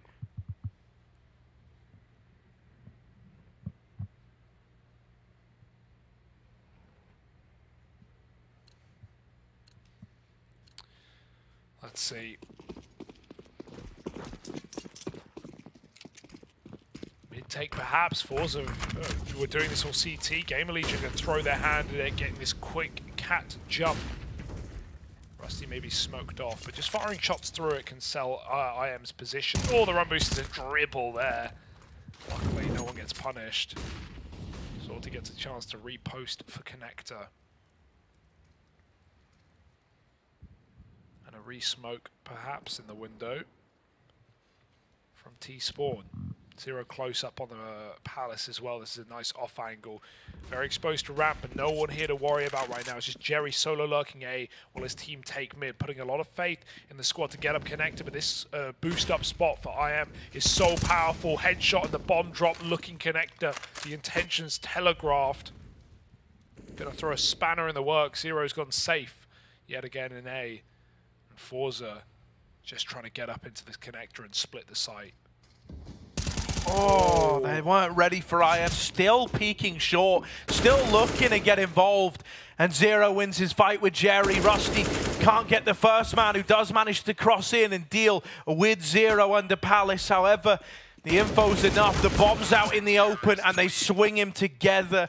I do like that when it comes to these clutches, you know, there's no respect being shown. So often they decide the best way to play them is to just fight them, play the numbers game, play, you know, a three-man swing into the clutch. Very nice, very kind of reminiscent of when a team like Big, for example, were on their way to #1 in the world. Very, very briefly. One of the things they would always do in clutches is just look to punish that last guy, never give room over. You know, we all have clips we're haunted by where maybe too much respect was shown to a clutcher. We've all been there. Oh, eco rush on B again. Solo mid for Kenzie. He's not going to be able to do much with just a deagle here, you'd think. Shalfie's up in front of the Molotov. Isaac, he's blinded. He's quick switching, but crying out loud. That is not the time or the place. He's going to get overrun by Shalfie. Rusty misses the jump, and Kenzie's now position is so much more valuable because of that miss. Hits the shot, and Forza a setup for an eco win. 5v3, Gamer Legion can consider going for it, but they need to get the first kill, and they need to get it quick, jumping and hopping away from danger. Shalfie does get shot out, but it's not enough temptation for Gamer Legion. They will give up the round. Fours find 12 off the back of that awkward B timing. The reason we have that quick switch for Isaac is because he never knew that Shalfie was in front of the Molotov. He was tucked in that close cubby, so he thinks he has a second, but still his gun really wasn't ready just in time. And a really good flash from Forza as well, just to pop him in the B-bomb site. Lead taken back, but no guarantees here. Timeout called as well for the likes of Gamer Legion. And, you know, we've also got a bit more British representation here in this server. We talked about Mezzi earlier on, but for Gamer Legion, it's, of course, Ash standing behind. Experienced player. Saw him back in Source prior to a bit of mulling around the UK scene and Go as well. And has been coaching this team for a bit. So definitely a good time for a pause, as nothing worse than losing, you know, just finally getting back on track, equalizing this score after Force had a good start to the T-half, and then getting eco'd. Gonna need some words of wisdom, some solutions perhaps, as we move into yet another full buy with money on the line.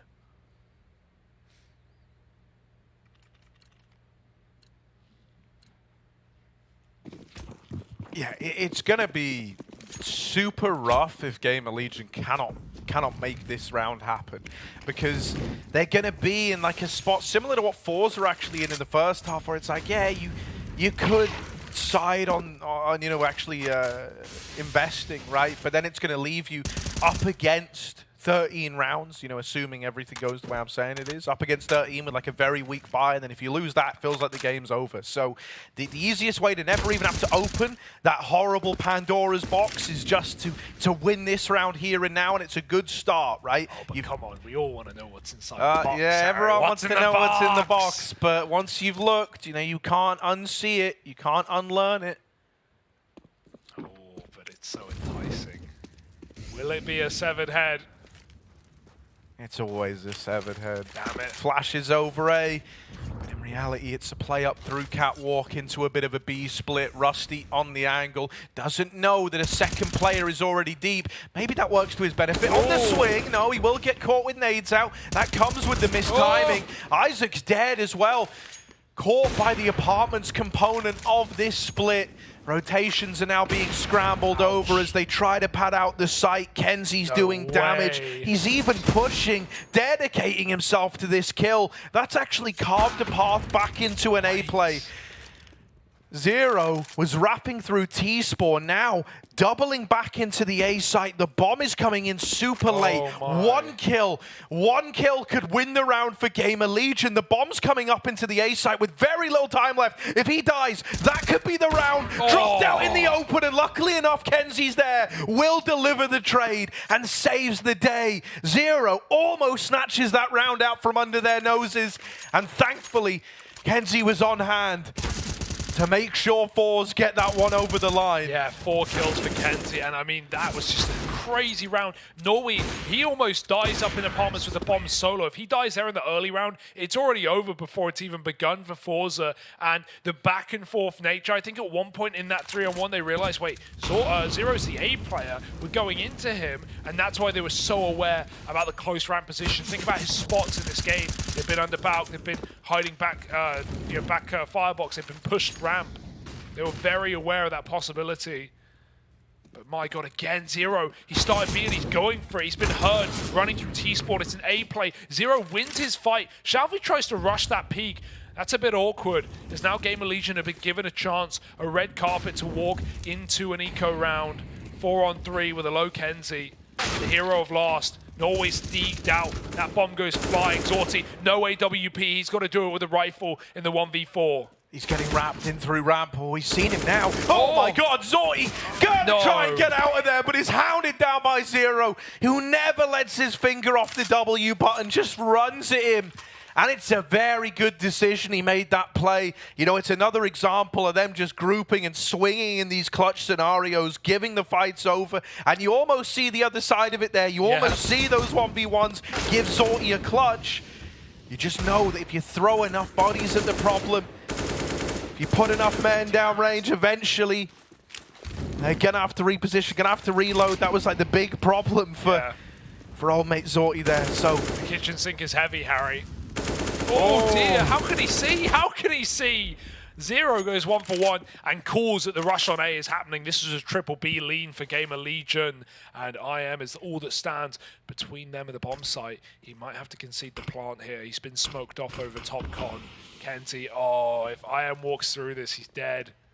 Bomb plant will be allowed. Nade to try and chip away. IM wins his fight to the Palace player, though. That's something. Kenzie walks the smoke. It's all he had. It's a 1v3 now for Kenzie. The 1v4 couldn't come through last time.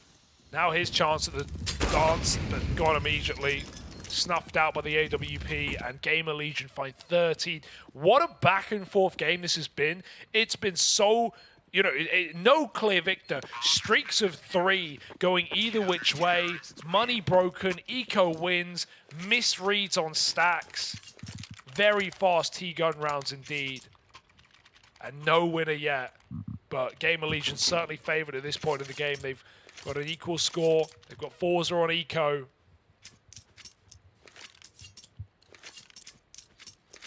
Who knows?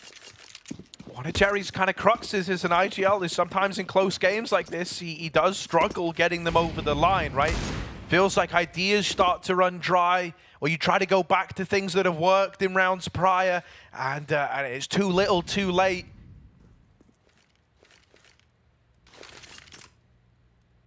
Flash in the top middle. Lovely bit of aggro out of Gamer Legion. Just keeping Forza guessing, right? They're never allowed to get comfortable. You're really conditioning them to play default rounds early and lean away from these executes, right? Because you keep showing a tendency to get aggressive, to try and make info plays happen. Lovely dig for Jerry, all right. Well, deal with the aggro man in mid. The recipient of Jerry's instant messenger. Now leaning back towards the A play. It's a pretty, you know, Gamer Legion don't have like many bodies here. There's actually only Zero within the site, but everyone else is so nearby that it can go from a 1-man hold to a 3-man hold super quickly, and it was never even needed to get that far. Lovely bit of anchor work out of Zero. Doesn't even break a sweat. And so Gamer Legion in pole position now. Tack pause for Forza. They've used them all. They're trying to cook up a winning idea here. But if they don't find it now, they might never find it at all.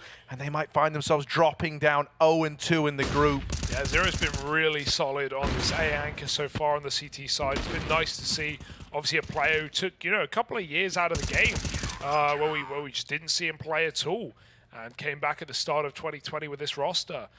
And, well, it's been flying high for Gamer Legion. It's been looking pretty good. This, however, is going to be the biggest task yet. Closing onto 15 puts Fours broken, relying on loss bonus and bomb plant money.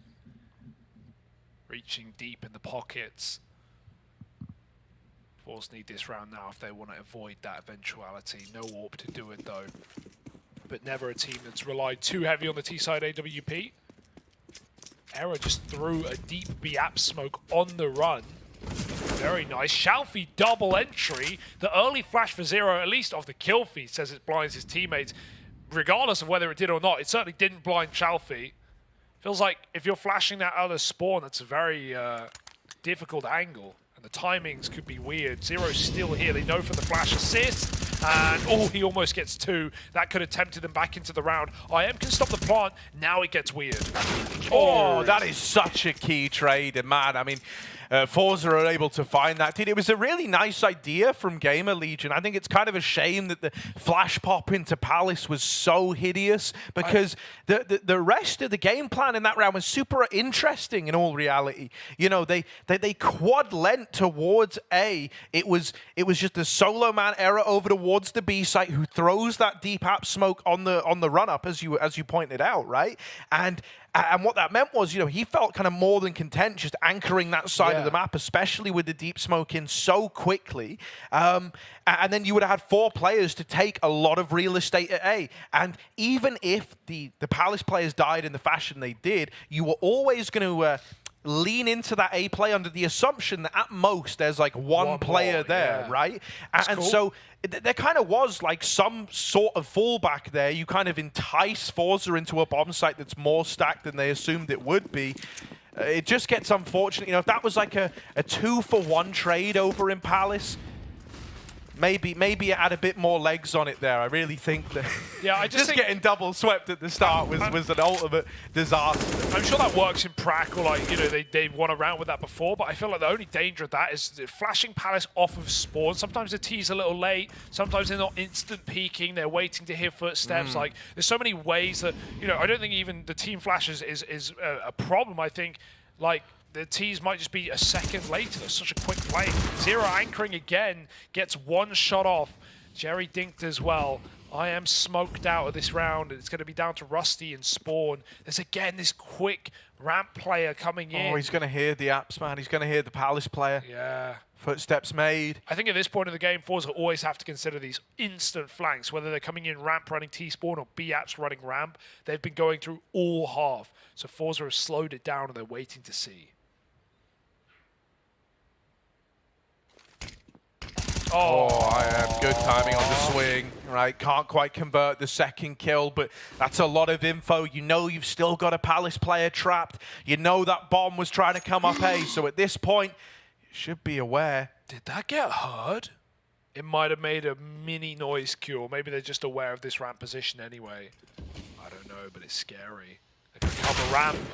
Dear oh dear, I guess we'll never know, but Shalfie's on one. He's very aware. Rusty can't stop the plant or stop the setup in the post as they take back ramp with 2. There's no kit. There's no smoke. This should be impossible. Oh, Rusty. That's a big kill. But yeah, it's the crossfire between ramp and jungle that's the problem. And with the AWP still so far removed, Rusty was essentially alone in that. Era was not in a position to help in any part of this round. And so he's just got to get away. Got to scurry out of there with the AWP in tow. He is getting chased, and you can't afford to miss these. You got to get out with the AWP. It's all you're going to have up against 15. That's why Forza really trying to take it away from him. Goes peeking, and oh no, did not need to take that. Did not need to take that swing. And it's cost them everything heading into round 30. Oh, that was so unnecessary, and that is worst case scenario. Now you wish you went for the clutch. Now you wish you at least gave it a go. Yeah, considering he played so safe from the offset, right, was the B-lean player in case there was some last-minute change, and then never really tried to play into the 2v2, was very much just saying, like, Rusty, mate, see what you can get away with, but it's all on you in this round. I'm just too far away. And then to lose the AWP like that, it just kind of feels like you played so safe and then waited right till the final second to overstep. He even hit the shot. That's the worst part. You saw the TV broke, just did 80 damage or so. That's a killer. That might be the map for Gamer Legion. Of course, these rounds are winnable, but they have no secret trick up their sleeve. They have no surprises in round 30, but pistols and regret. An A stack is nice. The bomb is coming up through connector right now. Forza, though, if they poke their Eyes into B. They might see how free this one is. God, that's a dirty entry. And if they run in off the back of that, they get the round. Oh dear, also into the stack. Jerry's looked for an opener. Zero's trapped. That molly might find more than one. The smoke is good. It gives Zero something to move into, but Shalfie overwhelms him. And this is it, folks. This is what it looks like. Forza putting up their first dub on the board. Yeah, you may kill the planter, but good luck 1v5ing. I am dead. And Forza, 16 to 14. They keep it together. Yeah, they sound elated right now. 1-1 in the group for Gamer Legion. Oh, it's going to be remembered as the one that was so close, but ultimately just got away in the final couple of rounds. I mean, dude, there were some really nice notes to look at. Listen to them go. Yeah, I like the hype, man. And I mean, with good reason, right? With so much on the line for this team, for every team, right? A chance to make it to the major.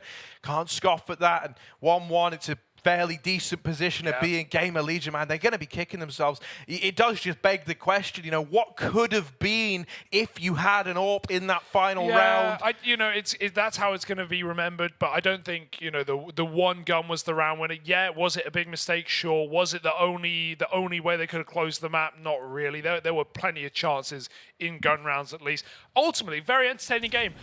My takeaway is Gamer Legion have a really good T side, and I can't wait to see more of what Rusty's been calling in the next couple of games, or you know, maybe the last game for Gamer Legion if it doesn't go their way. They're 0-2 now. Of course, these are the losers bracket games. Forza have leveled out 1-1. And for Forza, a roster with relative inexperience on some of these younger, relative inexperience on LAN. For some of these younger players, especially the addition of Norway and Shalfie, they looked solid. Norway had a really good solo B hold in the first half. He stepped up with a couple of key rounds at the start of the T side, that pistol clutch as well, the knife on the bomb. And then Shalfie's second AWP was solid. He wasn't making too many mistakes. He was MVP for that map, at least for his team. So yeah, I think there's a lot of good takeaways for Forza, the CIS squad that keeps cycling in young talent. Yeah, I know. I think that's actually like a really good point, man. You know, like it's as you get to the nitty-gritty, as you get to the 30-round games, you really get a sense of, you know, are you cut from the cloth of LAN? You know, do you have what it takes? And they certainly answered the call. Shalfie even being the man of the match. So yeah, you know, I think kind of deserving of the praise. On the other side, got to say, I was impressed with Zero. You know, we touched upon it a few times. Been a while since we've really had him back in the server. You know, like at this level. Yeah, it's been a long time since kind of that Hellraiser's squad of old, the one where he was like most prolifically a part of, and he looked good in like the A anchor role. I think he put up some fantastic rounds. Very rarely, even the rounds where he would like take risks, was always able to, at a bare minimum, go 1-for-1, and that's kind of what you want out of the guy. You know, for me, both AWPs were a little quiet in that one. I don't think we necessarily got to see the best of Zorti. I don't think we got to see the best of Era either. So you know, kind of a weird one from the AWPing side of things. But when you look across the board at the rifling, the cooling, I was impressed with that from either side. I mean, it was a neck and neck game, right? It was a coin flip as to who took that one. That's how the 30-rounders go, baby. We got one more at least here on the B stream. It's going to be Miles taking on Quasar. So the battle of the red logos rages on. Stay with us, and we'll have that coming right down the barrel.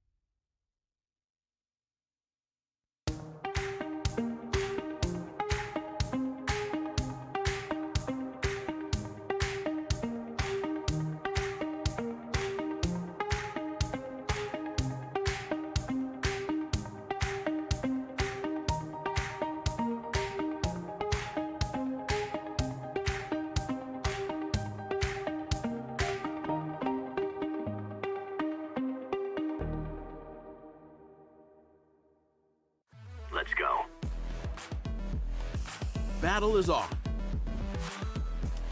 Burst RMR views with a double bonus. Get insurance for single and combo bets, both up to 20 euros. Fire up with GGBet. GGBet, this is real.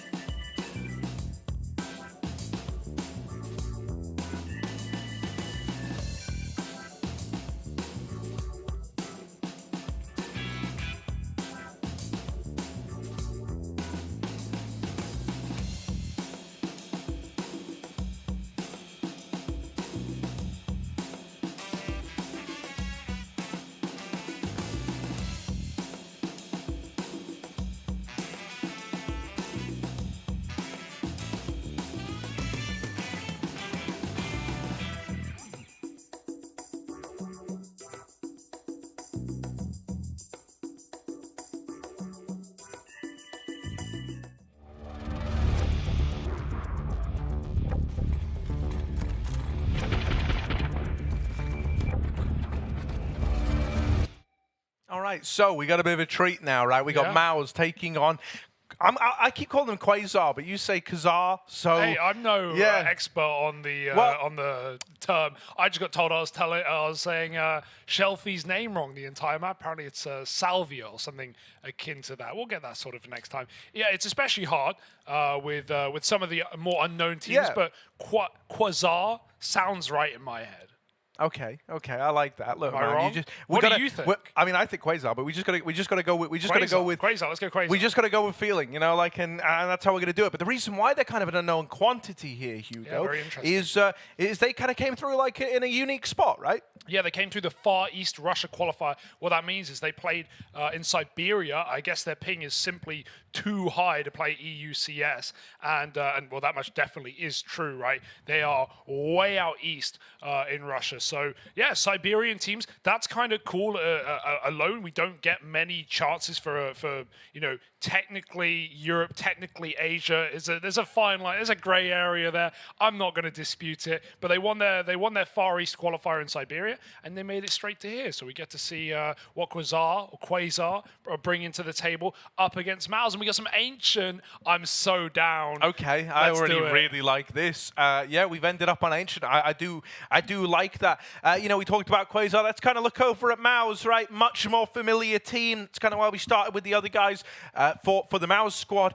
Most interesting storyline definitely going to be the fact that we've got JDC coming in. Yes. Obviously, as the replacement of MBK. Now that whole thing was a little bit weird with the MBK joining and then removal. I know it's something that kind of blindsided him and maybe some of the other guys in the squad, but I don't think you can take away from JDC in the fact that he is deserving of a place on the top team, right? He's been a part of the Maus NXT project for a long old while. Those guys, of course, being 3-time champs of the Academy League, which is pretty gnarly. And joins, up with Torshi again, his old mate from the Academy squad, who was promoted first. It's super cool because this really is a team where you see the Academy teams being used and players getting a direct route up onto the main team to join, the likes of your B-Masters and your Frozen. Yeah, obviously their first L here at this event was against OG, a very 50-50 game, probably the toughest opening game. Everyone else had clear favorites, clear underdogs. That was the only one without it, and OG came on top, which is reassuring for OG at least. I hope to see them have a good run here. They obviously just played Na'Vi and lost there. Talking of Na'Vi, Quasar had their opening game v Na'Vi. They got 12 rounds, Harry. 12 rounds. Pretty respectable, right? Indeed. Knowing what Na'Vi are like, especially against CIS opposition, though, when they play teams from their same region, we know they can have trouble at some time. Not just talking about the old Akuma situation, but in general, Na'Vi, top 5, top 1 in the world, or top 3 in the world maybe right now, top 5 in CIS. So not a shocker. Yeah, it's always the way. Yeah, I hope to see Maus come in and give us some more confidence, though, after losing their opening game. This is a match they should have no caveat on. They should be winning. For Quasar, it's a learning experience, and maybe they can upset. Let's see.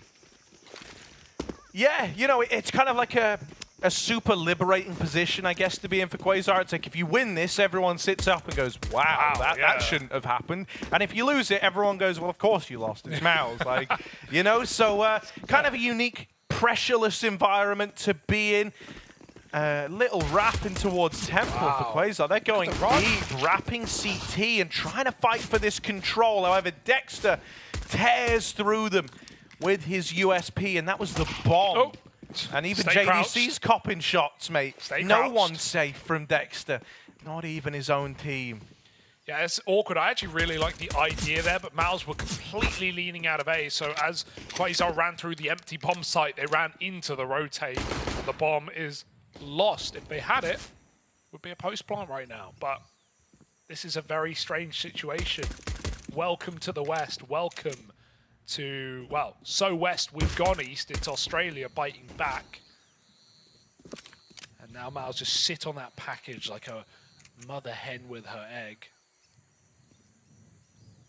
Dexter tucked in the corner. Quasar got to just run it into the death hallway, we'll call this. The death hallway, yes. Population rapidly declining. Here's Dexter. Woo, does get overwhelmed. It's getting a little bit weird now. Still the issue of not having the bomb, and that was always going to be the problem, no matter how you tried to slice it. I think getting a bit ahead of themselves with the CT wrap there, sending the bomb in, really did spell disaster. Lovely round out of Dexter, even with the damage to young gun JDC, who got caught up in amidst it all. Yeah, Dexter did have a kid, little German guy. Of course, had is the operative word there. Put one in the back of his dome, didn't he? Stop ruining my dreams, JDC. Oh, dear. Yeah, this was a map that Quasar got 12 rounds against Na'Vi on, right? So even more impressive. You know, not the most common map to be see coming through in BO1s, but Mals are happy to beat them there. It was a 5-round T half where they started, and they actually had a decent defense as well with 7. So starting T is never fun. But here we are. Mals clean on the rifles mostly. Nothing should really happen here. Like they left the, I know, and I've said that as they get a kill with the Deagles, but they've left the bomb in spawn. It's like a super long journey to go and get that back. That's always a bit concerning. And there is this player over in the B doors. Dexter's not going to go aggressive. He does kind of play it pretty respectfully. Could have discovered the bomb if he kept going, but is now in a good position to shut down this push out through the double doors. Still, anything less than like 2 would make you worried, and none makes you really worried. Oh dear, there's a big invitation in towards B right now. BMAS going to try and hold the line. Got the Eagles to go up against. Out with the swing, first kill found. BMAS still traded after the first. It's Spirit to lock that one in and open up a plant. JDC's creeping up the short side. Spirit here doesn't even have to go that far. Deeged out by Lazuka, and it's only Frozen left standing. 1 versus 3. They peek him together. No. Oh, that's a lovely transfer for Frozen. The nade could be big. Lazuka's just gone away, just hidden from it, just tucked himself in. Smoke, tap, but it is the commit. Frozen nails the shot. It's going to be pretty close, but I think he's got it. Mouse looking for their second as Frozen pulls off a 1v3 to make it happen. Oh, Lazuka even ran from the nade before he knew he considered it. But Frozen, they double peek him. They should win it off that peek alone. They're double facing with Deagles, and he just sprays them both down. Very awkward. Lazuka had to go as well. I even like the little detail of the smoke for Frozen. It's not like he drops a smoke on the bomb, which lets Lazuka get up and spam the smoke. He throws it closer to the ramp. That forces Lazuka to run. He has to fight him immediately before the smoke blooms, because otherwise he has to walk through it late. And Frozen might have a kit. That's the fear. He didn't know. The only way to win that one is call his bluff. Here we go, 2-0. Quasar walking to A. 4 in through main. It's only JDC here. FAMAS in hand. He hasn't even got a skin. It's that bad. Who would buy this weapon? He says. Oh, you mean I'm playing default? Fine. They're running at him. Flash in. Frozen drawing the attention. JDC lines up 2 for the FAMAS. Never good for 2. Ooh, only good for 1.5. I think the gun actually soaked up a bunch of those bullets. It looked like it did. Oh, that's kind of awkward. It's left you in a very weird spot now. There's even a big wrap coming in. Oh my god. Lazuka with the backstab. Good for 1. BMAS going to trade that out. Backsaw 1v2. They tickles him. AK can't win the fight, and so Dexter with the wide swing will lock in the 3-0 for Mouse. That was a rifle round brushed aside, a bit of a bonus for Mouse, so they're pretty content with how that one pans out. Gonna get the AWP out of there, gonna have an M4 for Dexter to don. Gonna have an M, there we go, he's got it. Yeah, he was looking for an AK. But no, I think you're right. I think the bullets did shoot into the gun drop after the first kill came in, because that... It looked like I mean, it's bad. I like to meme the FAMAS there, but... Yeah, there was one connection. The gun went flying, right? It looked like it hit it twice. It looked like it hit it twice. I saw 2 little metal sparks fly up. That's definitely, yeah, the gun just soaks the bullet. I've seen players shoot nades in the air by accident, and it just takes the damage out of it. Little ledge molly. Quasar want that B lane control, and Mouse doing the run boost. Rushley would be proud. Right up there goes Torshi. Oh, no. Oh, dear. You would have loved the molly. You would have needed the molly. but you're not going to stop Torshi. Yeah, that is a real false sense of security. JDC at the big box, with the spam, good for a double, chased down by Shady, and even though he's going to deal with that, it's still slim chances he wins this. Could call him the Slim Shady, right, as he's creeping his way in towards this A site, trying to lock it down. Frothy's still holding main.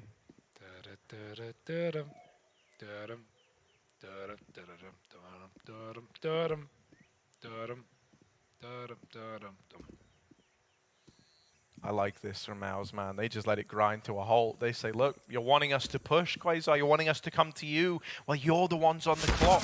We ain't making no moves. We're going to wait till you back up into our crosshairs.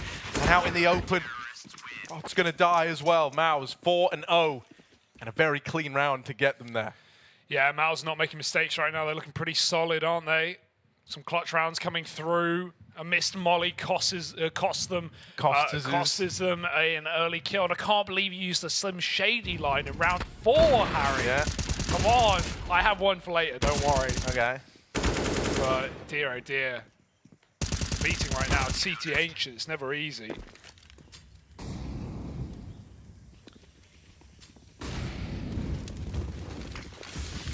Frothing at the mouth, running it into the B-bomb site. Yeah, VMAS helps out as Dexter gets a triple. The triple assist is not quite as fun, but Shady acting like he's never seen a mouse person before, and Frozen will pick him out of middle. You ever seen a mouse person? 5 of them right on my screen right now. They're on fire, Harry. We're cooking with gas. We're cooking mice. Spend a lot of time in the cat cafe. Make a lot of sense, Hugo. Meow, XD.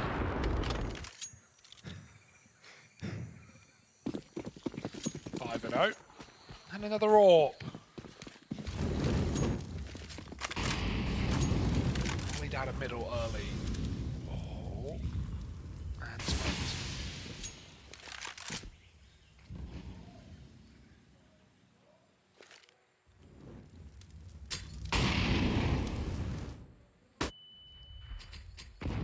Very lax on the B default. They've been doing a lot of A main walking in this T side already.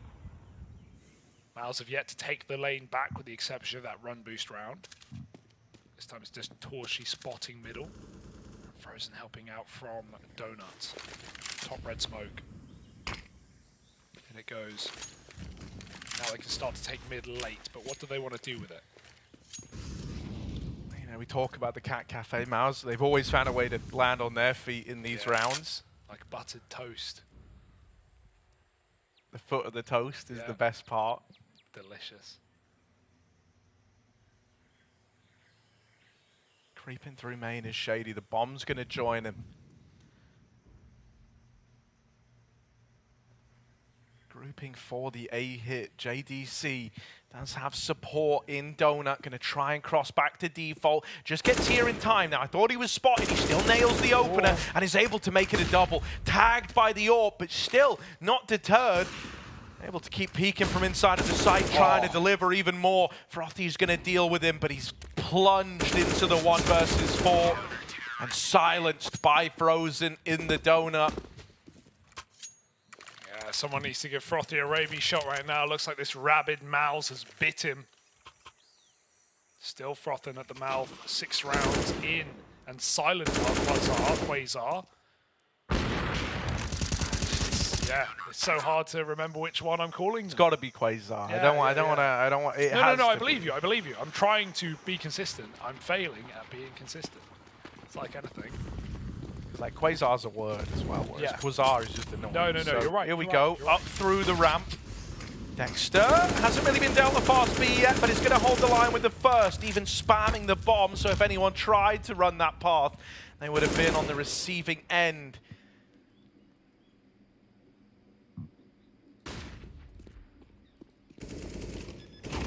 Dive into the B site. Right now, Quasar suffering from the bends as they've been meandering their way around B, now trapped in the site, right where Maus want them. It's a tag for Spirit, good for the first, even a dink, but can't finish what he started. They see Shady, and they flush him out. So Mao's 7-0, still flawless on this CT side. Still keeping the good times rolling in. Yeah, this is a bit of a reality check right now, isn't it? Quasar may have wanted a bit of Ancient, but it doesn't want them back. It's not treating them too kind. Mal's playing very well right now. And I think, you know, losing your first game when you're a team that I think many expect Mal's to be in the running, to be making it to that next stage, into the major. I don't think they're looking to go down 0-2 and get upset by maybe the biggest underdog in the entire tournament for this region at least. Definitely a team without any of the experience of European CS and what it has to offer. You know, looking at their HLTV, they actually played a qualifier in for a European event, but they got 16-1. I would love to know what their ping was for that game, to be honest. It was getting packed.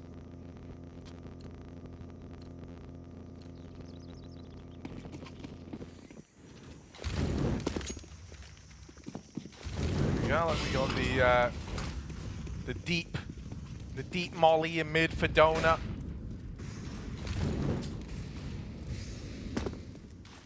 Util raining out onto the B site just to delay this push. Quasar looking like they want to try and go for it. Shady, that was kind of the golden opportunity to get a man advantage early on. BMAS wanting to fight hard for this. Will get flashed off the angle, and Nice. the deflector shields came down right at the end there, but still, you know, just a little too late. We saw how the sausage was made. It's not pretty. The key is meat. Oh, flashback in. Past the orb. Shady doesn't get the shot on. They're still holding for mid. They're hoping that Mal's going to aggress mid and climb up. Dexter gets flashed out by his teammate. Not too pretty. He'll give it up. That's fine. Kind of ashamed that flash wrecked him. Everyone else was looking at Cave. Like, no one was considering a ramp aggro this late in it. And he's still hanging around. Now, considering they heard him, this could actually be bordering on too ballsy for Dexter. Let's see if he's able to make it work. It is low HP on Shady's AWP at the other side. There's Util getting lined up by the second man. He doesn't decide to go on the Util pull. He's just going to hold his ground. Here they come round the corner. Double up for Dexter. And he's made it work. Torshi helping out from the long cubby. The bomb plant denied for now. They try to chase Torshi down as Dexter is still applying pressure from the ramp side, runs the gauntlet and deals with the site man. It's all on Spirit, who was just so far removed. He's getting out with the AWP. That's his consolation prize. And even then, good save. Dexter did come a knocking, did come chasing. Thankfully, he just got away. You've at least got the AWP to hold on to, at least got an investment around it, but there's no ignoring. You're still yet to even make a dent on this T side. Dexter the flexer, man. That was really, really nice. He even faked running through the smoke when there was that solo player stuck in the bomb site and, you know, made it look at smoke. And then the second time he actually ran through. Good timing to do so because he was getting chased down from T-spawn. That late player coming in off the back of, you know, trying to hold mid, and Mal's never aggressed back up to flank because everyone in B held their own. Torshi hit his shots. Dexter did the same. Trying to put this AWP to good use for a pickup B is Shady. Hiding in the shadows is Dexter. Not giving up anything. There's a little pixel gap here. Drops a smoke. Careful. He doesn't peek before it blooms. Playing very careful. Spam is close, but Quasar will hold on. Could boost up this AWP after the smoke if they want. Shady's holding for this very passive. And for Maus, I mean, you know, they're doing it right now, but I think a lot of the key is of the CT side is just not making mistakes, not getting too cocky, pushing through, trying to flank T-spawn. Don't do any of that, and Quasar's slow defaulting is not getting given anything. We're at the minute mark, and they haven't even seen a player yet. Finally taking some mid-control. Dexter flashing a cave peek, frozen, spotted, can swap sides, or even peek with the nade. He's even got JDC to help him out from the other side, and Frozen calls for support. They both peek, they both win, and JDC will leave Frozen to die, but that's fine. Maybe he can take down one more with him. JDC just wants to keep that ace site open. Nade is a problem. Frozen won't live, but that's fine. 4 on 3, 30 seconds to take this site. Yeah, sometimes best thing is just to leave a man behind, feed him to the wolves. JDC still alive and kicking, and with support from Torshi moving in, it is a quick mowdown for the NXT boys up here on Mouse. They lock that one in. They lock Quasar out of the donut wrap into an A play. And I mean, nothing's really working right now for Quasar, right? They don't have anything they can lean upon. I think you kind of nailed it in the sense of they're not getting given any of these early fights that the default is really hinging upon. And whenever contact's made, you know, it's kind of on the whim of Mouse. That shot was gnarly. We didn't catch it from Torshi's POV. But he's feeling it today. There's no weak link right now, is there? Mal's playing very safe. Fast B play, and Dexter, he's in the cave, he can give it up after one. Good shot, sees the bomb, lots of info, boost up over the top. Torshi's getting chased, gotta be very careful. Mac-10 in his face, we know this guy can shotgun ult though. Oh, it's frozen through the smoke instead. Dexter might just go for it, give him a yeet. Flashes into the site, Shady with a good spot, takes two with him. Oh, JDC trades. That was the only way to win the round, to get that control for the post plant. Now the bomb smoked off is Lazuka. 1v3. And they're not even on it yet. They just want the kill. They want all the glory. He's hitting tags. AK's out. He's got another 1v1 for Lazuka. And Lazuka, the bazooka, might just blow Mouse out of this round through the smoke, but he's dead to JDC, and Mouse hold their flawless score. Ooh, that was close, man. That was so close. Mouse even getting like a little bit confident while saying the 3v1. They were team damaging the smoke push player, so he heard the tag, knew someone was close, and then just starts spamming the smoke. Tries to get his own, you know, happy-esque smoke shot D clip. This time on Ancient over towards B stairs, or B ramp rather. You know, it's a nice try. I don't think you really could have asked for more. JDC getting off the bomb, just having confidence in his ability to win the 1v1 is a nice showing. The score just continues to build for Mouse. Flash into cave. This time BMAS isn't caught by it. Boosts getting employed. Molly kills coming out. And to be honest, it sounds silly to say it 10-0, but I've actually liked Quasar's start of rounds. I've liked their defaults. They've been very methodical. They've tried lots of new stuff, but Mouse individually are wrecking them, and they have really good setups every single time. Every 5 rounds are throwing in this run boost. The B players are trading, playing for cave, not the bomb site. Torshi's not missing. Like, it's not like Quasar have looked like complete fools here.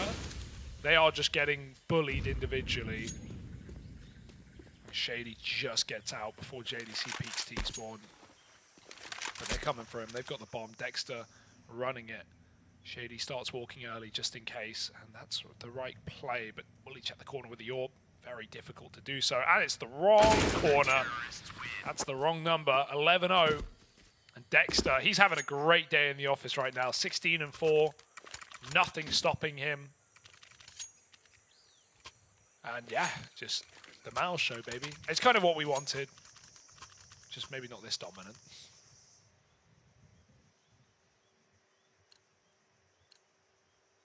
I mean, you know, you have to shoot for the stars. If you're Quasar, and right now it's Mouse saying goodbye, Moon Men.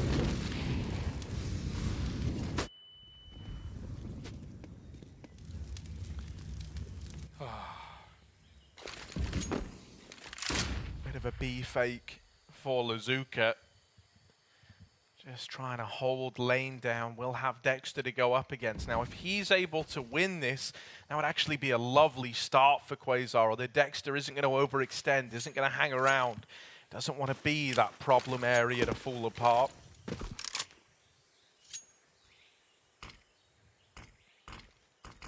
Oh, right. Okay. Wall of smokes on the A site.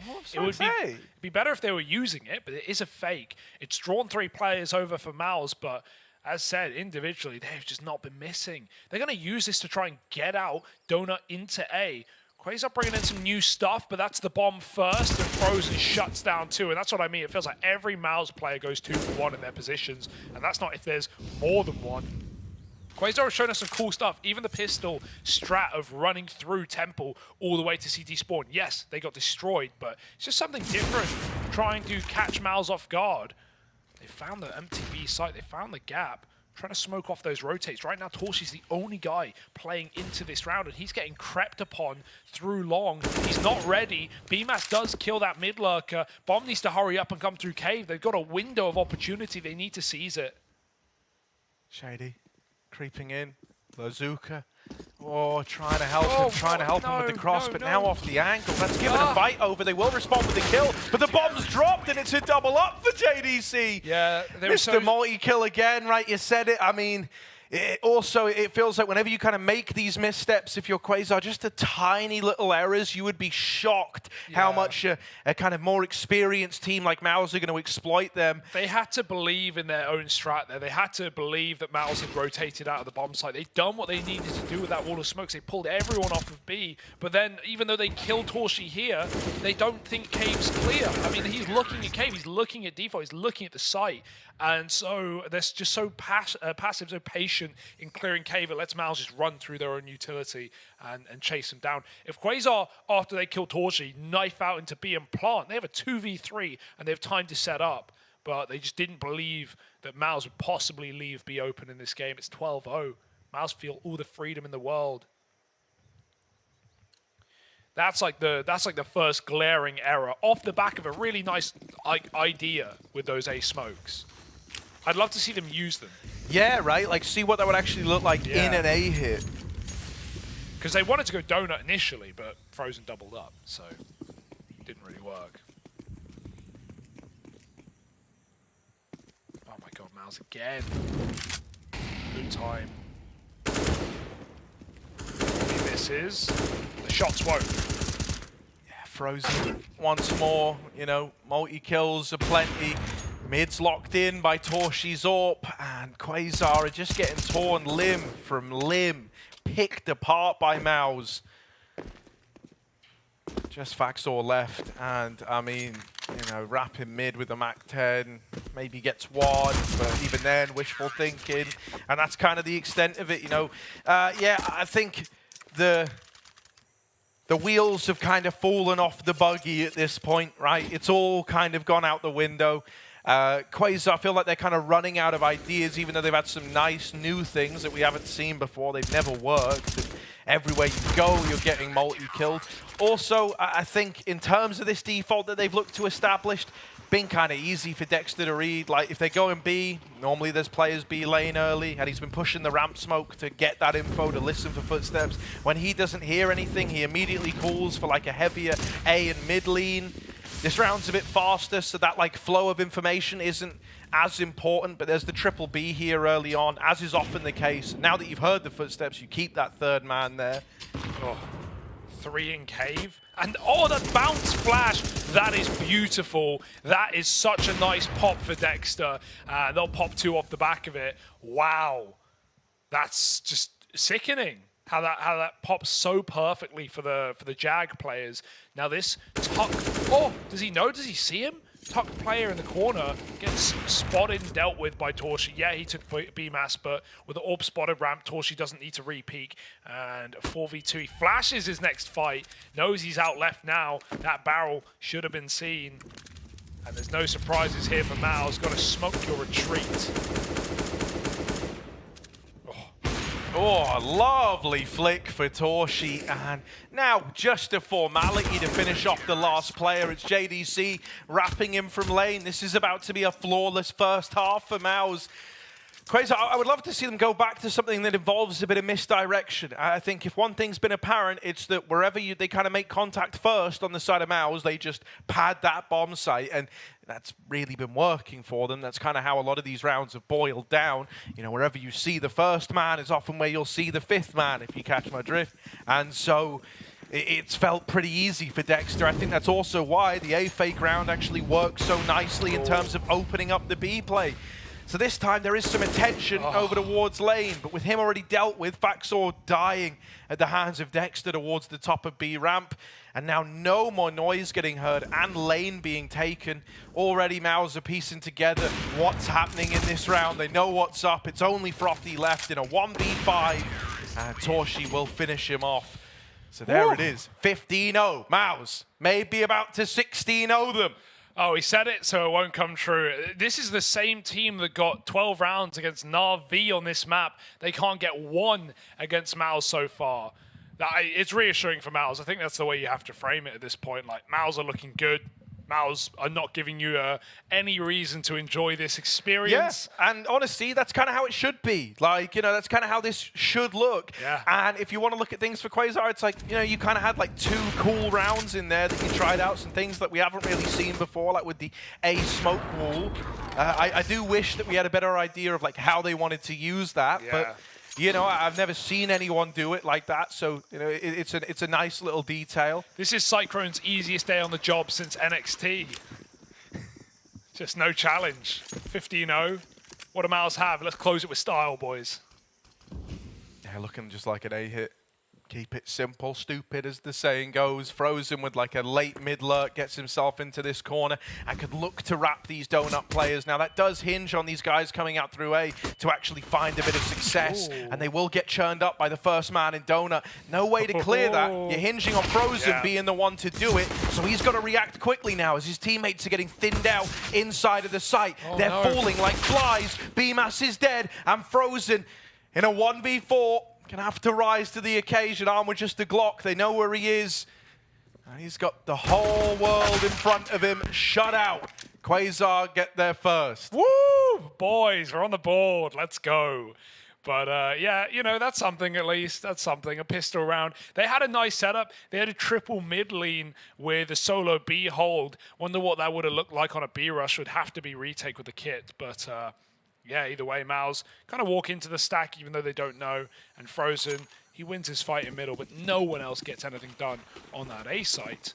And Mouse, man, they're full eco. They want to make this round difference as clean as can be. So they're just going to get their guns in as soon as they can.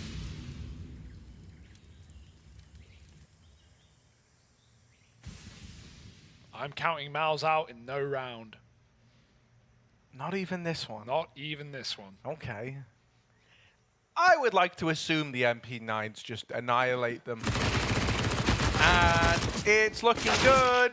It's looking nice. There they are, good. Lighting them up. There we go. Now this is where the going gets tough. Very tough. 15-2. Mal's waited around all day for this.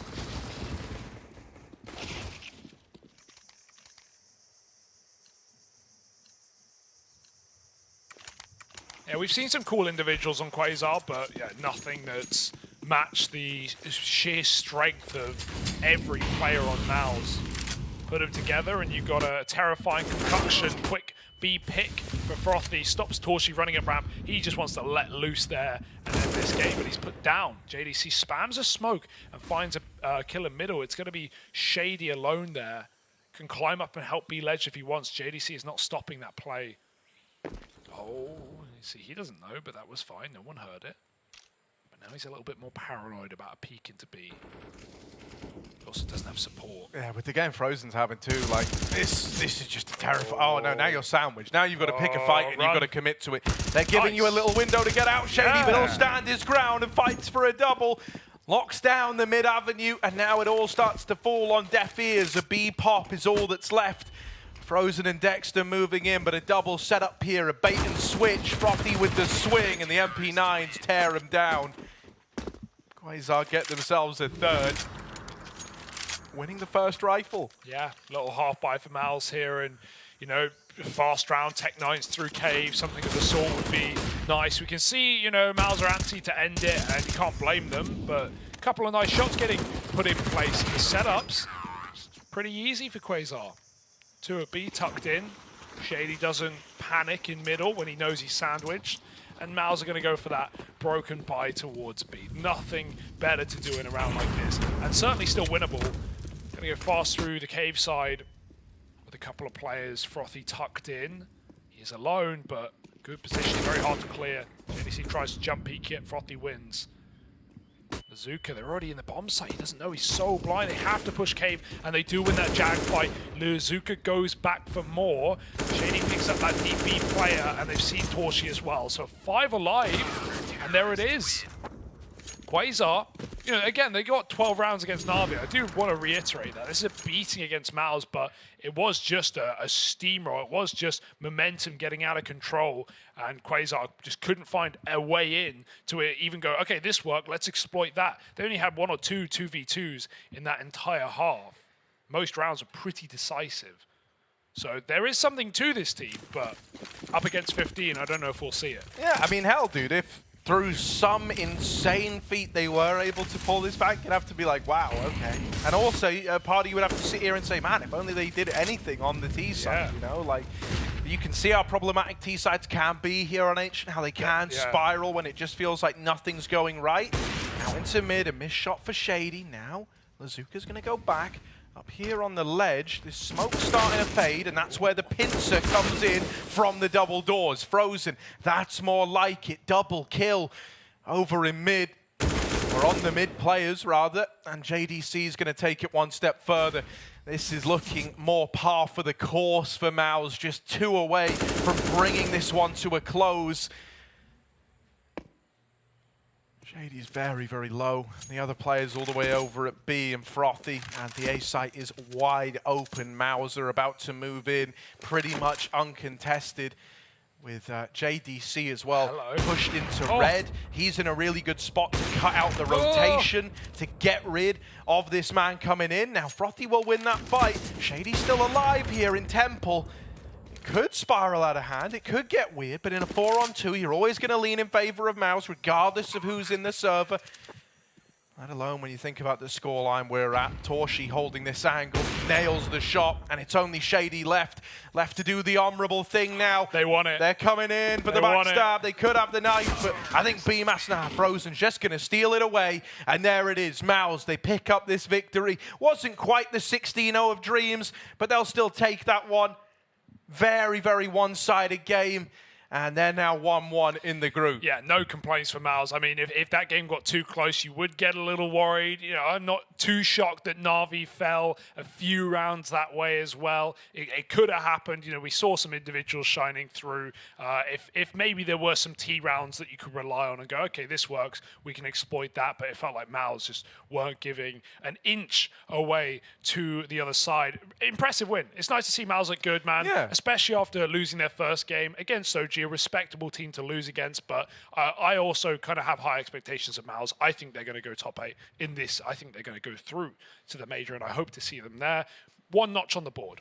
Yeah, right, and you know, I do really think that's how you have to look at this. It's more just, oh, that's very relieving to see that Mouse can do this. You know, you could have come into this and been like, oh, they did a bunch of stuff we weren't ready for, ended up being really close and had all these worries around it, but there was none of that. It was simply just Mouse is the more experienced, more tenured team, the team with a lot more on the line. More firepower. Were able to rise to the occasion and play how they should have played, which certainly bodes well from the entire tournament perspective and, you know, getting them to the major.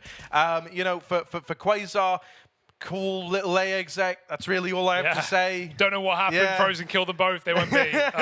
Bit cooked. Yeah. But, you know, a learning experience for a team like this, especially 100%. one that doesn't get time to play in Europe. And I can only imagine, I guess, like 200 ping if they're playing on, you know, Western European servers from where they live. So, yeah, it's a cool learning experience. They're going to play some top-tier teams here at this tournament. They'll probably go 0-3. I think anything else would be a disappointment from the other EU teams that we have high expectations of. Even some of the bottom teams of this region should be rolling over Quasar with no problem. And that's not anything against Quasar. It's just more of a testament to the teams that we know and love already. Yeah, 100%. So kind of par for the course is what we're saying, and exactly what we wanted to see. Pretty sure that's all from us now, though, right? Because we're done. We only managed to do 3 today. That's kind of sick. Last game is so unique. It's not on the B stream. It's actually currently ongoing on the A stream, as we had some obviously tech delays during the Eternal Fire game. We pushed that over, so we didn't delay that matchup for you. So if you want to check out that matchup, go on over to twitch.tv/PGL and watch that there. Harry and I are done for the day. Hope you enjoy the games. Did you enjoy the games, Harry? I loved them, man. We had some good ones. Yeah. We really did. Positive vibes. Yeah, so positive vibes. Go spread some positivity in the mainstream. Catch you tomorrow. I fumbled that, but catch you tomorrow.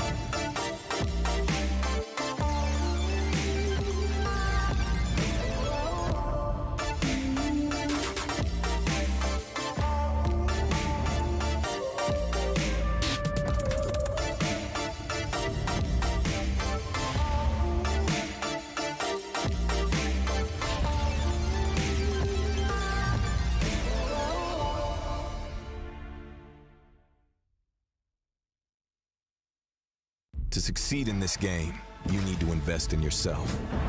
Be daring. Innovate. Calculate. Never hesitate. Follow your instincts. Don't follow the crowd. Back yourself. Bank your wealth. Analyze, strategize, and galvanize. Now is the time. Take your shot. Let's go. Battle is on. Burst RMR views with a double bonus. Get insurance for single and combo bets, both up to 20 euros. Fire up with GGBet. GGBet, this is real.